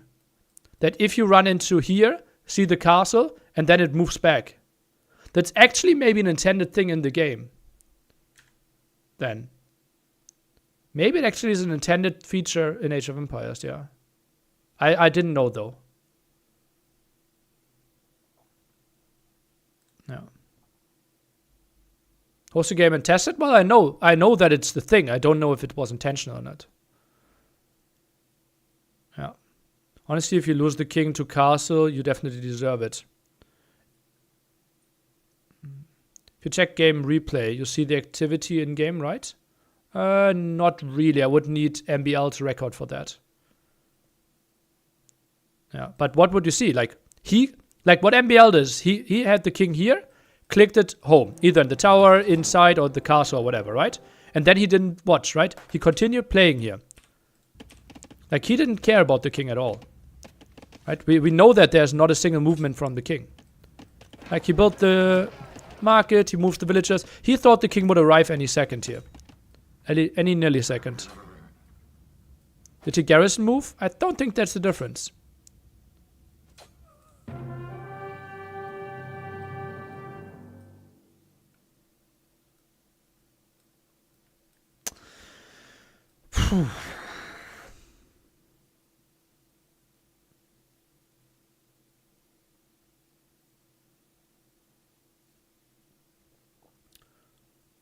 Also something we have to say. Mihai might have had the better opening right now, right? Look at the resources anyways. Like, it's not unlikely that Mihai wins the game in a normal way.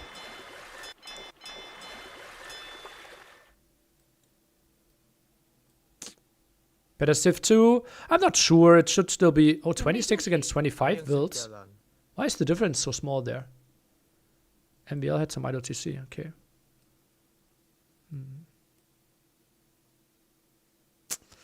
How is this not a re? Why would it be? What's happened to make it re-worthy? Mia was clearly ahead. I wouldn't even say that, right? It's just like, even if Mia had is like 30%. Yeah. So MBL won't make it to NAC 5. Which is sad. We can agree on that. I think he would have been a great addition.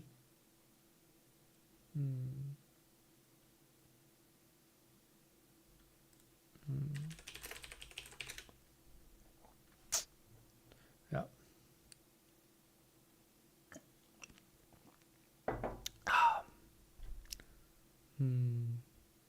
It's a re for the single reason it's so controversial. Oh boy, that's a bad take. What? Why? Why should... Do you think Viper versus... Villiser versus Viper should have replayed their game on Nomad because it was controversial? And then they redraft and draft the maps new? They, like... Oh no. Oh no. What if Mihai picked humans here to have a faster scout and intentionally snipe the king? Then we have to redraft and, like, get the maps completely redrafted. Like, no.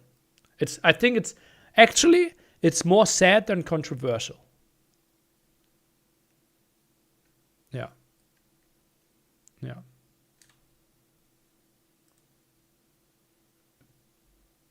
It's a re because I want MBL at NSC. That's one of the best reasons I've heard so far. At least you're honest. Yeah.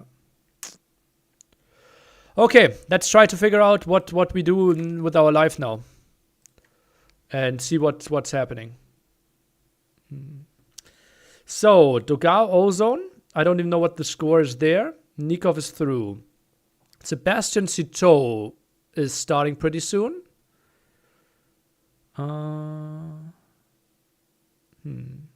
Should be re. I think it's controversial and needs to be looked from MBL point of view. If it's not game intended feature, it should be re. It is exactly the intended feature of the game, right? It is what's happening for 25 years or 24 years, exactly like this. Yeah, yeah.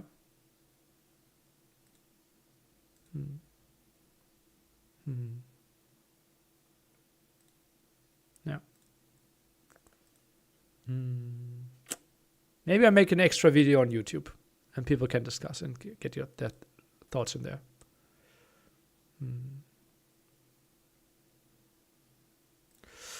Okay, so Citeau, Sebastian, Dogao, Ozone. How deep are we in Dogao, Ozone? Are we still in Brood War territory? Yes, we are.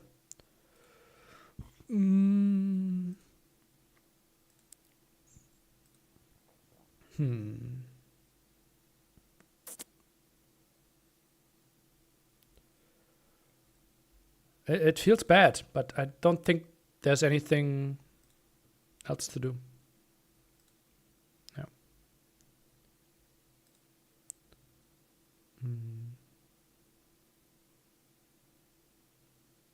I think if it's the other way around, just imagine, like, Mihai loses his king to MBL.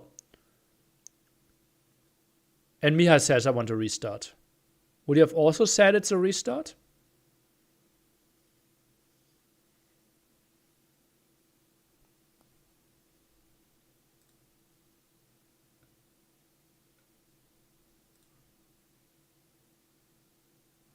If it's a bug, it's a no, it's not a bug. It's not a bug.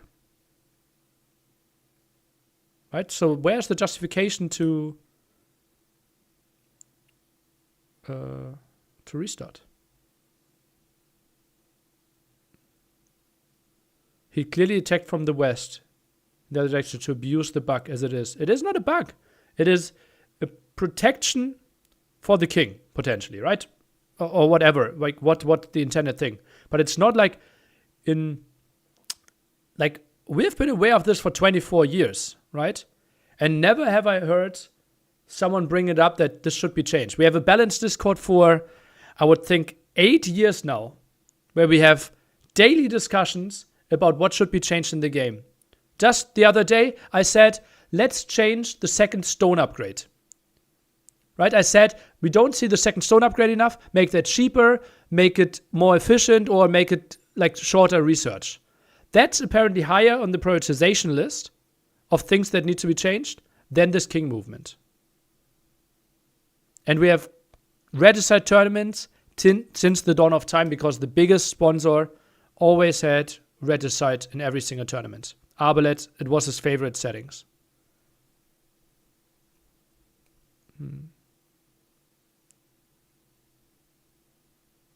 Yeah.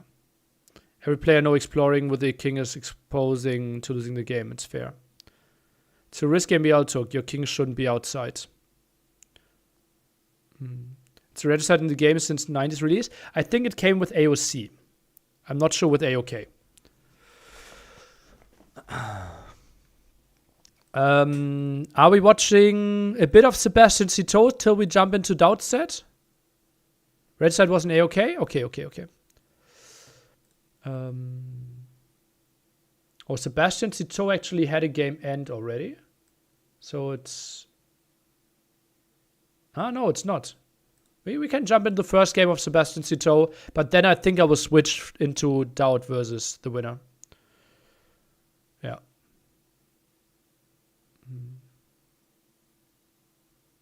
So it literally always worked like that? Yeah, apparently. If the game came out with it, yeah. Hera also said it was the right decision.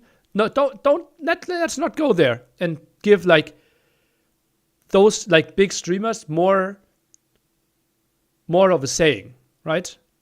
Even I could be completely wrong.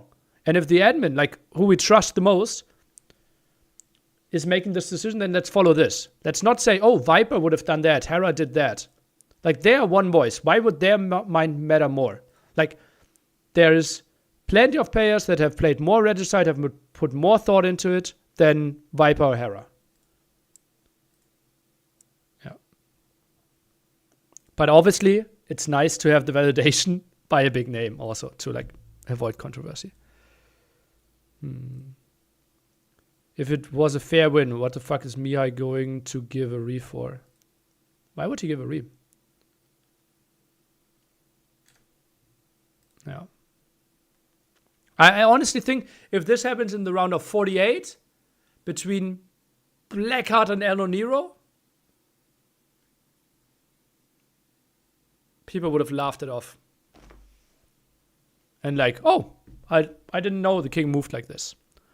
It's like obviously so deeply saddening because the stakes were so incredibly high in this game. Yeah. It's sad, but admin decision was definitely correct.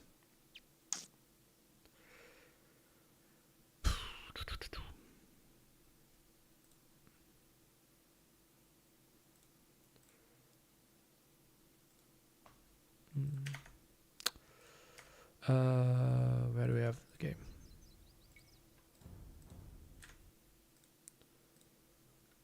So we'll watch a bit of Citeau versus Sebastian.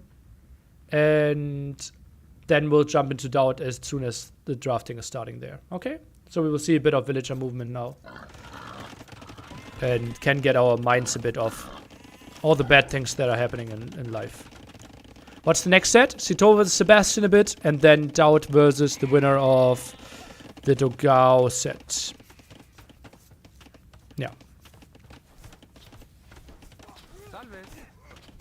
Yeah. Also, obviously, I think we would have less outrage, but we also would have less time if it happened in game 1. This happened on the high level. It's sad in a way, because MBL seems to not know about that, and he not click the king more often and not want to be there. But it's fair, because it would be too much punishment for Mihai for what everyone has the right to try. Snipe the king. So referee took the decision, and that's it. MBL didn't know about the mechanic, right? That's why it feels so incredibly unfair for him. And that's something I understand. Yeah, that's I think is the oh baby, that is the ugly thing. If MBL knew that was, oh boy. Okay. Many people learned something about AoE. Yeah. Obviously, it would have been nicer if it wasn't on such a high stake. Yeah.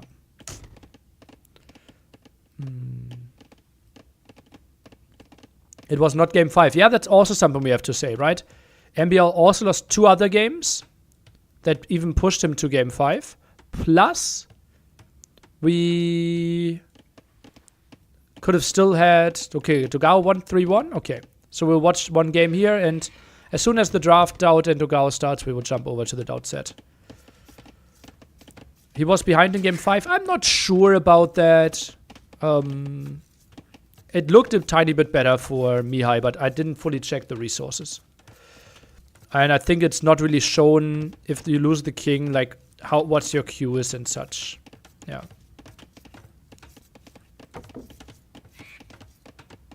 Yeah. He has no mill and market yet. Yeah. Like we are far away from both players clicking castle age, right? Yeah. Also, Jordan would have been the favorite. Well, that's yeah, but no, right? That's not really relevant in the situation. Like what's coming next? Maybe it is like in the sense like if he was at 0% or if he was at 100%. No, if he was at 0%, that wouldn't matter, right? But simply robbing him of more than 1% can feel bad. I could see that.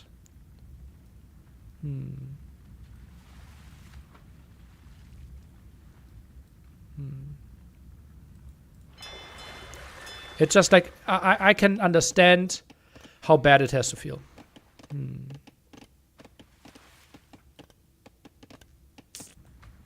No. MBL Jordan would be 50-50. I don't know, and I don't even want to put thought into it, right? It is sad. Yeah. Please focus on upcoming games. Yeah, this is a bit of cruise control. Like I will show you a bit of villager movement. I will show you the first game, and then I will jump into the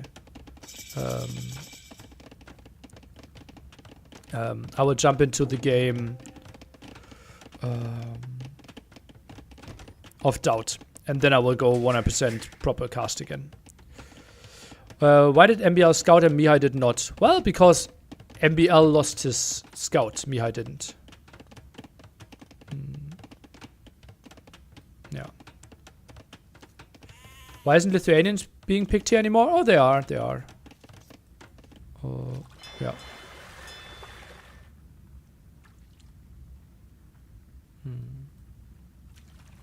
I bet he won't scout with his king next time anymore. I think he just will click the king. Just spam click the king. In case...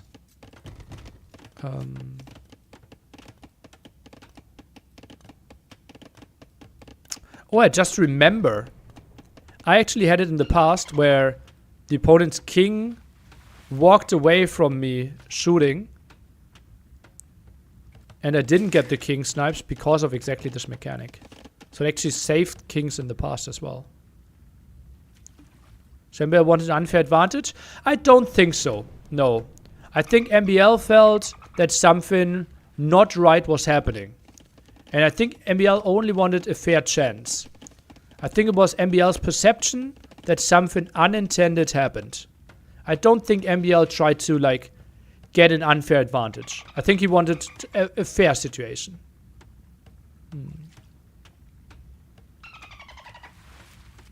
Yeah. I don't see any fault. I mean, with the scouting, yeah, I disagree. Yeah. Which is totally understandable. Yeah, I would have done the same, right? I would have acted the same as MBL. With the information that he had, like, I would have obviously messaged the admin instead of a random streamer in this case. But I would have had the same emotions as he did. Yeah.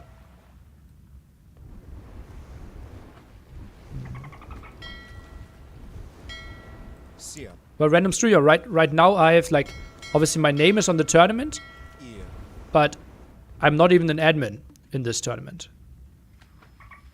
Yeah.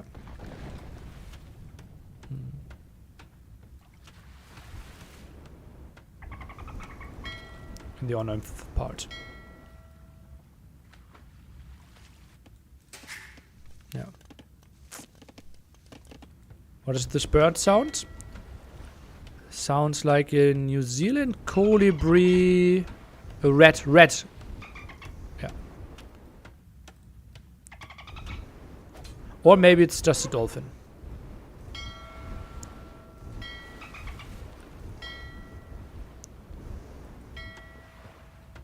Can we talk about Mihai beating Velez and MBL in one day? Yeah, we did. It's his greatest achievement of all time, I believe, winning against both of them. And even if we ignore the last game, right? He beat Velez and went 2-2 with MBL. Like, I'm so happy for him in that sense as well. Who eliminated Velez? The Kingslayer. So double dog here by Sito at the top, and that will be a very reasonable cast edge timing. Blacksmith is late. Market is in there, and now we can click up only after a villager. Greatest achievement so far. Yeah.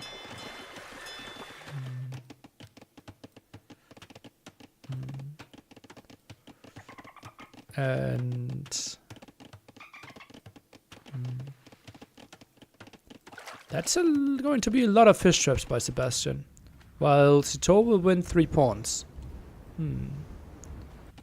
Mia wins NSC5 confirmed. Well, Jordan would like to say no to that. Lots of resources here by Sito. Holy moly, look at that. Weird double stable placement. One here, one there. You can also support in Euro, yes.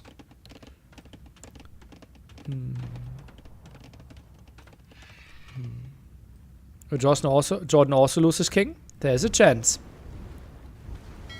I would assume Mihai would also try to attack the king if he sees it. Wasn't there another king snipe earlier today? Not to my knowledge, no. I think otherwise we would have brought it up earlier. Yeah, he lost the scout and the villager, right? That's why he was so paranoid. And that's why he was out there. By the way, is Sito playing fast imp? What is happening here? Why does he have so many resources? Now the siege workshop. Is Sebastian playing fast imp? What is... I don't understand what's happening here. Yeah, John is now going to 5-layer. And that villager just randomly finds the siege workshop. What is happening? Where is that villager coming from? Just built 2 houses and wanted to go back.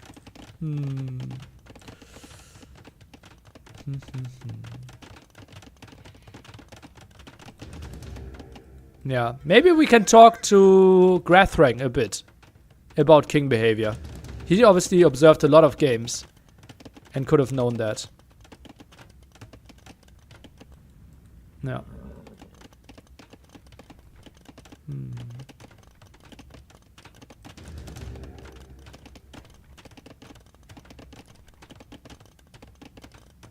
Okay, Gilnets for Sebastian. 3 pawns against 1 pawn. No extra town center here. Don't really understand why he doesn't go deeper to get... Oh, this TC would be so good for Sito. He knows about it. Why is he going for this TC when he can build this TC? Feels underwhelming. Half these guys played in Ring of Fire. And maybe they could have known.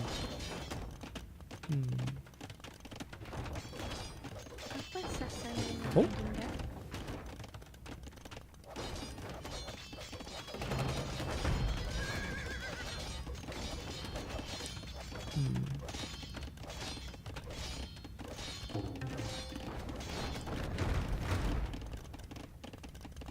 Does not break in. Sebastian even goes for fletching. Is that for his town centers or what's happening? Goes for the third one now. And people are just floating way too many resources. They don't really know how to put the resources on the map here, from what it looks like. Kinda weird.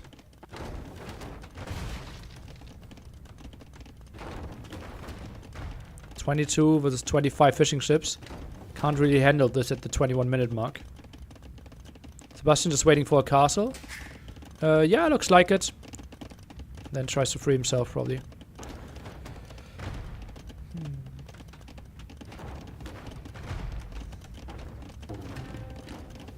So nothing on gold. Just wanted to finish the monastery, apparently. Okay, and Mangonel Dance.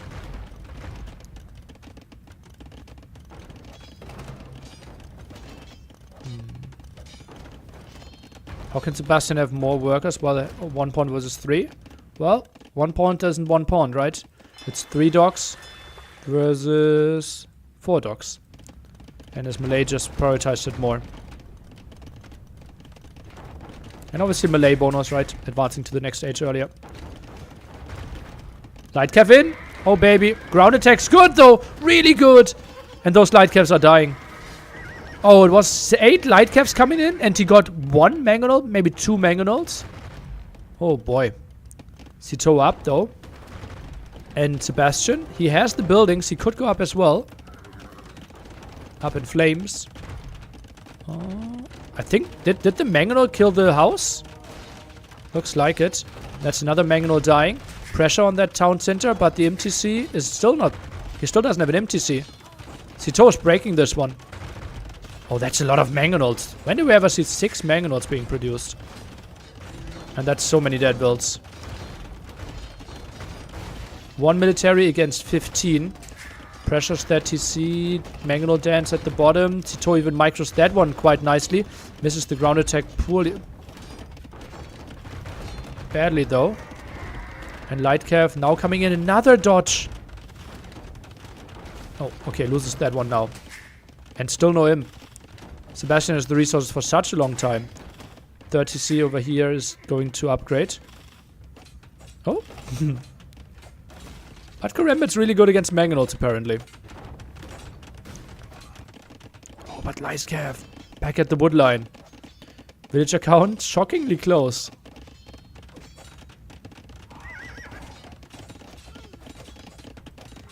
And snipes 2 farms. Yoink, yoink.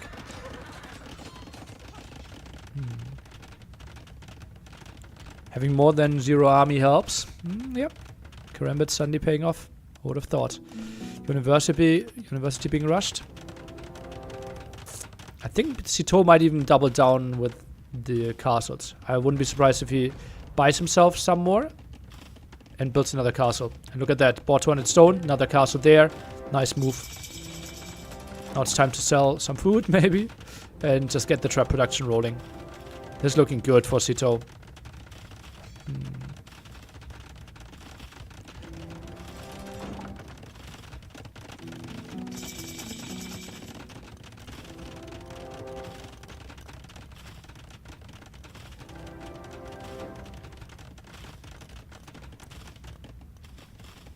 Sito versus Sebastian.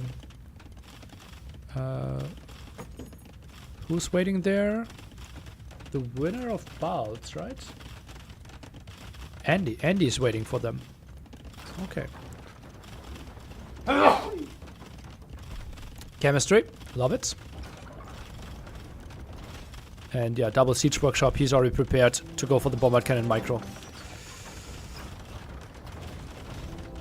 Stone, lots of villagers on stone could make a lot of sense as well. Goes over here. And we'll have to repair quite a bit. Masonry could be an upgrade. Focused on it quite soon as well. And I'm a bit surprised. Like, why is this castle not shooting the trap? I think it could. Now it's going for it. Yeah, okay. Yeah, the traps are in castle range. So actually repair for the villagers shouldn't really happen either. Masonry, I think putting those villagers over to repair the castle could be a thing. Lightcav not really coming in, not really putting on the pressure right now. And Citeaux somehow can't afford more traps. Just goes for 2 bombard cannons apparently. And those could die.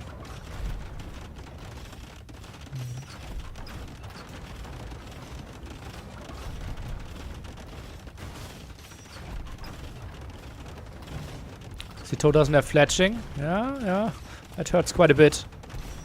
Could have helped out against those traps a bit earlier. And the villagers.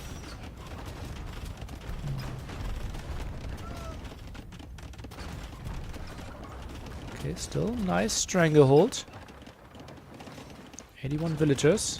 Nice control for Citeaux, but I think this second castle shouldn't really fall too easily.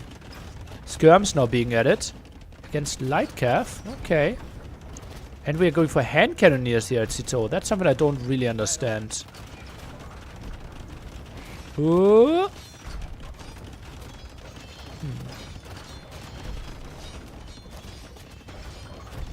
Those bombard cannon dodging quite nicely.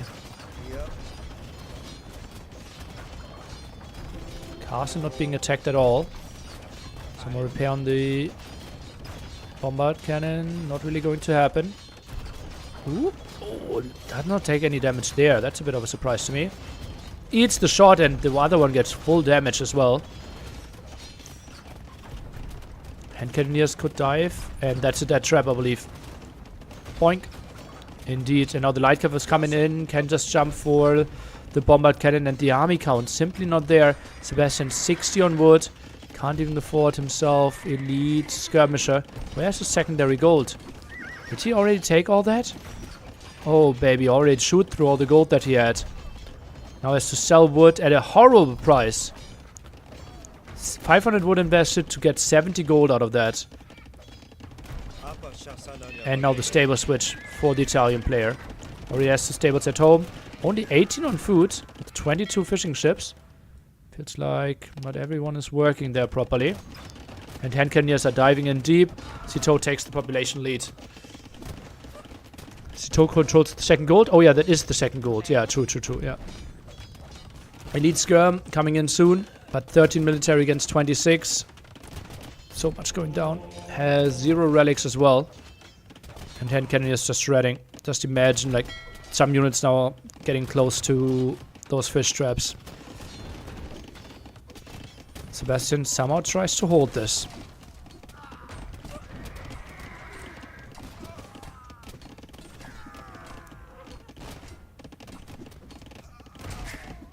Town Center survives with 66 HP. Bombard cannon count quite high here with 7. Now knights are arriving. Oh, taking quite a lot of damage from the bombard cannon. And even dying due to the bombard cannons. Cavalry attack coming in. Upgrades 1, 2. 1 armor for those hand cannoneer. Castle helping out now behind this. And yeah, resource destroyed shouldn't be fair. Oh, look at that. Double for Citeaux. He's got such a better stranglehold here. And Sebastian, well, he's not really gaining that many resources. And the bombard cannons are getting the kill. Citeaux leads 1-0.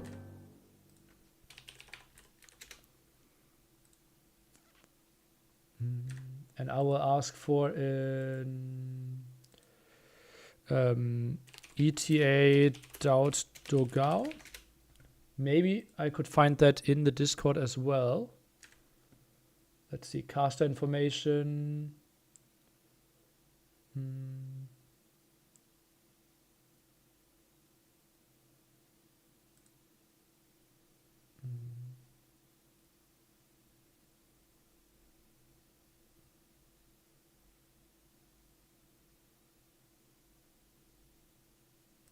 Let me see. Dao to Gao 2040. Okay, so draft starting in 4 minutes. I think that makes a lot of sense to just go into it then. Yeah.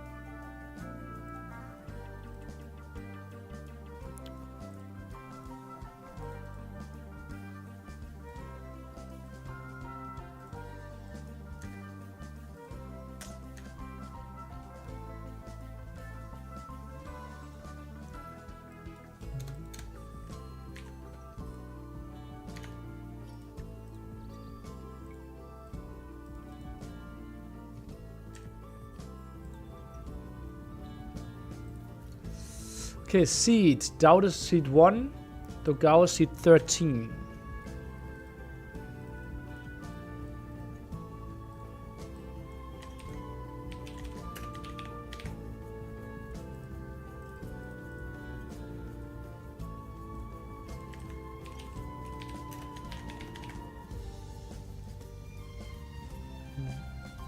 I think we can take this one off now at the top.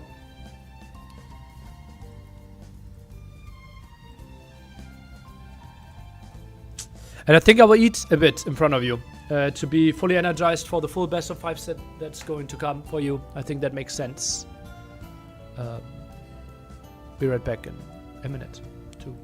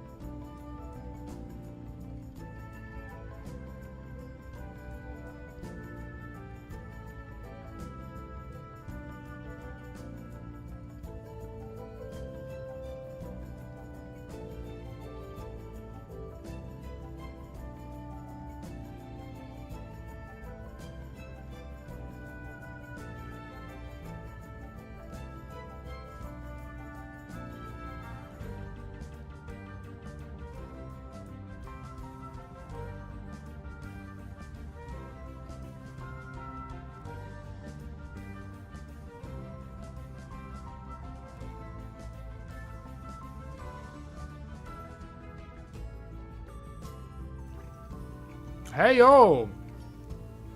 Hello everyone from Mem. Welcome, welcome, welcome. Mem needs a rest. I understand that.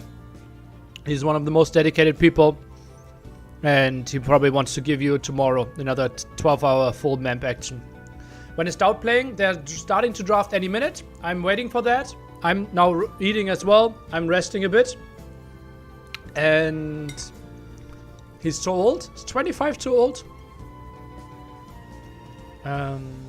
And Dao vs Togao will start any minute. What are you eating? It's bulgur, red pepper sauce, and curd bula. My girlfriend made it. Top 3 dishes she ever made. Yeah. Ambia lost game 5 by losing the king on Copenhagen. Yeah. Obviously, as you all know, if you want to have me wear a mem shirt, there is the $3,000 donation. Memp is collecting for that one to have me wear a mem shirt. I don't want to do it, but if the people are speaking, I will oblige. You will do it? Let's see, Memp. I'm waiting for your contribution first. And also, there's a meetup happening. I think we have like 15 tickets left. Let me see. We have 425 tickets in total.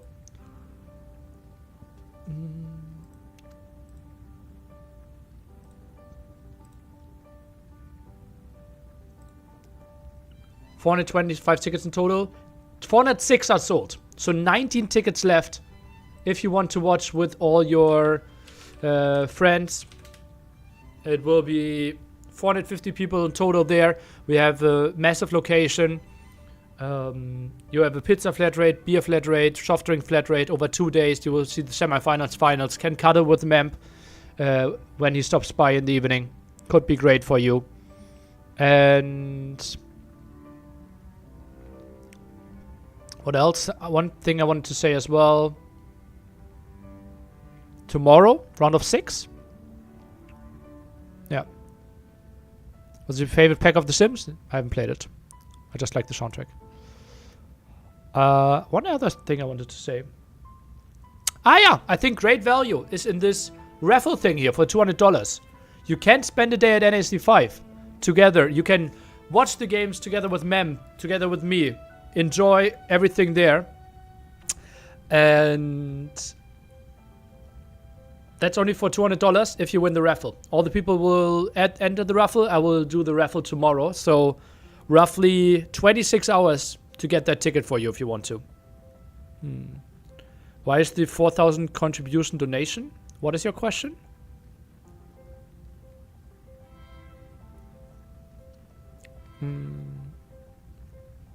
Yeah. NAC hoodie, black hoodie, NAC 5 logo on the front. Is NAC from Lauren Snack what the official snack partner for NAC 5? No. The contribution amount is higher for $4,000 needy? What? Estimated. Okay, I didn't adjust that. Okay, yeah, my bad.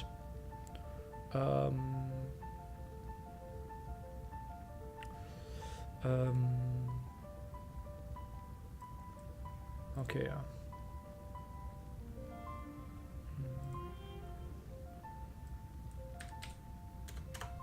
Okay, corrected now.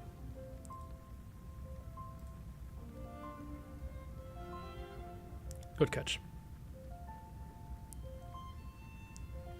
Where's the meetup? In Berlin. When is the raffle and how to participate? $201. And tomorrow evening after the third set.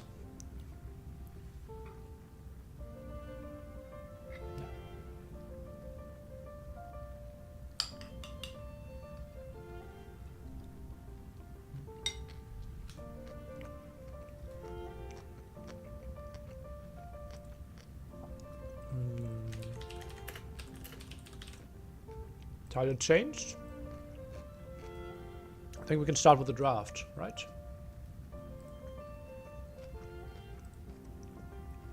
They didn't start yet.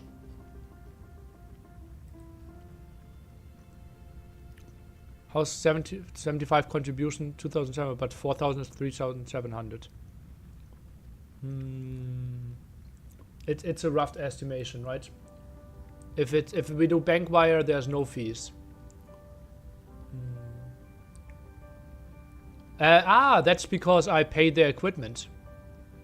I will buy them a new keyboard and everything, right? So they don't lose the money. Yeah. Yeah. So actually I might need to change that even more. Now that you say it.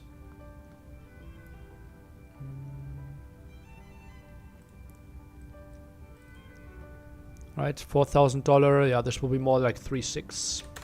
You're right.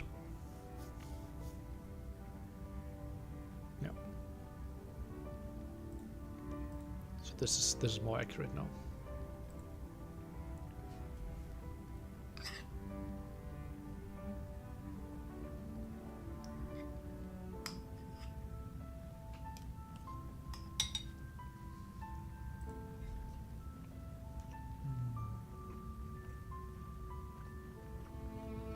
Don't players prefer to play with their own equipment? They do. No, I will buy them exactly what they're using right now. Draft did not start, otherwise we would show it.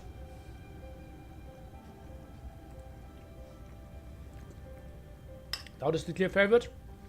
I would say 75% for Doubt, if it's reasonable.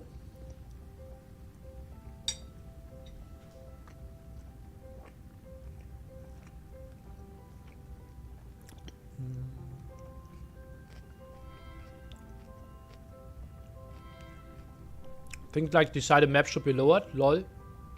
Why? It's one of the heaviest things to interfere with the tournament. I think like we are risking the integrity of the tournament.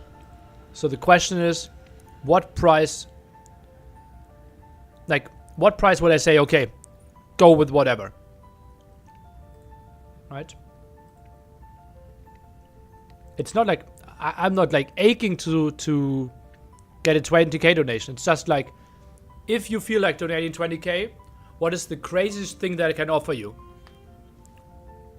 Why have it anyway then? Because if someone wants to go for a crazy donation, like that's I think the biggest change I can offer them. Yeah. Hera keyboard is not available, no sold. Player at NAC 40k maybe. To add an 11th player now, 40k I would think. Yeah. Who has to explain Buchholz? Doubt. How much would you put on Dogao versus 4-1? Nothing, right? It's the correct odds. I'm not making any money of that. Disregard my gas covering. See you never.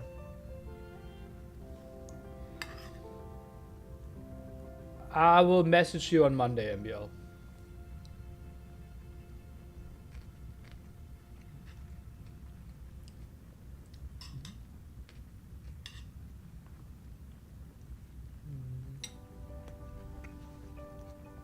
Why no revenue of those higher donations? What is the question?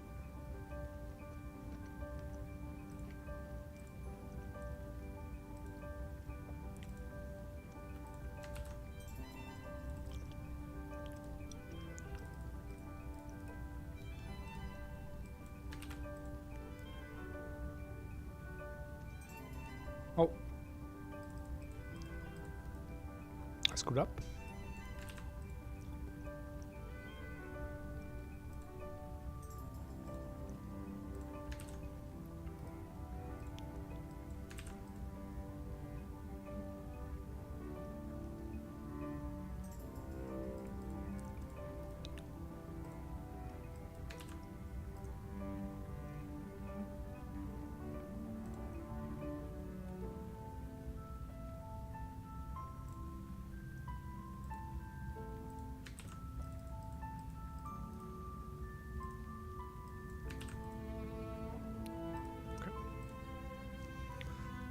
Oh, qualifiers are already so good. Can't wait for the real tournament. Main event is going to be even sicker, yeah.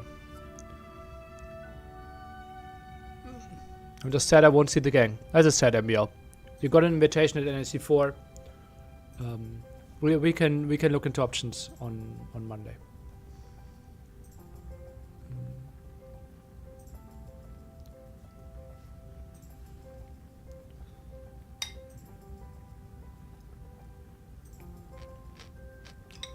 Starting Gao 2-2, 0-0. They're drafting right now.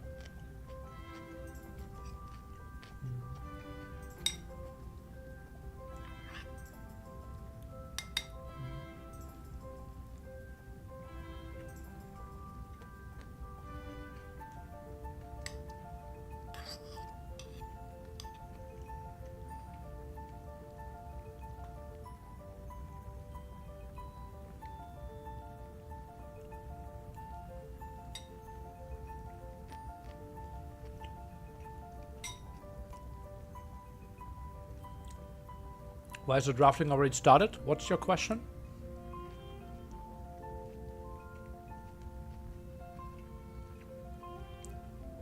Timid, I think it makes more sense to go back into the VOD.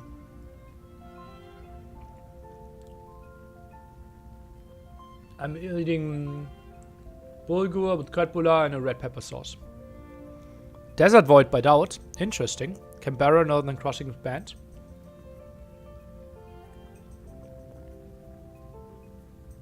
We're not casting Situx. I don't know who Situx is, so why would I cast a random person? Marsh Madness by Dogao. Okay. Can I go back on the live stream? Yes, you can. Yeah. What's your favorite food, Nili? Caponata.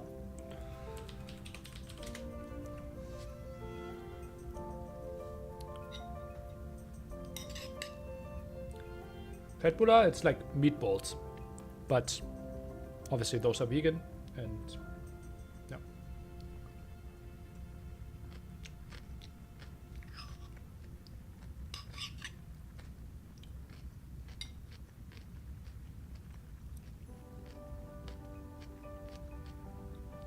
Mr. Greeny, yeah, a lot. Eat them every week.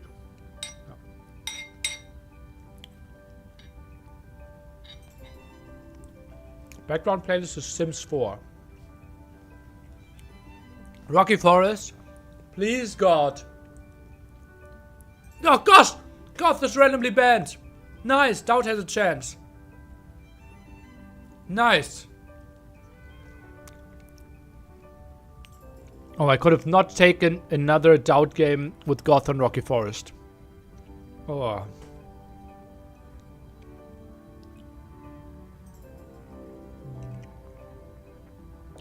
Copenhagen. People, everyone, watch your king.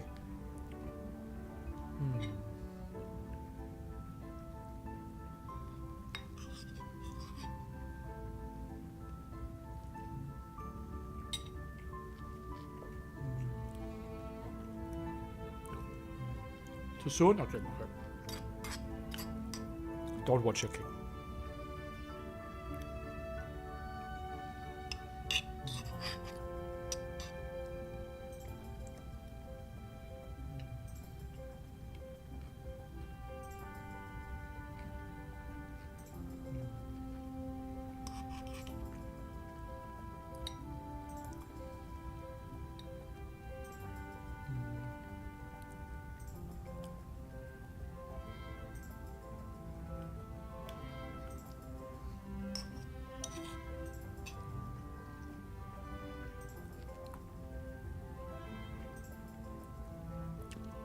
Top 5 dishes my girlfriend ever made.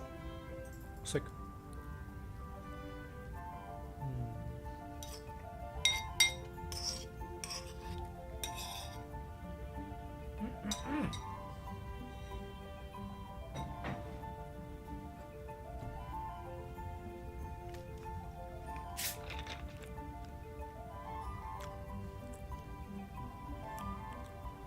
Could you do a dishes my girlfriend made tier list? She once did also meatballs with the creamy tomato sauce and pasta. That was number 1. Her lasagna is good.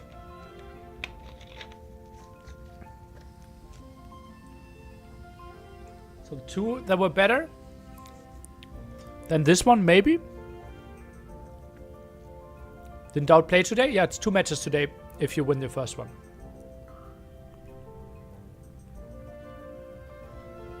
Is the girlfriend also vegan? In restaurants, she would eat fish. And she also eats cheese from time to time, but we're obviously not buying a lot of her stuff. Yeah. I'm also not vegan, right? I'm vegetarian, but try to eat as vegan as possible. For example, this protein bar here, non-vegan.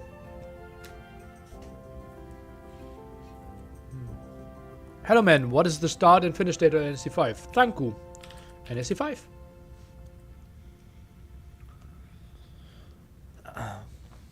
Byzantines, Cumans, Georgians ban. Okay. Without taking his time, maybe wants to play it, Georgians. Did you ever read the book Exterminator? No. I bet you donate some signed copies to NAC5. No, I was in contact with the company and they had no more funding left. I actually talked with like his book publisher asking for a deal for NAC5. Yeah. Romans Khmer instantly. Oh boy, he put some pressure on. Romans, Rocky Forest, Khmer, Marsh Madness maybe? Tado's strategy looked really good for Marsh Madness. Burgundians could be Scholz, could be Copenhagen. Both with extra relics. What is happening between the qualifiers and start of main event? Well, for most people it's holidays, right? So lots of people are traveling. Age of Empires wise, I will use the 4 days before the main event start to rerun the finals. So Tuesday, NAC1 finals, Wednesday, NAC2 finals, Thursday, NAC3 finals, the Friday before the event starts, NAC4 finals, and then NAC5 main event is starting. So if you want to rewatch all those final moments, you can watch the 4 days before the main event starts on this channel. Every time European evening time. Yeah.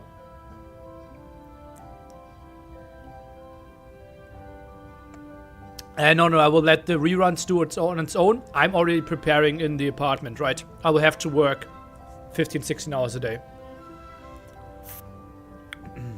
Yeah. Did it solve the PC problem? No, but a lot of people are trying to help me, and I will get more information mid next week. I think I will have it solved before holidays. Yeah, this Monday is the last Monday of all times. So we have something special there.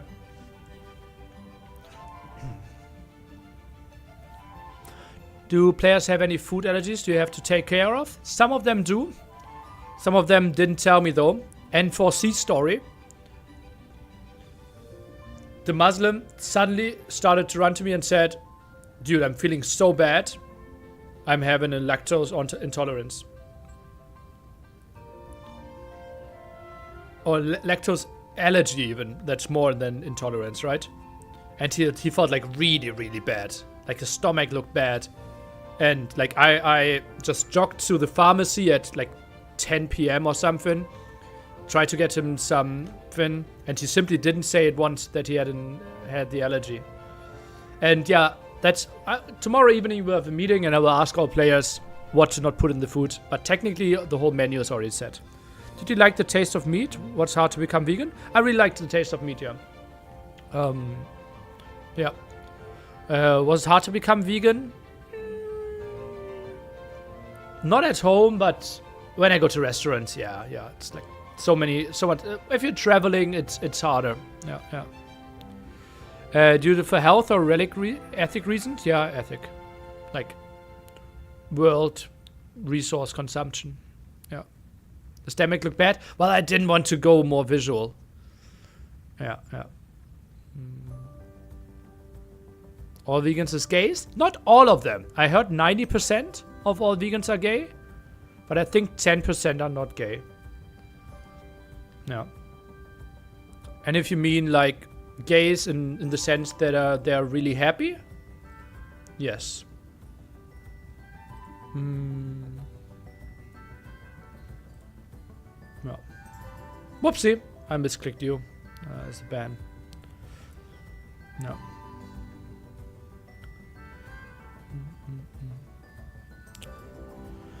Happy chatting. Didn't I have one of the funniest things? Let me see if I find this. Oh, can I find this message in time?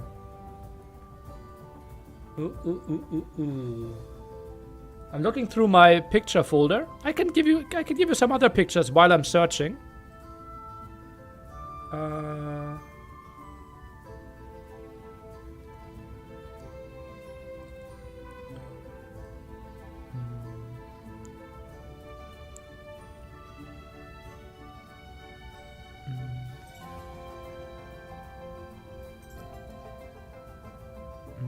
Where is it?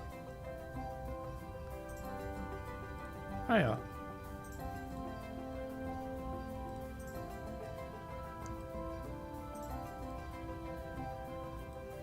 But that's not the one I was searching for.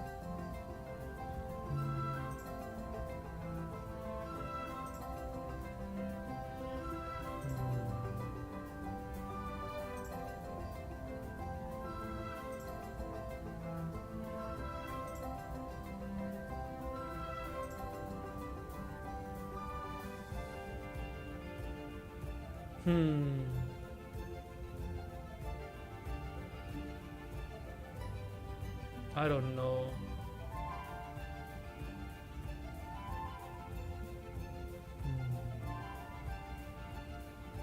Yeah, not really. I can show you another picture. No, it doesn't really matter, right? Didn't know you were that good at paint. I learned quickly.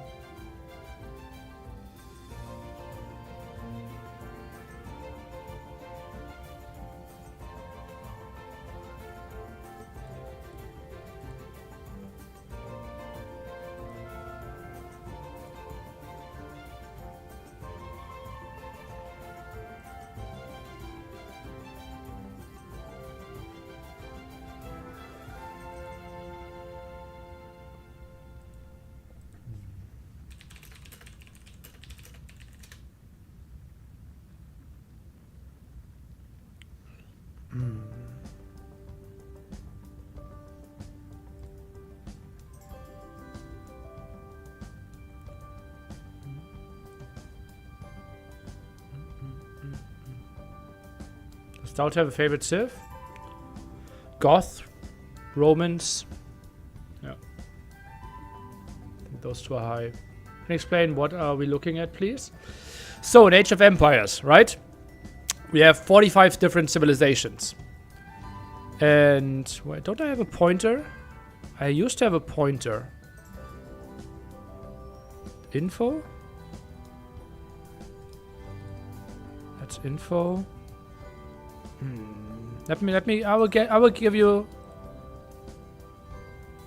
update warning? No. Image player 1 updates text. Ah yeah.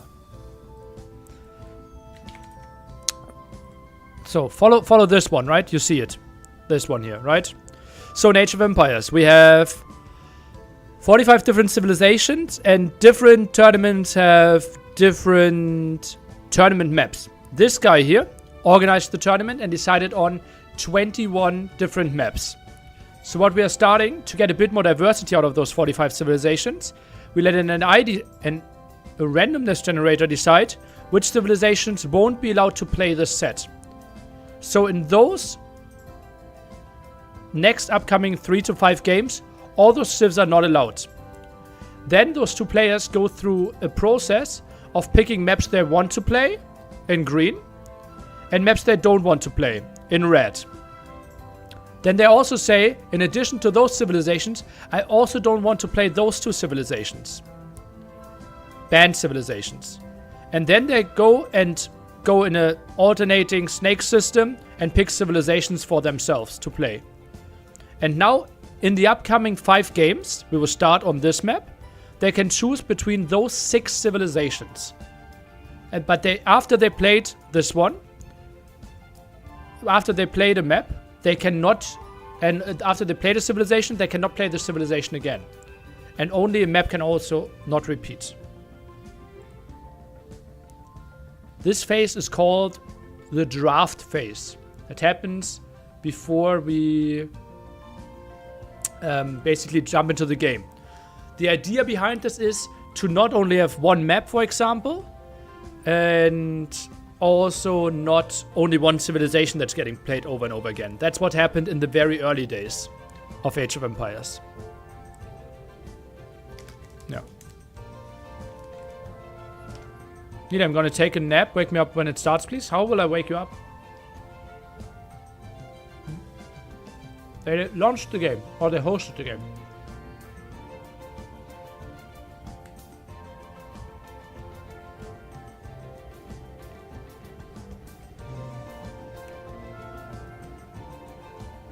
What is the Persian win rate in this tournament so far?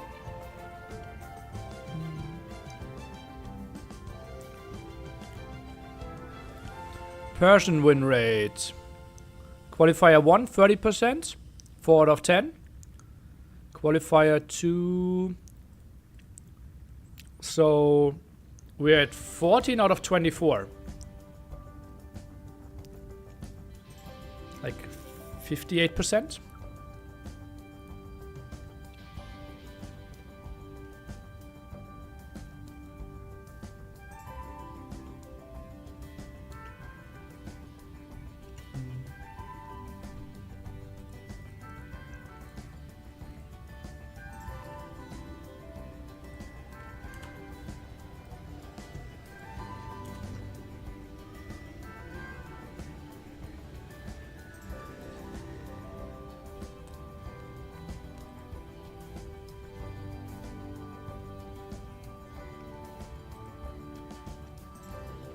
We cast occasionally after the goodbye week. Let's see what my job will be. How much time I will have. 90 seconds to go till we go into Scholz. Give me your predictions for your civilizations.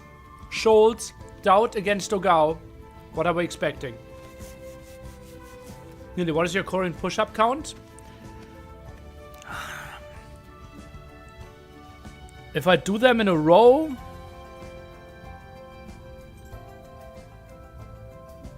three, but good ones. No, what I do right now is do 100 push-ups in 20 minutes. It's basically like start to 5 push-ups, and every 50 seconds I go down and do another 5 push-ups. Yeah.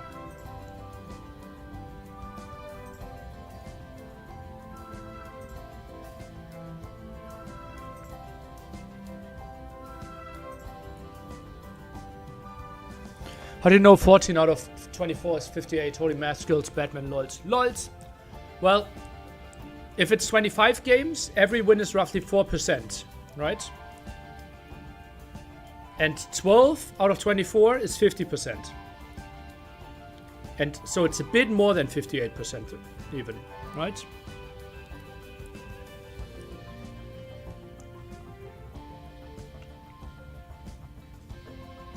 $58.33? Yeah. Because 14 out of 25 would have been 58%, right?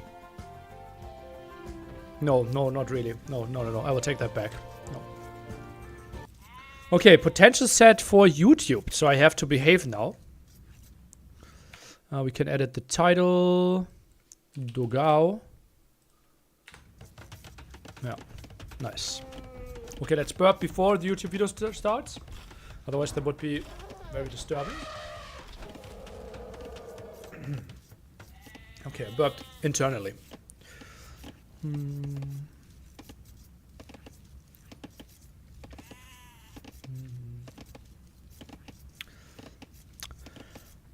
What's up, Hippo lovers? Doubt against Dogao in the deciding set on who makes it into the round of 6 on Sunday to play the best of 7. Lots of pressure on Doubt after missing NAC 4 and also failing in the first qualifier here at NAC 5. Finished the first game quite convincingly, 3-0 there, but now Dogao, a big task. One of the biggest players that is always heavily underrated by viewers and highly rated by the top players because of his consistency over the years. Dogao, considered to be a top 10 player some years ago, now more in that, as you can see, number 20 rank in the world. And we will see them go down here. And that is the wrong scene. This is the right scene. We will see Dogao playing Poles on Scholz. On the other side, Doubt is playing Koreans on Scholz. And this reminds me a bit of the Cartales game. Red Bull 3 finals where he played Koreans and actually played CA. Why is this the last NAC nearly? Go to my YouTube, watch. It's time. Because it's time. Okay, what are we thinking? What is our prediction, chat? Tell me. Dogao on the left-hand side, Doubt on the right-hand side. I don't think this will be a sweep, but I also see Doughty winning this one. So I will go with the 1-3 scoreline here. 0-3, 3-2 Dogao. Okay, 0-4 sounds like a lot. 3-1 Dogao, 3-1 Doubt, 3-2 Doubt, 3-0 Doubt, 2-3, 3-2. Okay, this is way more mixed than I would have thought. I would have predicted lots and lots of people heavily to think about Doubt going to take this one. But apparently people believing in Dogao here as well. Now let's think about the civilizations. Why did we pick them? The map that looks very different to what it actually plays out like. You think, okay, lots of water, people are fighting for water, but water is actually not the most important thing here. It is the fight for the side goals. And if you control those, you have a really good spot. If you control both of them, you kind of guaranteed yourself a win on this map. But how do you get there? Most of the time we have a 1-1 split. And Poles, obviously lots of advantages for them. In the sense that with the limited gold, you're generating extra gold going for the stone. You have way more stone. And then you can maybe have a nice timing with early Imperial Age, generate all the castle stone and extra gold for yourself to have maybe an arbalest timing together with some traps, a castle, some bombard cannons. And obviously this beautiful thing, Forwork reworked, is a crazy thing to get a boom rolling. Lots of farms, you drop off all that food, could be really nice. On the other side, Koreans, maybe some water contest might actually be happening here. Simply because all your ships are cheaper. Also, if we wanted to go for something like archers, if we wanted to go for something like CA, saving some of the costs there. Korean turret ship, if added, could also be nice. I think 2 could easily take out the sea tower, and Doubt could maybe win the water that way. Wouldn't be surprised to see a lot of villagers on stone. We have to remind ourselves, though, that Doubt had a really low prioritization on this draft. This was his 6th civilization. So lowest priority there for Koreans. And it feels like both players are playing the fast castle. Kind of what the meta is shaping out like right now.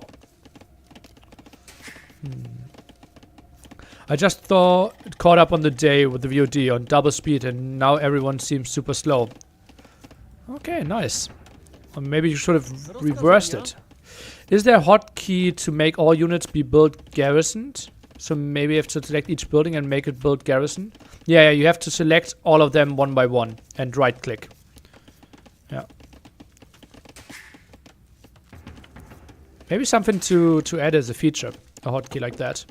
I think we have higher things on the priority list though.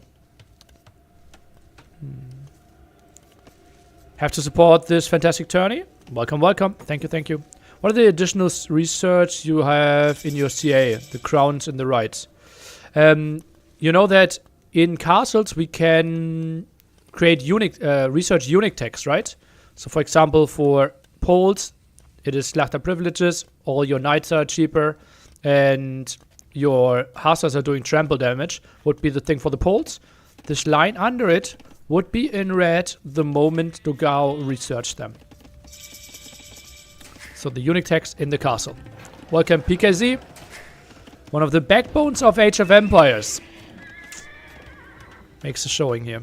Welcome, welcome. Also programmer of earlier overlays. I remember one deathmatch tournament casting with one of your overlays. Oh, gets the hit. Dogao. The first damage in this set so far. is 10 HP ahead, not the biggie, and Doubt will have a very smooth, fast castle. Dogao might have to sell 100 stone, typically the thing, and ooh, only 2 on stone. I think your standard build order is to have 3 on stone. That one is idle for quite some time. Not liking that one too much. Look at that. Idle for more than 30 seconds now. 25 seconds idle time there. He's trying to fix that. Is now moving over a bit and did not collect some resources. Otherwise, he could have clicked up. You saw how that one was delayed. It's funny how, like, the build order lines up perfectly with 3 builds. And yeah, because he had that one idle for a bit, he had to wait and idle the TC for a solid 22 seconds, but down at 29.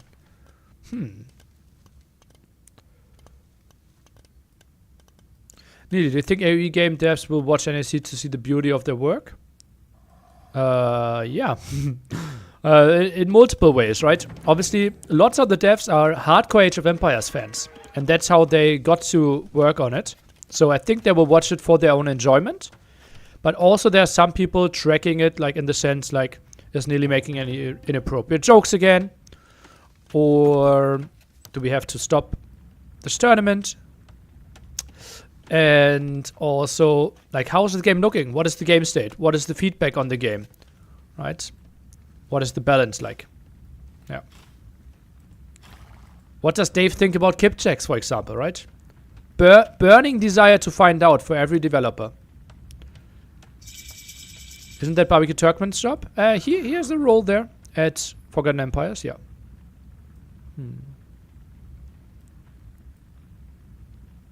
What is the best corner? All stuff that I want to find out. Yeah. Okay, that is Doubt actually playing CA. Oh, baby. Oh, that's a bit of a surprise to me. Lots of space for 4 walks. Yeah, I could see at least 4 more 4 walk spots here quite easily. If he deletes that house, it's the 5th one. So lots and lots of space here for Dogao. Nice base design for him so far. Love it. Really wish there would be a feature that showed CC idle time in minute 30 in the aftergame information. Okay. Well, official Age of Empires 2 forums. A good place to post an idea. Might be better than in my chat.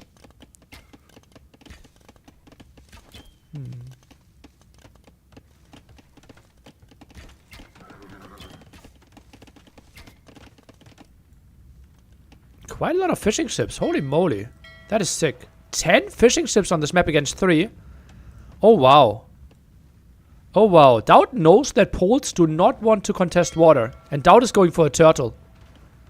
Oh, this is sick. This is pretty sick by Doubt.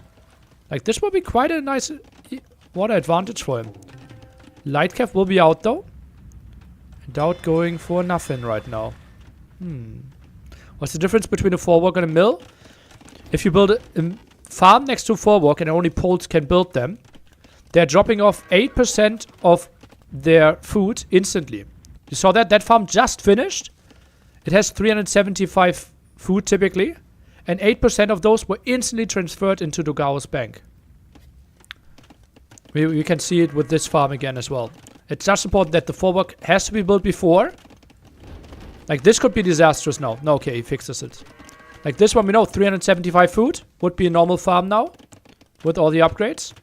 And you see, yoink, yoink, 30 of those instantly in Dogao's food bank. And that's one of the reasons why Poles are so incredibly crazy with their boom. Because you just get so much food so much quicker. That's why you, for example, see Poles, one of the few civs, getting their farm upgrades before their wood upgrades. Compare that to Doubt. Way more wood upgrade because he is not building his economy around farms so much. It also gives you a pop spot. It also works as a house.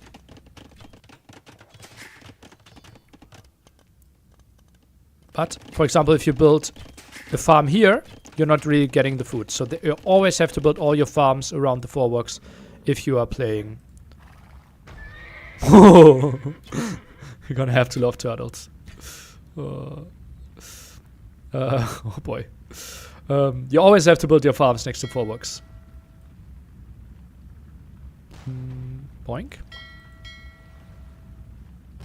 Boink. Not a single kill yet.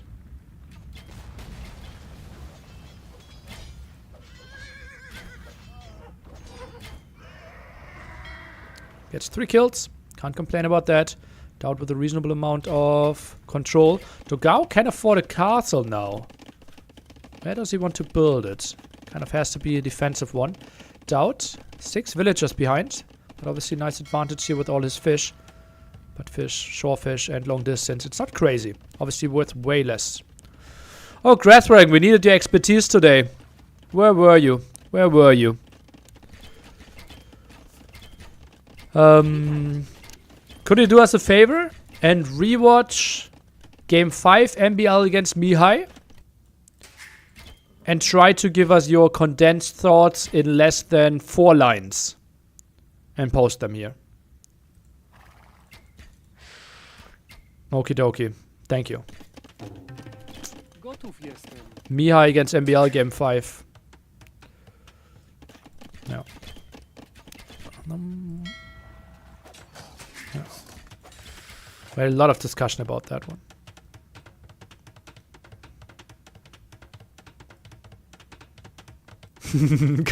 get to Neely's stream and you get homework.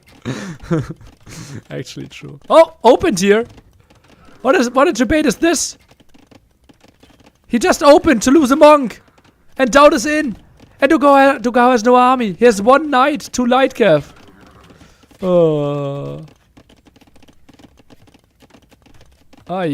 Now villagers have to run. Work efficiency will go down a bit for Dogao. Could be another dead monk. Dowd right clicks the monk, eats the conversion, goes in deeper, and he's fine if he just kills this one monk. Yeah.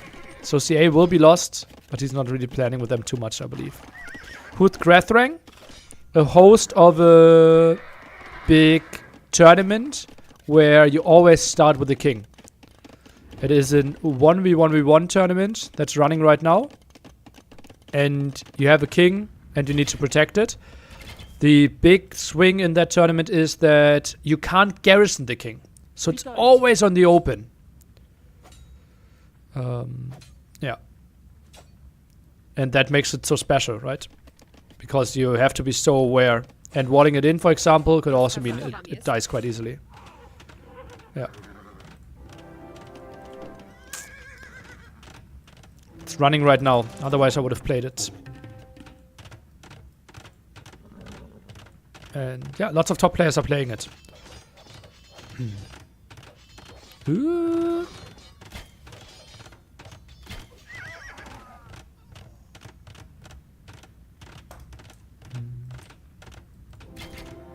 That's why I sent him on the case. There might be no one that watched more Regicide games than him in the last year.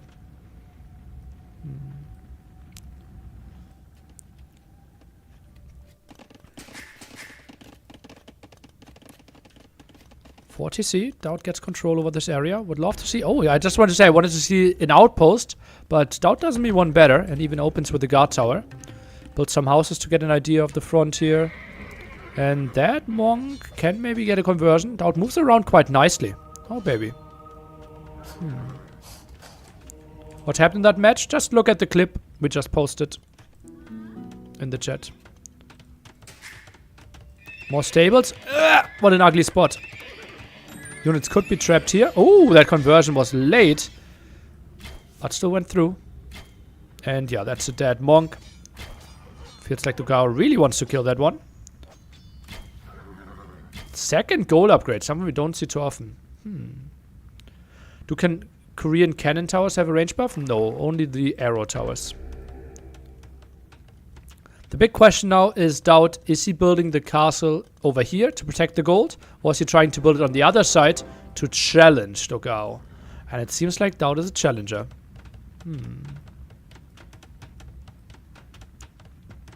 Dowd is now getting ballistics. 13 CA. He needs to switch away from that. CA can't be the unit of his future. Now just lacking some gold. I like that Dowd is getting some idea of this area. Build some more outposts. And where's his turtle, by the way? He lost his turtle? Did he have to delete it? Against the monk? Not unlikely, right? Korean CA is weird. Well, CA costs, I think, 40 wood, right? And if you have 50% reduction, you're saving 2600 wood if you're going for them.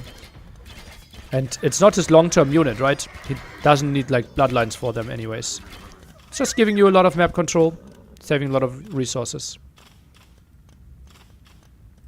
Ooh, oh! Hello! That was quite a nice pick-off by Dogao. Gets a good control here. Light cav around, knights around as well. Minus 50%? Yeah, that's crazy, right? And Doubt, he is back. Each game, instead of walling in those villagers, Doubt's signature move. But now the Doubt signature move number 2. The crazy quick walls that are always working. And he traps the army. And he didn't need to be imp before this, right? So he just sends some more villagers and we'll be fine. Ballistics out. Can he get the kill? Not really. Conversion here happened against the spearman. Pikeman finished afterwards.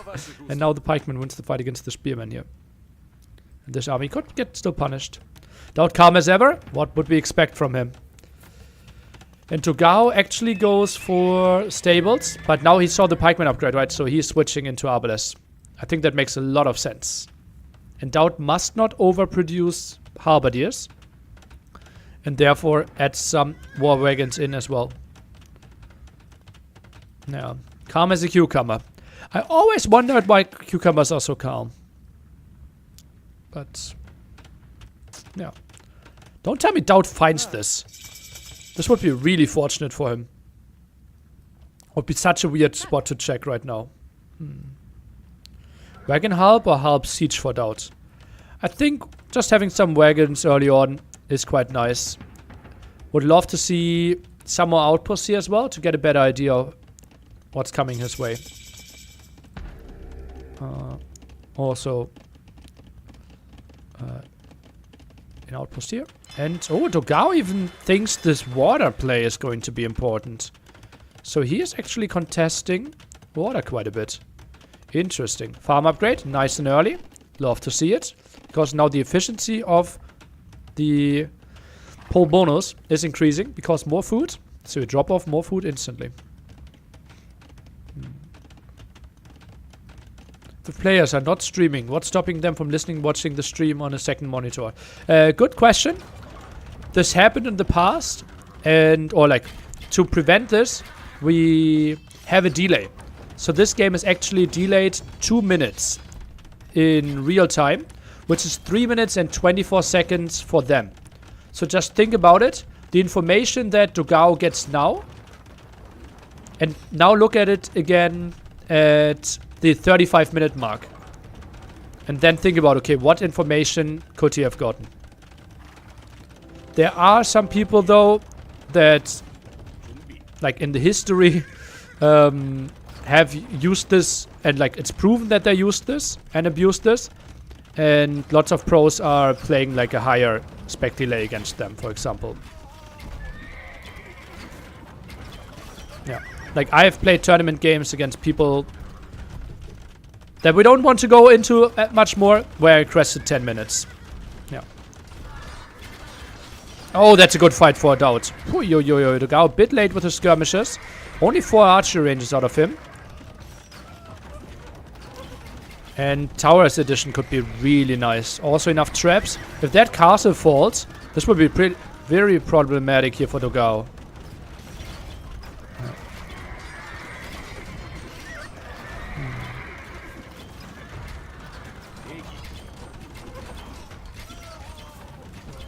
Okay, Grethrang. I said in less than 4 lines, give me all your thoughts. And you say Mao. Okay. Oh, maybe you're more compact in your thought process. Bombard cannons now being added. Doubt. He's throwing everything in here. Still 1 trap alive. Now shoots some of the archery ranges. Oh, this is becoming really tight. Keep is also adding some damage. Now it's no more siege. It's no more siege for Dogao. And he adds bombard cannons. But bombard cannons, after Dowd gets his unique tech, are not outranging the towers anymore. That could be a lot of dead skirms. You followed the instruction? Yeah, no, I know. Yeah. That's a lot of skirms dying here. Okay, bombard cannons. Let's see how they move against the trap shots. Okay, dodging.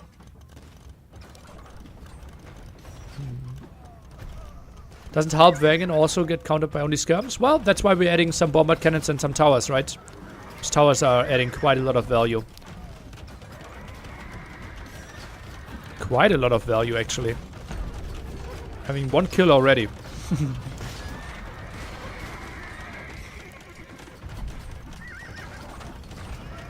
Yeah, Dogao won water in the meanwhile, but on the meantime, it won't really be that important though, right? Dowd doesn't care, and Dowd still has full gold control here, and is contesting this.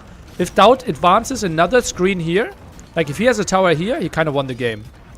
MBL chased Mia's king in Dark Age and hit it. Then Mihai killed one of MBL Wirt and Feudal. So he had 2 giant red flags screaming, don't send the king out, but did it anyways. If MBL had played Ring of Fire 5, he would have got some practice in Regicide. More Regicide and more tournaments, please. Lol. Okay, lol. Question was a bit, is this normal king behavior?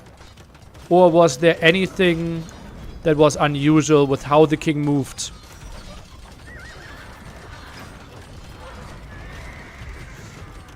Traps are moving forward. More bomber towers here, and Dowd. He just looks like he... Those towers are just making it impossible to engage into.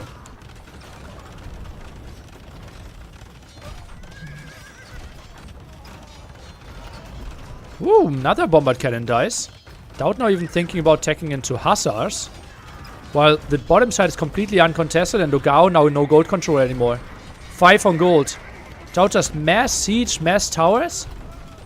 And Dogao doesn't have the answers. Not enough skirms. Just way too many against the bombard cannons earlier. Look at those. That 19 kills and just doesn't make it really possible to engage into those. And look at that. 15 damage output. 13 range on one. Bombard cannons just dying against this. So you have to play mass traps. And look at that. That tower just killed the bombard cannon in the back here. And Dogao maybe got baited by contesting the water. And Dowd just ignored the water completely and played full gold control here. Not even any contest on this side. Now goes for the forward with another keep. Just trying to get more control because he knows, okay, your next push has to come from the other side. This one I'm completely pushing you back.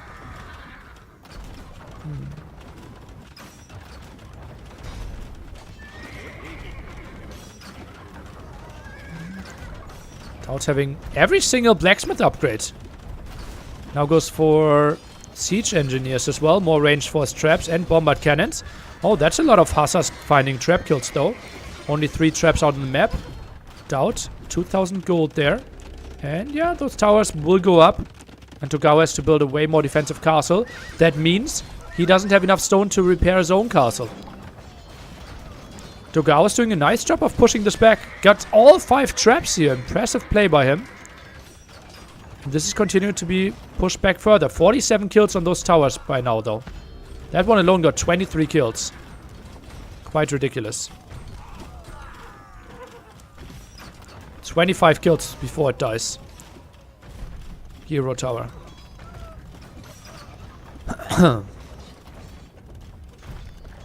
But still, no real gold income for Dowd. His best for Dogao. Best gold income for him is collecting stone. And those 2 towers are quite annoying as well. Another 12 kills.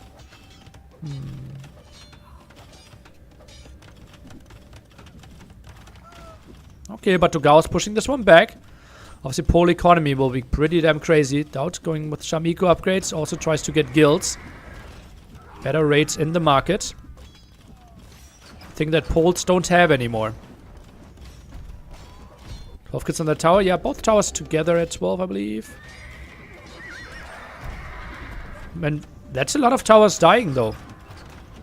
Does Doubt prepare a tech switch? Oh, he goes into a cannon galleon. Okay. Nothing else, though.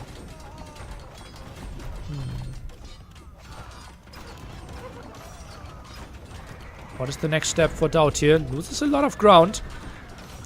Building more towers, though. I love the trap amount by Dogao. He's up to 4. Relic count 4 for Dogao. Doubt sits at 3.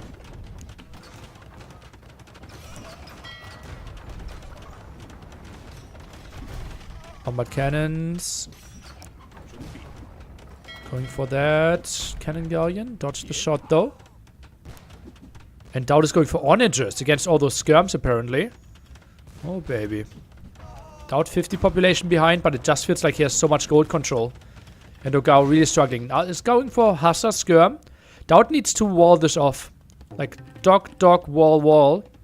Or wall around here would make so much sense. Because Doubt could get in trouble. If, like, mass Hussar are raiding his economy, this could get really ugly really quickly for him. Nice moves with the bombard cannons. Gets quite some kills. Halberdiers are dealing with this one quite nicely. And Doubt struggles to keep up his population.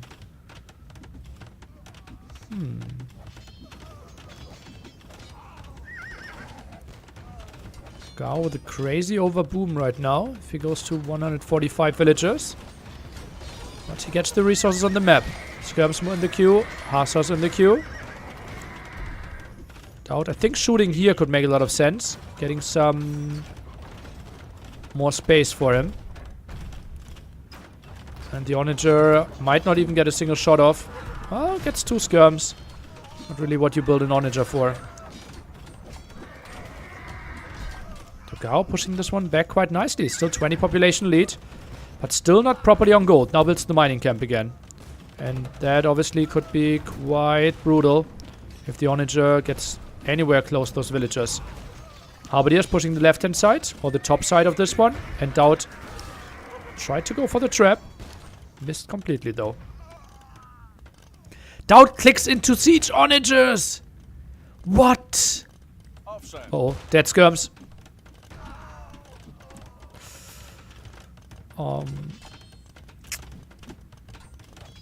This is crazy, Doubt. How do you engage into that after it? Kind of don't, right? More skirms falling. Thing is, the bombard cannons are killing the traps, the skirms so quickly already. There's OR not even needed. That's a bad sign. Okay, now the trample damage upgrade for Dogao's Hussars.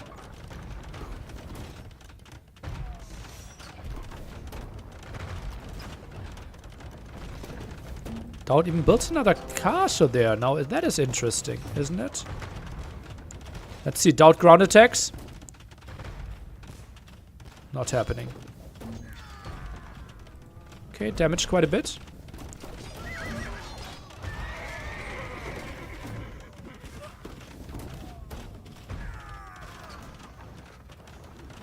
Look at this. This is the Korean dream. Bombard cannon, halberdier, SO, traps, mass towers. But the only thing we're missing is like 5 turtles on the side. The only thing we're missing. 30 kills on those. And Doubt just chills, absolutely chills at the bottom here. Gets all the gold. I think had the second gold upgrade in Castle Age already. Dogao not having a gold spot is a big mistake. Well, it's not a choice he made, right? Simply what Doubt pushed him into.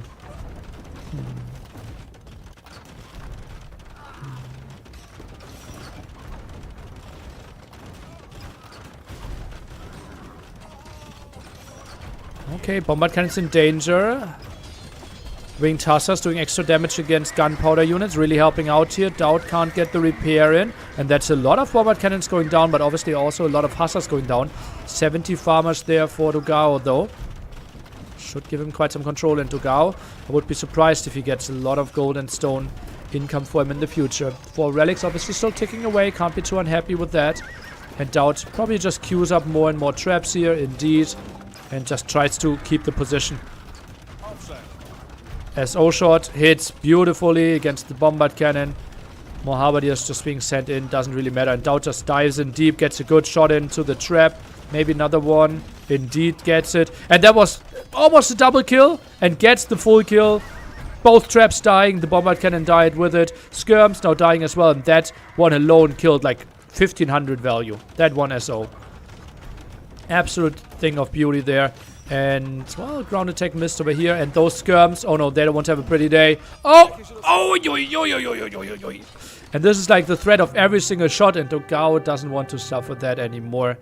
Dowd takes the 1-0 lead here. On Scholz with his last pick. Koreans. What a nice control by him here at the top. Completely uncontested at the bottom. And Dogao invested some of the resources into winning water. But Dowd could not have cared less. Full control at the top. All the right units for him. And pushed Dogao away. Masonry earlier could have maybe delayed the push a bit more. But I think Dowd would have broken him regardless. Food amount plus 10,000 roughly for Dogao. And Dowd, nice advantage when it came to stone and gold, obviously.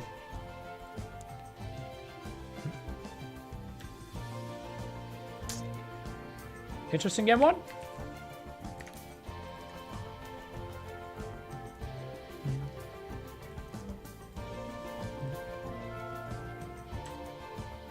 Russia, welcome, welcome. Old school legend, GL Russia. I think I've played him in like 2003 as well. I even have a recorded game the first time I beat Russia. Yeah, it wasn't a deathmatch game though. Yeah, like when he was like 2.3k or 2.2k RM. Yeah. Old school legend. Okie dokie. Next home map will be from Dogao. Marsh Madness is the map that we are going to play next. Late pick on Scholz for both of them.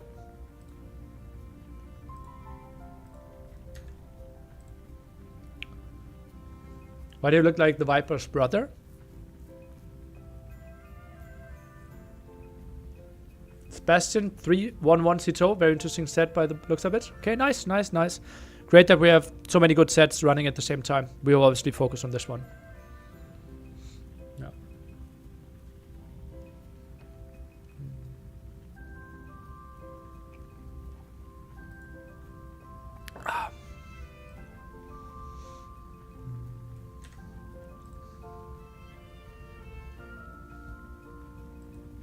Marsh Madness. Expecting Khmer? And I was wrong. Okay. Has anyone seen Viper nearly at the same time in the same room? Do you miss Woobly? No. Lobby system was nice, but that's the only thing.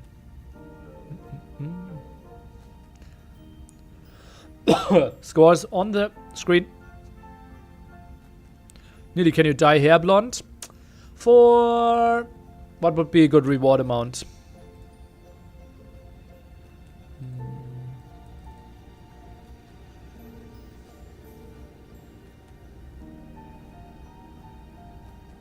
I would wear a blonde wig.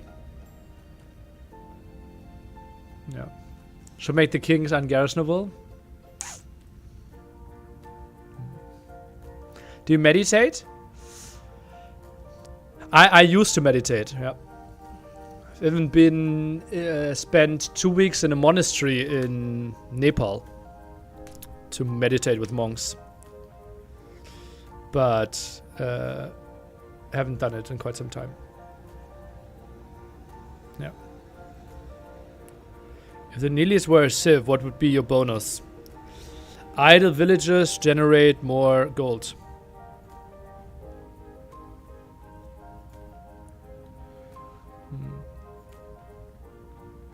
The monks in Nepal also go Vololo? I did not hear a lot of Vololos, no. I resisted their conversion because I'm Teuton at the Teuton bonus, yeah. Okie dokie. Oh, this will be interesting. We are jumping into this game here, and it is Dogao with Malians on Marsh Madness. We cannot wall in the stony area, therefore aggression in feudal age quite rewarded. Water on the outside, and we have 2 boars as usual, and Doubt looks like he has to walk quite a bit for his second woodline here at the bottom, so better not lose this one. Pretty interesting. So he has to identify the situation. Also, they're both spawning relatively close to one another. So it's time video. Hope NAC will live on, maybe with help from others. Thank you. Won't happen, but thank you. March Madness. Yeah, I actually thought about moving the tournament for 2 months later, just to rename the map March Madness.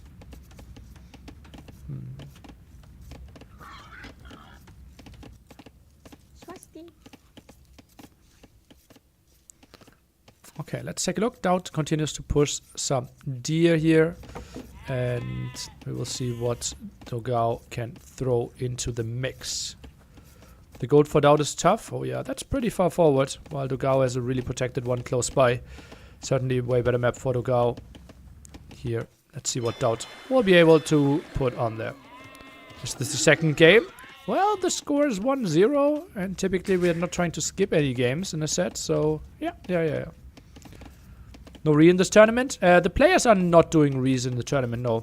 Only if like there are bugs happening, then the admin can call a restart. We have eyes on it, so I would be surprised if that falls under the category of a restart by an admin. Yeah. It's obviously always the tricky thing, like where do we draw the line between, oh, this is unlucky and this is like clearly not intended and a bug. And both on their starting island have 4 gold spots and 3 wood lines. So you could also think like, oh, Dogao's third wood line is so much further than Doubt's second and third. So Doubt has a generated proper wood, generated proper gold and stone. So this is just what we want to keep in the game at some form as well, right? A bit of randomness factor. If we always say, okay, the gold and stone is always 100% fair, then we are going into the direction of mirrored maps.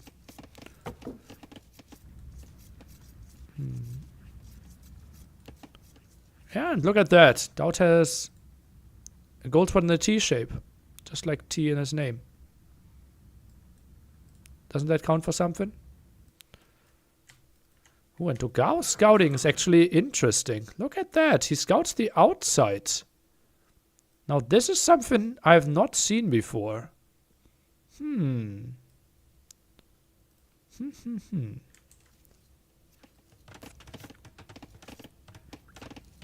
Might actually make a lot of sense to scout like this, because often it is tricky to get any indicators where your opponent is, but obviously like your opponent will always dock on this map.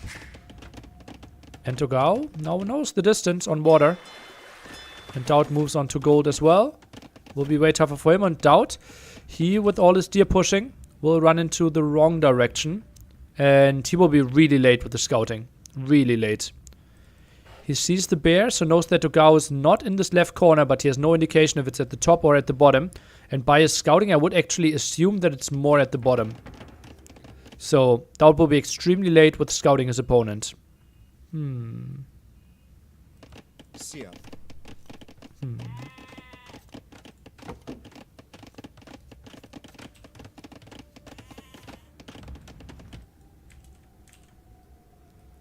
Yeah, and Doubt this will be very problematic for him. While Dogao on the other side, he sees the barracks and sees that the faster fuel edge time is against him. And oh, he does not want to contest the water quickly. He even docks further back. So very passive approach by him. Goes for the archer range, while Doubt goes for the archer range himself. So both with very reasonably similar approaches. And Doubt, he now gets the confirmation that Dogao is far away. Also could have known with this relic that Dogao is at the top. There are only 2 relics on this map, so could have been the confirmation there. And they always are far away from the players. Yeah, maybe if Dowd realized that the scout came from this direction, but not sure if he had eyes on it at that time. And it will be both players going for archers. Not the biggest of surprises here. And Dowd will now get the confirmation. And will his information be late? He sees the archer range. Not the biggest of problems in that regard. The big question, though, how much will you invest into water and builds the defensive second dock as well. So water will be relatively stale as well. Wouldn't be surprised if we see a blacksmith added for fletching for those two. And Dowd sees the town center. We'll get all the information in time here, I believe. Goes for more deep fish and then might just shift click this one around. Dowd sees kind of everything now. Obviously, was a bit of a moment where he could have run into a strategy that he was not prepared against. But right now it looks very reasonable. 6 fishing ships though for Dogao. Dowd sits at 4. Adds a 5th one though. So won't be too far behind. Triple archer, double skirm. Against 2 archers, 1 skirm moving out towards the gold. Interesting. And Dowd is camping this area. Build some more houses. Wouldn't be surprised if he keeps on building radar houses in this area. And I think this is a good spot to go for town watch here if you're Dowd. And maybe even if you're Dogao. Fletching comes in. Blacksmith is ready for Dowd as well. And archers skirm are arriving. Will be some harassment on the gold. 1 villager, low HP, if he wanted to focus that down. Doesn't though. And just harasses a bit. Is Dogao going back? No, Dogao continues with his path. Might send the skirms back. And Dowd just with some small harassment. But gold income won't be pretty for a moment. Some more resources lost here. And Dowd, 3 skirmishers. I think should be able to deal with this one quite easily. Has fletching out as well. And this will be nice for Dowd. Gets 2 archer kills at the start. Oh, Dogao. Oh, what is happening here for Dogao? Oh, that's disastrous. Not sure what happened. But Dogao was not happy with this. Oh, that was ugly. That was ugly for him. Meanwhile, Dowd enjoys life at the front. Pathfinding. Pathfinding is actually way better on this patch. Yeah. So this was weird. Obviously, like the woodline is pretty big. Maybe it clicked like here and they moved around like left. What need to see is POV on to see what happened there. That was pretty ugly.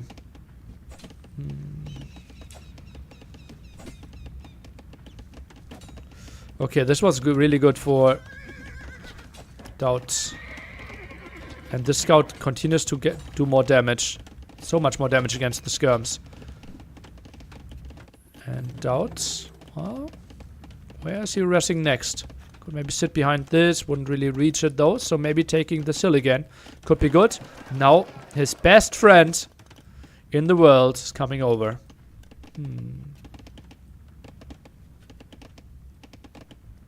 Dogao's map streams could be tower rushed. I heavily disagree. He could just easily move over here and you invest more with the tower. Yeah. IWTC relatively even for both players here. And Dogao needed some houses. Hill advantage. Dowd, can he commit there? Villager, 3 HP. And gets away. Skirmish harassment. Not a lot of skirms to defend with. Dowd is up on the way to Castle Age. Now the question, is he adding the stable or is it the second archer range? More harassment. Has an archer inside there and that obviously increases the damage output quite a bit. Also hill advantage. This looks really good. This looks really good for Dowd now. Fights this one off. What is his second military building? And he is going for the scout. Feels like makes a lot of sense. Dowd only sold 100 stone. Is that even Dowd? Did he really want to get to Castle Age?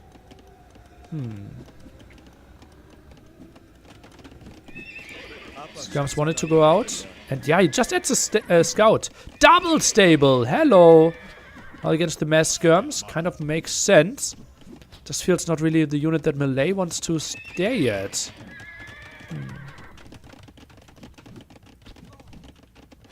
We're gonna see elephants.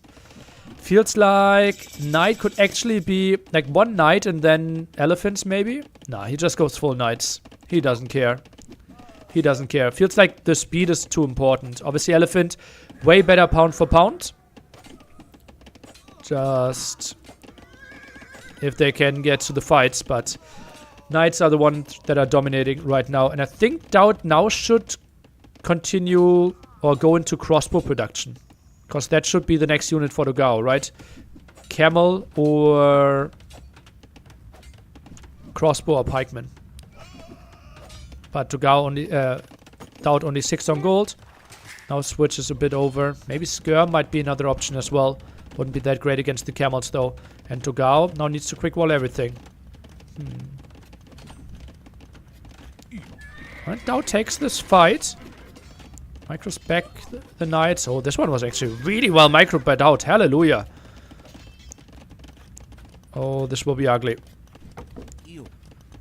Goes in here. And we see more archers getting slaughtered. All of a sudden, a 31 to 19 KD. Knight is getting in there again. And to Gao in a world of pain. What can he afford? Can't really get to crossbow. He's playing double archery range. Stable not really producing either. Would have expected some camels out by now. Only getting them at this point. 12 fishing ships. It's crazy how neither player really wanted to contest water. Dowd only now goes for some fire galleys. Very passive play. And this one played out like Land Madness on crack. Just both with a bit of a fueled army economy on the outside. But everything else just felt like full Land Madness playstyle. Dowd is in his prime. Well, someone missed last weekend's qualifier, but thank you for your message. And it is called a GG. Dowd takes 2-0 in the pretty fortunate event that Gao couldn't really micro here. But also it was 3 skirms for Dowd. And Gao had like 2 skirms, 2 archers, 3 archers maybe. And Dowd had a 4th skirm popping. So I think in the best scenario, Dowd loses 1 skirm, 1 villager. I think that's the best outcome Gao can hope for here when all this bugged out. 3 archer, 1 skirm? Okay. So, yeah. I think he can't kill the skirm. He probably can only kill 1 villager. And that's it. Whew. Dowd looking really solid right now.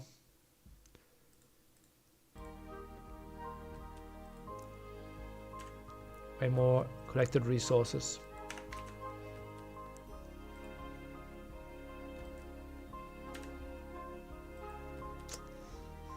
Okay, what's up next?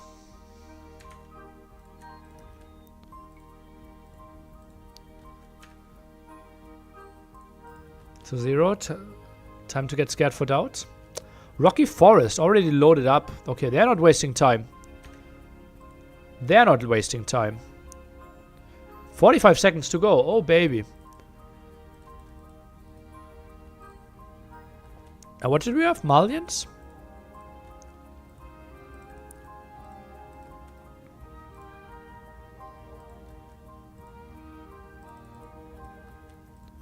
And it is Marsh Madness. Rocky Forest will be our next map. 20 seconds to go.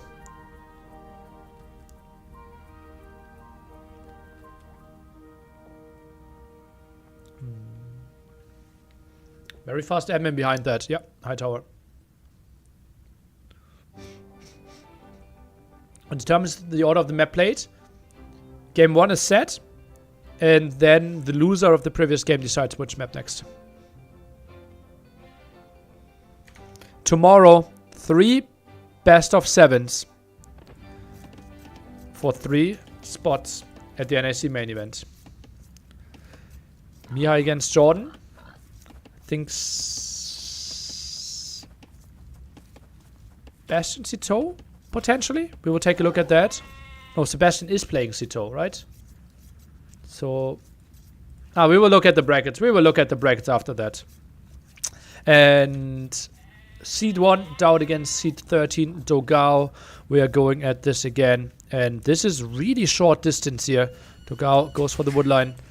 Obviously, we have a lot of berries around, so that's one of the reasons why Franks are liked so much.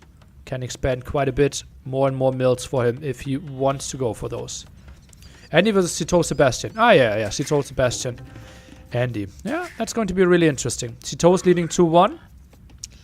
Okay. Yeah, that's going to be some 6-6 sets tomorrow. We will start off the first set with Hera, second set with T90, and third set with Dash as the co-casters. Was this map in Hidden Cup at some point? I don't know. Don't think so. Was it NAC 4? Salve.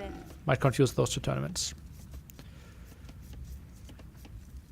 Yeah, the tree line looks a bit like a tree, right? yeah, I can see that. Now Dowd could push some more deer here. Indeed, that's what's happening. And same goes for Dogao. Might even push the double deer here. Oh, that one goes deep. Oh, that is ugly. And those often go back then, after they arrive here. Oh, this is painful for Dogao. Okay, not the worst thing.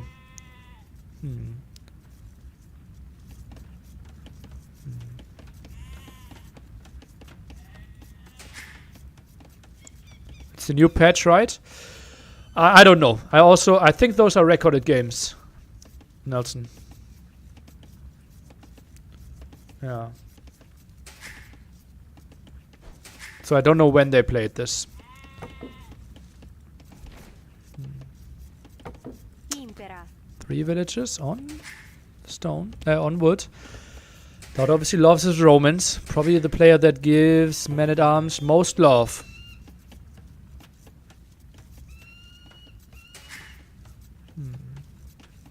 How do you like the idea of local unique units for this, like the Elephant Archer for the Indians?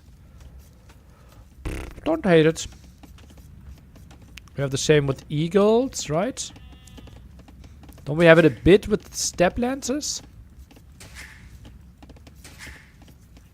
I would think so. Okay, Barracks by Dowd. Place pop 20. Camels? Oh yeah. Condos, Germany Tours, Imp Skirms? No. You're confusing stuff.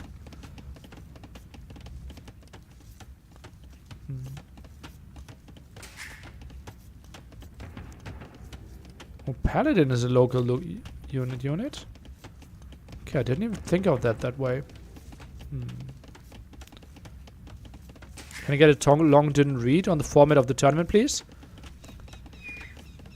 4 players invited. 3 qualifiers last week, 3 qualifiers this week. Turn in tomorrow. Watch the 3 winners of tomorrow. Go to the main event. Main event, 2nd week of January. Be there. No.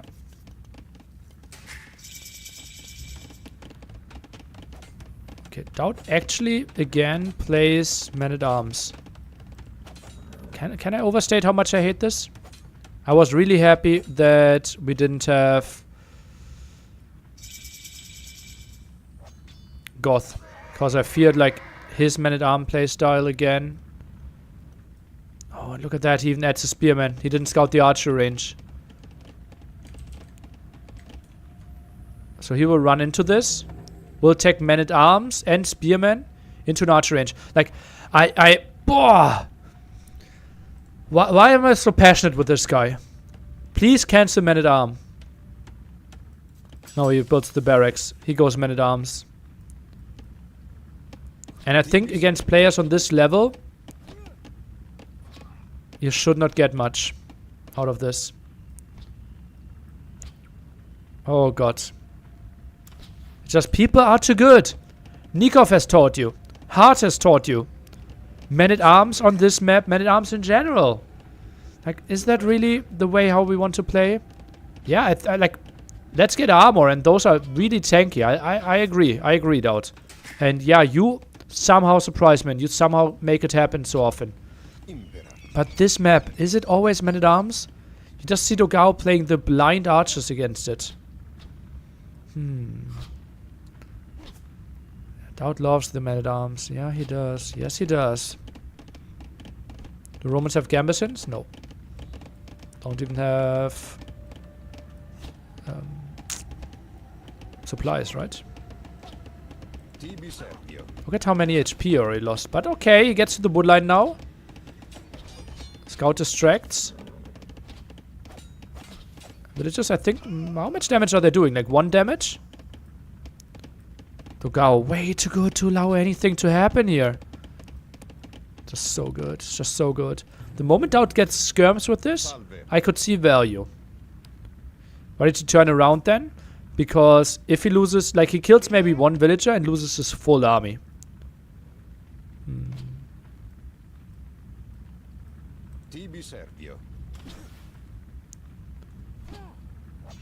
Doubt played this game against Dogao and Red Bull with men-at-arms approach. Well, he maybe was Bulgarians then. I think it's very different to compare Empire Wars format with this one.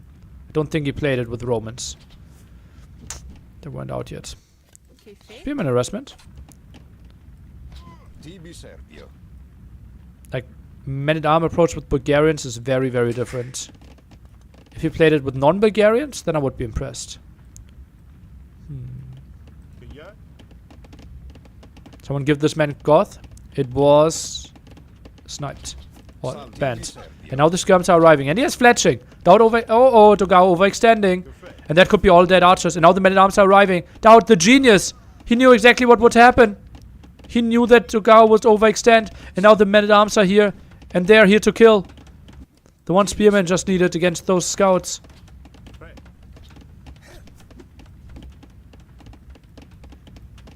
What are we building? Blacksmith for Dogao at the top. Okay, some losses. Maybe now take the fight. Ranged units. Good advantage for Doubt. There's 3 skirms, 3 archers. Only 3 archers on Dogao's side. Fletching against no fletching. But now the scouts are arriving. Doubt gets the spearman in there. Desperately needed. Builds another one. And those are not easily sniped. Archers could die. Gets one. Does he get a second one? At least gets a lot of damage on it. Can poke this woodline. He does not want to commit, right? Just sitting here, committing is totally fine. Gets another archer. That's so big. And could send another spearman forward. That one is helping out quite a bit. The scouts can never engage now. The scouts can never engage. Doubt in full control in this map. Oh, baby. Never doubt the Lord nearly. I shouldn't. I really shouldn't. This will be a horrible engagement here for Dogao. Only 1 skirmish and now another spearman arrives. Skirms there to join the party. Just so many archers going down. Dogao wants to be on the other side. Now 2 villagers exposed. Could maybe jump on those. Decides against it. Patrol not the best one. Loses quite some range unit. Skirmishes are dying though. Men-at-arms is scaring the rest away. Villagers behind this could die if he Doubt wanted to commit for it. Doesn't really think so though. Scouts are in. Scouts are out. Villagers are fighting. Spearman count at basically none. Maybe make it 1 left. But got a first villager kill. And that is the 9 KD. Scouts now trying to intercept some archers here, but men-at-arms are arriving. We are back to 5 men-at-arms. Goes for a 6th one. And those are so tanky. So tanky with the extra armor. And a defensive tower is being forced. A men-at-arm only takes 2 damage from a scout. The other way around, I think they deal 6, right? Oh, baby. And villagers against men-at-arms are not pretty. Doing 1 single damage. And he needs to invest so many. Worker efficiency has to be way better for Doubt right now. Who is a solid 3 villagers ahead. But doesn't have a single eco upgrade. So something we have to take into consideration. Okay. What are those 2 villagers up to? Apparently they weren't stragglers. Now thinking better of it. 5 on gold. Dogao should be floating some. Doubt now with the wood upgrade. Tower, not the most important thing. Scouts trying to intercept again. Let's see what they can find. 1 men-at-arm, 2 men-at-arms. If they wanted to go for it. Dogao, well, he obviously expanded to more berries. Doubt has no idea about this though. He probably will go rather to the left than to the right. Feels like the more natural thing to do. Trying to arrest the goal a bit. While trying to regroup at home. Spearman is being added. Double barracks by Doubt even. How much are those producing? 74%. 94%. Okay, okay. Doubt keeps them running. More spearmen. That's impressive. Deus. Spearman count. Oh, baby. What's up with those scouts? Whew. Doubt loves his Roman infantry. Yes, he does. Resources are looking really solid to think about Castle Age. One spearman poking away. Doubt on extra food. Togao now rushing the market here. While losing some of his archers. Loses quite some HP. Does Togao have vision of those other berries? No, he does not. Oh, this would be so good for him. He kind of should know, though. While Doubt takes a good look at the town center.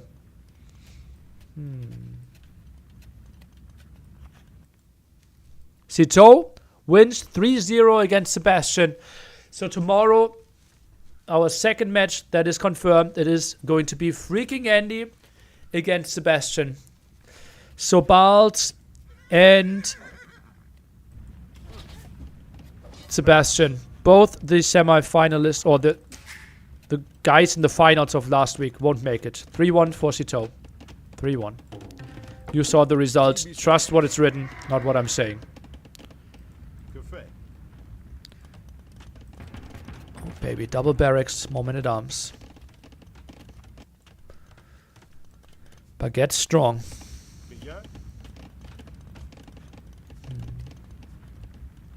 Andy or Citeaux at NAC. Both great additions, I believe. Let's see what will happen.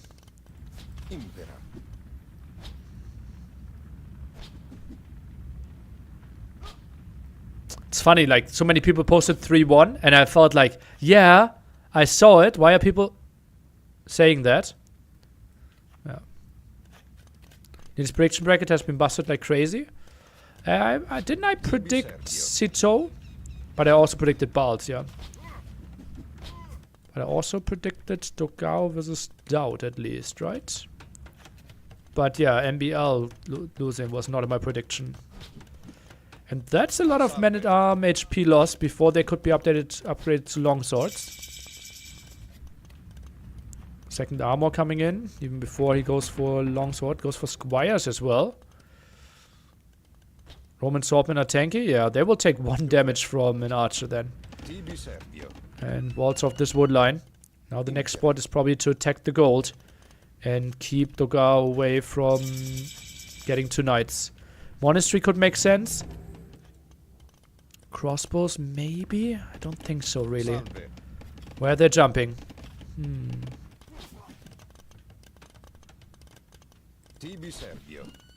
Okay, armor's in, and yeah, they're not taking a lot of damage. Longsword gets in. And you say, Nindy, that's a man-at-arm. No, look at it. It's a longsword that got in. And now they're so tanky. Oh boy, damage output will be really bad. And Togao in a world of pain. All those men-at-arms, now longswords are just swarming in. 10 military to 17, but now knights are popping and Doubt dives a bit too deep into this area. I think he will need to add town centers. I don't think he can really finish Togao off. We'll trade off some here at the side. Really nice moves by Doubt. Knight's not really getting microed back. Loses another one at the right side. That army's getting away as well. And just more and more longswords are streaming in. Doubt's got 5 villager kills already. All his villagers are working 5% faster. Conversion happened. 1 knight couldn't get away there. And Doubt, those are 3 more longswords prepared to get back onto the gold. And those were already low from earlier. Now we have 0.99. A crossbow moves at 0.996. Oh, nice wall. Buys himself some time. Yeah, the game was lagging a bit. Capture edge can't handle all the Doubtness.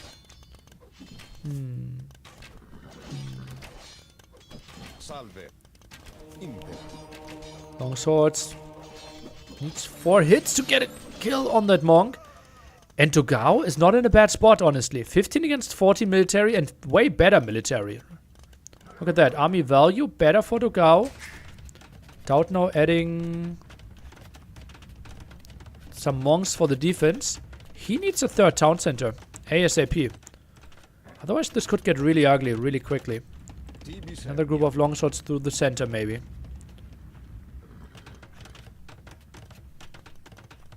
Need some monks as well. Maybe get some conversions here. Roman longswords do not move faster. Prontus. They're just having double the efficiency in their armor upgrade. TB Sergio. So it's +4 compared to the +2 that any other ship would have. So they are just chunky. Chunky. Meanwhile, nice raid here at the TC, but can't really control it too well. Another fight that Dowd takes quite reasonably, but look at that. More conversions are flying in. Dogao now at 3 conversions already. I honestly believe Dogao will be fine. Look at this army. What he has, like, knight, longsword, scout, crossbow, monk. Like, this, if this army chases you, you kind of know that you won the game. Because you know the opponent is a 600 rating player. But somehow, that's not the case here. It's actually a 2600 rated player. Okay, get some conversions back. Scouts waiting for an overchop, but they have to wait for quite some time.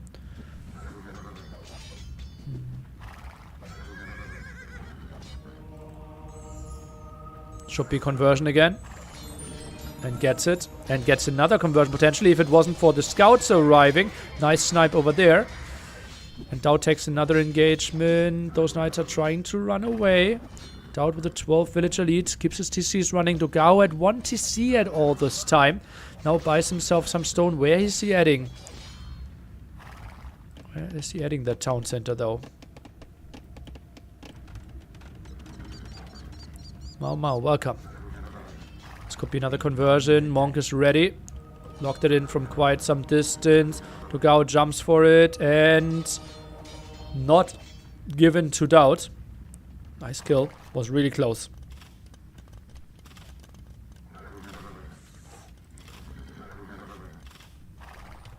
Puts it to C. Far away here. TC number 4. Has to love this one and is taking into pikemen. Will be a good answer to all those knights then. TB Sergio. Just walling off all this area. Do we see some wilder walls? Not really, right? Doesn't need it. Still fight happening over here. That's the one that we heard. And this is the one that we're seeing. But knights counter pikes? Yes, they do. Dowd is lost.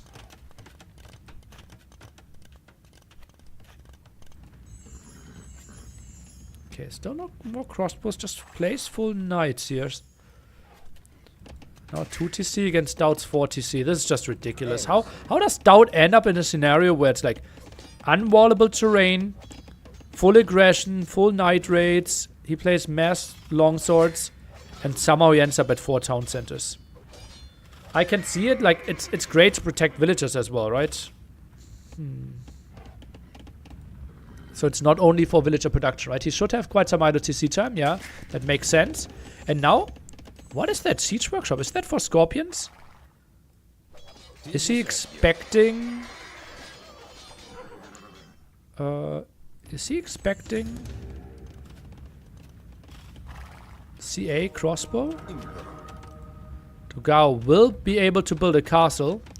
I think it has to be here though. Yeah, he can't build it inside. And that will be nice for Dogao. There will be a lot of free food, a lot of free gold, a lot of free stone.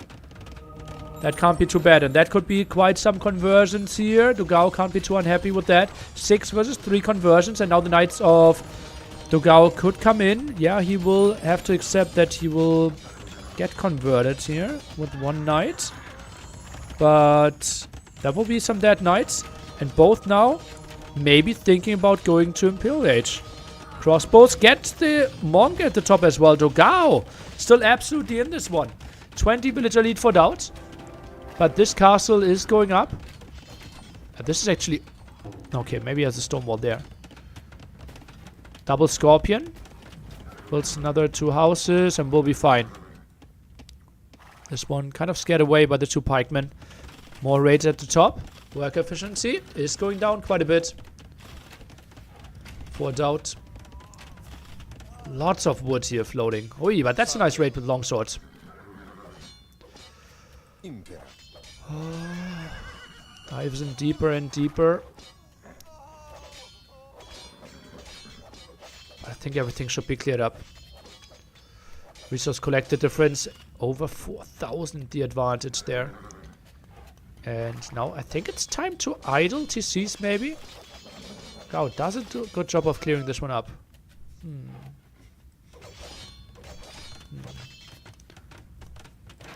Market prices. Food bought quite a bit. Wood sold a bit. Stone bought a bit. Now X-Men being added. Can you maybe get some here? I think could easily get like 2 X-Men there. Raid a bit. But that's kind of it. Idle to see obviously high now for Doubt. Sits on 4 town centers. Could get, I think here and 10 more farms. Maybe just more farms in this area as well. Impera. Oh, I think I did a joke at NAC 1. And Jordan didn't get it at all. It was a Frank player going for X-Men. And I was like, Jordan, what's your favorite X-Men? Mine is Wolverine. He had no idea what I was going at. He was like really confused. Salve. What? Yeah, how that could have made any sense? What I just said. And Doubt is on the way to the Imperial Age. Has the defensive castle here. Can start trapping in roughly 3 minutes.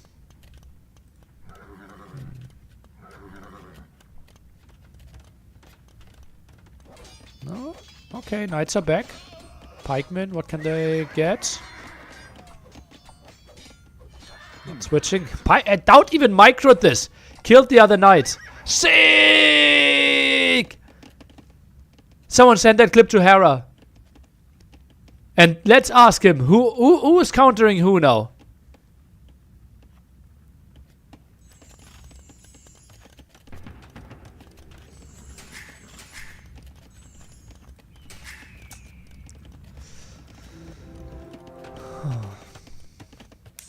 Okay. Maybe Hera's pikes aren't countering knights because Hera can't micro as well as Doubt can.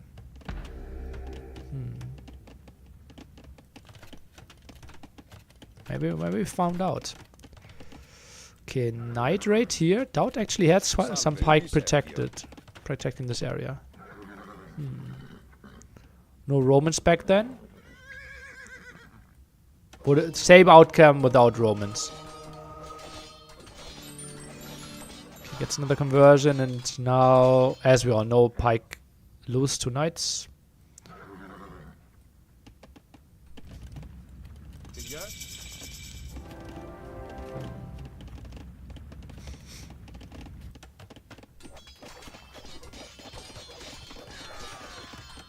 Doubt should start trapping pretty soon.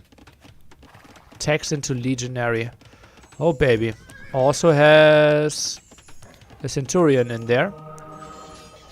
Will increase the, I don't even know what, attack speed or something? No.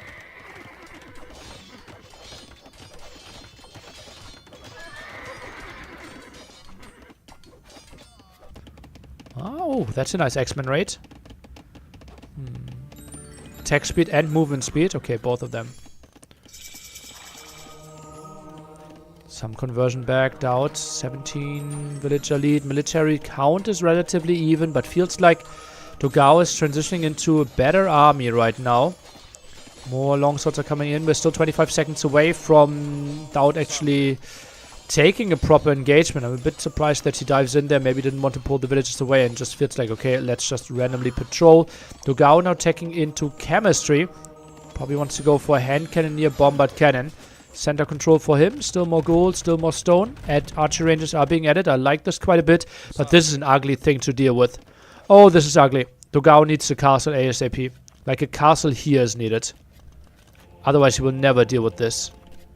Goes for the second blacksmith. Okay. And Doubt actually pushes from the side.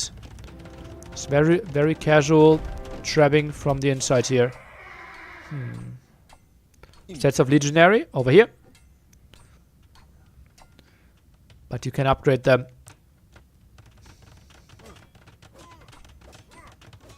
And yeah, obviously like really cool hitting animation there. Bam!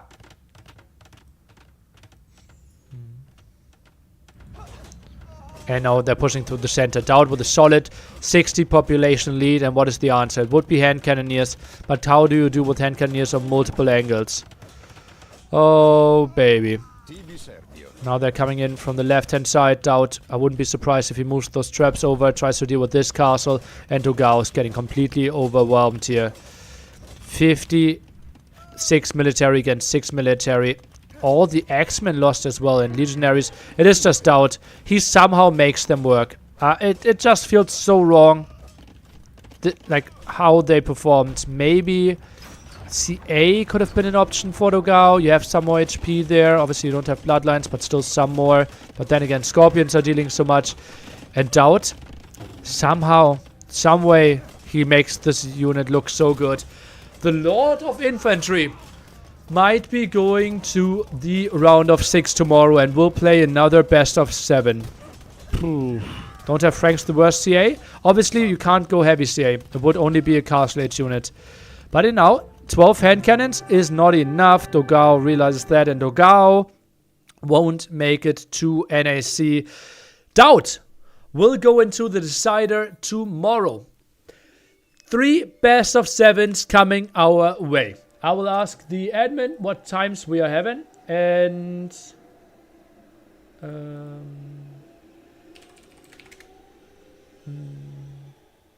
drafting will start at 12 UTC.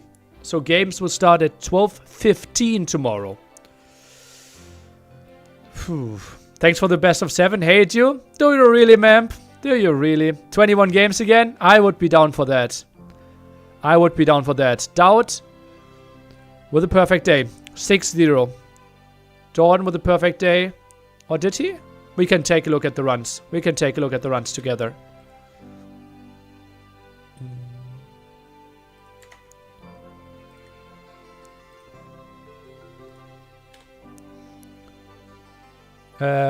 Jordan with a perfect run. 6-0. Mihai with the worst possible run to go through. 3-2, 3-2. But against probably the craziest opponents that he has ever beaten. Villese into MBL. And that will be our opener. Tomorrow, 12:15 UTC. Roughly the game draft start at 12 UTC. And Jordan will be there. That is in 13.5 hours. I want to see everyone back here sharp. Then we have Freaking Andy versus Cito, the second set. That will be roughly 15 minutes, 20 minutes after Jordan versus Mihai finished. So I would say roughly like 16:30 UTC. Something in that ballpark. Freaking Andy versus Cito. One of them will make it to NAC. And then the last set of them all. Dowd versus Sneakov. Last time they faced each other. NAC 4. NAC 4 round of 6. Like the same scenario. Dowd lost in the first qualifier and then they faced each other. Nikov won 4-3. Do you have to be there for all of the sets? It's mandatory. Attendance is mandatory.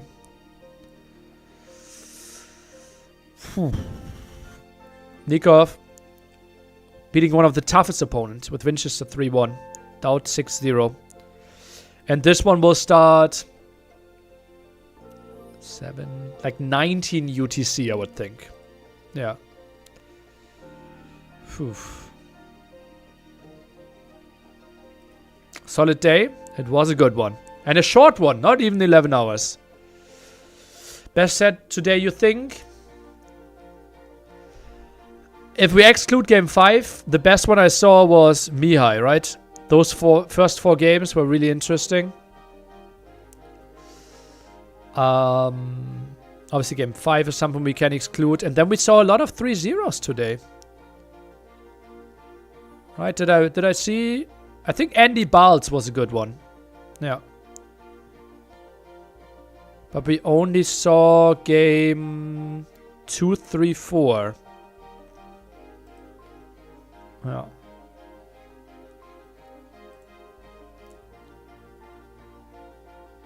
Yeah. Feels like we missed so many good games today. Whew. So in the order from top to bottom. Thought game 5 was quite interesting. Yeah. But I also have a lot of negative emotions with it, right?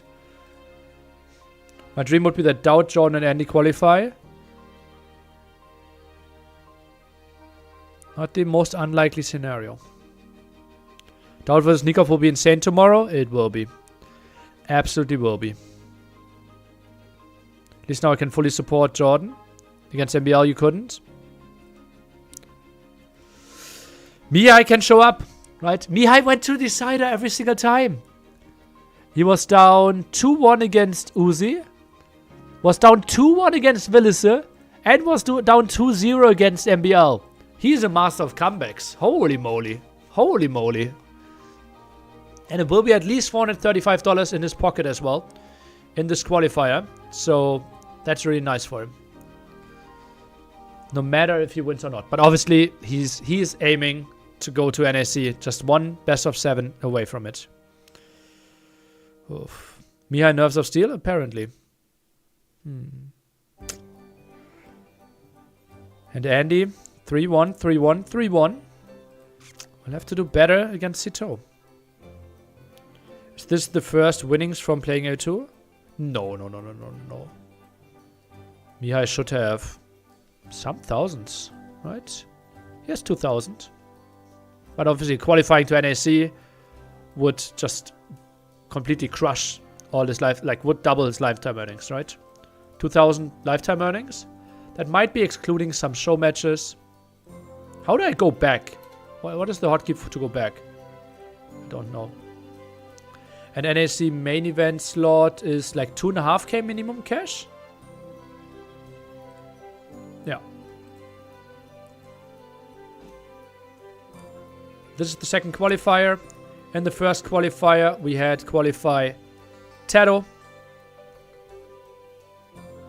against Balz, ACCM against Sebastian, and Hart versus Cito.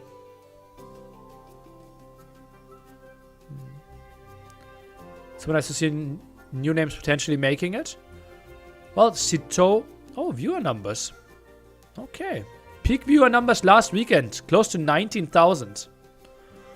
For the first qualifier without big names? Hello. Hello. Let's go wild. Let's go wild, people.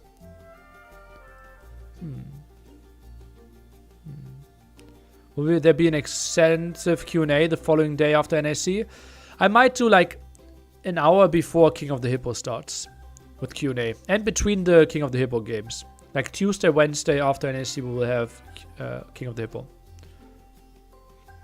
That is more than peak NAC 1 and 2 combined. Correct. Peak NAC 1 was 6.5. And peak NAC 2 was like 11.5. Yeah, something like that. Yeah. NAC 4 had a viewer peak of, I think, 44-ish? 44, yeah.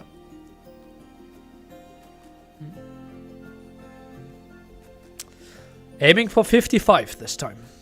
Let's see if we get with there. No. Let's go 70. Let's stay realistic, yeah.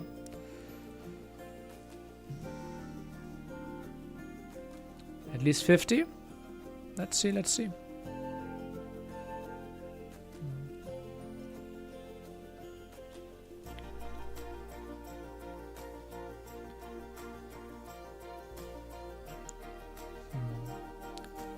Registration for King of the Hippo is not open now. It will happen probably the day before in my Discord. I will have very low maintenance for it. Think you deserve 100k? That's not how it works. But thank you.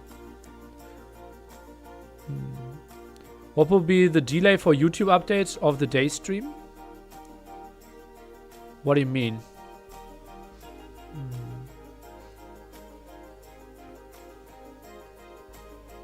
Let's just give Hera first place already and have everyone else play for second. Okay. You're making of the Hippo? Yeah, in my goodbye week. Tuesday and Wednesday after NAC.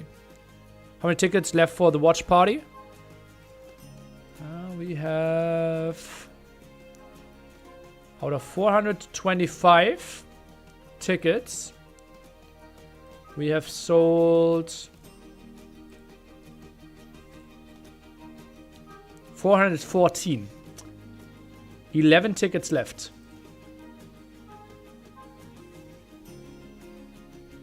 Yeah.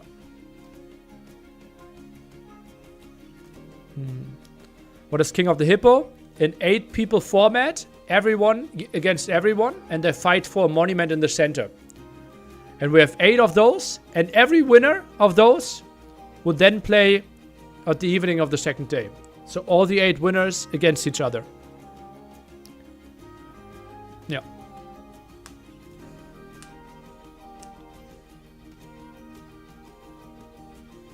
As discussed before, 40k dono to get MBL as a 4th A-levels player. Yeah, if you want to go for that, just message me. Yeah.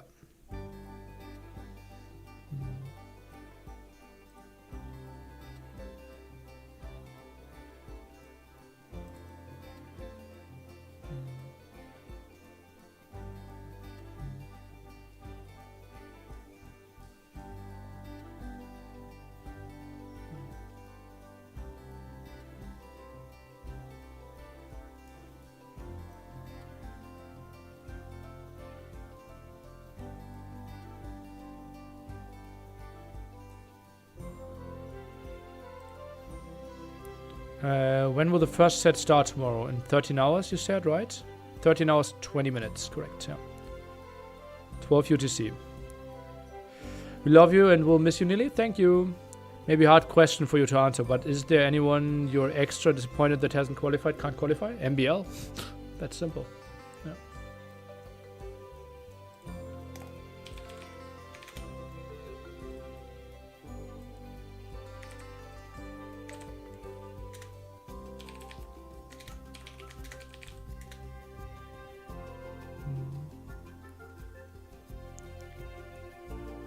Nearly the 33k is just us donating? Correct, that's the 33k profit, right? You donated actually more. You donated... Let me see. You donated 38k. But it's just a lot of... let me... Wait, really?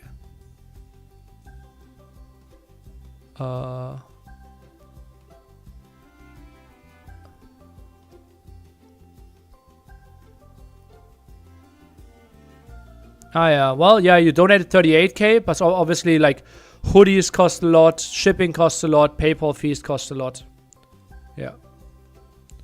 I don't get any share of this, no. I'm not making any money. If we break even with this, every single extra dollar goes into the prize pool. Yeah.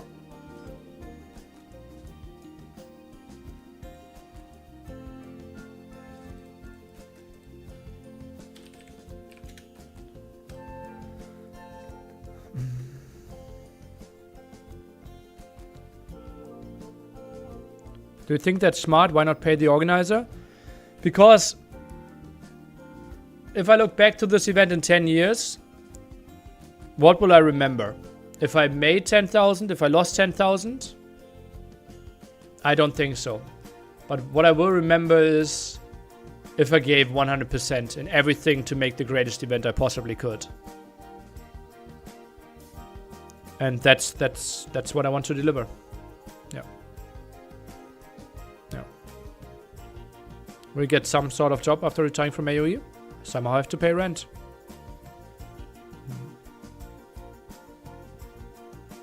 What's the updated price pool now? Liquipedia says it's 50k. That's indeed correct for the main event. 5k for the qualifiers.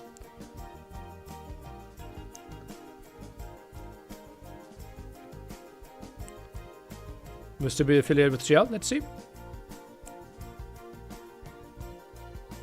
Bought NAC watch party tickets. See you in Berlin. See you. Okay, for this event it's special, I see, but in general, I mean. Also, what MEM problem was with Warlords. Make the price per 40k instead of 50k and pay yourself. You also have to make a living.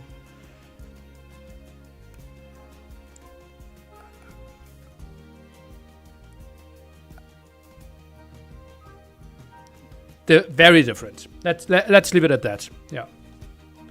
More poker streams in future. Earliest would be in March.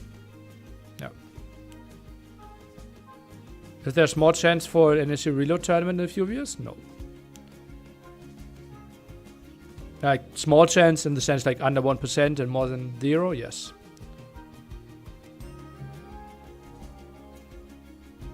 After NAC you could go into event management. That much experience would be great for a lot of stuff. Yeah, you probably didn't see my video. Go to my YouTube, it's time. And there you see why that makes 0 sense. Are you coming to the T90 official meetup in Ohio? It should be a great time. No. I don't even know when that is.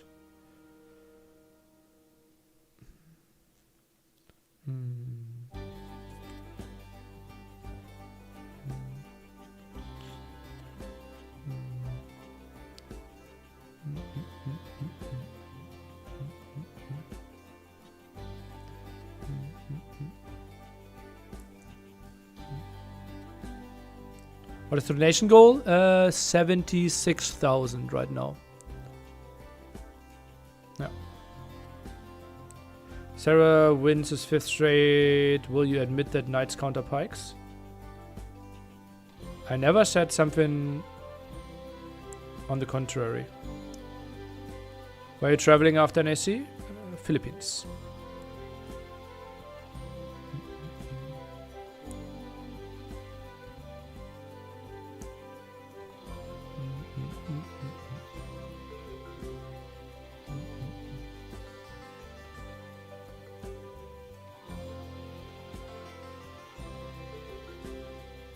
Have you done the 5th grade math about randomly banned top civs? Yeah, we did it on stream in like 3.5 seconds. Where can I donate other than Twitch? Here.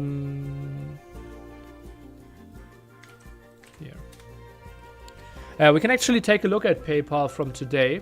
I think there were some donations flying in. Let me see.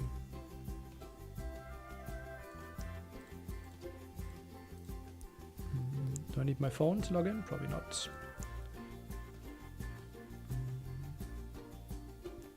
So, donations for today. We're on the 16th, right?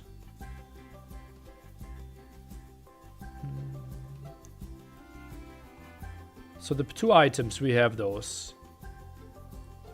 That is another hoodie, I believe. Marcel, are you somewhere here? Yeah, I got you. So it's another hoodie that we sold today.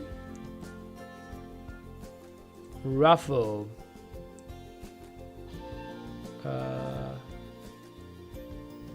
Enfo. Got another ruffle here. Enfo. And we had someone earlier that also went into the ruffle. That's Schlumpf, right?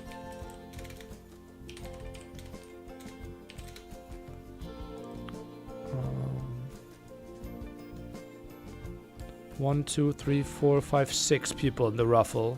Okay, that makes sense. Then we have 25 euros. Did they end up? I think they were not via Twitch. So it's another 25.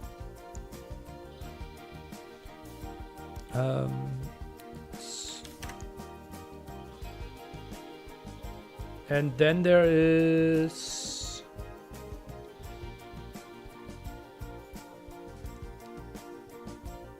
another 100 from Arno.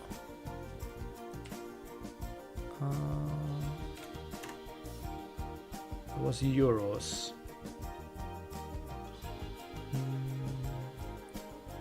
Do I have Thomas for his hoodie?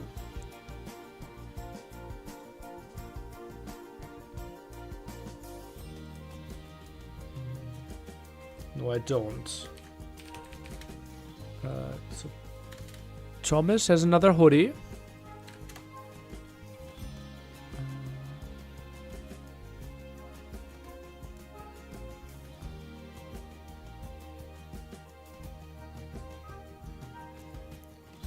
And we have another shirt for Jan.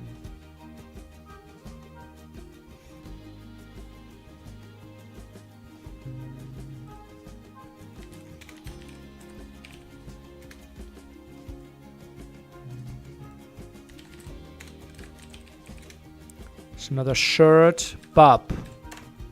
Okay, so we're close to 35,000.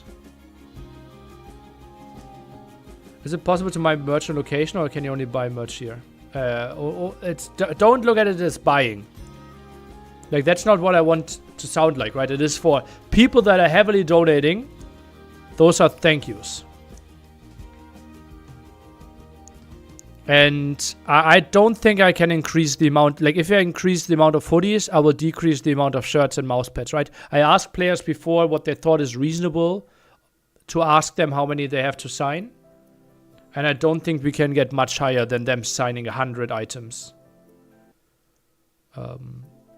Yeah. But maybe maybe I'm squeezing 110 or something on them. Yeah. The draw for the raffle is made tomorrow evening. So yeah, if you want to make like this one, I think has great value right now. I think this is crazy value. Yeah. Guess it would be funny if Mem was not invited and donated to spend the day at NAC and have a quiz. How would nearly react?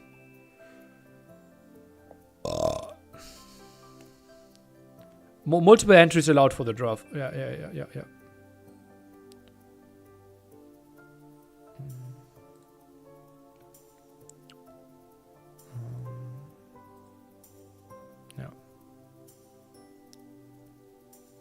We continue with the WTF each month of the NAC. Let's see. Depends on how much time I have to do a new job. Sets merch outright. It defeats the purpose of a hoodie. Spoken like a true poker player. Okay. What about an item for players to buy a game against 4 players at NAC like Hera does? Well, that's kind of this, right? Like you can basically get a show match. It's actually incorrect here. Yeah.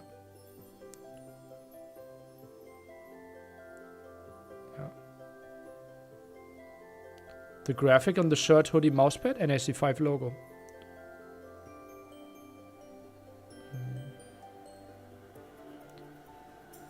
Great so far, great event, thank you.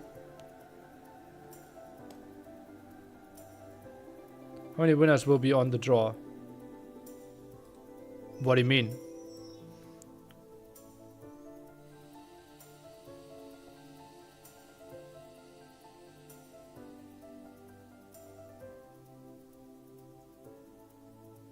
Like every 50 people, we will give out 1 ticket. So if it's like 50 people buy a ticket, I will give out 1 seat. If we get more than 50, I will give out 2 seats. It will be 1 raffle. Idea for the show match. Post it in Discord or on Twitter, please.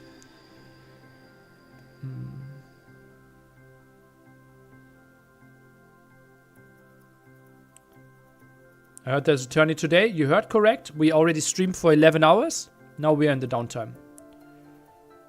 I was just wondering, did you already find a new job? If so, I don't want to talk about it yet. So like no info. Send you a DM on Discord as I'm having trouble with the payment methods. I saw a message, you know that I've had like 30 messages today. I will work through it after my stream is over. If I'm not responding within 48 hours, message me again. Would it not be better to have no player bans? Random bans should create enough variance in civs? No. There might be just like 1 completely imbalanced civ left. Right? And if you don't have any influence in that, there might be just a clear win for the first picker. And that would be horrible.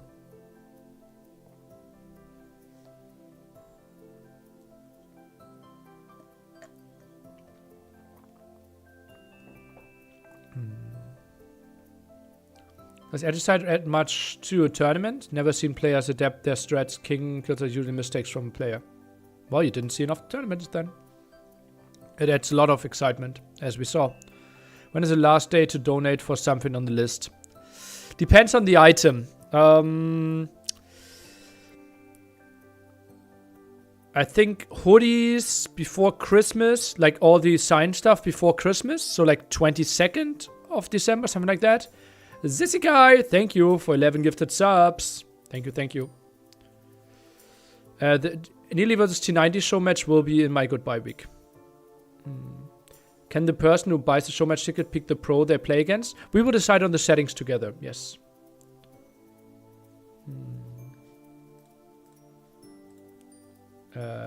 Marcel, that's first of all the wrong language, and could you elaborate what's going to happen there?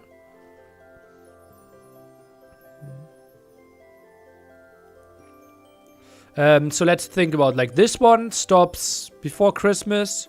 This one technically stops till, like, let's say Thursday of the event.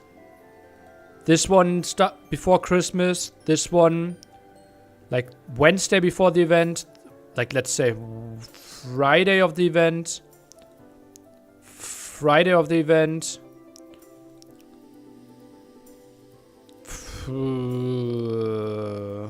This one probably, like, even till after the event? Nah. Till, like, Friday of the event. Till, like, Saturday of the event, like the second Saturday. This one has to be done before the event starts. This one could technically be done till the end of the event. This one should be done before I leave for Christmas. Yeah, so like till 22nd. This one should be could be done till the end of the event. Those have to be done before Christmas. This one before the end of the event. This one has to be done till tomorrow. And this one has to be done till Friday. Like the Friday before the event. You're allowed to do spoilers, yeah. How much money do you lose while making these tournaments? Depends a bit on the tournament. I think NAC 4 I lost, including sub money and ad money, like Twitch money and YouTube money, I would say something like 10 to 15k. Are these standard Twitch donations? No. It's way more. I'm not paying expensive, no. Chopped up. And will the Nilly versus Doubt $1 million series set start? That will be on the Friday after NAC.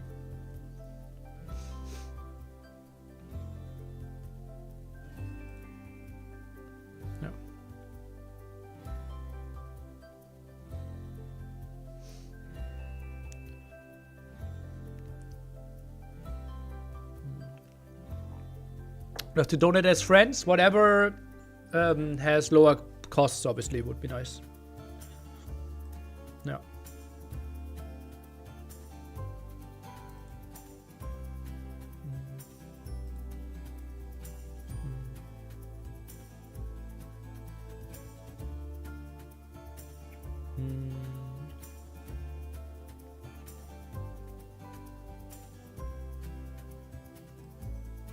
Ah, Captain Planet, another one. Okay. Well,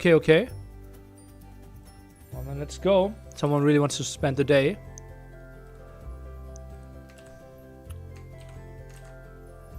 Nice.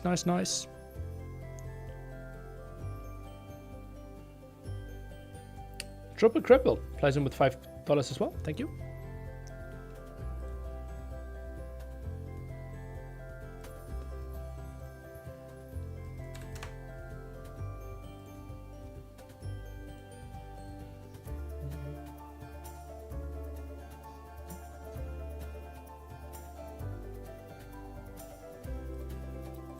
Yeah.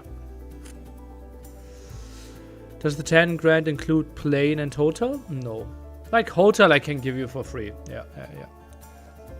And like if you seriously am considering it and feel like, damn nearly I can't, like my budget is 10.5k but the flight costs 1k. Can I do 9.5k? Message me. And if you bank buyer, we can find something. Donation goal is at 76,000.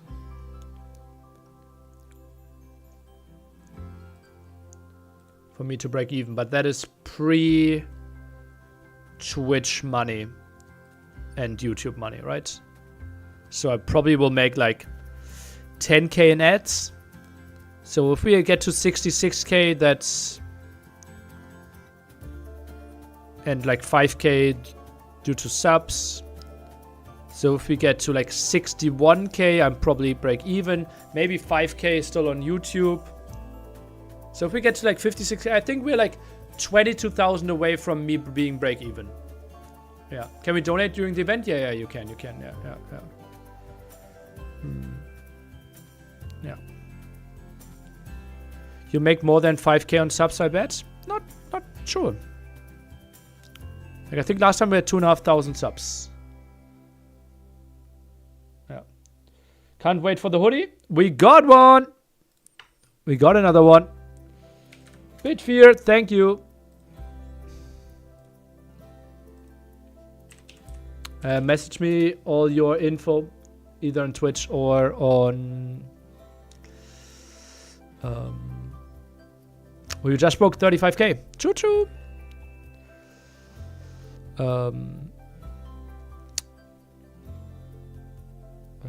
What did I want to say? I said 61k, right? Yeah. So we are... No, what did I say?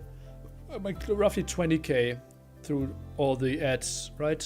So we're at 56, so we're at 21k away, I would think, yeah. From me break even. But then obviously I worked for 800 hours to be break even. Yeah. Yeah.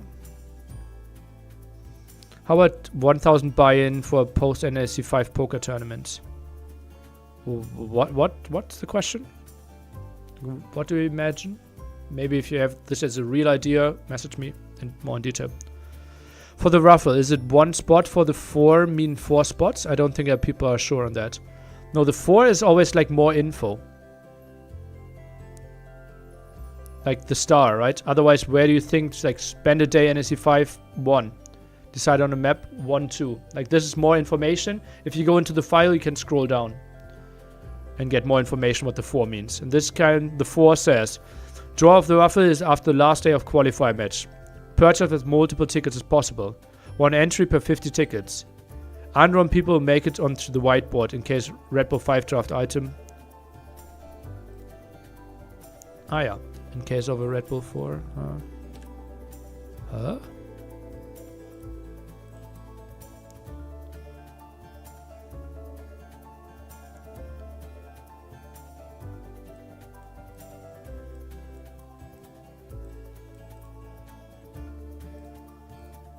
Okay. Choosing a map the most expensive because you're afraid of people adding some insanely weird maps? Yeah. Like, it's just like, more like, if someone goes crazy and wants to donate a wild amount, like, what is the craziest thing I could offer them? That was kind of my thought process. Yeah. Really stupid question. Do I need to pay $10,000 donation to spend a day? I'm so lost now. You don't have to, but you have the option right now that if you feel like I want to donate $10,000, then I thought, okay, what can I give you in return? Yeah. How much for an AE1 show match against Memp and you? $12,000 at the top.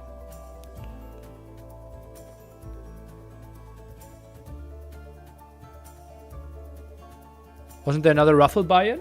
So there's 7. Is there? Right now I have Sunnyflower. 1, 2, 3, 4, 5, 6, 7. 7. But having a map in the map pool does not mean players would choose to play on it, right? Correct. But for example, like I would give you some guarantee. Let's say if you paid 20k, I would make it maybe the opening match in the quarterfinals or something, right? It's not like you donate and there's a chance that might never get played, right? I would discuss that with the players and think like, okay, this is happening. We want to give that person something back, right? It's like, yeah. Are there watch party tickets available? Yes, exclamation mark, meetup. I think there are like 8 tickets left out of 425, something in that ballpark.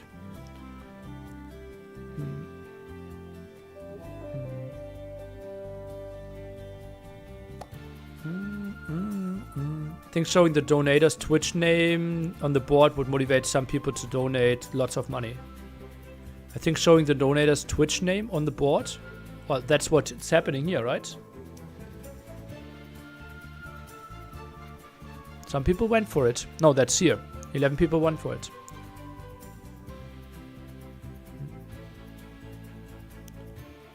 We see so much support already. ETC TV. Looking forward to joining your next offline event. Are there other tournaments that involve such a personal investment and end up hosting taking a loss? Very unlikely, right? People would be really stupid if they keep doing that. And it's my 6th tournament of that style, and I lost money every single time. Luckily, S was heavily supporting on, like, more and more, right? NAC 1, $0. NAC 2, $5,000. NAC 3, $50K. N4C, $100K. NAC 4, $100K. NAC 5, $100K, right? Then GL did crazy amounts for N4C they covered. And for NAC 4, right? But I still always lost money on top, right? Yeah. I'd like my name to be on board to the Twitch name. Well, just donate with your Twitch name right now, and I will put your Twitch name on there.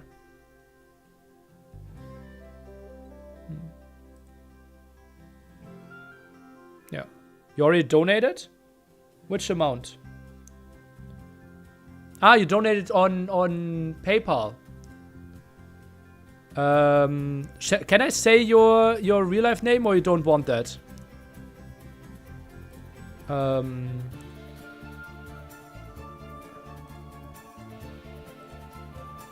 Just send me a DM, like what your real life name is. The 201. Well, 201 is a raffle, right? What, Benbo, what did you want to donate for? What did you want to donate for? The raffle or the name on the whiteboard?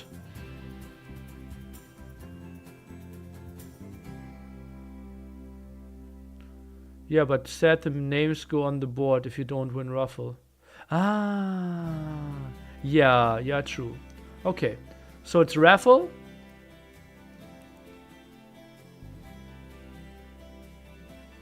But where do I have? Just message me on Discord. I think it's easier than the two of us talking with 1,800 people around. The hotel discount is available. There might be a better code available though. So Google and read up in the Discord. There is a better code, I believe. What's the final goal amount? Let's say maybe I should make it like 76 it is right now. But it is okay if I take some losses from there because that's not including my Twitch and YouTube earnings yet, which should be around 15,000. Yeah. Is there an issue where tickets are getting auto-refunded? I sent a message about earlier and I'm now paranoid. I paid through PayPal. Like people that didn't pay me yet, like 9 days, that they ordered a ticket 9 days ago and I still didn't receive it on my bank account, I refunded all of them to free up tickets. Yeah. I would say what the goal is for extra to be added to the prize pool, just so it's obvious. It is if you go to NAC 5 support. Yeah. And then in the main event it will be displayed. We won't reach it before the main event, right? How many tickets got refunded? Like 10, 12?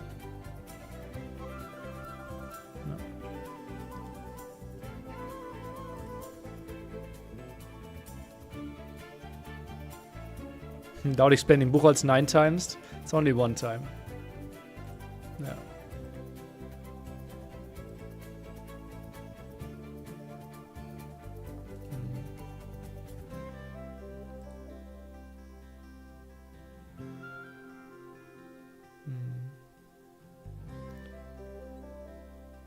What is 401.5 pledge?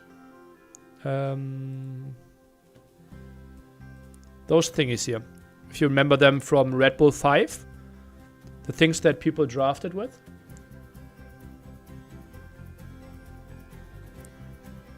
Yeah. If you want to get one of those, or 2 of those actually get. We can buy those. Not buy. If you feel like contributing with a big donation, I will send you those as a thank you. Yeah. You can get one of the standing ones and one of the lying around ones. And there are 2 more taken out of that list though. You can get a contribution gift. Yeah, that's how I want to phrase it. Let me see which one are taken now. Poles and francs are gone.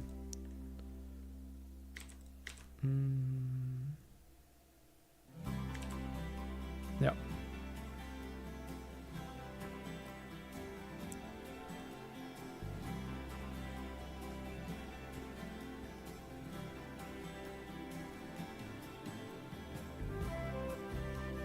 How do you get them? This is this line here.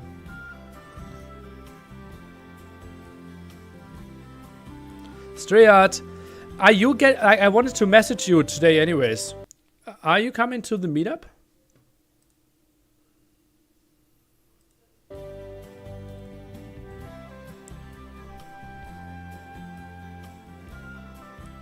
Yeah. When you first committed to full-time poker, did you have an initial struggle like MBL is having now? No? No, why? 35k, is that good or bad? That's really good. That's really good. Yeah. How about $50 for a signed I Love Overlay Guy shirt? You can print one yourself and he will sign it for you. Just be at the meetup. Okay, I think we'll call it here. I have to work through a lot of messages.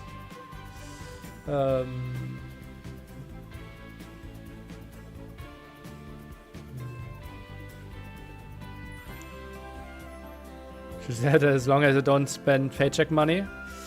Send me a message, Shukta. We can work something out. So need to go build a table and sell it or something? Ah, okay.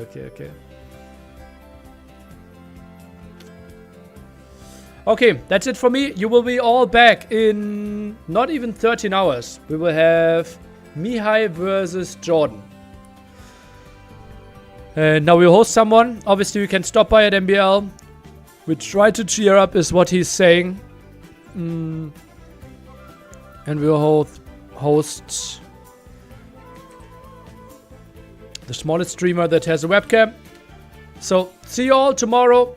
Mature audience, so you better behave. Thank you all for your crazy support. I think we generated more than $4,000 today. Absolutely crazy. I think we are close to being sold out for the meetup with 425 tickets. I'm so happy that you're all enjoying this so much. Yeah. Just have a wonderful time with Age of Empires. And tomorrow, let's break 20k viewers. Let's go. Where are the tickets for the meetup? ! Meetup. See you tomorrow.